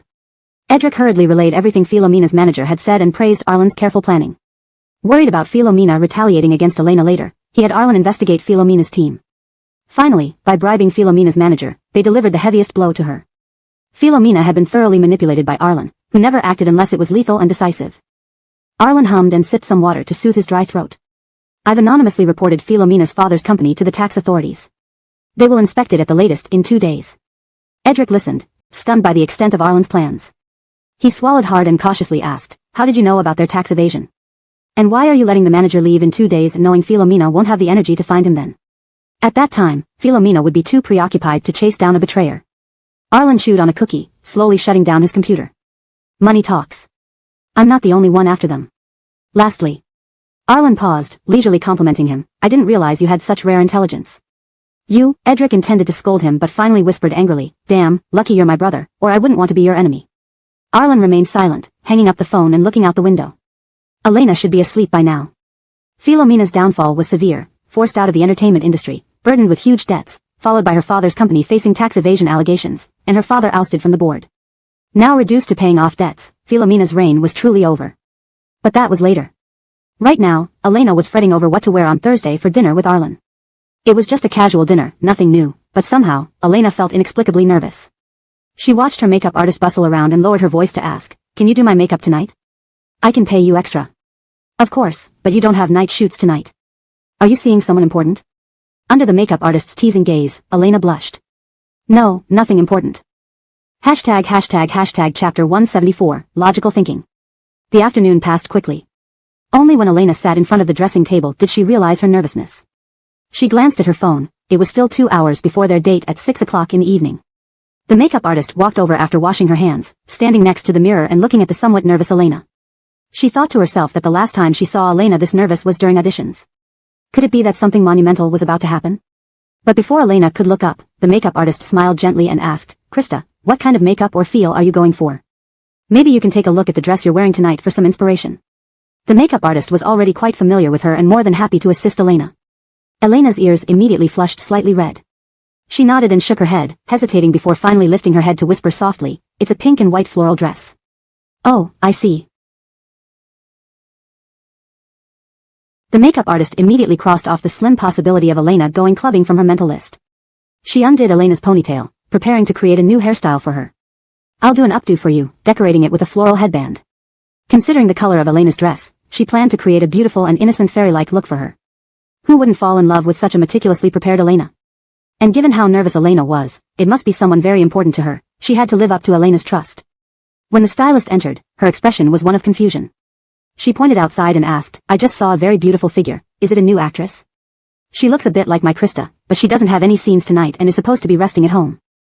The makeup artist was tidying up her kit as she responded with a subtle, smug smile. "What do you think?" "There really isn't anyone else." The stylist pinched her chin, mimicking Sherlock Holmes' serious deductions. "All the cast members are here, and I haven't heard of any new auditions recently. That figure came from the exclusive lounge of our main characters, and since Mr. Churchill doesn't have a girlfriend, there's no one else." "What? What? I don't have a girlfriend?" At that moment, Gaynor opened the door and stepped in, overhearing their conversation. He glanced around the room, noticing that Elena wasn't there. A hint of disappointment flashed across his eyes, but he quickly joined the conversation with laughter. "Why suddenly talk about my girlfriend? Are you ladies planning to set me up?" The stylist and makeup artist exchanged glances, shaking their heads with smiles. If Teacher Churchill wants, many would surely vie to be your girlfriend. This was true. Although Gaynor wasn't famous, he was handsome, sporting dimples when he smiled, exuding the charm of an innocent young man who could easily be the top student in school. However, due to the deep impression left by his youthful appearance, audiences found it hard to accept his mature look. Gaynor remained silent, only casting a glance at where Elena usually sat, pursing his lips slightly without saying a word. As the stylist put away the costumes, she whispered to the makeup artist, "Scared me half to death. Luckily I didn't say anything more." The makeup artist reassured her with a laugh. Teacher Churchill may seem aloof, but his character is fine, not the type to hold grudges. The stylist chuckled sarcastically, remembering his displeasure with Elena. Gaynor always thought Elena got the leading role through connections. If it weren't for her excellent performance in her first scene, he might still be dissatisfied. Ah, her lovely yet beautiful Krista, if only she were with Arlen. Wait, the stylist had an epiphany and excitedly leaned in, asking, "Was that precious Krista? I knew only our baby has such a gorgeous back view." The makeup artist rolled her eyes but nodded affirmatively at this enthusiastic fan. With an almost manic smile, the stylist lowered her voice but couldn't hide her excitement. "I knew it. She must be going on a date with Arlen. Otherwise, she would just wear regular clothes to rest at home. It has to be that." The makeup artist watched all this unfold, sighing inwardly. Are today's OTP fans so dramatic? She felt she was losing touch with the younger generation's logic. Avril, sitting in the passenger seat, glanced at Elena twice, her eyes sparkling in obvious admiration of Elena's new look. Elena felt a bit self-conscious under her gaze, clearing her throat to steady her voice. "What's wrong? Do you want to tell me something?" Avril shook her head, only sighing in admiration. "Sis Krista, you look so much better than in those TV dramas. I even thought you were two different people." Elena thought of her previous makeup in TV shows and laughed awkwardly. "Indeed. Where are we going?" Anton interrupted from the driver's seat. "Isn't it time to go for dinner? Didn't CEO Nigel send you the location?" He spoke too fast, and Elena thought she misheard him. Then she looked into Inaccio's sincere eyes, which seemed to indicate nothing happened. He must have slipped up, or she misheard. Wait a moment, let me call Arlen to ask. Elena pulled out her phone, feeling as though it were on fire under Avril's probing gaze. She wanted to escape the scrutiny. Stay calm, stay calm. Don't be anxious, act natural. After 2 rings, the call was picked up. Before Elena could react, Avril hit her head in excitement, making a loud thump. Arlen paused. What's happening on your end? Elena glanced at Avril, who winced in pain while waving her hand reassuringly, replying calmly, nothing. Are you still sleeping? His voice sounded unusually hoarse. Arlen seemed to sit up in bed. Perhaps because he had just woken up, his usually deep voice had a seductive quality that made Elena's ear burn against the phone. Yes, taking a nap. I've been busy lately at night. Elena blushed slightly, clearing her throat under the watchful eyes of the other two. So, where do you want to eat? Where? Avril looked more excited than Elena. After Elena mentioned a location, Anton silently gave Arlen extra points in his mind. Not bad, choosing a Western restaurant. Chapter 175, Barbecue Night Market. Neither Anton nor Jacob got out of the car. The two of them pressed against the car window like spies, closely observing Elena's every move. Although they knew she couldn't see them from outside, when Elena turned around, both still pretended to start the car as if they were about to leave. Why hasn't Arlen arrived yet? It's absurd for a person to make plans and then not show up. It's such a pity that Sister Krista dressed up so beautifully, and this person is late. Jacob clung to the window frame with excitement, entirely forgetting that it was Elena who invited Arlen to dinner, only letting Arlen choose the location. Anton frequently glanced outside as well. Even though it was still a bit early for dinner and Elena wore a mask and hat, what if someone really recognized her? Both had their own concerns and watched outside intently. Their worries didn't last long before they saw Elena take a call and walk toward the opposite side of the road. Opposite the road? Is Arlen on the other side of the road? In a hurry, they leaned over to the other side of the window and spotted Arlen wearing a white t-shirt, black shorts, and white sneakers. The two people pressed against the window were momentarily stunned. Big Coleman, what are you wearing? Look at what Elena is wearing, then look at what you're wearing. One is a pure and perfect goddess, the kind that turns 10 heads on a street of 10 people, and the other looks like a college student who just woke up to eat barbecue. Would a fancy restaurant let you two in? Deduct points. The two silently rolled their eyes at Arlen's attire but didn't dare say anything, continuing to observe from the car. Then they saw Elena, wearing her thin white heels, hesitate slightly before laughing softly and following Arlen into a restaurant. Anton and Jacob immediately looked at the sign of the restaurant which read, Coleman Finn's Barbecue Night Market. No way, Elena is dressed so nicely, and you bring her here for barbecue. Arlen, do you not want a girlfriend? All the positive points deducted, today's date performance, negative points. Inside the car, Jacob gritted her teeth in frustration. She had confidently believed that Arlen would eventually end up with Elena. At this rate, maybe in another life. Arlen watched as Elena followed the waiter into the private room he had booked, her slim figure disappearing behind the closed door. He stood there holding the menu, lost in thought for a moment. The sunlight cast angular shadows before his shoes. She seems to have worn makeup today, high heels, and sprayed perfume. Arlen regretted not suggesting a change of place earlier. He sat dejectedly by the door, staring at the skewer menu and lost in thought. But how did Elena put it earlier? I thought it was across the street. Do you want to eat skewers? Let's do that then. Right, if we're eating skewers, I can't sit outside because the media has been watching me closely. What was he thinking back then? Arlen pinched the bridge of his nose. He had chosen this place because she mentioned wanting to eat skewers one evening. It seemed Elena had forgotten everything now. He wasn't sure if she even wanted skewers anymore. Despite that, he had asked Edric where the best skewers were and reserved the private room early. Should he take her somewhere else? But it seemed Elena had already accepted this place. Inside the private room, Elena felt the obvious awkward silence after sitting down for a while, finally calming her flustered heartbeat. On the table was a bottle of mineral water fresh from the fridge. She reached out to touch it, water droplets instantly wetting her palm. Elena didn't mind, she simply wrapped the bottle in a napkin and pressed it against her hot, almost frying face. While using physical cooling methods to soothe her cheeks, she thought about the menu. Taking her to a barbecue joint for skewers and crawfish was so typical of Arlen. She shouldn't have dressed up so elaborately. Even as she thought this, the corners of her lips curved slightly. Is Arlen a fool? She had mentioned wanting to eat skewers 2 weeks ago, and he remembered it all this time. Why couldn't he be more flexible? Let him choose and he ends up picking a barbecue place. The lamb skewers, chicken skewers, and pork belly skewers are all served, said the waiter, checking the menu. The crawfish and sweet and sour meat are also ready. Desserts will be brought in half an hour. The waiter, while verifying the order, couldn't help but laugh inwardly. Were these two here to have a meal together? One looked like she had just come from a banquet, her pearl necklace seemingly worth enough to buy the whole restaurant, her beauty radiating innocence mixed with elegance, so captivating that even as a woman, he couldn't help but glance more often. The other wore short sleeves and large shorts. Though handsome, the mismatch was too obvious. Like some socialite and her kept boyfriend. How hard for this girl to still smile here. With this thought, the waiter left the room with the menu, shaking his head at the door. Arlen couldn't enjoy his meal properly, sneaking glances at Elena, noticing how she ate the barbecue without hesitation, even encouraging him to eat more. Do you want beer? Elena, supporting her cheek, shook the can in her hand.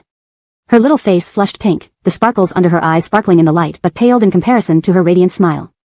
Arlen shook his head. I'm driving today, so no alcohol. All right, then I'll drink it myself. Elena gave a disappointed glance at Arlen but her lips curved slyly. Arlen hadn't expected Elena's alcohol tolerance to be so low. She was already somewhat dazed after one bottle of beer. By the time he noticed, Elena was sitting across from him, giggling foolishly. With this alcohol tolerance, how could she always talk about going out for skewers? Sighing, Arlen resigned himself to taking Elena home. Elena, wake up, we're going home. Home. The beauty lifted her drowsy, wine-red eyelids. Her beautiful eyes, glistening under the light, lacked focus when observed closely. After a long look, she seemed to recognize Arlen. Arlen. She tried to stand up but stumbled, falling forward. Arlen instinctively caught her. The girl's body was soft, like a fluffy marshmallow, almost too light. Arlen hesitated over Elena's back for a while before gently resting his hand there. His lips curled slightly, his voice softening. Yes, it's me. Krista, stay steady, let me help you put on your mask and hat. Drunk Elena was relatively compliant, standing still as Arlen disguised her.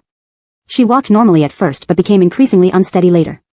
She wore fine heels today, making Arlen watch her steps with increasing anxiety. Eventually, he stepped forward to help her. A tipsy Elena retained some rationality, albeit not much. When she sensed Arlen placing his hand on her neck, she playfully refused, sounding adorable and assertive. She stared at him stubbornly. Arlen, I don't want you to carry me, I'm wearing a dress. Are you crazy? How can you carry a girl in a dress? Arlen didn't speak, he remained silent for a moment, then squatted down to take off Elena's shoes.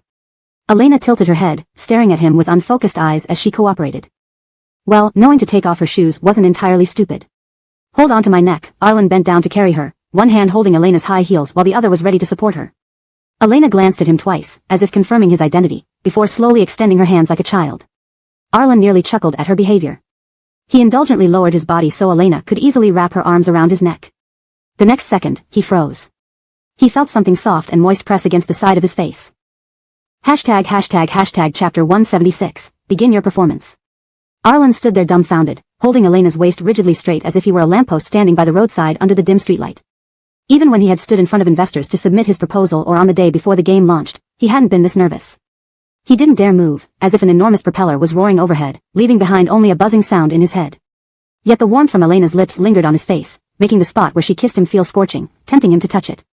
But Elena slept deeply in his arms, her faint perfume suddenly becoming very distinct and seeping into his clothes, reminding him that what had just happened wasn't a dream. Arlen's face remained calm, but the redness spreading from his ears down to his neck betrayed him. Elena rested against Arlen's chest, and after only a few seconds of sleep, she suddenly reached up, irritably mumbling, "Who is it? Playing drums here, disturbing my sleep." Arlen. He slowly withdrew her hand, saying, "No one, go back to sleep." "You're lying, it's so noisy." But it was clearly still happening. Elena was irritated by Arlen's blatant lie, burying herself deeper into his chest like a vine tightly wrapped around him, as if she had no bones at all, resting her flushed face against his chest. Feeling her warmth, Arlen himself started to feel a bit hot, stiffening even more, feeling more like a wooden puppet. Elena continued to complain about the drumming being too loud. Arlen sighed softly, moving her face to his right side before sighing again as she finally settled down. After placing Elena in the passenger seat, Arlen got into the driver's seat but did not start the car. Instead, he looked at Elena sleeping peacefully beside him, his eyes dark as if burning with hidden fervor under the night sky. He placed his hand on the steering wheel and glanced at the dash camera on top. His eyes revealed a hint of regret. It was a shame it hadn't recorded just now, otherwise, he could have shown it to her tomorrow. On the way home, Elena stayed calm, sleeping soundly in the car. The speed of the vehicles ahead slowed down as traffic warning lights signaled police officers checking for drunk driving. Even though Arlen hadn't been drinking, Elena's alcohol scent would likely catch their attention. As expected, the policeman knocked on the window, smelled the alcohol inside, frowned, and gestured for Arlen to step out for a breathalyzer test. Arlen complied, blowing into the device while the officer checked the reading, confirming he hadn't consumed any alcohol before smiling and asking Elena, "How many drinks did you have?" "The car smells heavily of alcohol." "1 bottle." "Dwight, you? That's quite impressive for a woman." "Beer." The policeman. "All right, with such a small tolerance, she should sit at the kids' table next time and drink some fruit beer or sparkling water instead. He cautioned Arlen awkwardly, your girlfriend shouldn't drink if she can't handle it. It could lead to problems later. Arlen nodded, opening the door to see Elena already unfastened her seatbelt, her previously elegant hairstyle now tousled.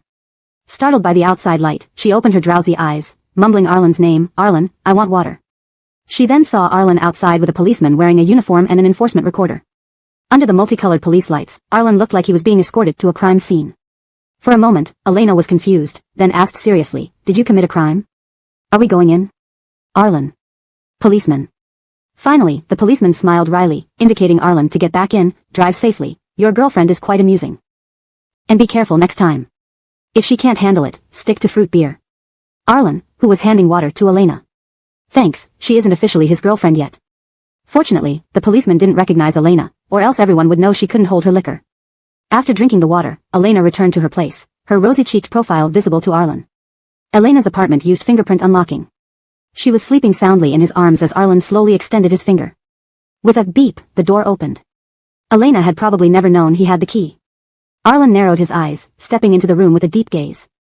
In bed, Elena didn't stay still. While Arlen turned on the air conditioner, she pulled the blanket over herself, causing her dress to ride up. Seeing her legs about to be exposed, Arlen quickly covered her with the blanket, wrapping her up like a giant silkworm.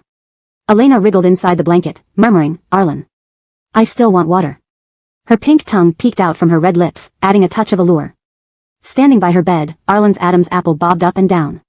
He felt thirsty too, suddenly. Sighing, he went to fetch water. Unexpectedly, Elena clung to the water bottle, refusing to let go. Lying in his arms, her eyes sparkled like stars, her lips soft and luscious, breathing against his neck. When Arlen tried to take the bottle, Elena giggled, the bedside lamp accentuating her porcelain-like skin. She hugged the water bottle, blinking her big eyes, appearing sweet and alluring, my bottle, no giving. Arlen thought it wasn't that important, he just worried she might spill water on the bed. Seeing Arlen do nothing, Elena seemed provoked. She struggled out of the blanket, crawling toward Arlen. Realizing this, Arlen didn't move away. Instead, he narrowed his eyes at her antics and casually took out his phone from his pocket, turning on the recording function and placing it on the bedside table.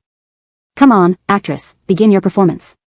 Arlen had been worrying about not having evidence tonight, but Elena delivered it right to him. Chapter 177, Pursuing Husband at the Crematorium. Even at this moment, Elena didn't forget to bring her worn-out mineral water bottle, hugging it like a treasure as she rolled over to Arlen. Arlen glanced at the hard object sandwiched between them and raised an eyebrow. He couldn't help but softly speak up. Can you give me that thing? Elena shook her head resolutely while holding the bottle, intending to stand up against Arlen. This dark force, no, this belongs to Krista. I'll get you a new one. Mineral water bottle. Arlen began making things up on the spot. But he was quickly exposed by Elena, who was drunk yet justly indignant with the mineral water bottle judge. You're lying, I won't give it to you. Alright, suit yourself. Any peculiar feelings Arlen initially had crumbled instantly in the atmosphere of a primary school squabble. He struggled to crawl out of Elena's embrace and said slowly. I'm leaving, remember to wash your face. Elena half closed her eyes without responding. Arlen felt like Tang Seng coming out of the cave of golden silkworms, and Elena was that beautiful and bewitching spider demoness. Before he could stand up, his clothes were suddenly tugged by Elena, causing him to lose balance and sit back on her bed. Elena nimbly wriggled into Arlen's arms, laughing like the female demons in the cave of golden silkworms, emitting a strikingly foolish beauty. You look really good. Arlen was silent for a moment, acting like a righteous man walking on the edge of danger, hoping Elena would return to her senses soon. You're drunk. Seeming not satisfied with the response, Elena glared with puffed cheeks, resembling an angry hamster. You do look really good. Elena reached out to touch Arlen's face, slapping him like a gangster girl. Don't belittle yourself. No, he wasn't belittling himself, he knew he was handsome. However, Arlen had always disliked others commenting on his looks except for Elena. It even made him feel a faint sense of pride. He gave up arguing with this beer-drunk fool and quietly let Elena raise her head to examine him closely. Her white arms wrapped around his neck as she mumbled something incomprehensible. Leaning closer to listen, Arlen heard Elena say, Hey, Master Coleman, show mercy. This is the Jade Rabbit Demoness. Arlen. Then, seemingly thinking of something else, Elena frowned and started sobbing tearfully. Do you know? I never told you, Hongjian and Lingxi are both your children. Arlen. While the first comment reminded him of Journey to the West, what did she mean by saying they were all his kids? Under the dim bedside lamp, the alluring young girl, soft and warm bed, and white limbs painted a picturesque scene. Yet Arlen remained calm, watching Elena act out like a method actor, transitioning from empresses in the palace to pleasant goat and big wolf, with her arms always around his neck. Sensing something unusual, Elena felt herself sitting on something hard. Arlen, after delivering her final line, I will definitely come back, she blinked and looked at him, I feel like I'm sitting on something hard. Don't you feel it? Arlen nodded, with an expression as if confirming her realization, then pulled out a hard, cold mineral water bottle from beneath them. Watching Arlen toss away the cursed bottle he couldn't take earlier onto the carpet, which absorbed the sound as it miserably rolled to the wall, Elena stared speechless. Before she could react, Arlen gently patted her back. Go to sleep early, I'll get a towel to clean your face. Elena immediately whimpered, so Arlen skillfully wrapped her in a blanket, ensuring she wouldn't roll off the bed before heading to the bathroom. When he returned, Elena was already deeply asleep, her dense, curly lashes like a little fan covering her eyes. Her cheek was soft, with a light pink hue like cherry blossoms. Relieved, Arlen gently placed the towel on her face. As he wiped, her porcelain-like skin gradually appeared, reminiscent of the dolls he saw in shop windows as a child. The person in his arms was sound asleep, entirely different from the rambunctious little devil earlier. Silently brushing Elena's hair behind her ear, she subconsciously reached out to push away the hand wiping her face. Quickly catching her hand, Arlen held her soft fingers in his palm. Despite holding a towel, Arlen felt sweat gathering in his palms. Elena struggled to open her eyes, but eventually kept them closed, calling out uncomfortably, Arlen. A low, gentle reply came from beside her, sounding raspy as if weathered by sandstorms, I'm here, go to sleep. Elena drifted back into unconsciousness. The next morning, Elena was woken by her phone's ringtone, confused about when she changed it. Half asleep, she groped around for the phone. Suddenly, her hand touched a solid, warm mass, feeling very pleasant. Before realizing it, she'd already caressed it multiple times. Amazing, she actually felt like a male model's physique on her bed. Did her dream come true? Regardless, she persistently searched for the damn phone. After failing to find it, she buried herself under the blanket, annoyed. Siri, turn off the alarm. Okay. Wait, why does Siri have such a deep male voice? Peeking out from the blanket, Elena's drowsiness vanished as she saw Arlen lying beside her, looking down at her with his phone in hand. Elena. What should she say now? Offer Arlen 20,000 to gain some self-awareness, and then pursue husband at the crematorium? Hashtag chapter 178, a mixed bag of emotions. Arlen answered the phone while watching Elena emerge from under the fluffy blanket. In the clear twilight, her braid from last night still clung to her neck, the exposed segment of her neck looking almost as white as beautiful white jade against the backdrop of her black hair.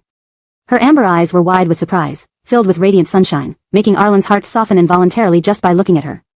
The lingering frustration from the previous evening seemed to evaporate at the sight of Elena's adorable emergence from the blanket. Arlen tugged at his collar, his Adam's apple moving awkwardly before he finally succumbed to the persistent ringing of the phone in his hand. Calls from the European branch were rare, especially at this hour, so it must be something important. Arlen glanced at Elena, wanting to say something but seeing her puzzled expression made him think it best to let her cool down a bit.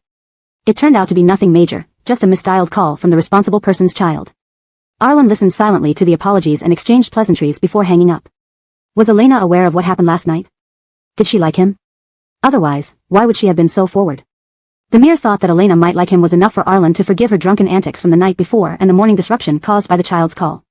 Would it be too casual if he confessed this morning? Recalling Edric's words about women valuing ceremony, would Elena think he didn't take her seriously if he just blurted it out? But if he showed no signs, might Elena think he was a scoundrel who took advantage of her and left without any indication of care? Or worse, was she now quietly shedding tears, thinking he had stayed overnight only to take liberties? These thoughts made the usually decisive Arlen hesitate at the bedroom door. He paused to listen for any clues inside. The room was eerily quiet, suggesting that Elena was calm, or perhaps crying silently. Unable to stand the uncertainty, Arlen pushed the door open and saw a large lump under the blanket. It seemed Elena was indeed hurt, burying herself in the sheets. Arlen approached slowly, unable to see her face but only the movements of the lump. Elena, are you okay? No response, as if she truly felt betrayed. Growing anxious, he moved closer, explaining nervously, I can explain what happened last night, don't cry. When he reached the bed, he saw Elena lying there, her cheek slightly indented from the pillow, her skin flushed with a light pink hue from sleep, her lashes quivering delicately with each breath. Arlen knelt down, enveloped by her unique fragrance. He smiled helplessly after a moment's observation. Only Elena would choose to sleep through such an awkward situation instead of worrying or crying. His attempts to wake her were met with her murmured complaint, I want to sleep, leave me alone. Too sleepy. Arlen was speechless. Elena woke again to the sound of her alarm. Yawning, she reached for her phone, remembering a familiar scene. Oh, someone else had been in her bed, hadn't they? Where was Arlen? Had she been dreaming? She climbed out of bed quietly, the white polka dot dress she wore crumpled from restless tossing. Expecting Arlen to offer to change her clothes was laughable. In her last memory before blacking out, she had finally summoned the courage to kiss Arlen on the cheek. Though bold, oddly enough, she didn't regret it now. But why was Arlen in her bed? Had she done something inappropriate while drunk? Maybe she had pulled him in, or maybe he couldn't resist her allure and chose to stay to protect her. Recalling Arlen leaving earlier with his phone, Elena bit her lip. Could he have gone to work? But he hadn't given her an answer yet. She thought indignantly, considering all the mental preparation she had done before kissing him. This resentment quickly turned into avoidance. As she brushed her teeth, Elena thought, maybe Arlen didn't like her at all. That explained everything. He had fled early to avoid discussing their awkward encounter. Just thinking of Arlen not liking her made Elena feel inexplicably sad. Even the toothpaste foam tasted bitter. She wasn't currency, after all. Arlen might only see her as a friend, making her feelings one-sided. It's okay, Elena consoled herself, slapping her cheeks to snap out of it. If Arlen didn't mention it, it meant he was avoiding her feelings. She would play it smart and return to being friends if that's what he wanted. It was all right. Elena forced a bright smile in the mirror, reminding herself that even if she lost him, she had at least tried. Busy days had their perks. At least Elena wouldn't have time to mope over a failed romance.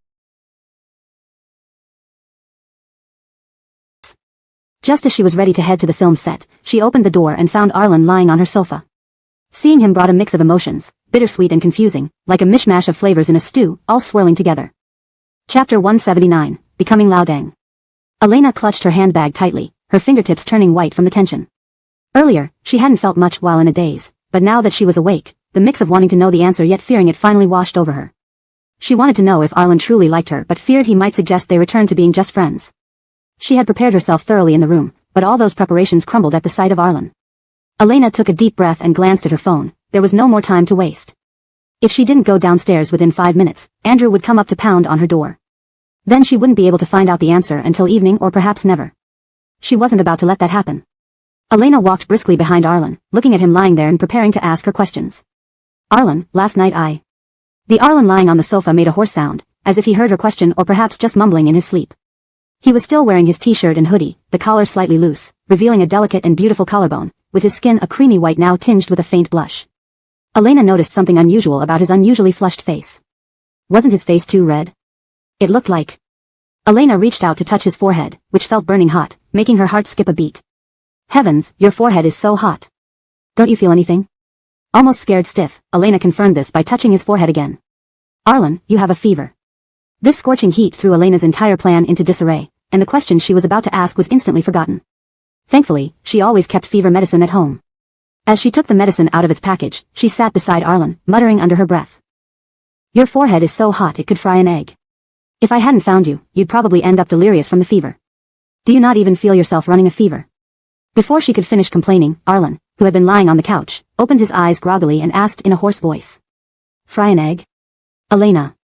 Why did he only focus on the food and not the important things?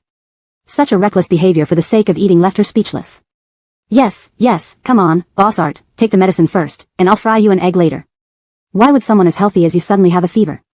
Initially, Elena used the promise of food to make Arlen take his medicine. But unexpectedly, after drinking the medicine, he stared at her blankly, reminding her of her earlier promise to fry him an egg. Well, Elena laughed awkwardly, checking her phone to remind him she was already late for work. I need to go to the set right away. Can I make it for you when I get back later? Arlen didn't say anything but looked at her with a gaze filled with evident disappointment. It's okay. Last night, you took my blanket, and because I kept running back and forth to care for you, I got chilled from the air conditioner. It has nothing to do with you. Go ahead and work. I can take care of myself, don't worry about the eggs. I really don't want to eat eggs. Despite sounding like a supportive husband encouraging his wife's career, his pale complexion and weak voice made Elena feel guilty. Yet every sentence mentioning eggs emphasized the word egg, causing Elena to grit her teeth, forcing each word out through clenched teeth. No problem, wait here, I'll make it for you now. Wouldn't it be too much trouble? It's fine, go on, I can manage alone. It's understandable nobody can look after me, everyone has work. I can't hold anyone back anymore. Arlen blinked his narrow, half-lidded eyes, their depths filled with complex emotions. Before Elena could react, he lowered his gaze. But the weak tone laced with anticipation, along with the slyness and manipulation in it, made Elena's smile widen unnaturally. Don't worry, I have some time. Arlen, just say what you want directly next time. Stop using that tone with me. Otherwise, she might punch him in his weakened state to keep him in line. Playing such a manipulative role was driving her insane. She felt like brewing him a pot of Billuacan tea. Okay, Arlen's expression turned serious. He sat up on the couch, raised his bloodshot eyes, and formed a 2 with his fingers. Yeah? No, Arlen corrected her seriously, his voice hoarse. 2 fried eggs. Elena. If the patient irritated her too much, giving him a hammer wouldn't count as abuse, right? After finishing the fried eggs, Elena hurriedly left. Her scenes were scheduled late, and now she rushed around on set without a moment to breathe, even for a sip of water. At lunchtime, Elena remembered Arlen's morning fever. She squeezed her phone, deciding to call him. Since his fever was partially her fault, wasn't it normal for her to check on him? Unfortunately, the call went unanswered, likely because he was sleeping off the effects of the medicine. Krista, come over here, we need to discuss some changes. Elena put her phone in her pocket and hurried over. I'm here, Andoni's. Alright, she'd message Arlen later. Why won't you go out to eat? Why insist on having a candlelit dinner at Elena's place? Worse yet. Edric threw his broom forcefully onto the table beside them, glaring menacingly at the seemingly amiable Arlen due to his fever. Turns out, his amiability was fake, he was still the ruthless capitalist. What's worse is, why couldn't you hire a professional housekeeper for Elena's cleaning? A company's CEO neglecting the company's future to prepare a candlelit dinner, don't you feel bad? Arlen, grabbing a bag of chips from somewhere, shook his head honestly. No, it's quite lively. Before Edric could react, Dale chuckled bitterly. Why do you expect something that doesn't exist? Looking at Arlen's relaxed face, Dale said seriously, a capitalist like him will likely end up hanging from a lamppost as Laodang soon enough. Note, Laodang here refers to a term sometimes used humorously in China, derived from a nickname given to executed individuals in certain historical contexts. The context suggests a metaphorical punishment for ruthless capitalists. Chapter 180, His Honor the Judge. Arlen opened a bag of chips and started munching away. He paused as he watched the two CEOs he had hired to clean up, then looked at them seriously. Complaining is one thing, but don't stop working. Oh come on, I can't take this anymore. Dale, are you a man or not? If you are, join me in showing him what it means to offend me, even if he's running a fever. Edric tossed aside his broom, glanced at Dale, expecting him to follow suit and resist Arlen's demands. But before Edric could take more than a couple of steps, he heard Arlen say coolly, do you still want your sponsorship for next quarter? If not, just say so. There are plenty of people ready to sponsor you. Edric froze, his face turning sycophantic and servile after hearing Arlen's words. Let's talk this through properly. Don't joke about sponsorships, it hurts feelings, doesn't it? We're good brothers, right? Dale, standing a step behind, chuckled at Edric's words. What did you go and provoke him for? Still want your sponsorship for the next quarter? To offend our golden patron like that? This isn't being a man, is it? Look at me, Dale glanced at his mop, indicating the floor he had mopped for Arlen. I'm willing to serve the boss selflessly, even risking life and limb for his happiness. Haha, Dale smiled obsequiously. Boss, remember to include me next time there's an investment opportunity. Edric glared at Dale who had defected at the last moment. It wasn't that he wasn't trying hard enough, it was that there were traitors among the revolutionaries. How could he reclaim his rights from Arlen surrounded by these worms? After a noisy cleaning spree in Elena's living room, while waiting for the 5-star restaurant delivery, the group began discussing how Arlen should confess his feelings. As the saying goes, 3 cobblers with their wits combined equal Zhuge Liang, the mastermind. Satisfied, Edric surveyed the 3 men on the couch, 2 of whom were veterans in matters of romance. Wouldn't it be easy to win Elena over? A confession? Piece of cake. Unhappy with Edric's smug look, Dale turned to ask Arlen about the evening's plan. Though Arlen's fever had subsided, his face was still pale. Cradling his bag of chips, he listened as his 2 mischief-making friends devised strategies for him. When Dale asked, Arlen took out another chip, replying in a calm tone. Take her out for a nice dinner first, then confess afterward. And then? And then? Dale leaned forward eagerly, looking tense as if he were the one about to confess. I told you to take her to a movie afterward, preferably a romantic film, something that moves Elena to tears. You can use the opportunity to embrace her, console her, and even hold her hand and take her home. I think Titanic would be perfect. It's my favorite love story, full of depth. Forget it, that's such an old idea. Who watches movies together nowadays when they're dating? Seated beside him, Edric finally couldn't bear Dale's outdated suggestions. Sitting upright, he cut Dale off, shooting him a disdainful look. Dale shrugged, leaning back on the sofa with a mocking smile, as if saying, I'd like to see what you have. Edric leaned forward, adopting a mentor-like tone exaggeratedly, nearly saying, trust me, and it will work. Why don't you find a jewelry store now, or I'll call over the manager to help you choose a diamond necklace for Elena. Or go all the way and pick out a diamond ring. He thought for a moment. The diamond must be big, preferably pear-shaped, as large as possible, guaranteeing Elena will be mesmerized.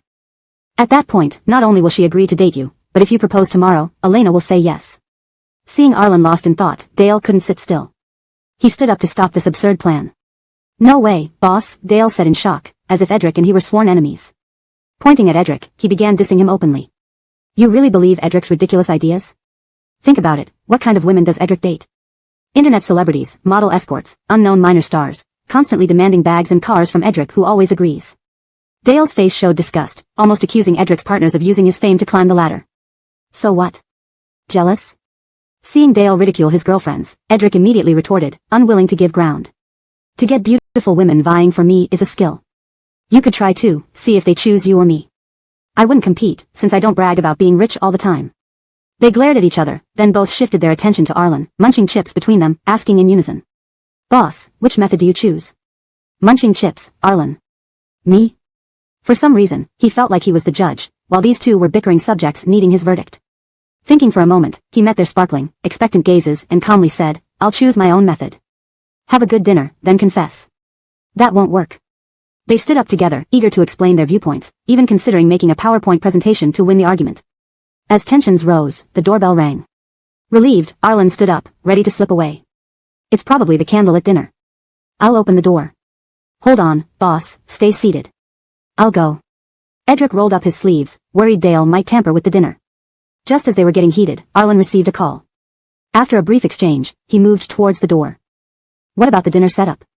What if it doesn't meet your expectations? Dale grabbed Arlen, puzzled by his departure.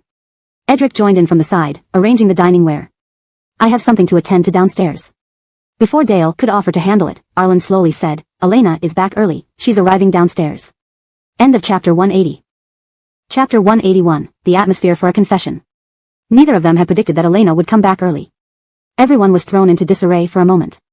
Although the dishes had already been delivered, the red wine needed decanting, and the steaks required grilling and plating on site. Now, with the catering team only just arriving and Elena already back, were they expected to wait until everything was ready? Explaining the sudden influx of strangers to Elena would be difficult. It wasn't like they could immediately tell her that Arlen wanted to confess his feelings, hence organizing this elaborate setup at home. Asking her to pretend she didn't notice and enjoy the moment as if it were normal wouldn't make sense either they or she would sound crazy. The atmosphere for the confession evaporated instantly, turning into an absurd comedy. All their carefully laid plans were in chaos, leaving them standing there, exchanging bewildered glances. Dale was the first to regain his composure.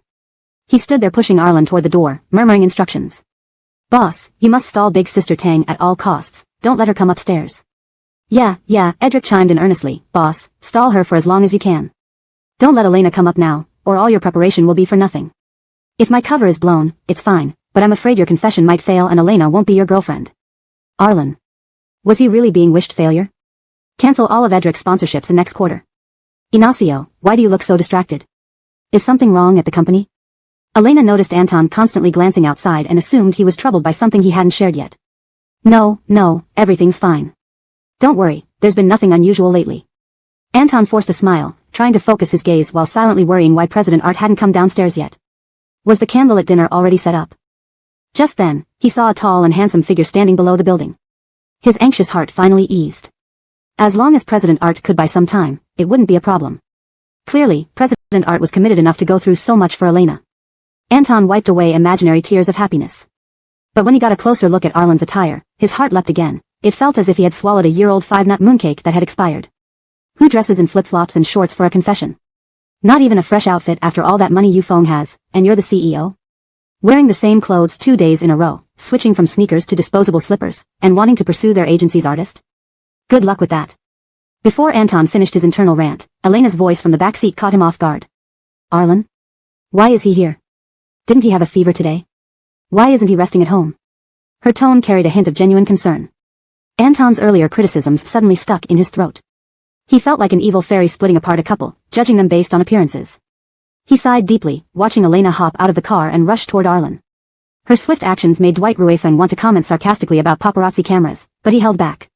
Wow, golden couple, truly made for each other.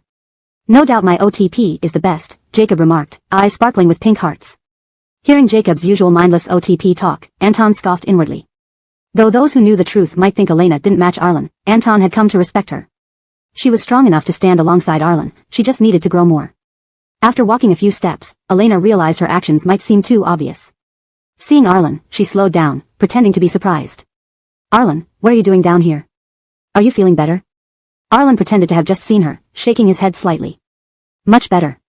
I slept since morning after taking medicine and wanted to stretch my legs. Really? Elena looked at his still pale face, studying him closely before gently touching his forehead. Let me check. They both froze for a moment. The faint scent of Elena enveloped Arlen, intense like freshly bloomed flowers. Her cool palm pressed against his forehead, warming up under her touch. You're still warm. Realizing how close they were, Elena could see her own reflection magnified in Arlen's dark pupils. Her hand hovered near his face as if she were about to kiss him. Recalling the kiss from last night, she recoiled, turning to look at the greenery nearby. Her voice strained. You're burning up again. Should we take you to the doctor? Why was it so hot at 5 in the afternoon? She resisted the urge to fan him and remained rooted beside him. It wasn't heat, it was her touch. Arlen glanced at Elena, a bit embarrassed, and cleared his throat. Right, he said, pulling out his phone to explain last night. Last night, you asked me to stay. I didn't want you to be uncomfortable, so don't worry. Elena turned back to Arlen, gathering some courage. What should I not worry about? Doing something inappropriate, Arlen replied carefully, looking at her. What inappropriate thing? Elena's lips curled upward slightly, meeting his gaze. Her tone was light yet firm. Is that so? She tiptoed, placing her hands on Arlen's shoulders, and leaned in to kiss the same spot as last night. In that instant, the air between them crackled with tension. Chapter 182 The Brave One. Her cheeks were flushed, and her eyes sparkled like stars. Elena was somewhat shy but still looked at Arlen resolutely. She stood where she was, withdrew her hand, and placed it back on her thigh. She took 2 steps back, looked at Arlen, and smiled at him. You haven't given me the answer from last night yet. Elena blinked as if to ease the tension, turned sideways, and asked him, but I've come again today to ask for an answer. It's okay, any answer will do. She wanted to set this premise clearly to give both of them a way out. The air during dusk carried the scorching summer heat, lingering faintly between them. Arlen felt his throat tighten nervously, trying hard to control his emotions so his voice wouldn't waver. He recalled the candlelit dinner he had prepared, the countless times he had rehearsed his confession, and all those moments when he watched her in secret without the courage to tell her. At this moment, however, he was too nervous to say anything. Under the sunset's light, Arlen saw a hint of pink-gold color dancing on Elena's temples, her hair swaying gently in the breeze. Her hair draped over her ears like soft feathers, tickling his fingertips and making his heart race. Trouble, Arlen thought absent-mindedly as he watched the slightly swaying ends of her hair. He really wanted to kiss Elena, just like how she had kissed him. Elena stood there, waiting silently for Arlen's reply. The person who confessed first seemed fearless, even having time to admire the blooming pink roses in the garden, contemplating how well-maintained everything was by the property management. In the next second, she found herself enveloped in a warm embrace, Arlen's voice raspy and strained from nervousness. He buried his face in Elena's neck, holding her tightly, whispering in her ear, "This kind of thing should have been my job. You've messed up all my plans." Resting on Arlen's shoulder, Elena flashed a mischievous smile. Haven't you heard? The brave ones get to enjoy life first, while cowards. Upon hearing this, Arlen wasn't angry but only muttered softly. Right, you're the brave one, and I'm the coward. We complement each other perfectly. Arlen realized his hesitation in this relationship, always preferring to plan everything meticulously before acting with full confidence. However, Elena was different. Though she appeared delicate, she was very direct, often doing things that caught him off guard. Yet, what could he do? He liked her, even if she disrupted his confession plan. All he regretted was not being brave enough, letting Elena take the initiative. Thinking about this, Arlen held Elena even tighter and spoke sincerely. I love you, Miss Elena. Can you be my girlfriend? Elena didn't speak, only nodded vigorously against his shoulder. Even with absolute confidence, Arlen breathed a sigh of relief when Elena agreed. Buried in her ear, he complained softly, causing Elena's cheeks to flush red. I'm so annoyed, I want to kiss you, but I have a cold. If I kiss you, you'll catch it too. Why did you catch a cold now? His voice was hoarse, the complaint sticky and filled with regret. It was clear he truly regretted it. Elena pushed away the embracing Arlen, touched her burning ears, and warned her new boyfriend sternly. Teacher Art, can you act a little more reserved? We've only just started dating, don't be so straightforward. Standing there, Arlen's handsome face looked exceptionally beautiful under the sunlight. Hearing Elena, he slowly blinked his long black eyes and asked her earnestly. Alright, can I kiss you after my cold is gone? No, Elena stepped back, smiling brightly despite her words. Ask me this question again when you're better. Let's go, it's too hot, let's go home. I need to cool off. Elena blew some wind into her hand and walked towards the apartment. She must have been possessed to stand outside so long with Arlen on such a hot day, yet she was incredibly happy. Arlen remembered the candlelit dinner he had prepared, which never received a text message saying it was ready. Moreover, Dale and Edric's identities couldn't be exposed right now. Watching Elena's light-hearted steps heading home, Arlen's suddenly love-struck mind cleared up for a moment. He stood there as if struck by lightning, suddenly getting an idea. Seeing Arlen standing motionless, Elena thought he might be feverish again and worriedly asked. Are you feeling unwell again? Should we go to the hospital? Cough, cough. Arlen suddenly coughed, glancing sideways at Elena's expression. I indeed feel a bit uncomfortable, let's go to the hospital for a checkup. Absolutely not letting Elena see those two in the house. Exposing this matter would only lead to trouble, potentially breaking up his newly acquired girlfriend over this. Such life storms were best avoided if possible. Noticing something odd with Arlen's sudden seriousness, Elena hesitated. It's just a cold, isn't going to the hospital a bit excessive? No, I genuinely feel very uncomfortable. Arlen's survival instinct kicked in, coughing harder to emphasize his condition. Come on, accompany me there. Finishing, he displayed a frail look, appearing heavily afflicted by his cold. Alright, let's go together. Elena finally sensed her boyfriend's fragility, shrugged, and walked ahead. Just as Arlen thought the alarm was lifted, Elena turned and said, I remember there's a pharmacy at the entrance of our complex. Let's go there and check your temperature first. At that time, your body temperature wasn't very high, so you probably aren't running a fever anymore. Arlen. He had much to say but couldn't utter a word under Elena's suspicious gaze. If they went to the community pharmacy to check his temperature, wouldn't his pretend illness be exposed? They might head home immediately, exposing everything. Now, he had no choice but to continue pretending. I think we should still go to the hospital. Arlen coughed twice. My breathing doesn't seem smooth either, my throat hurts badly, and my head feels dizzy. In short, he was very uncomfortable. Elena, who had no idea her boyfriend had so many issues. Arlen, forcefully faking sickness to achieve his goal with his girlfriend. Chapter 182, The Bold One. Her cheeks were flushed, and her eyes sparkled brightly like stars. Elena felt a bit shy but looked at Arlen with determination. She stood where she was, withdrew her hand, and placed it back by her side. She took 2 steps back, smiled at Arlen, and said, You still haven't given me the answer from last night. Elena winked lightly, turning slightly to ask him, But I can ask you again today. It's fine, any answer will do. She wanted to say this beforehand, giving both of them an easy out if needed. The air at dusk was filled with the summer's heat, gently enveloping the two of them. Arlen felt his throat dry and itchy with nervousness. He tried to control his emotions so that his voice wouldn't waver. He remembered the candlelit dinner he had prepared, the countless times he had rehearsed his confession, and all the moments he secretly admired her but never had the courage to speak. At this moment, however, he found himself too nervous to say anything. Under the glow of the sunset, Arlen saw the golden pink hue dancing on Elena's hair, the strands swaying gently in the breeze. The ends of her hair rested behind her ear, like soft feathers tickling his heart. Trouble. Arlen watched the swaying hair tips, absent-mindedly thinking how much he wanted to kiss Elena, just as she had kissed him. Elena stood there, waiting quietly for Arlen's response. The one who confessed first had no fear, even taking time to admire the blooming pink roses in the garden, noting that the property management did indeed work hard, making good use of her maintenance fees. In the next second, she found herself embraced in a warm hug. Arlen's voice was hoarse, distorted by nerves. He buried his face in her neck, holding her tightly, whispering in her ear, I was supposed to do this, you've ruined all my plans. Elena rested her head on Arlen's shoulder, flashing a mischievous smile. Haven't you heard? The bold enjoy the world first, while the timid wait. Hearing Elena say this, Arlen wasn't angry. Instead, he murmured softly, all right, you're the bold one, and I'm the timid one. We complement each other perfectly. Arlen realized his hesitation in this relationship. He always liked to plan meticulously before acting, ensuring everything was perfect. But Elena was different. Though she appeared delicate, she was incredibly direct, often surprising him with her actions. Still, what could he do? He loved her, even if she disrupted his plans. He only regretted not being brave enough, letting Elena take the first step. Thinking this, Arlen hugged her tighter and spoke seriously. I love you, Miss Elena. Will you be my girlfriend? Elena didn't speak but nodded vigorously against his shoulder. Even with absolute certainty, Arlen sighed in relief when she agreed.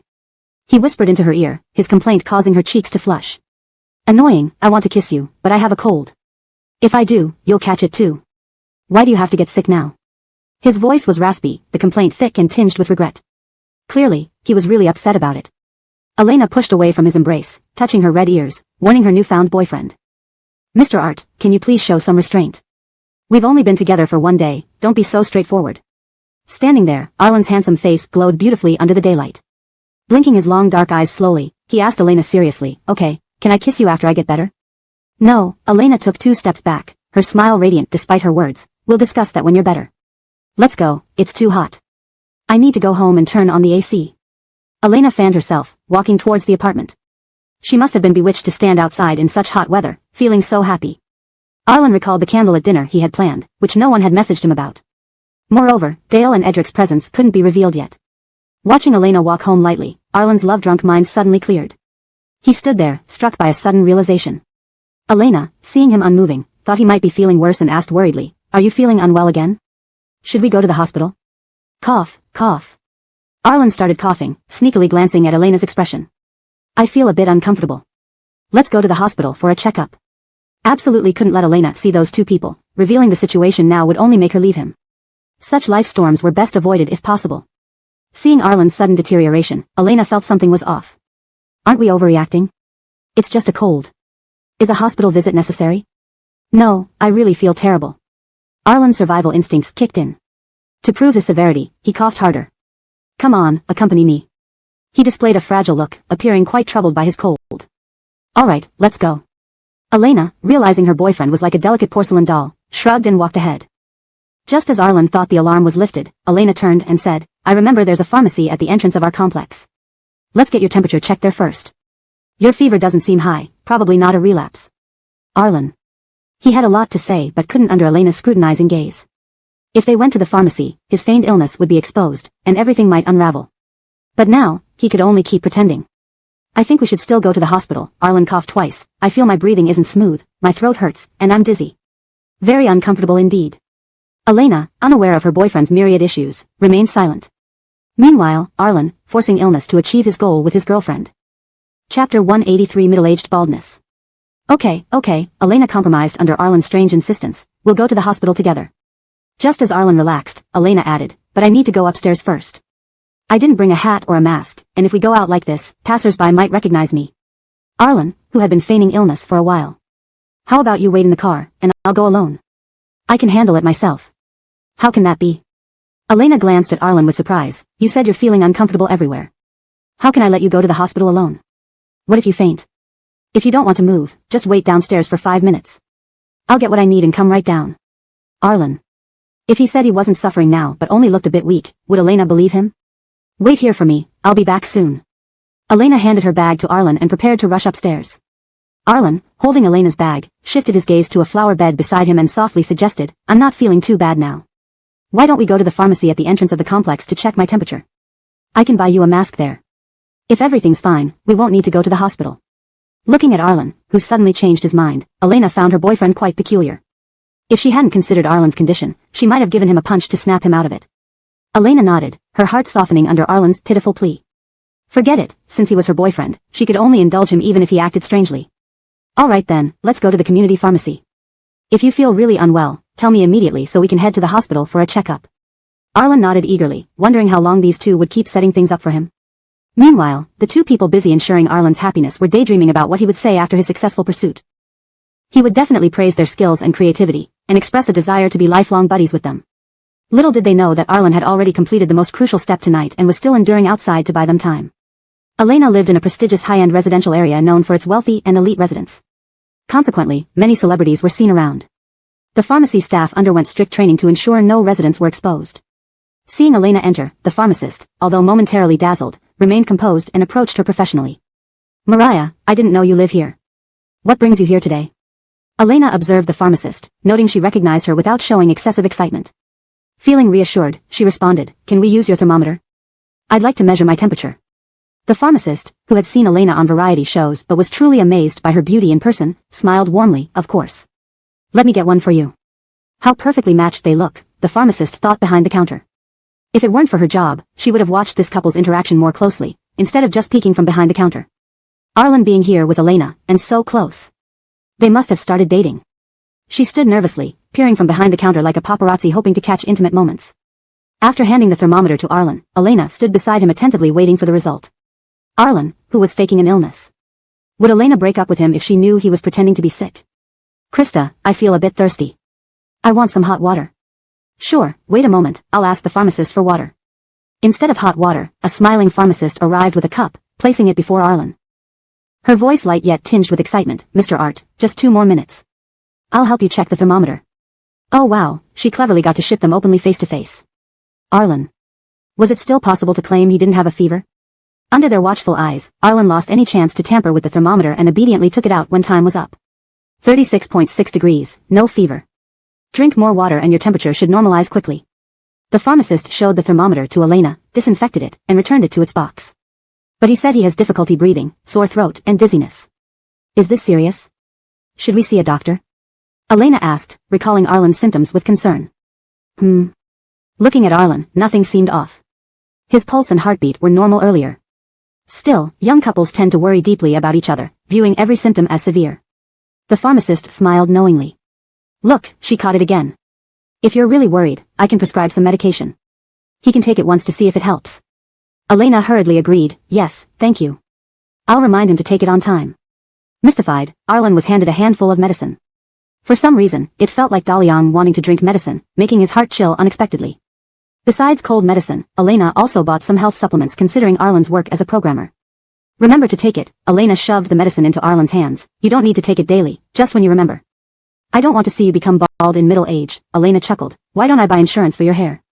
Might make some money. Arlen. Thank you, no need. This insurance is bound to fail. They weren't so poor as to rely on insurance for wealth. Chapter 184, Extra Large Coke. Although Elena didn't pay much attention to his pretending to be sick, the issue with Arlen still remained unresolved, how to prevent Elena from going home before the candlelight dinner was prepared. Elena took a few steps ahead and realized Arlen wasn't following. Turning back, she saw Arlen slowly approaching, glancing at her innocently when he noticed her looking. If Arlen weren't already so mature, Elena would have thought he was like a kid who didn't want to go home after playing outside too long. Feeling somewhat amused yet helpless, Elena waited for her boyfriend. Seeing Arlen walk over, she teased him with a smile. What's wrong, walking so slowly because you don't want to go home? To her surprise, Arlen nodded earnestly, tightly holding the medicine Elena bought for him. His face was still pale, complemented by a downcast expression and pitiful tone, evoking sympathy. Arlen glanced at her briefly, then quickly looked away, whispering, I don't want to go home, I want to stay with you. If she knew his true identity today, she would certainly break up with him. He had only just established his position as Elena's boyfriend and didn't want to revert to being just her friend. Seeing Arlen's vulnerable but heartfelt expression, Elena felt both amused and moved. She gazed at the tall man standing half a head taller than her, now whimpering like a little dog wanting to stay with her. Inwardly sighing, she thought, well, Arlen may act like a dog sometimes, but he's really cute. Despite his antics, his character doesn't seem like a significant flaw compared to his looks. Maybe it's love that makes everything seem beautiful, or maybe Elena was just blinded by love, but under Arlen's gaze, she reached out and patted his arm. If you want to spend more time with me, you should have said so earlier. I don't have anything planned tonight. What do you want to do? Or we could, go see a movie. I heard there's a good one that everyone is watching lately. Since this was Elena's first time in a relationship, she had no idea what couples usually did together. Watching a movie seemed simple yet ordinary. At this moment, Elena wouldn't mind if she went abroad. Watching a movie was the least of her concerns as long as they stayed out. Arlen agreed immediately. They called a taxi to head to the cinema. As they got in, Elena noticed the large plastic bag of medicine Arlen was holding protectively, as if worried it would vanish at any second. She chuckled and suggested, why don't you leave the medicine at home first? We can come back out afterward. Unexpectedly, Arlen shook his head firmly, pulling Elena into the taxi. No problem, I'll hold on to it. What if it gets lost? Elena. Who would steal your medicine? Well, Arlen looked serious, so Elena sighed, realizing he might look unreliable but was indeed quite capable in managing daily life affairs, like being frugal. Patting her forehead, she found herself oddly amused by recognizing Arlen's virtues. Love truly made people blind. Arlen turned around with a strange expression. Are you getting a headache? Did you catch my cold? Perhaps he infected her last night when they shared a bed. Seeing Arlen about to offer her some medicine, Elena grimaced and waved him off. Keep them for yourself. I'm not sick. It was nearly dinner time, and since it was a weekday, the cinema was nearly empty. Even the staff looked bored, waiting for closing time. Their arrival sparked the staff members' interest, welcoming them warmly to buy tickets. Which movie would you like to watch? We have action movies, sci-fi blockbusters, animated features, and The Sea Within the Mountain, which aims to compete in Cannes Film Festival. Any preferences? Having heard discussions about The Sea Within the Mountain on set, Elena nodded. Let's see The Sea Within the Mountain. 2 tickets, and 2 buckets of popcorn. Standing beside without speaking, Arlen suddenly interjected, 1 bucket is enough. I'll share yours. Elena eyed him suspiciously, she hadn't seen him eat less snacks before. Was he trying to change? Okay, 1 big bucket. Sure. Would you like Coke? Yes, Elena replied decisively, showing her QR code. Just 1 cup, extra large. Drinking an extra large Coke and eating from a huge bucket of popcorn, Arlen was speechless. Was this what she thought of him? With the cinema nearly empty, the servings of popcorn and Coke were visibly generous, piled high and precariously balanced. 1 slight shake and they'd spill. Elena carefully took the items, feeling every breath might cause the contents to topple. Fortunately,